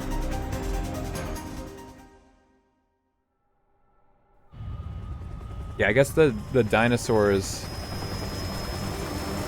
The dinosaurs aren't a huge secret, I guess, because even in the intro video when you start the game or when you play the demo, like, they show that, you know, at least the T-Rex statue is getting possessed. Statue, I say, it's a fossil. I guess maybe it could be a fake. In which case it would be maybe a statue, but, well, whatever.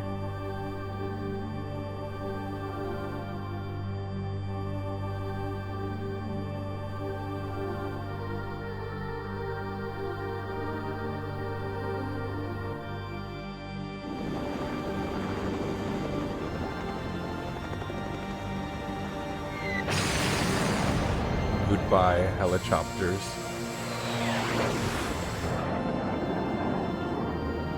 Become as goop. Become as goop.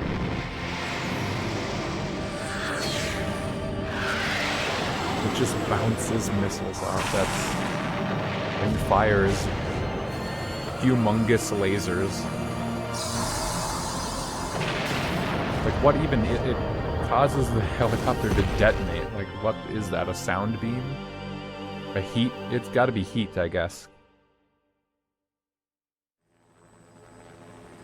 This guy thinks dinosaurs were fake and made up. No, no, just that one T-Rex.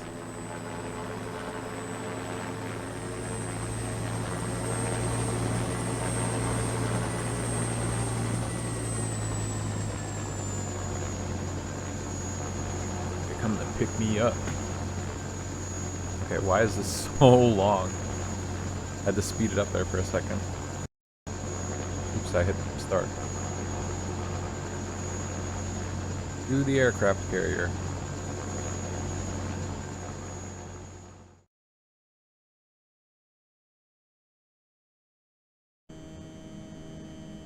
I think the gist of this is just that Aya's the only one who can do anything, so send her in.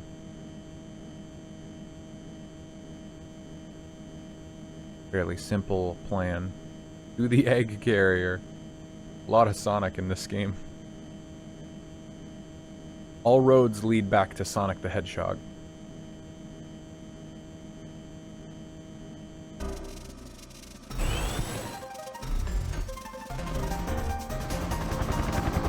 Ruining the cool scene with the speed up.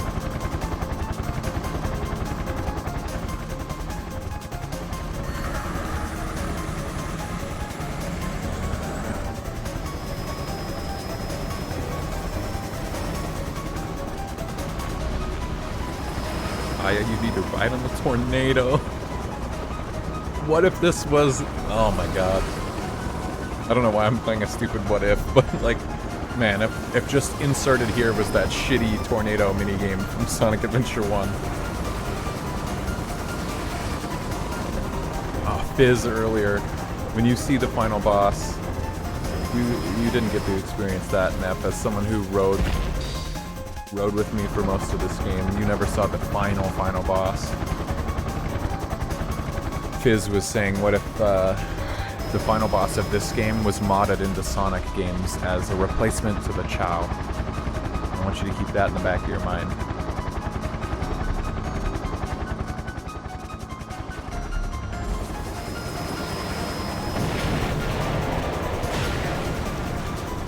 It's fucked up. Sacrificing themselves.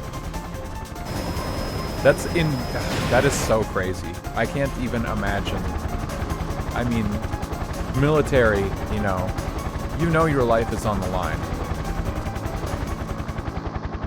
For sure. When you pledge a duty to your country, you're like, there's no sure thing that I'm gonna survive this. But when you're literally, these guys are fodder. They're there they know they're dead. And they're here to distract it, like, momentarily. For Aya to get close. It's a gigantic fucking goop monster that shoots lasers. Like, what? How could you do that willingly? That takes some damn resolve.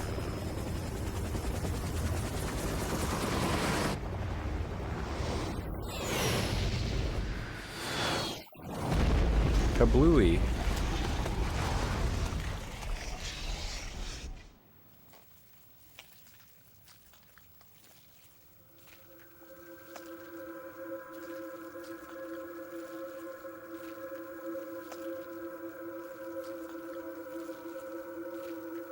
Dick.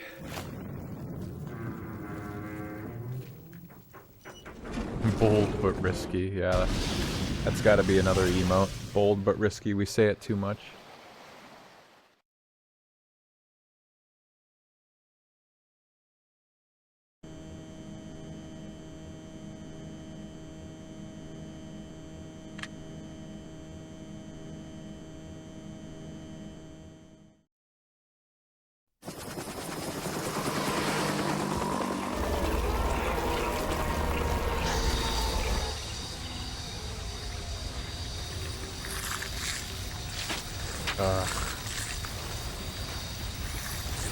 I hate it. The sounds, the sound effects.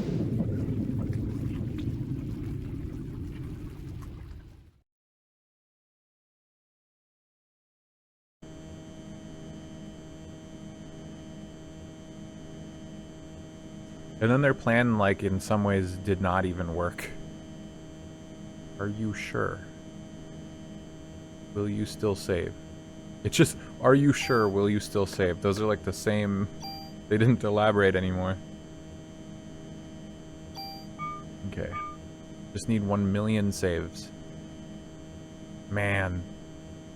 You guys remember playing on an actual, like, PS1 with a regular memory card that has, like, a finite amount of, like, data you can save, like, slots. Like, I can just save on this game willy-nilly, but if I only had one memory card back in the day, I could only maybe make the one save. You know, how many other games do I own and play and need save data? This game might have even used more than one save slot because it took so much data. I'm not sure how much other Square games took. Digimon World 3, I remember, took like 4 fucking save slots. That was the most out of any game I had when I was a kid. Hey, you quit it. Why are you an evildoer?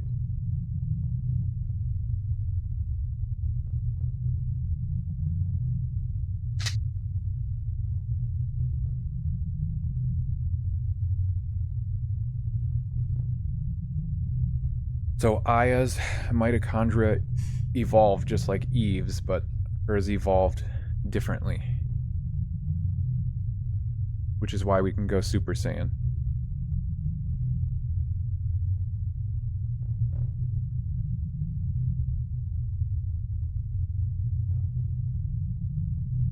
Imagine if this game did have voice acting and it wasn't just me when I was voice acting everybody. Well, I wasn't really acting, but when I was voicing everybody.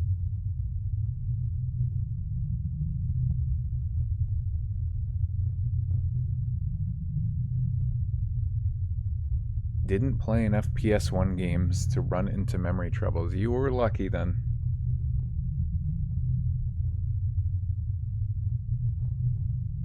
I remember I didn't even have a memory card for my PlayStation when I was young for quite a while.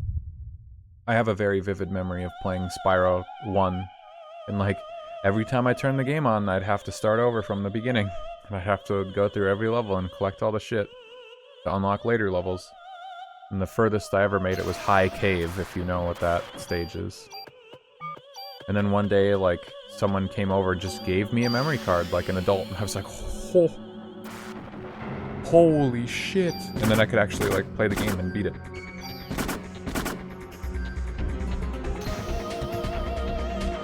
Stop hitting me! Wow, that did, like... Was that another 50% of your HP attack? I'm not doing the math right. Ow. Okay, fine.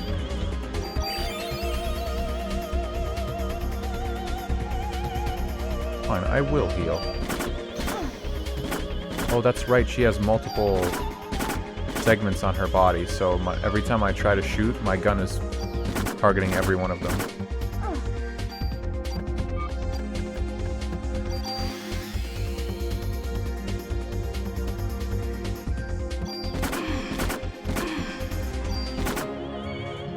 No! Oh, god damn it. Why does everything in this game deal like a percentage of your HP or like put you at 1 HP? I feel like that happens all the time. Like they give you all these defensive stats and you can have high HP, but they're like, nah, every boss is gonna have a percentage HP attack.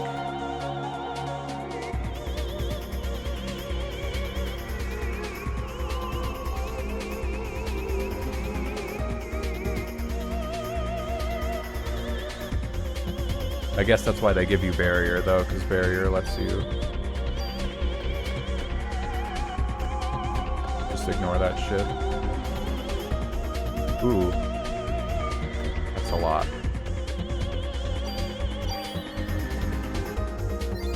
Now I wish I had double action.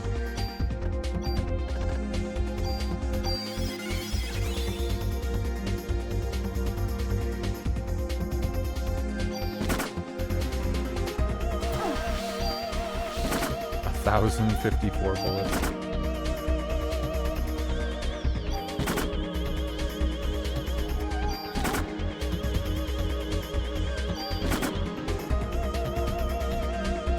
I think I can still move while this is happening right now. Yeah. I didn't know how to dodge that last stream, but yeah, I think you could just move during that cutscene where she flies in the air. It just isn't like immediately obvious. I don't really need like a shit ton of healing or anything, but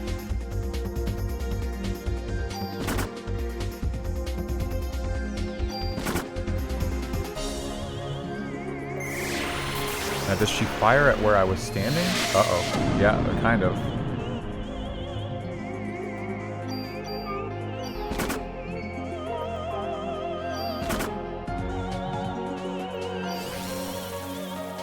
What? Oh, that was the end of the fight. I win.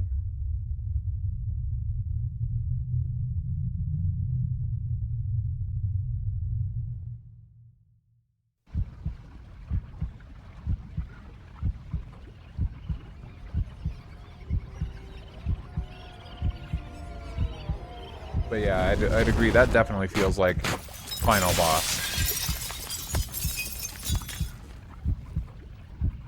So much of that.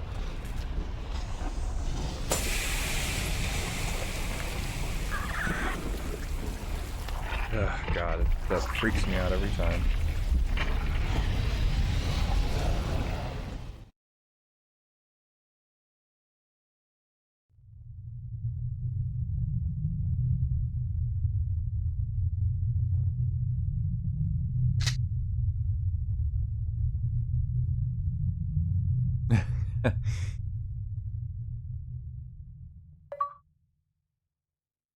Oh no, I just noticed your emote is like animated.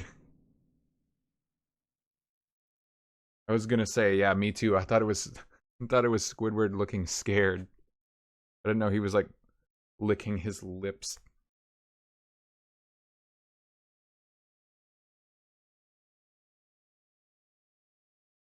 Okay. 6,200 bonus points. Okay. So here comes day 6. Final boss. Really, I mean, I have nothing else to hold on to. Nothing else matters. Because we're locked into this route. Like, the game ends after this, and you don't get to carry anything over from your inventory. And, like, I'm not going to play EX Game 2. So I'm just gonna pump everything I got into my gun. Even though I don't really think this final boss was all that tough. Yeah, you are. Yeah. Nice try. You almost gaslit me. Everything's happy. We beat the final boss. Only my partner can pull it off. The sea is the mother of all creation. Eve believing in a symbol and that being like a reflection of her actions, I don't know. I don't take her to be that kind of person. If you can call her a person. She does have a personality, I guess, as a mitochondrial being.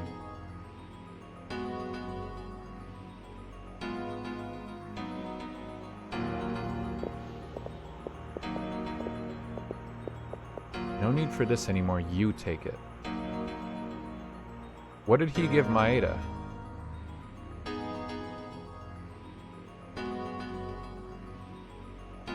Maeda made a clip of bullets. Did he get the bullet? No, he couldn't have made it in the time between now and the final boss, right?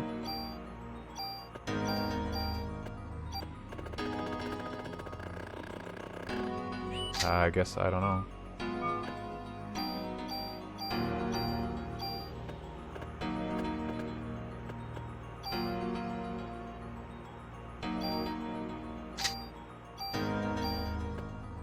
What else can I take?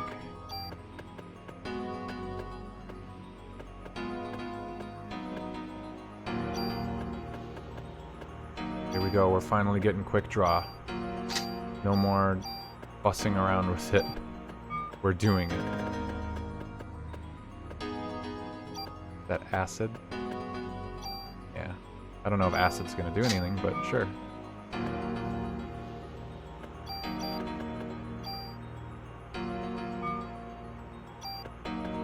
Wait, is that it? I have nothing else? Oh, I switched over to BP somehow.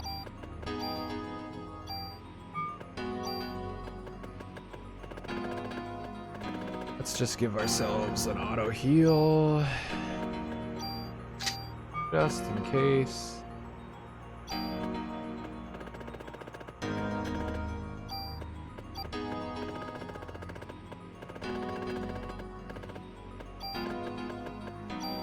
Don't really need a super tool.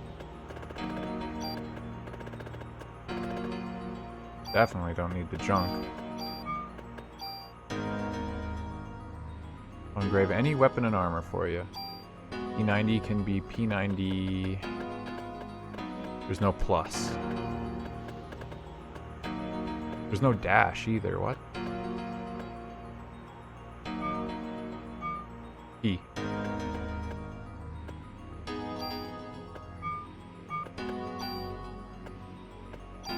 Armor. B.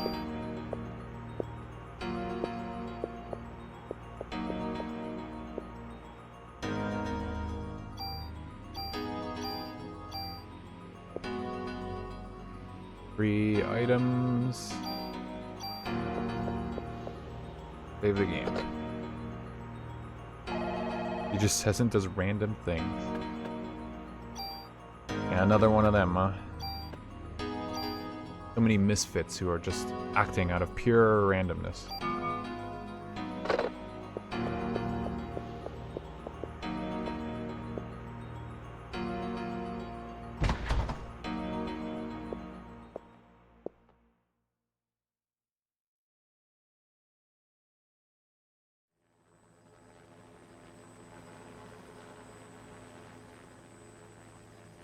Machine life forms. Apparently, if you use steel, I was seeing the super tools that are available in the game. Apparently, if you steal from the final boss, you get a super tool. But it's pointless because everything in your inventory, after this point where I just talked to Wayne, that was my last chance to secure any items. And I haven't, I haven't fought the last boss yet. So even if I got the super tool, I wouldn't get to keep it. And what would I use it on? I would use it to retain, like, the item that I pull stats from, but then the item gets trashed anyway because I go into New Game Plus. Like, it's pointless. But that is kind of funny. At the very least, it would tell you that super tools exist. Well, no, you already know that from the UI. Never mind. I don't know what the point is. Oh no. It gave birth. We were too late.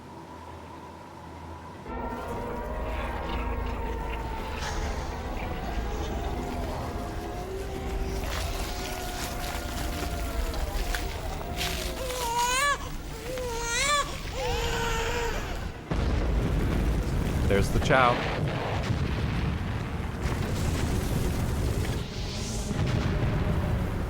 Cute baby.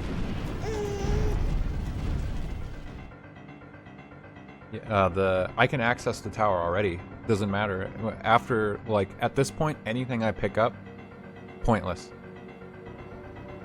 There is no more saving any items I have.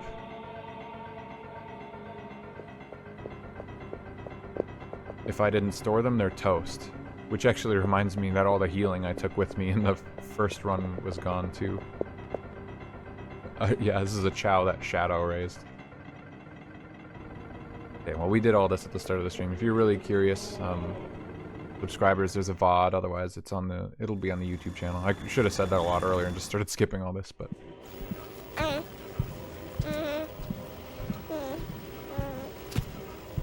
That's the ultimate life form. Are you kidding me?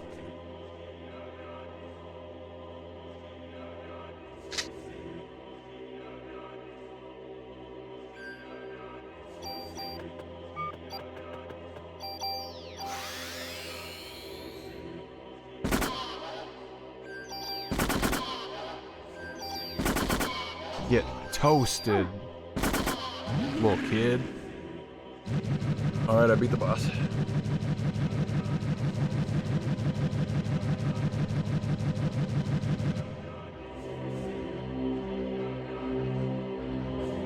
Aw, great. He grewed up.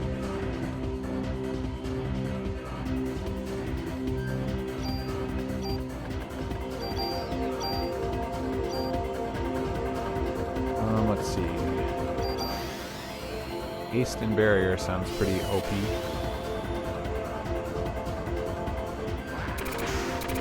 Whoa, I never saw that attack. Even though I had to fight this twice earlier, I never saw that. Oh my god, I destroyed that already. Wow! Yeah. What a joke, that's funny.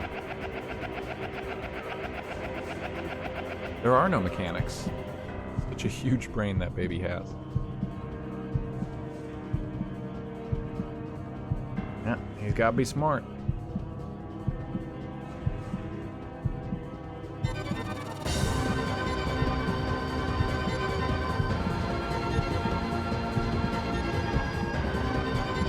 The mature being.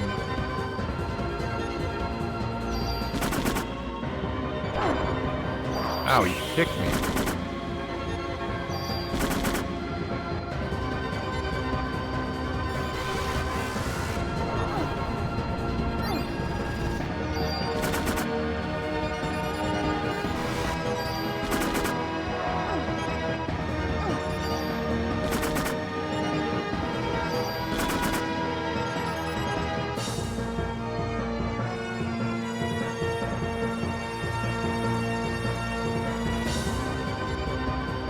Oh, it died over there this time.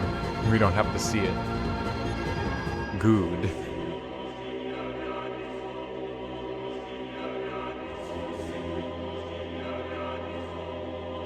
Looks like Hades Chaos.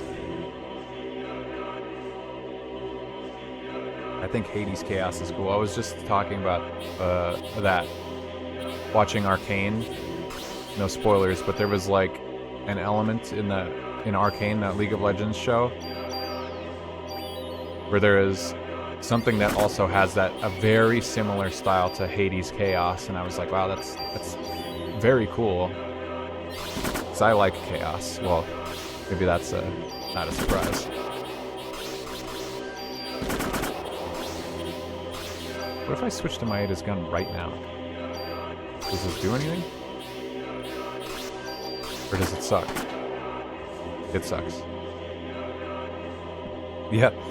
Yeah, when Fizz was here earlier, Fizz said the same thing. This looks like chaos.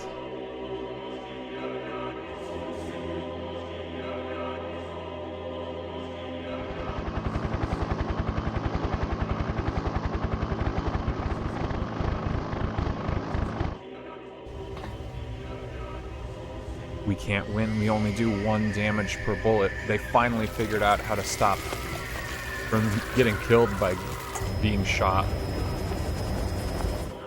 Daniel!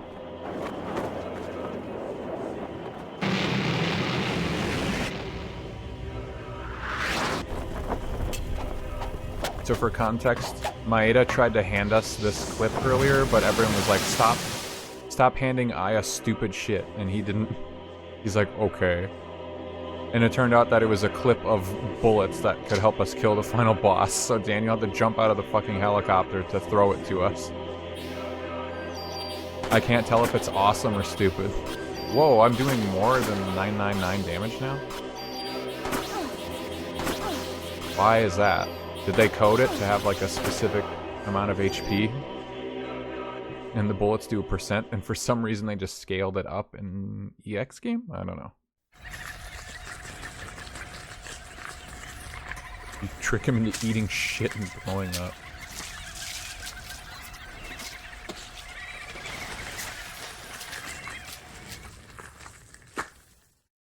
Ugh.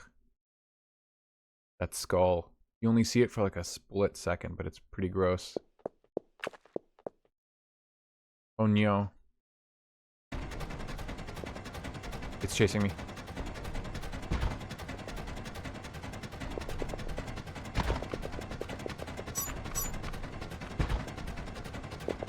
Oh, shit. Oh my god, dude. Fuck. Oh, I have to do the last boss again.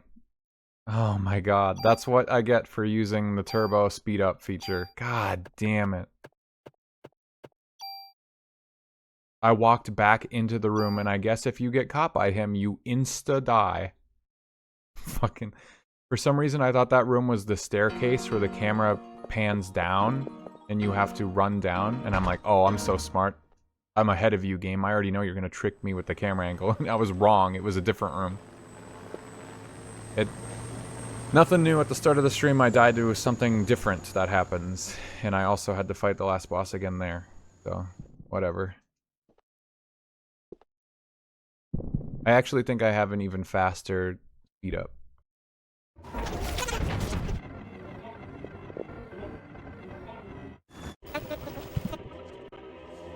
So there's fast forward, and then there's like turbo, and what I've been using is turbo, where I speed up the game a little bit by like a set amount, but I believe fast forward just like unlocks the frame rate and it goes as fast as possible, which is what I just did.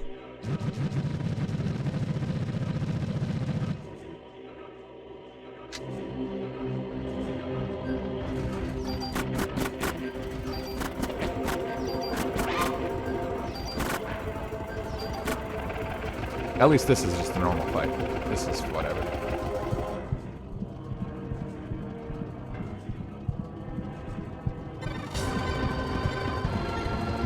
Feels like Frieza mode.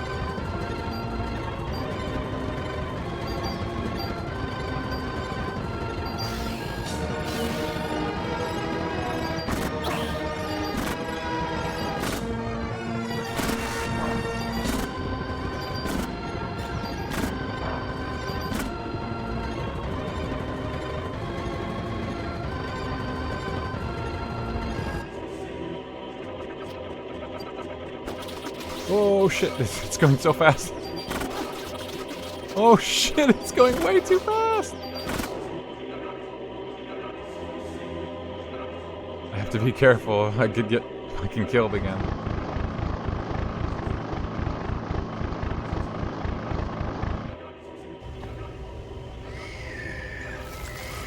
Oh, this cutscene can't be sped up all that much. Or my computer isn't capable of it.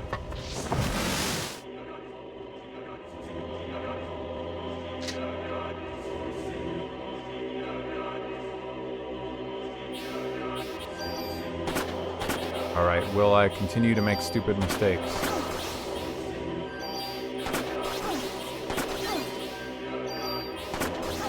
Find out soon.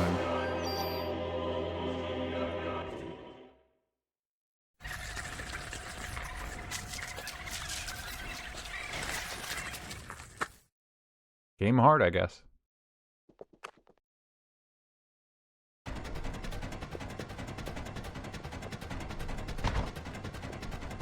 Okay, no more fast forward. We're doing this legit so I don't fucking die.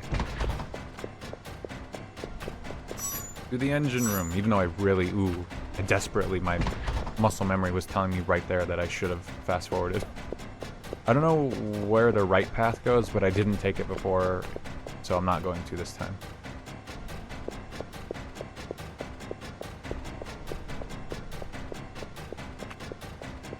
This might be a staircase that goes down, yeah. See, it tricks me normally because you don't normally walk towards the screen. It could be death. Takes me a second to register where I'm standing. You know, a remake of this game could put, like, continue points here, so that when you die, you don't have to do the whole final boss fight again because you messed up, like, some dumb cinematic chase thing. Like, it was shooting me with lasers before and it couldn't kill me. Why does it one-tap me now?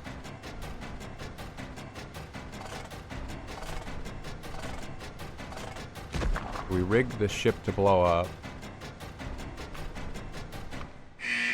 We're in Hell's Kitchen. And if you try to take the normal ladder back, you just die. You lose and die, I guess.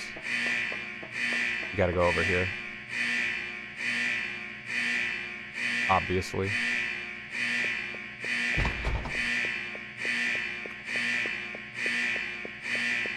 Third-person shooter too. Well, just you wait. I've heard that Parasite Eve 2 doesn't play like this. It might actually be like a shooter. I'm not sure. I don't remember.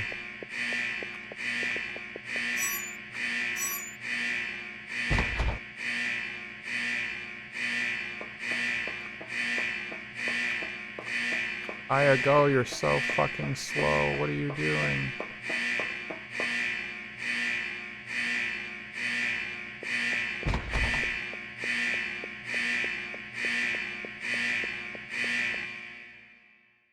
And time.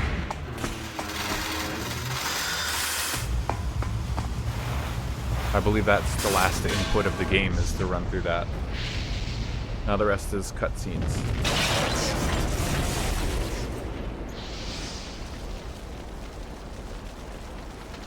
Full Resonance of Fate mode. Honestly, I would almost see Parasite Eve being closer to that than like a straight up shooter, but I believe I've seen snippets of Parasite Eve 2 and 3.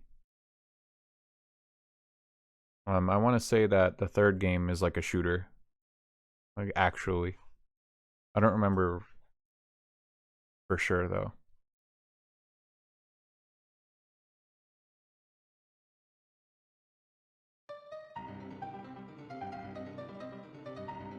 Why does Aya have the power? Because she got part of Maya's eye transplanted into her eye. And she never knew. I don't know, when did these guys find out that information and they only tell you right now. Real shame with the whole Navy blowing up. Yeah, it is a shame. So Aya got part of her sister's eye. Is it a coincidence that it's I and Aya? I don't know. But yep, she was never special. She was never special on her own. Only her sister was special.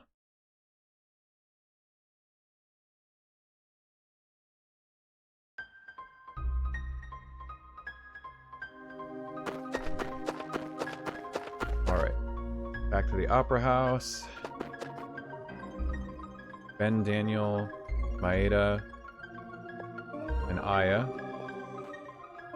Back to watch the exact same opera at the exact same Carnegie Hall from the start of the game.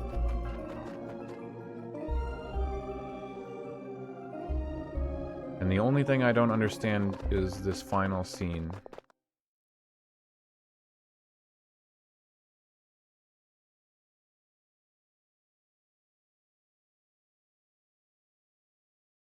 Not this part with the dialogue, but...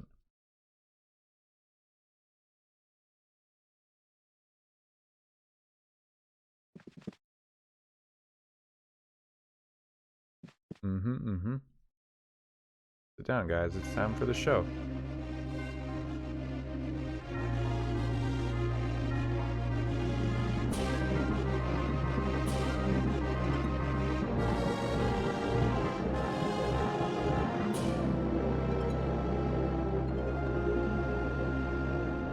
Whatever happened to man? They never really addressed that.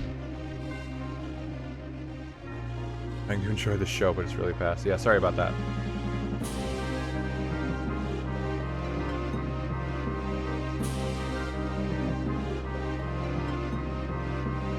Whatever chat wants, chat gets.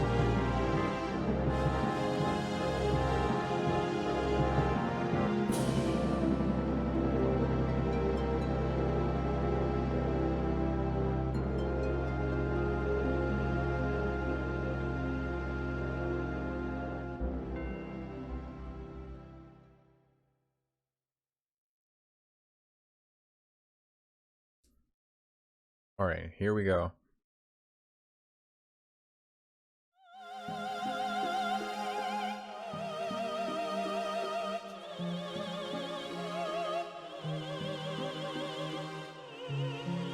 Singing that same tune we know and love.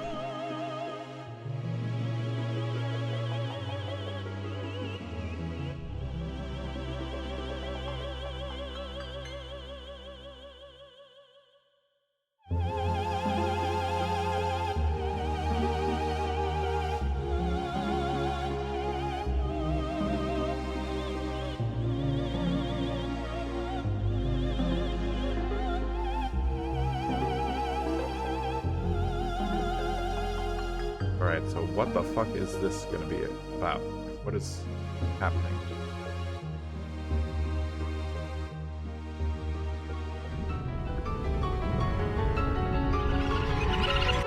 Like, those are the fucked up parasite mitochondria that Eve had in her, I thought. They make the Eve scary noise. Aya stands up, and everyone's eyes are purple.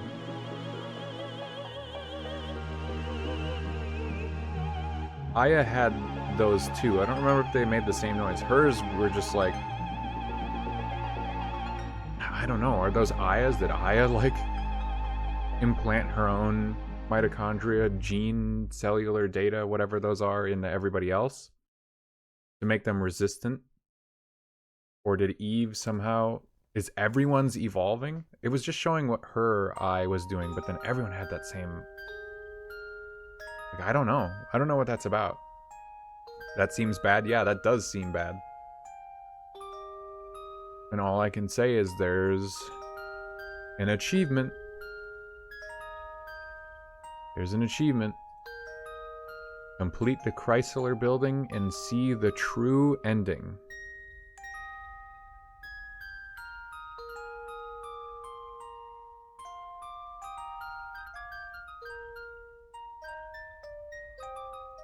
Get on it. We'll go see it. There's no way I'm gonna be skipping the... Holy shit. Sicko mode credits. Sorry, we already watched them today.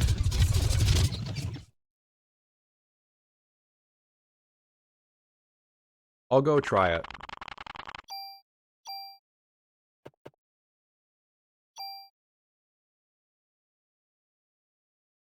I don't need to insert disc 1. Wait, there was no achievement for watching. I didn't even have to watch the ending. As soon as I got the achievement for day 6, it was over, I think.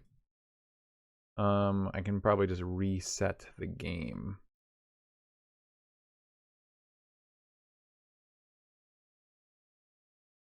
Double checking the achievements list, though.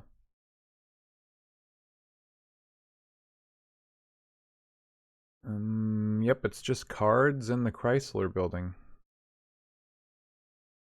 Okay, yeah, we'll go look at it. There's no fucking way I'll be able to beat it tonight. Like, I'm just gonna look at maybe the first 10 floors. Pick up next week. Probably finish it then.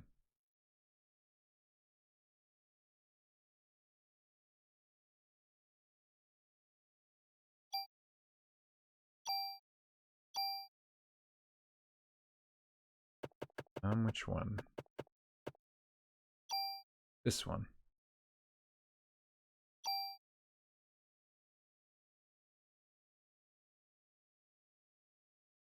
The one bit that I know about the Chrysler Building is apparently it's like randomly generated or something.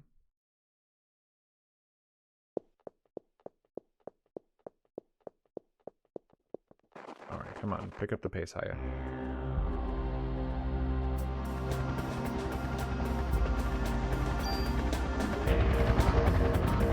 There it is.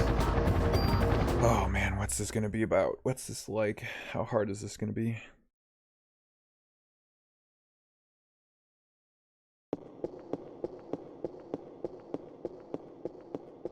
Elevator, okay, that's nice. They're not gonna make me run up the entire fucking thing if I ever decide I need to leave. I guess that's the least they could do.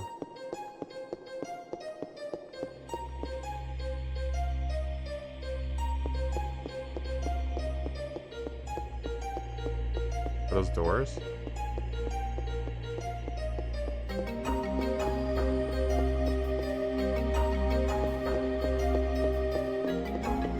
Oh my god.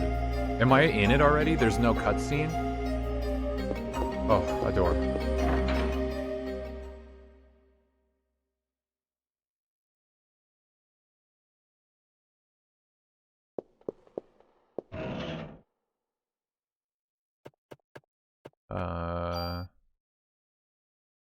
Gun in there.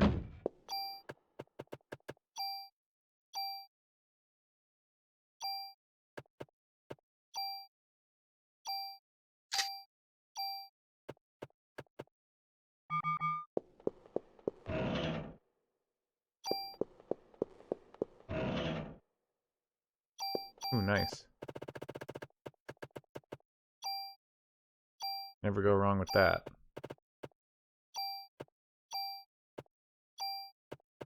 Fairly certain that thing sucked anyway. Discard.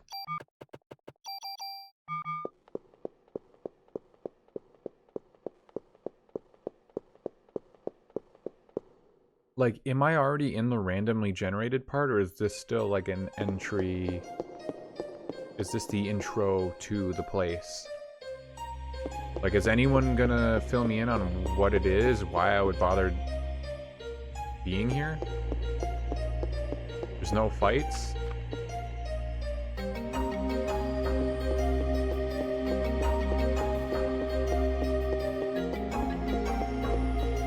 I'm confused. Oh, here's a fight. Okay, so I'm like in it already. This is the randomly generated, so it's like a fucking maze?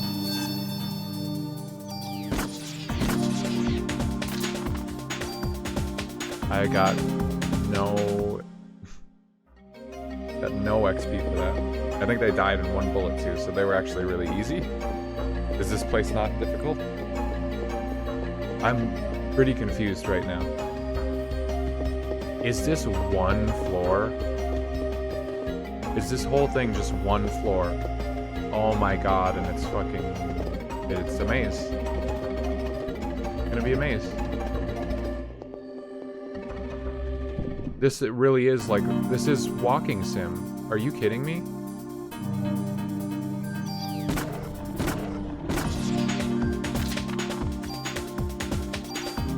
Medicine 1, really nice. That will heal me for 30 of my 770 HP. Oh, sorry, 45. My mistake.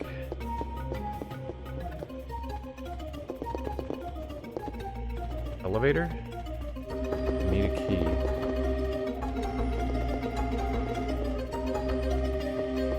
Is this a dead end? I went the wrong way. Dude. Okay, I, like, honestly was kind of looking forward to this place because I thought it was going to be fun. This now seems awful. I didn't even want to use the speed up, but I am already feeling like this fucking sucks. That was one floor. It's a maze of random fights for 70 plus floors. There's no system menu to tell me where I am. There was no story introducing me to the place. Like, why am I here? Why would anyone bother coming here?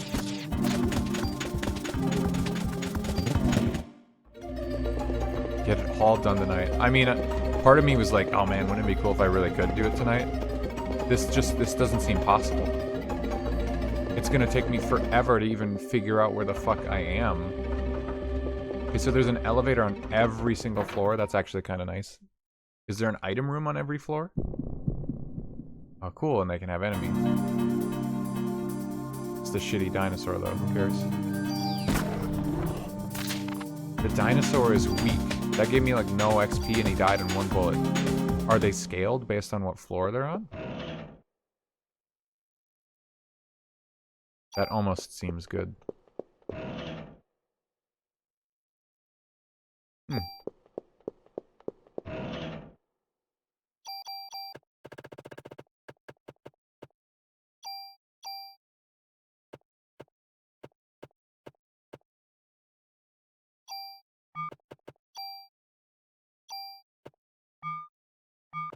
I wish there was an easier, like, I want to look at the base stats of this. Yeah, that jacket's actually almost pretty good. Not, but it's almost good. Ugh. This is like Palace of the Dead.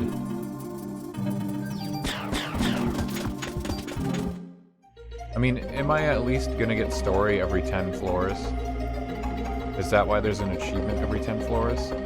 Or is this gonna be one of those stupid things where, like, there is no incentive to keep pushing higher other than maybe, like, the fact that I'm finding gear here?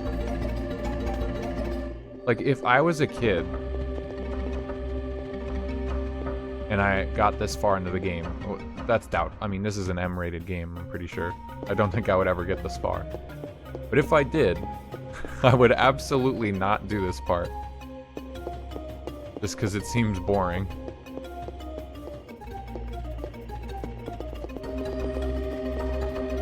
I like post-game dungeons a lot. But I like them to be...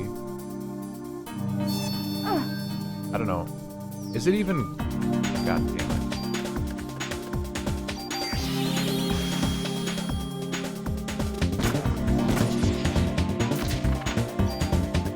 Like, if this game's true ending actually paints a difference in what we saw... Like, the achievement... I'm just going based off of what RetroAchievements says. It says, like, a true ending. Isn't it kind of annoying to lock additional context or a true ending behind something like this that seems tedious? Obtain the trading card... Oh. Okay. The trading cards... Oh my god, do I have to scour every fucking floor for these rooms, too? To find these cards?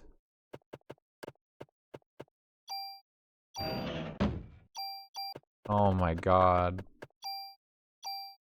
This feels like it's getting worse and worse. I had already completely forgotten about the cards.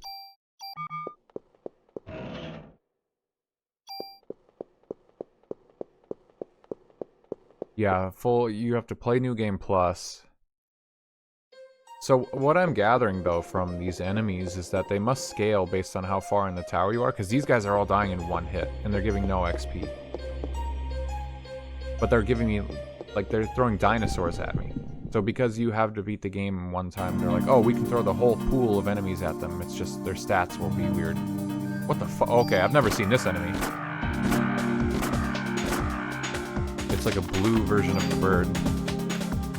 Junk, okay. Well, I'm done junk grinding.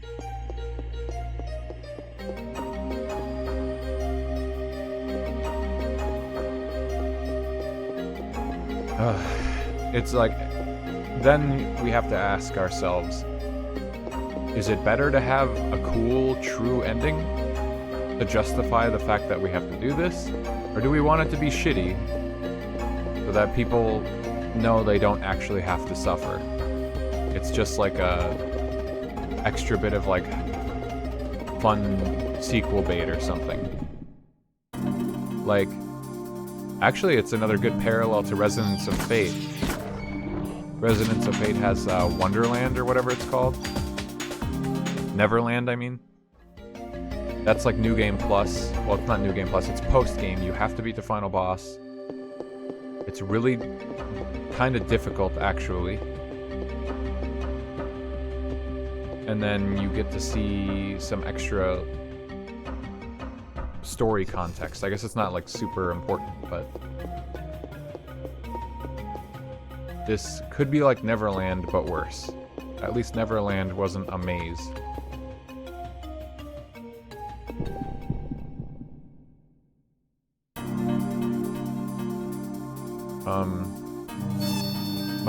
My favorite game I never shut up about, Tales of Vesperia. The base game has a post-game dungeon, the original version of Vesperia. It's like a teleporter maze. That's not very cool. I don't remember really liking it. You just do a bunch of, like, boss rematches where the bosses are harder. Pretty sure they count as different enemies for your bestiary too, so you have to go through every room. There's probably, like, good items in there too or something, I don't remember. It's not randomly generated, at least, but pretty sure I have the map for it on my computer somewhere. And then, arguably better, arguably worse, the expanded version of Vesperia has another post-game dungeon that's way more crazy. It's also not procedurally generated, but it is a massive fucking labyrinth.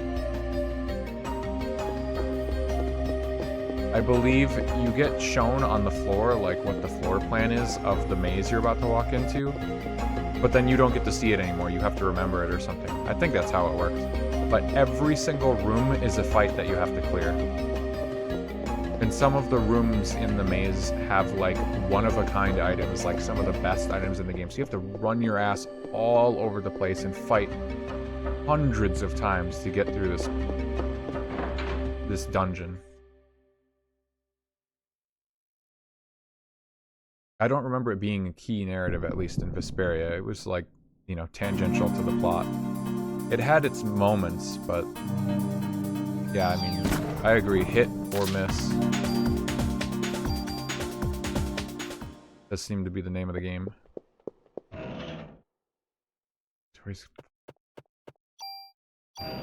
Wow, I'm getting some big boosts, though. If anything actually starts to get difficult, this could be rough.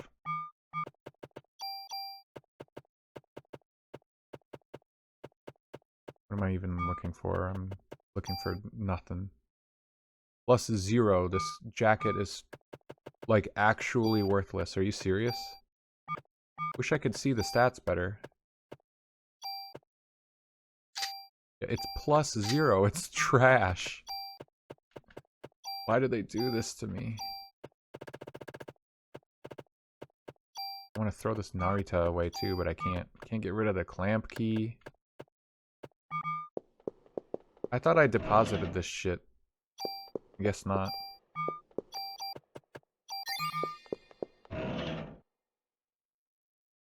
Item +1. I mean, I don't know if there's gonna be any other like, there's anti-poison and anti-stiffness. Is there anti-darkness? Because that's the worst fucking status. Stiffness and darkness are terrible. If there's anti-darkness, then I would like to have that on my armor rather than +1 inventory slot, and I've already confirmed I can't add on or, like, remove it after the fact.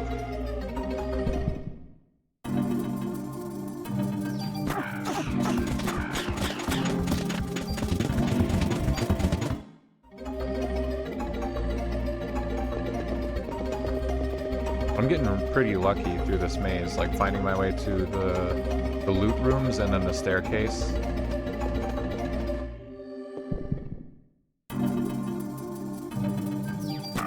Why are these birds like blue? Nothing else in here seems like a recolor. Just the birds. Are the birds always that color and they just look different in a different light, or what?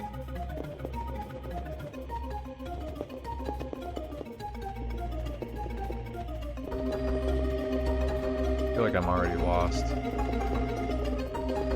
This is definitely... I've already missed like 2 different branching paths.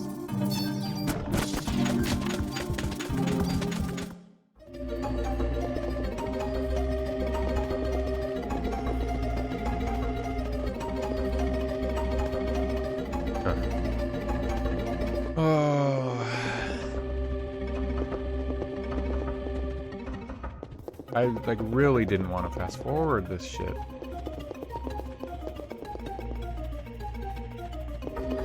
At least I found the item room. Pretty important. Damn, that's good. No.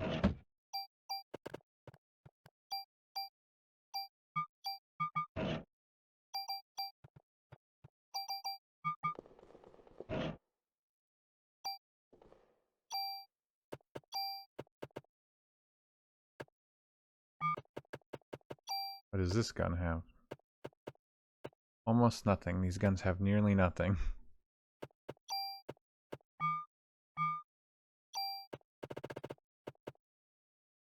Nothing. Nothing. Should just throw these guns away. It's just wasting inventory space. Wait, which one has the double shot? The M93.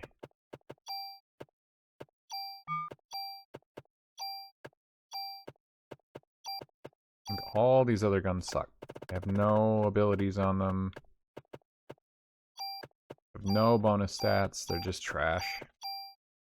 All the guns and stuff I collected over the game, and now look at me. I'm just fucking throwing things away. So is this door on the way to every staircase? Am I guaranteed to run into it? Or no?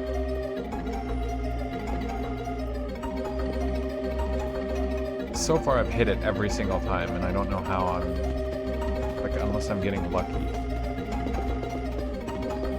And every door is always in a left to right hallway.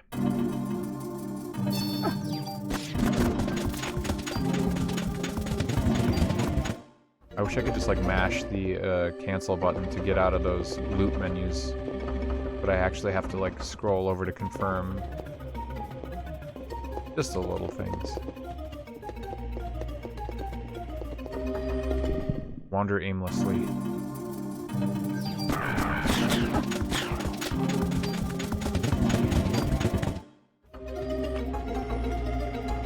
And I could just mash confirm until my inventory is full and fill it up, but then every time I reach a chest, I have to fight with that to maneuver items around in my inventory. Oh my god, dude. How many turns?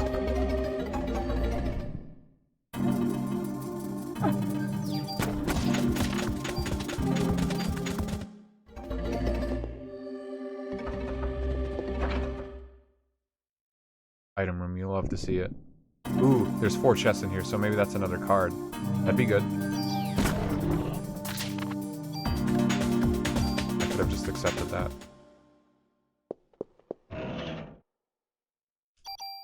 Range.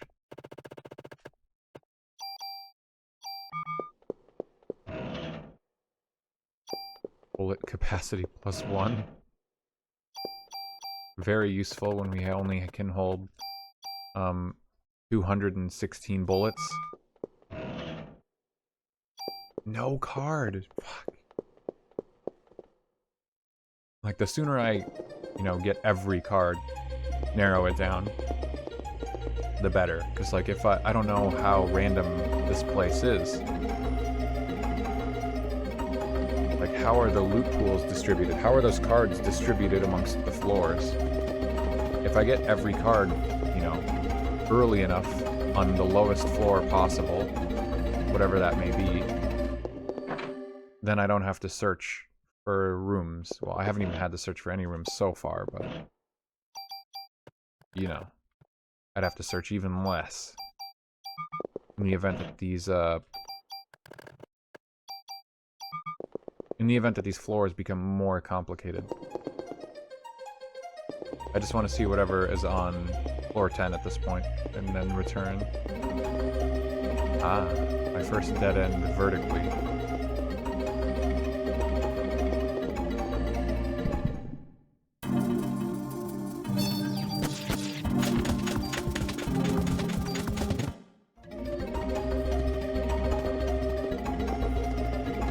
God damn it, that was just a massive... That's the first time I've run into like a dead end at the end of a really long hallway, I think. God damn it.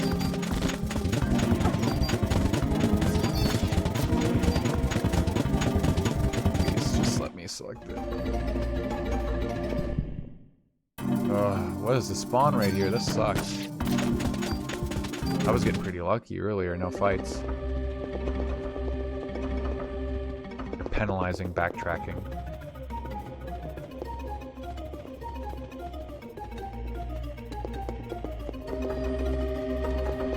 This is where my sense of direction should help me not get super lost, even though all the floors look the same. However, I'm getting a little too tired to take full advantage of my navigational ability, so I'm gonna have to definitely wrap this one up.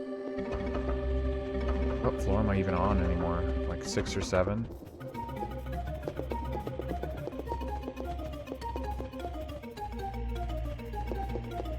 There's no way to know, I think.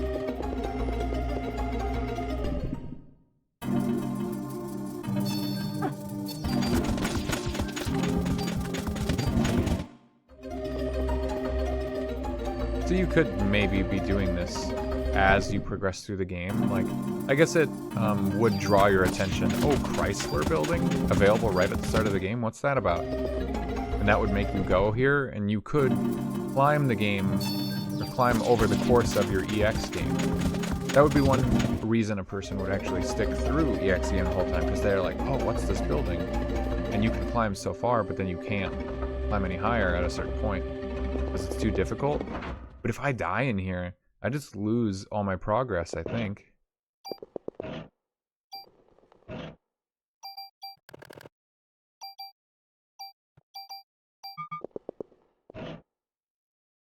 USP2. I think I like that handgun. It's just USP, isn't it? Why do they add the dashes, the hyphens, and the numbers? Did they put 2 variants of the USP in the loot pool or something?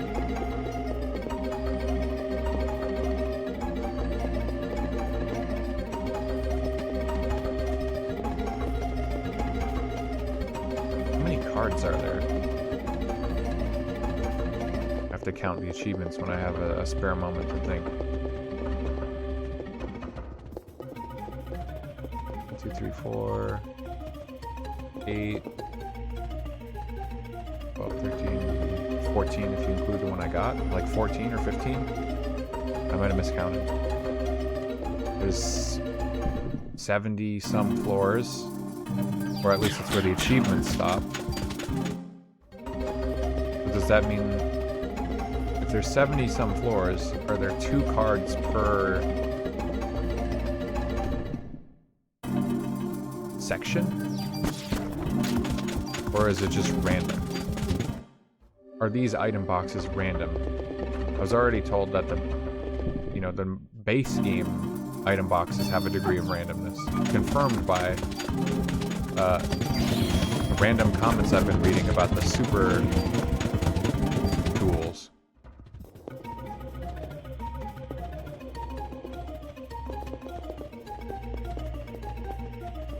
This game is wild.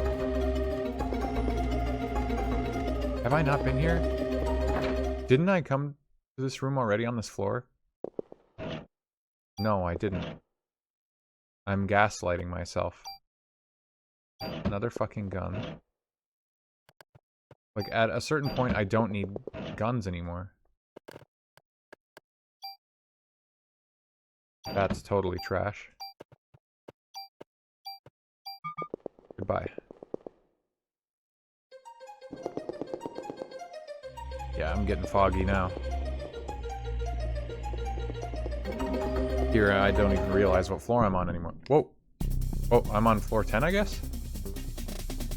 Okay, gigantic. Is this the same spider boss from before? It looks like it, but it looks way bigger. Oh, okay, it's dead. Chrysler Key 1.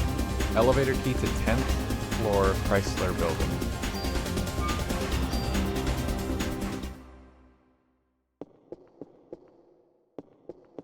So no story.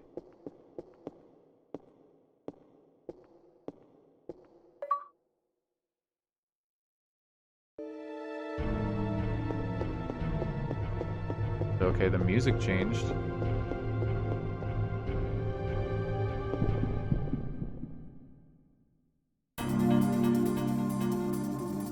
New enemies. Okay, so that's like per section.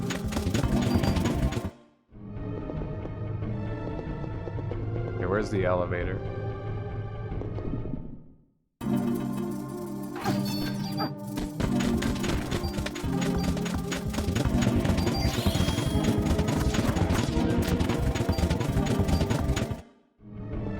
Get me out of here. I don't have the energy tonight. Ugh, what? Do I have to turn around?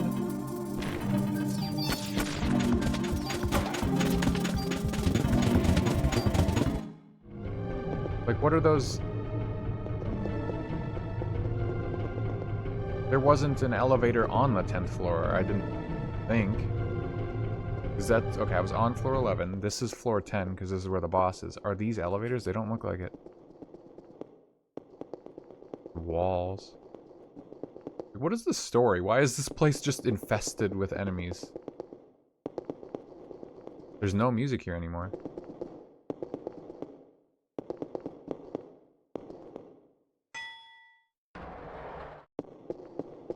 Okay.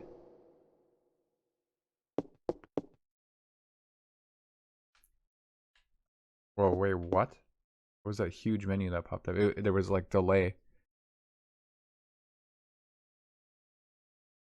Left stick up to go up. Directional button down, or left stick down to go down.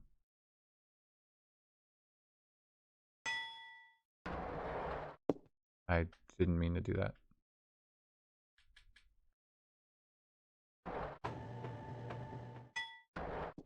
Oh my god. Okay. Well, that's the Chrysler building. We'll be having fun with that the next time we play Parasite Eve. Should be the final time. I'm extremely curious and like actually kind of excited to see what this true ending stuff is about. I'm gonna be really disappointed if it's like something lame. But this Chrysler building seems really just bullshit. I'm really not into this. But I don't know. It is what it is, I guess. Discard all this. Oh, these are... Oops, that's my actual inventory, or my storage, not my inventory. Why do I have to carry so much shit? Like, I'm gonna have to carry a key for every floor? Are you serious?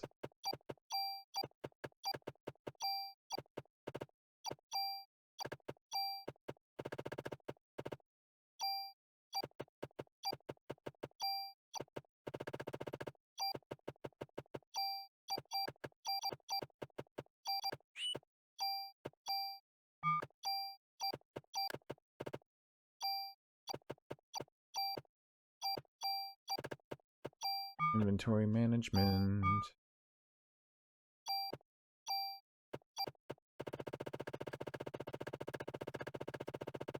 Look at all that great gear I'm definitely going to use.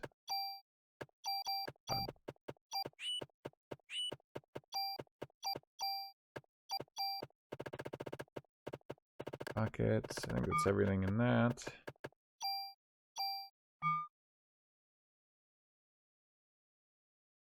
I don't really have one yet.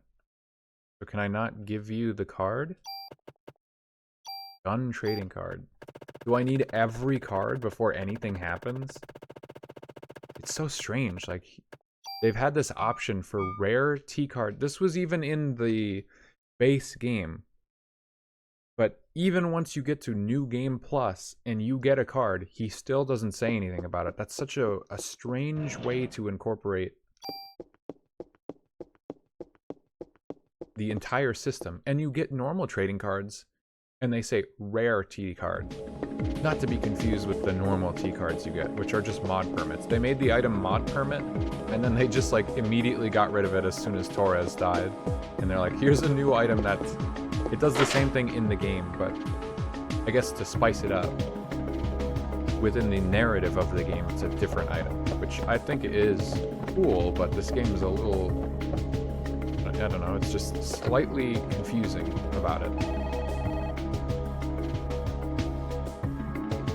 So I guess I'm not gonna know what those cards are for until I get all of them. That's wild. I don't mean to complain. I guess I'm just tired now, and this Chrysler building is already turning into a huge bummer.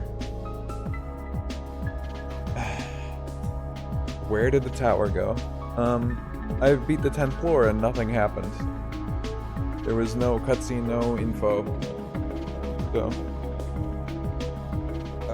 I guess we'll see what lies at the top of the tower next week. And nothing before then.